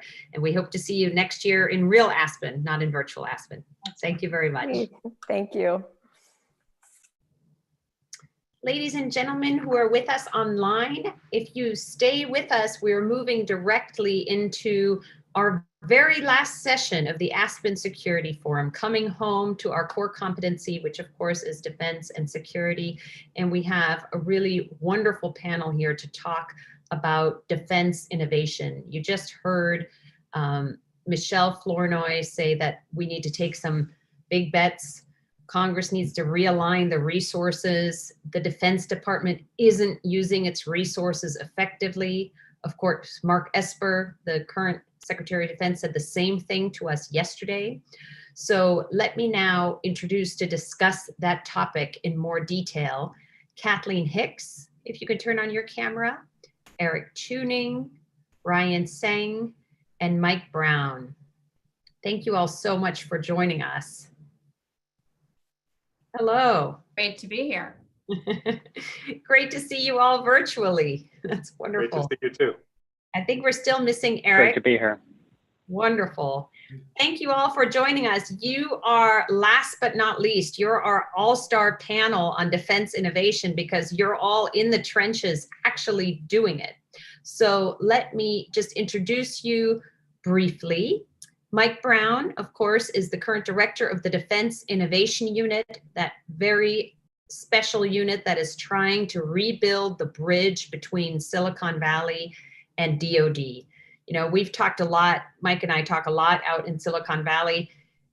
Silicon Valley was based and built on a good relationship with the Pentagon, with intelligence community. And somewhere along the line, that was broken. You know, when you go from Vannevar Bush to all of the first semiconductor companies, they all were built with lots of support from the Pentagon. Much less of that happening now. So Mike and his crack, small but savvy team is trying to revitalize and rebuild that bridge. We have Kath Hicks from CSIS. She's the Kissinger Chair and the Director of the International Security Studies program there, and a great thinker on all of these things of defense innovation. We have Ryan Singh. Ryan, you and I met a few weeks ago, and I was just so impressed with you and what your company Shield AI is doing. You'll tell us more about it, but of course, you're working very closely with the Pentagon, so we're really interested in getting your perspective of an innovative company that's trying to work with big defense and with the intel community and how that's going. And Eric Tuning was most recently, of course, the Chief of Staff to Secretary of Defense, Mark Esper. He's now a partner at McKinsey and Company, and has direct experience trying to move the Pentagon into the 21st century, if I could say that. So welcome all of you. Thank you so much for being here. Let me start with, you heard all the remarks that Esper made and that Michelle just made. Everyone is calling for this. The Defense Department needs to be more innovative. Chris Brose said in an earlier session, he's just written a book on this subject. He said, you know, most of the defense budget now is going to military systems that don't have anything to do with the wars that we are fighting. Kath, let me turn it to you first. Is that an overstatement, or is he right? I don't think you can understate the challenges in pace and scale of change that's needed inside defense. I think one of our biggest challenges is that many Americans have become comfortable assuming that the hundreds of thousands of millions of dollars that they're spending on defense is being spent well and productively. And I think as you're hearing in a resounding chorus, that's unfortunately probably not the case. And on the innovation side, I think that's where we see a lot of these challenges. So I might frame it a little differently than Chris. I think the way in which we might use forces in an actual conflict, for example, which we very much hope we won't find ourselves in, but with a competitor at the scale of China, I think there are a lot of capabilities we've built that we would use, but are they the best capabilities? Are they the capabilities we would want to have? The answer to that is no. There's a lot of legacy systems where it makes sense to move with the right concepts of operation to move to new types of capabilities. And there's no doubt we're coming from way behind. We're slower than we need to be. Mm-hmm. So we're going to dig really hard into this session. Everyone has now raised this problem. The question is how, because this is worse than turning the Titanic. This is a really large operation to move. And Mike, let me turn next to you. You've led DIU since 2018. It's been a huge success. You've facilitated over 160 contracts, brought in 60 first-time vendors to DoD. You're working, you know all the innovative companies in Silicon Valley. I see you do it. Maybe the numbers are even higher than the ones I'm listing. But is it scaling? Is it enough? Or is this really a drop in the bucket? Well, thanks, Anya. The reason I raised my eyebrows when you talked about our success is I feel like we're just scratching the surface. I feel like we have been successful. This is an experiment that Ash Carter set up in 2015. So we're just this month celebrating our 5-year anniversary. And we have accomplished a lot. We probably influence about $500 million worth of defense procurement. Big number in absolute terms, but let's think about what defense buys, probably 200 to 400 billion a year. So depending on the year. So we're a small drop in that bucket. And if we really want to energize the flow of commercial technology into the Pentagon, which is the purpose of DIU, we need to do a lot of things to make it easier for successful entrepreneurs like Ryan, who have the creativity and the vision and initiative to be successful with DoD. And his company has that. There are others that do. But we've got to increase the scale of this effort, because the game-changing technologies that we face in competition with China, where we need to make investments, AI, cyber, autonomous systems, biotechnology, the list goes on. Most of those are commercial. There's a few that are military. Hypersonics is one of those, directed energy, but many are commercial. And we don't have that scale yet that we're achieving, where we're bringing in many companies. We've introduced 60 first-time vendors to DoD. That needs to be 600. We need to be influencing the procurement to a much greater degree than we are today. We're ready to pick up that challenge, but we need to make that happen as a country to really take advantage of the innovation. The defense strategy calls that the national security innovation base. We've got to really be drawing on that to a much greater extent to be successful in this competition with China. Thank you. And just for our panelists, I want to spend sort of the first 20 minutes or so of the panel on really digging into in detail, what are the problems? Like, what's stopping this? Then we'll move to solutions. And then in the end, I want to give our audience a chance to ask questions. But Mike, let me press you. Why isn't it 600? What's stopping you? Well, one of the things that's stopping us is I don't get you in trouble with the gang in Washington.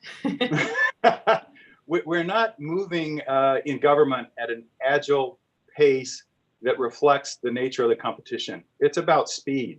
So when we think about when we have successful prototypes that we've done, it's difficult for the budgeting process to catch up and the services to catch up. We asked, Congress asked the Pentagon to budget 2 years in advance for what they're going to need. Many of the technologies that we'd like to be prototyping are not developed yet. So companies like Ryan's develop something, we need to be quick on our feet to be able to prototype that, test it in a military application, and then have a rapid uptake to get those vendors into production. We don't have that today. That service that thinks about an autonomous system like Ryan's and wants to incorporate it would have had to do the planning, get the budget approved by Congress, and that's a 2-year process. 1 year to work in the Pentagon, 1 year to work it with Congress. We have to change that if we want to have the flexibility to incorporate the most innovative technology. So that can happen with bigger budgets that are focused on innovation. It can happen by trying to speed up that process, giving senior officials and DoD more flexibility to be able to replace an existing legacy system, program of record, with a more innovative, more cost-effective solution. So the speed isn't right, and the incentives, frankly, aren't right to make that happen. Those things we would need to change. Mm-hmm. Thank you. Eric, you were in the thick of this until very recently, until you went back to McKinsey. Let me turn to you, and I know you and Secretary Esper were really dedicated to this. You know, he made a big point about this yesterday, that we're not getting the return on investment on our defense dollars. And I know there's some recent legislation that shifts more oversight decisions to the military departments to make it faster, more streamlined process. Where do you see the problems from kind of, you know, big Pentagon perspective? I think you're still on mute. Eric, I think you're on mute.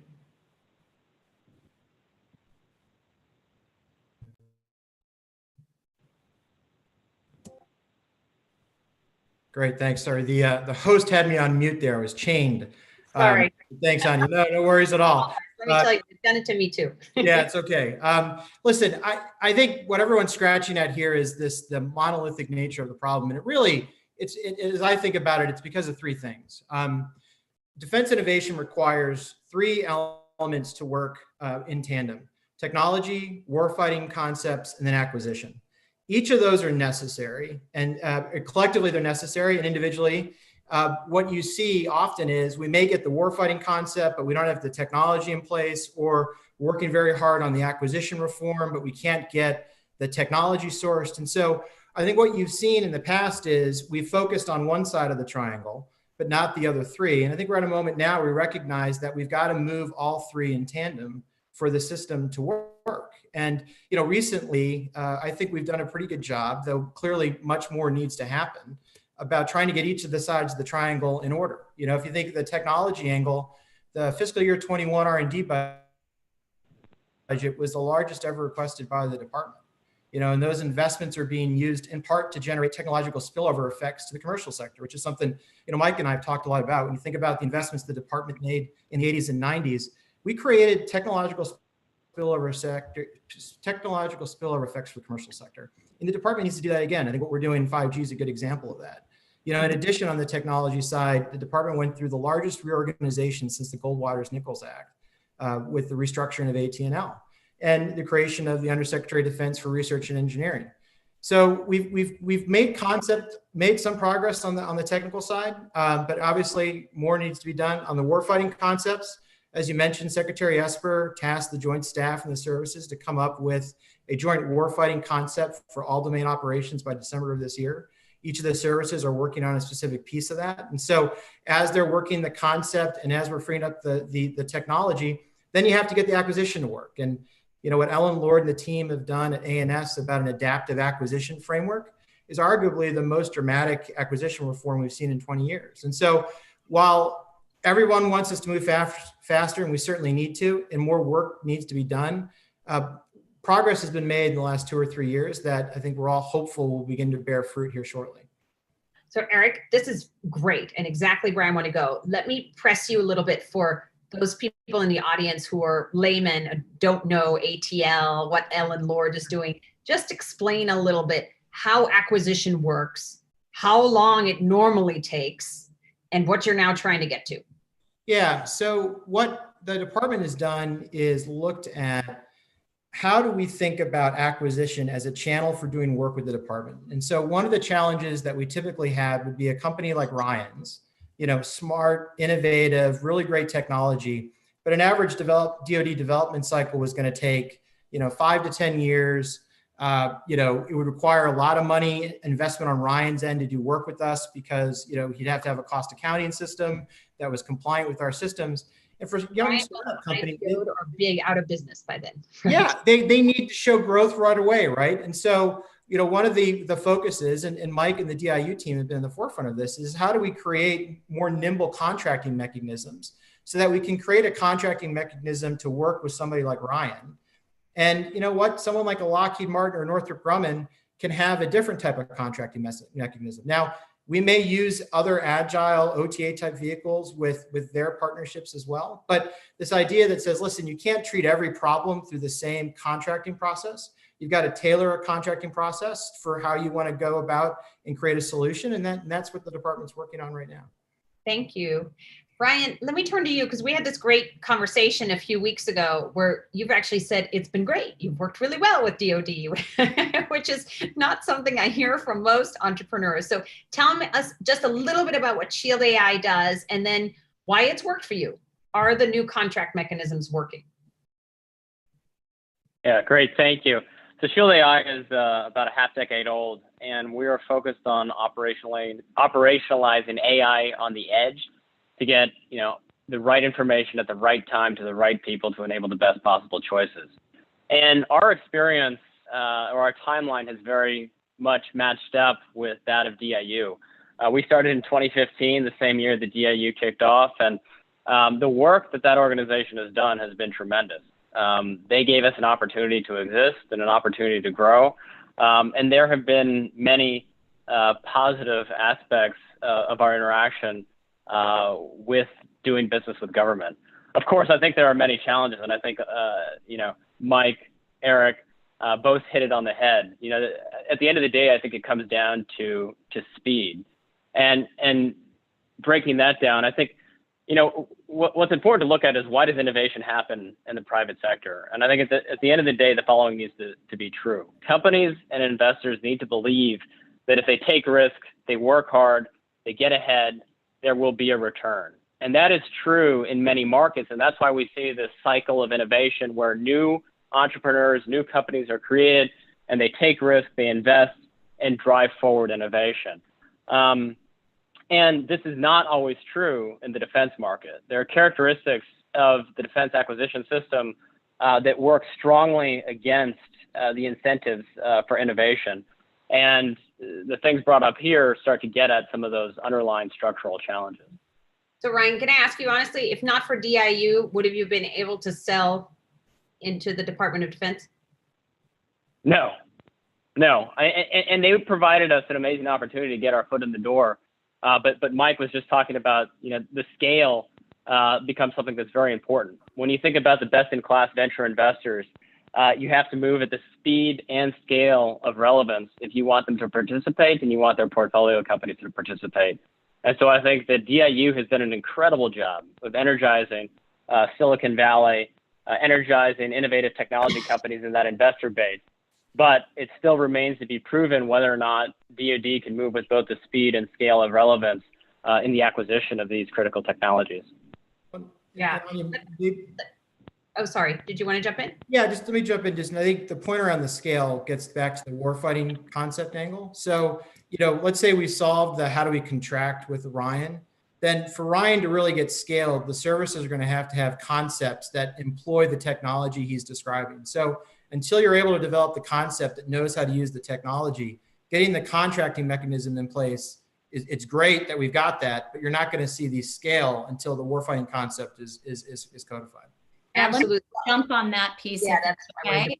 Because I think that's so easily overlooked, and I'm glad Eric brought it up. And it's so much more complicated too, because it's not linear. It's not concept, innovation or technology and then procurement system. This is about a system of innovation. It's an ecosystem that's in constant communication around those pieces. That includes experimentation, exercises at scale, which are expensive and they take time for the services to do. They take attention to plan. And then it's about creating space at the strategic level for the trade-offs, so that if you want to have concepts that drive technology solutions in new areas away from those legacy platforms that we talked about, you have to actually be able to buy them, right? And that's not just about the contracting, that's about the system across the US government, Congress, and others to make space to grow these new capabilities, which is at risk to some of the existing defense industrial base. So it's a big challenge set that we're facing. Right. You're going to actually have to say no to some of the legacy platforms to bring new ones in. Let me just turn back to Kath for one more thing, because Kath and I, if we're tooting our own horn, just put a piece in Foreign Affairs last week that talks about Chinese civil fusion, and then how do we counter that, and has some suggestions for doing it. And Kath, you wrote the really important piece on the Valley of Death. Can you just explain what that is and why that's so important and how DoD is failing at it so far? Sure. So I think there are several people on here who have lived in the Valley of Death and crossed it or helped folks cross it. But what that refers to is that period of time between when a company is being worked with on the R&D side in a small way, perhaps. And then their goal is, as Ryan said, for their investors, is to get picked up and purchased on the procurement side.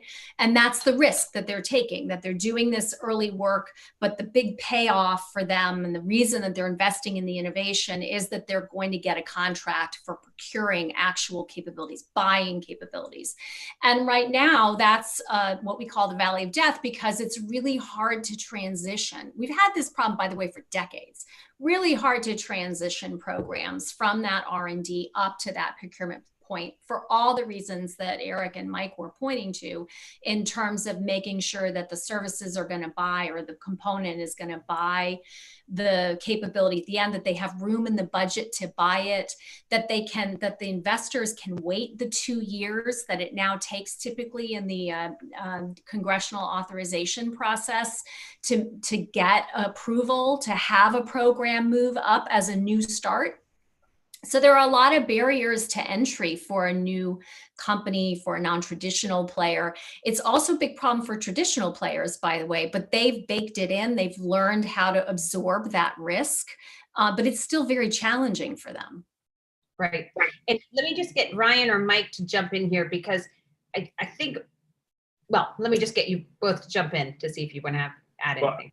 I just want to say that the department, as Eric described beautifully, has done a very good job on acquisition reform. There have been so many efforts on how to reform the acquisition process. The department now has the variety of authorities to tailor the contracting instrument to what we're buying. We don't have to use the same instrument to buy an aircraft carrier that we would to buy the products that Ryan is developing. But the speed is now all about the budgeting process, and that requires the work with Congress. Michelle Flournoy, who was just on, has written about this as well. We have to develop a relationship that involves the trust so that there is more budget flexibility. That speed and the budget flexibility helps you move across that valley of death so you're not stuck there for 2 years. We have to categorically reject that 2 years is required to agree on the warfighting concept and get Congress to approve it. That's too slow in a competition with China. So we have to allow more flexibility in the budgeting. Congress can delegate that. There's a variety of mechanisms we could look at, managing programs by portfolio instead of individual program of record. Without getting into the specific methods, we need to be able to move faster so that when DIU minimizes the risk through the prototyping process, we're buying down that risk. We're ready to go to scale that, because this really is all about how do we scale what we already know to work. I had a conversation with General Hyten recently when he said, enough prototyping already. We know this works. How do we buy this at scale in production volume? And Mike, I think what ends up happening is, I see this with young companies in Silicon Valley all the time. What happens is they end up selling small bits and pieces to the combatant commands, especially the special ops command that has some discretionary budget to do innovative things. But boy, the programs of record are really hard. Does anyone want to comment on that? Well, I think the speed and the scale, we talked about investors having, some amount of limited patience, but I think also looking at the innovation incentive, right? If you have a 2-year capability lead or a 3-year capability lead as a company, that didn't come without significant investment and significant risk. And then if it takes 3 years for the department to move out on that, that lead that was hard fought, that took a lot of risk, that wasn't guaranteed by any stretch, can go out the window, because now everybody can look at what's been done, they can invest, they can catch up, and it disincentivizes the innovation and risk taking by the commercial sector. So I think that there are so many reasons to go faster, from getting the capability out, to competing with China, to incentivizing innovation, to incentivizing investment. It really does come down to speed and scale across the board, because it really does compromise us on all of those fronts when we don't move quickly. Eric, do you want to jump in? Yeah, I mean, the thing I'd just add too is, when we talk about technological advantage for the department, it's very easy for us to immediately talk in terms of commercial, and that's an important element of this. But I think we also need to recognize that DoD is going to have a multiple track technological strategy, right? There are some technologies where the department is going to have to play its traditional role, where we are investing in driving the state of the art. Hypersonics are a good example of that. There are other technologies where we're going to have to be a fast follower. We're going to have to identify technologies. Some of it's in here in the United States. Some of it may come from our allies, right? We need to be able to identify it and then decide, how does it get tailored? And I think part of the question we have now is, who actually does the tailoring of the commercial technology, right? Some of it could be straight commercial. Some of it's going to require some militarization. Is that something that companies like Ryan's does? Is that something that the department will do? Or is that something that the traditional industrial base will do? Yeah, that's a good point. That's a really good point. Just a reminder to our participants, if you'd like to ask questions that we'll go to in about 15 minutes, please use the raise hand function in Zoom. Let's move to Congress for a second. Mike started us off there, but Kath, maybe I can turn to you on this. Senator McCain used to joke that there was a military industrial congressional complex. And in spite of efforts by lots of people on Senate Armed Services, you just can't get movement out of this almost a bog of people preferring the legacy programs, the impressive lobbying that is done. Each district that has some of those legacy programs has jobs at stake. How do you move that part of the behemoth?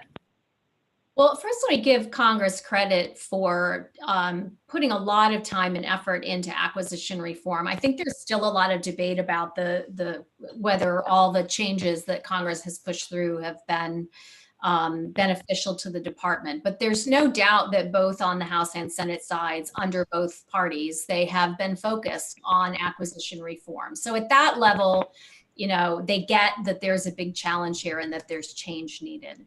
What's gotten better? Tell me what improvements have already been made.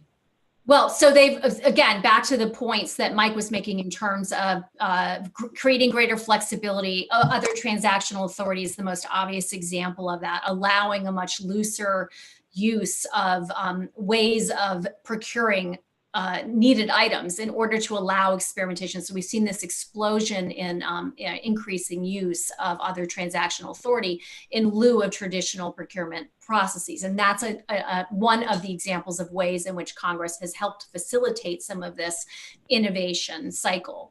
But the point you're asking about really is about the congressional incentives to make sure that they're taking care of their constituencies, and their constituencies at times, of course, involve companies. Now, some of those companies are ones who are trying to get into the sector, so they're getting some congressional look as well. But there obviously has been for years an ability of the existing traditional defense companies to be able to think ahead on their congressional strategies. And so that's going to pay off for them, as it does for any sector where you're investing time and attention in how you think about making sure that you've built that congressional support. And so it has been paying off in many areas, and it is difficult to cut capabilities. The other challenge is many capabilities are good. They're useful. There are capabilities that if we had an endless amount of money would be great to have. So the question of how to prioritize capabilities, what do we really need? This gets back to the issue of the concepts and the strategy above them.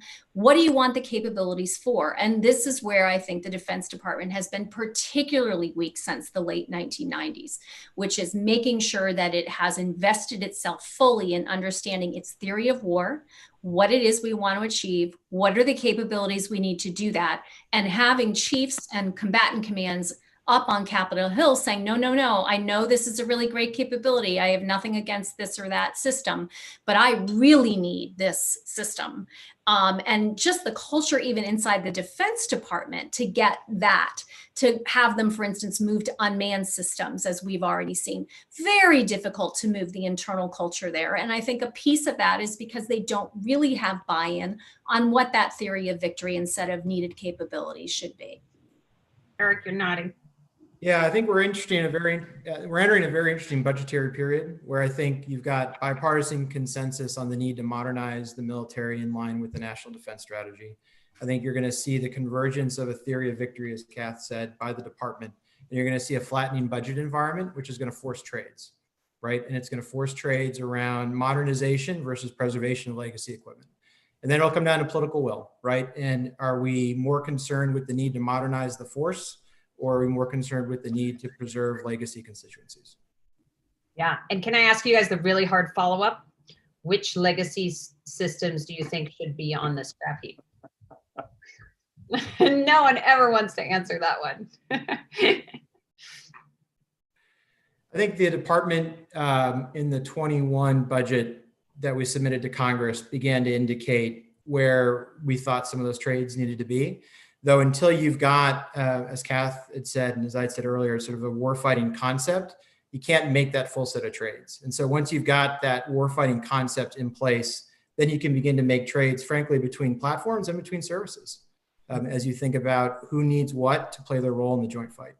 And sometimes the trades are in quantities, right? So it's also in terms of exactly the mix that you're trying to go for. Where do you make space for new kinds of capabilities, and where might there be room for some legacy capabilities? I'll give you an example, sort of domain control, where even fourth generation aircraft or aircraft carriers that are less survivable in, for instance, East Asia, you might have missions you want to use those for. You're not scrap heaping, if you will, to use your term, some of that capability. You actually could use it, but you might not need it in the same quantities that you had planned previously.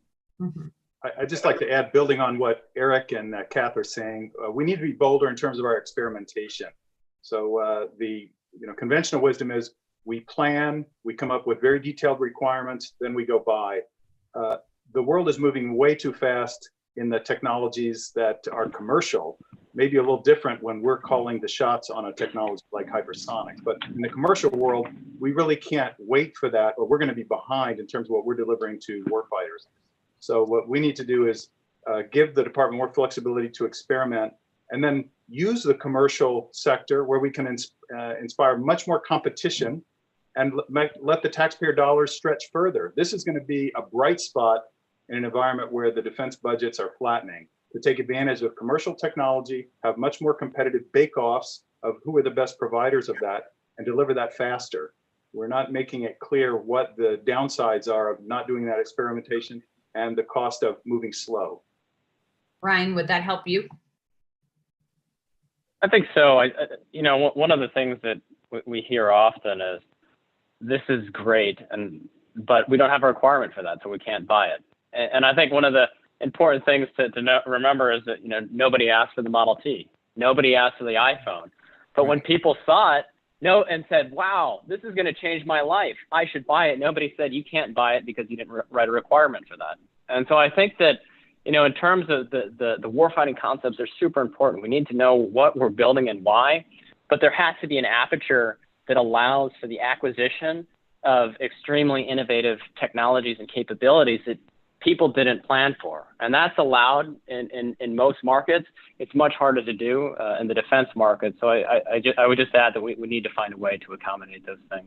And that really underscores the point Mike was just making on experimentation. You have to be ecumenical, if you will, about how innovation comes about in any sector, but certainly in defense, right?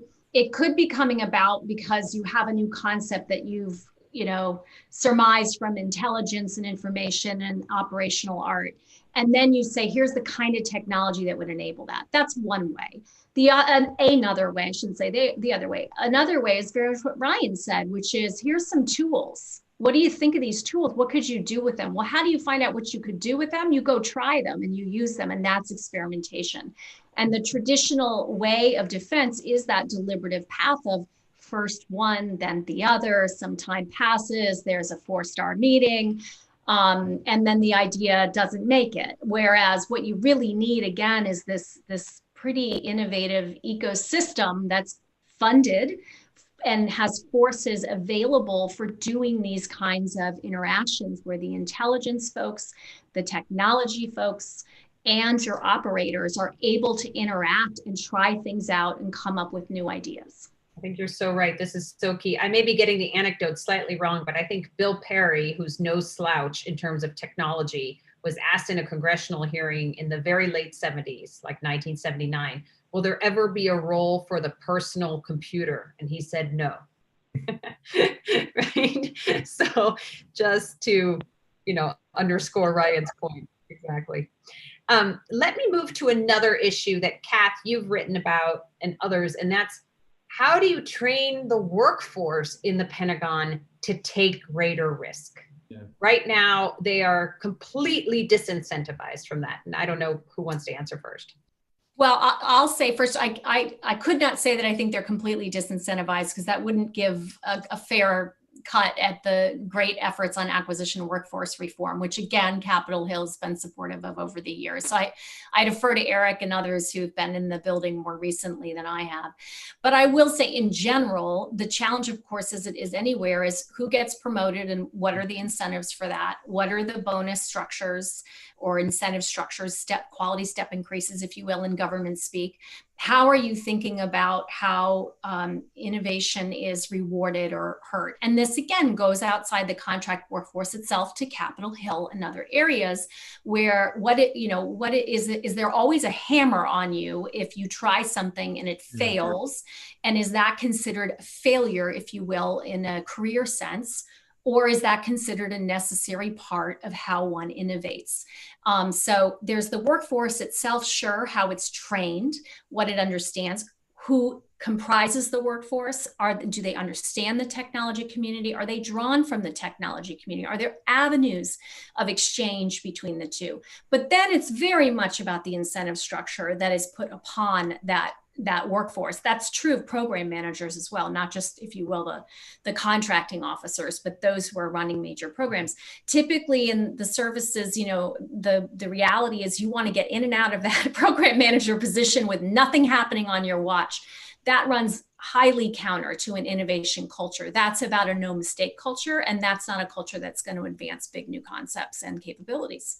Yeah, I think that's exactly right. The other thing I'd add to it too is it's a different relationship with industry. I think all too often you get into this adversarial relationship where it's industry versus the government, and that's just not helpful, right? I mean, I think you need to look at it as a partnership. You need to look at it as Everyone's got their Team America hat on. What can we do on behalf of the warfighter and for the country? And that type of freer exchange allows for the type of, I think, risk taking, as well as some of the innovation that Ryan and Mike are describing.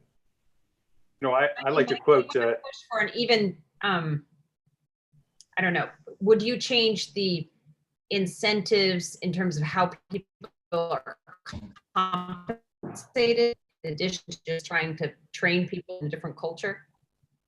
I think it's a combination of, you know, the first time something goes really wrong, they're not brought up on the hill and, you know, made a political pariah over, right? So you've got to accept the limits of, and accept the sort of amount of just risk taking is going to result in some failures, and that's okay, and we're okay with that, and it's not going to impact your career, as Cass said.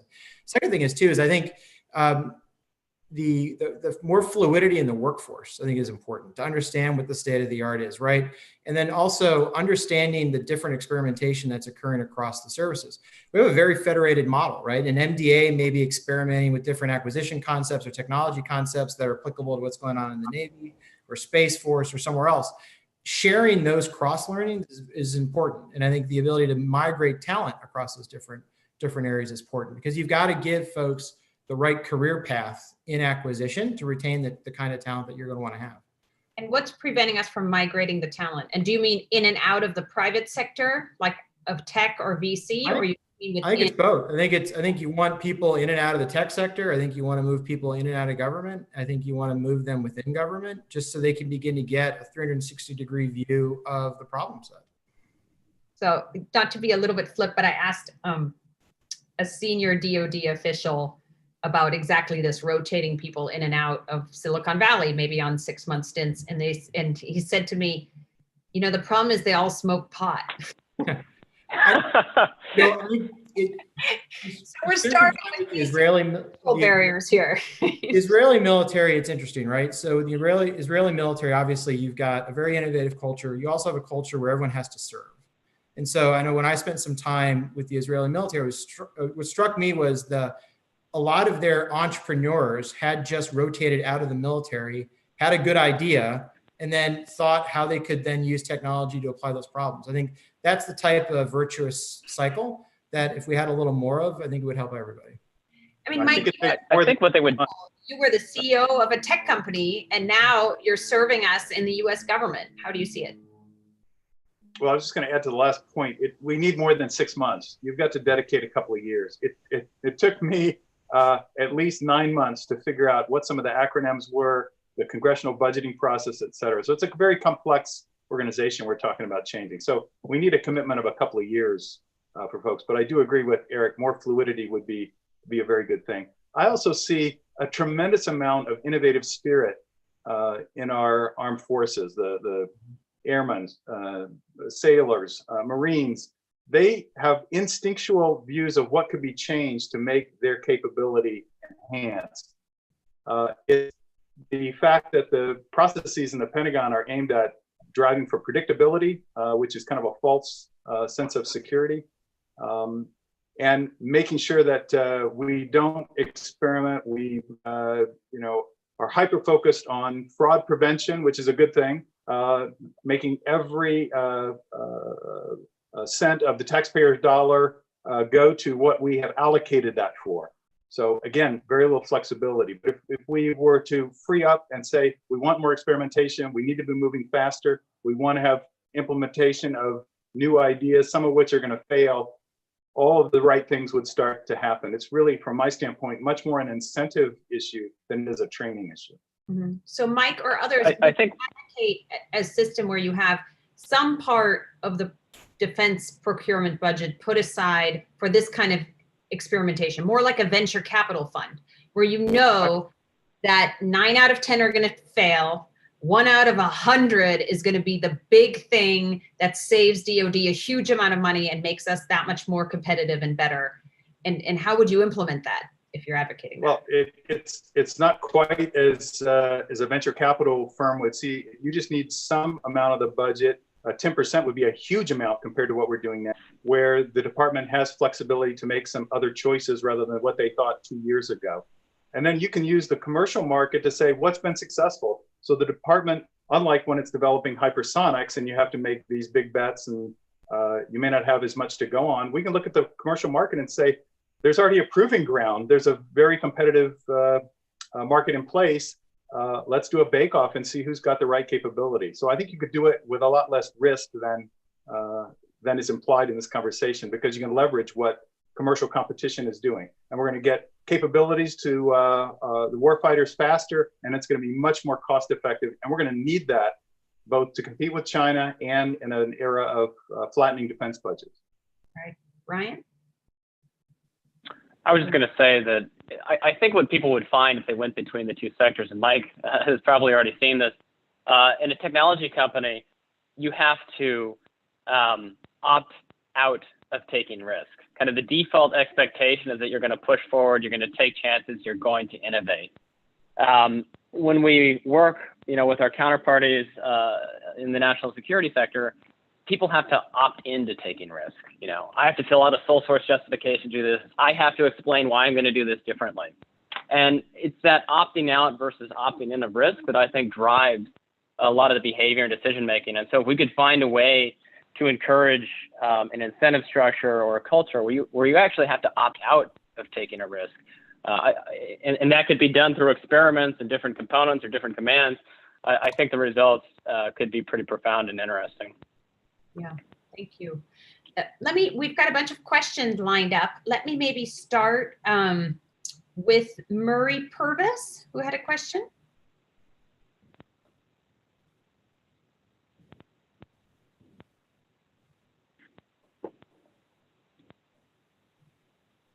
We'll just take a couple of seconds for Murray to come online. Hi, I think I am here. Hello. Hi guys, that was an incredibly interesting conversation, and I apologize for my darkness. It's nighttime where I am in the UK. But I just wanted to ask, I have a million questions, but I'll pick one. In terms of, we kind of briefly touched upon this in the conversation, but I've had the privilege of working with a number of different agencies and departments within DoD, and also other places like the Department of Energy. And how do you think you can kind of solve the challenge or approach the challenge of, if you know about things that are going on in one department or one agency that would be very innovative and new for another one, how do you get that sharing within the DoD or elsewhere to kind of work more efficiently and work better? That's a good question. This happens all the time. You see it with one combatant command has something that's working amazingly, but it doesn't transfer over very quickly, not to mention between Intel and Defense and other agencies. I'm happy to sort of take a first cut at it. Listen, I think part of it is there's, to the extent you've got a common set of challenges, right? There is discussion at the interagency level, and then obviously with your peers and other groups around how are you approaching certain problems, or what have you done, and you'll exchange information that way.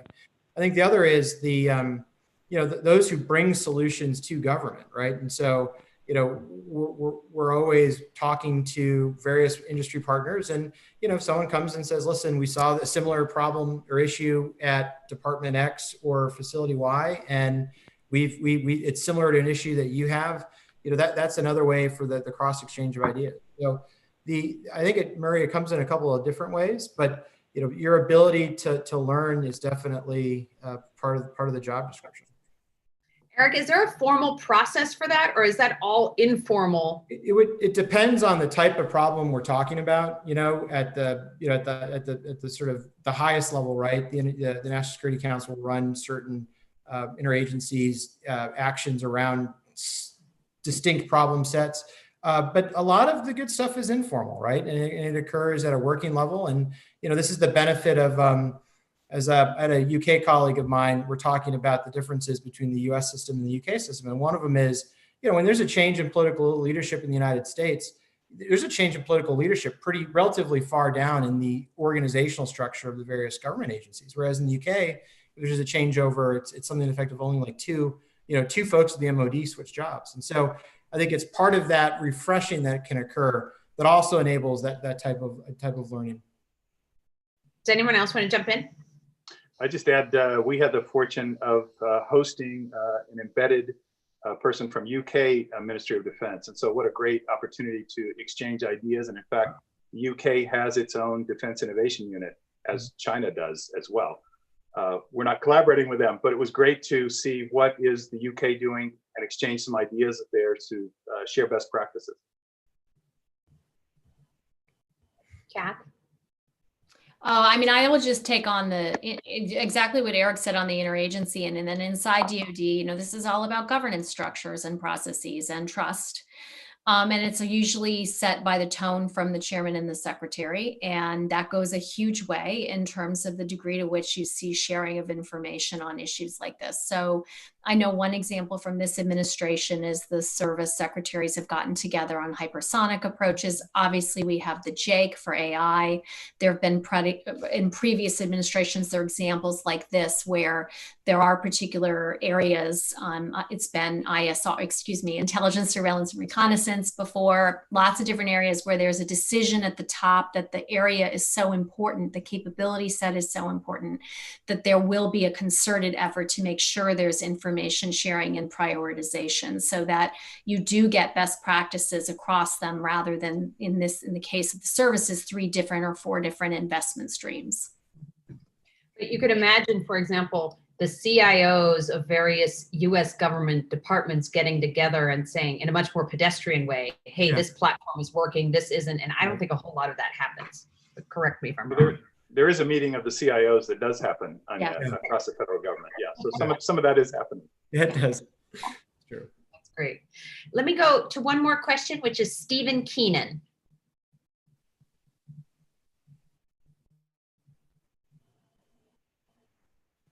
Hi, Stephen. I'll just wait for him to unmute. Yes, hi. Thank you. Fantastic conversation. Along with keeping the world safe, and I want to wish everyone staying safe and healthy with their family and friends. The Pentagon started the ARPANET working on what became the internet in 1969. Secretary of Defense Mark Esper mentioned briefly in his talk yesterday our directed energy weapons. Do you feel, one of the nice things when the ARPANET invented the internet, the whole architecture was distributed. So there was no big issues as to who was going to own the internet when it went into the commercial marketplace. If in our inventions of our directed energy projects, we've come across a technology similar to when we invented the nuclear bomb, we brought in nuclear fission to our energy portfolio. If with our directed energy projects that we're working on, and have been working on, we've come across a technology that could be fantastic to use in peaceful bases, but it's going to make oil, gas, and coal obsolete quickly. And who owns it? How do you see that coming from a DARPA lab into the commercial marketplace, if I'm correct that we already have this technology? And thank you for a fantastic security forum. Thank you. Well, if I could start on this one. So I think you're raising a much broader point than directed energy. So Eric and I just co-authored a paper. Are we ready for the superpower marathon we're in with China? Our answer was no. There's a lot of work we need to do to better prepare. But one of the key recommendations is we've got to get back to the era that created the internet in the sense of government, business, academia working together and making investments that are in these game-changing technologies that have the spillover effects into the economy. Eric already mentioned that word, spillover effects, because that's what happened with the internet. So it's much broader than DARPA. We've got to reclaim the preeminence in science that Xi is going after in China, make those game-changing investments so that we don't lag in the US behind any other power in terms of having that capability within the US. The military can use that, but a key benefit here is those are the foundational benefits of technology improvement that fuel economic prosperity, which is the ultimate guarantor of our national security. We need to be making those now. We're not making them at the same rate we did in the 60s as a percentage of GDP. We need to get back to that. So we're creating that prosperity for ourselves, giving those advantages to our private industry, and making ourselves more secure in the coming decades. let's stay on that topic for a minute because all of us are nodding. We've all written on this. Mark Warner said it today. You've got the Endless Frontiers Act out there that's actually trying to do it, but as it sounds like it doesn't stand much of a chance of passing. If there is such bipartisan consensus on this, we need to get back in the basic sciences and R&D game. It gets away from all of the issues we discussed earlier about picking winners and losers and where do you go. Why is this so hard to do? And then actually, let me toss a quick question to Ryan too. Have you been at all helped by federal R&D funds? Have you gotten any government help, or have you done it all on your own? We have done R&D programs for DoD, and I think the DoD investment in R&D is important because capabilities that the department needs sometimes step pretty far outside the boundaries of what the commercial sector would pay for, both in terms of what you're creating and also the level of risk involved with creating the technology. So I think the R&D investments the department makes are incredibly important. Does anyone There's a lot of competing priorities, Anya, and as we know, and so it's very difficult to free up the Endless Frontiers Act, $100 to $110 billion. Now we've got to fit that in with what we're doing for COVID relief, et cetera. So it's big dollars that we're talking about. If we wanted to get back to the same level of federal spending as a percentage of GDP that we had during the space race, it would be an additional $200 billion for federally funded R&D. We need something probably on that order, plus doubling R&D tax credits for private companies if they're investing in these game-changing technologies. Yep. If we really want to recognize what we're up against in the competition with China, it's on that scale that we need to rethink our investments for the future. That's right. And maybe on the flip side, our friends in Silicon Valley never like to hear this, but you and I have talked about this a lot, Mike. The R&D tax credits now are so broad that you literally can get the same tax credit for a craft beer. Not that I love craft beer, like the best of them, but as you get for, some of the cutting edge stuff that Shield AI or others are doing. And that just doesn't make a whole lot of sense. So maybe give more on one side and a little bit less on the other. Kath, do you want to jump in on this? Yeah, I think I would only add, because I agree completely with what's already been put out here. As you say, there's a lot of consensus. But I think the other piece is there are still some pockets where there's a principled dislike of industrial-based policy, of the federal government having a hand, if you will, or a heavy hand to some, in investing heavily on the R&D side. Now that's not about the STEM education piece. Again, I think that's strictly on the spending side. But when it comes to what role should the federal government have in trying to set us on a course with specific sectoral investments, one can argue we've been doing that for many, many years in many areas, but presenting it as the national security industrial base, for example, as the Trump administration had in the national security strategy, I think there are some sectors that are standoffish to a policy like that, either because on the right, they're afraid it's socialism, or on the left, they're afraid it's just the defense industrial complex. I think the only other thing I'd add would be, and I agree with everything everyone said. Our capital market system's best in the world, right? Very efficient at allocating capital. I think the other thing Mike and I talked about in our paper was, do we need to think about perhaps maybe a longer term capital framework where, rather than trying to evaluate some of these long-term R&D decisions on a quarterly basis, we're putting in place incentives to evaluate them more on a, 5-year type return. You wouldn't want to throw the baby out with the bathwater, obviously, with the system we currently have. But this idea about a longer term capitalism, I think it would be part of the solution, because the government just in and of itself isn't going to work, right? The government can make the basic investments, but unless you've got the private sector with the right set of incentives to take that and then generate, the Bell Labs equivalent of 30 years ago, then you're missing a very important ingredient. It's an important point. And I got to tell you, maybe we'll get Ryan in on this too, but the incentives right now are all wrong. If I see most of the venture capitalists in Silicon Valley, the incentive is to do social media, right, e-commerce, things that are easy tech, not hard tech at all, because there's technology risk, there's product risk, and it's just much easier to have 4 guys out of Stanford starting Snapchat or any of these other services, which are great and they're ubiquitous, but they're certainly not helping our national defense. Venture capital is innovation needs to. Than when you're leading a public company. So my experience, when you're a CEO of a public company, it's all about short-term incentives. That's how your compensation is determined. That's what your shareholders care about. You get activists or private equity coming in. They're even less patient. So there's no view that it's much better to think about 10-year capabilities you're building in the company. Nobody has the patience for that. That's a mentality, as Eric's saying, we have to change because that's not how China's thinking. So we're competing with another society with a completely different system. We don't want their system, but we need to think about what are the benefits of long-term thinking when it comes to making investments. Companies are great at driving innovation forward. There just needs to be a market that generates a return when there is innovation. And so I think that when we think about government participation in R&D, there is a stage of R&D that the commercial markets really won't touch. It's too speculative, it's too uncertain, and the federal government has a huge role in laying the foundations. But once it gets to a certain stage, companies are extremely well positioned. We can see this across markets of picking up those basic technologies and doing a huge amount of work to make those commercially viable and sometimes change the world with them.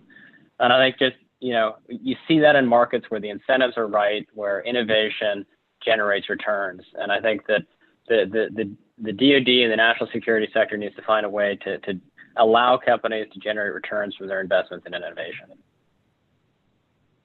Thank you. Kath, I'm going to give you the last word on this, and then we'll close out. I think I've had my last word, but if you're going to give me one more, I'm going to go back to the ecosystem piece. It's not just about the tech and the hardware and the software. As important as that is, you have got to look inside the building and create actual funding, positions, authority, and high-level interest in developing concepts and experimenting with them to spin out innovation. Thank you guys so much. Well, there's heated agreement. There's bipartisan agreement. There's agreement inside the Defense Department and Congress. And there is a crisis right now. And maybe that will create the opportunity to finally make these hard things happen. So thank you all so much for being at the forefront of this and for talking to us at our very last Aspen Security Forum panel. It's been wonderful to have you. Kath, Mike, Eric, Ryan, thank you very much. Thank you all.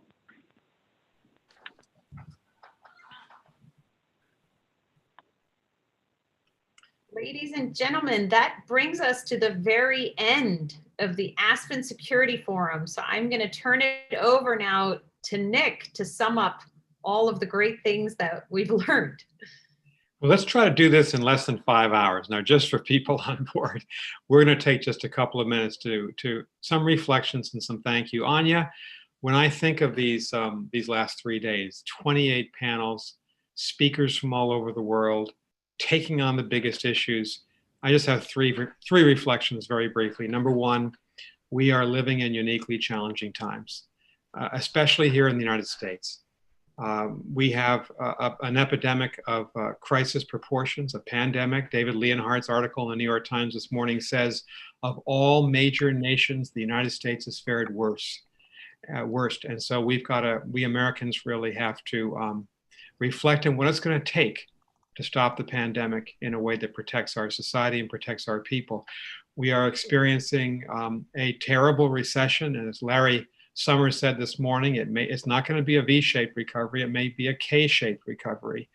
A racial crisis, which is testing us to the core as to who we are as a people, and a leadership crisis in Washington, which is profound, and it's going to be settled on November 3rd, in I think what is undoubtedly the most important election of our lifetime. The second point is expect profound change. That's what I took away from Laurie Garrett just an hour and a half ago. She said that in every major pandemic in modern history, societies have been completely altered. And why wouldn't that be the case? As Laurie and David Leonhardt reminded us, in cataclysms like global wars, and like pandemics, we see profound societal, technological, political change. That was the case of the First World War. 4 empires collapsed. That was the case of the Second World War, when the United States emerged from the ruins of that war as a global power. And when on August 6th, 1945, 75 years ago today, the United States introduced atomic weapons, atomic bomb, eventually a nuclear arsenal to the rest of the world. Third, it's going to require leadership. Good leadership, far-sighted leadership, caring leadership, and it's going to require an innovative spirit in our citizens to get through these 4 crises. For countries around the world, it's going to require leadership at all levels at a time when the authoritarian powers they have the bit in their teeth, China and Russia especially, when they feel self-confident about their prospects. We who live in democratic countries have to respond, and we have to respond with a greater deal of self-confidence than we're doing right now. And that comes down to leadership. So, you can't sum up a conference like this, 28 panels, 3 days, hundreds of experts, thousands of people who've been online with us from all around the world, and we appreciate that. I guess I'd say, Anya, this reconfirms for me, and I'm sure it does for you, and I know it does for Condi Rice and Joe Nye, our co-chairs. The Aspen Security Forum, the Aspen Strategy Group, our mission is suited for these times. We need to engage each other. We need to address these problems head on. We need to trust in democracy. And we must have that optimistic spirit that has characterized Americans throughout our history, that we can overcome these problems.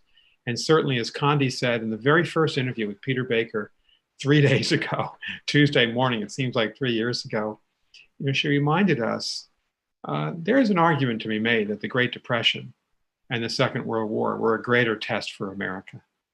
And the Civil War was certainly a more profound and existential and meaningful test for America. And in some ways, 1968, with the assassinations of Martin Luther King and Robert Kennedy and race riots and Vietnam War riots and a profound generation gap and greater violence on the streets, was a more difficult test for America.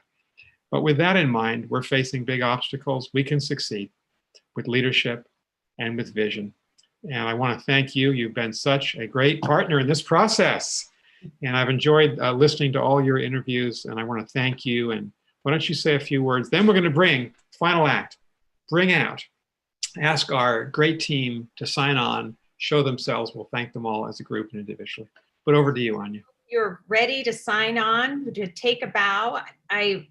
First, I want to say, Nick, I agree with all that wholeheartedly. It has been an amazing 3 days.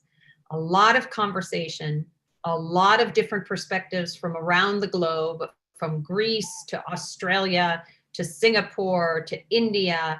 We really had a lot of conversations with our international partners. Some of them have reached out to us behind the scenes to say they learned a lot from hearing the American thinking on all of these critical issues. And of course, as Aspen always is, we've tried to be very strictly bipartisan. And I think there were a lot of opportunities both to air differences between members of the Trump administration and people who are working on the Biden campaign, maybe going into a Biden administration if there is one, and also some surprising agreements. I have to say, I was very pleasantly surprised to hear Secretary of Defense Mark Esper talking about the return on investment on our defense dollars aren't high enough, and we need to do better. We need to innovate in defense. Michelle Flournoy then echoed those comments, as did this last panel. You had a lot of people talking about the importance of diversity and inclusion.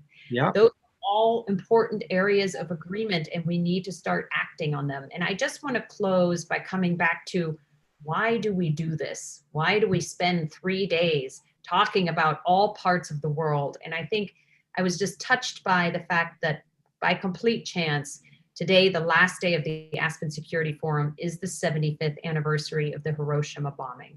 Yeah. And the reminder of that tragedy, because it was a tragedy, even though it ended the Second World War for us, and all of those deaths, and all of the refugees you see now, all of the deaths from COVID.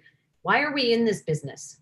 We're in this business to allow people to have safe, prosperous lives, not lose their lives to war. And we're in this to make more peace. So I hope you'll all join us in that mission. I know our team has, and now without further ado, we want to introduce them. So please, if you could all turn on your cameras, we would love to introduce you all, because this is the team that made it all happen behind the scenes, working 18-hour days with their COVID masks.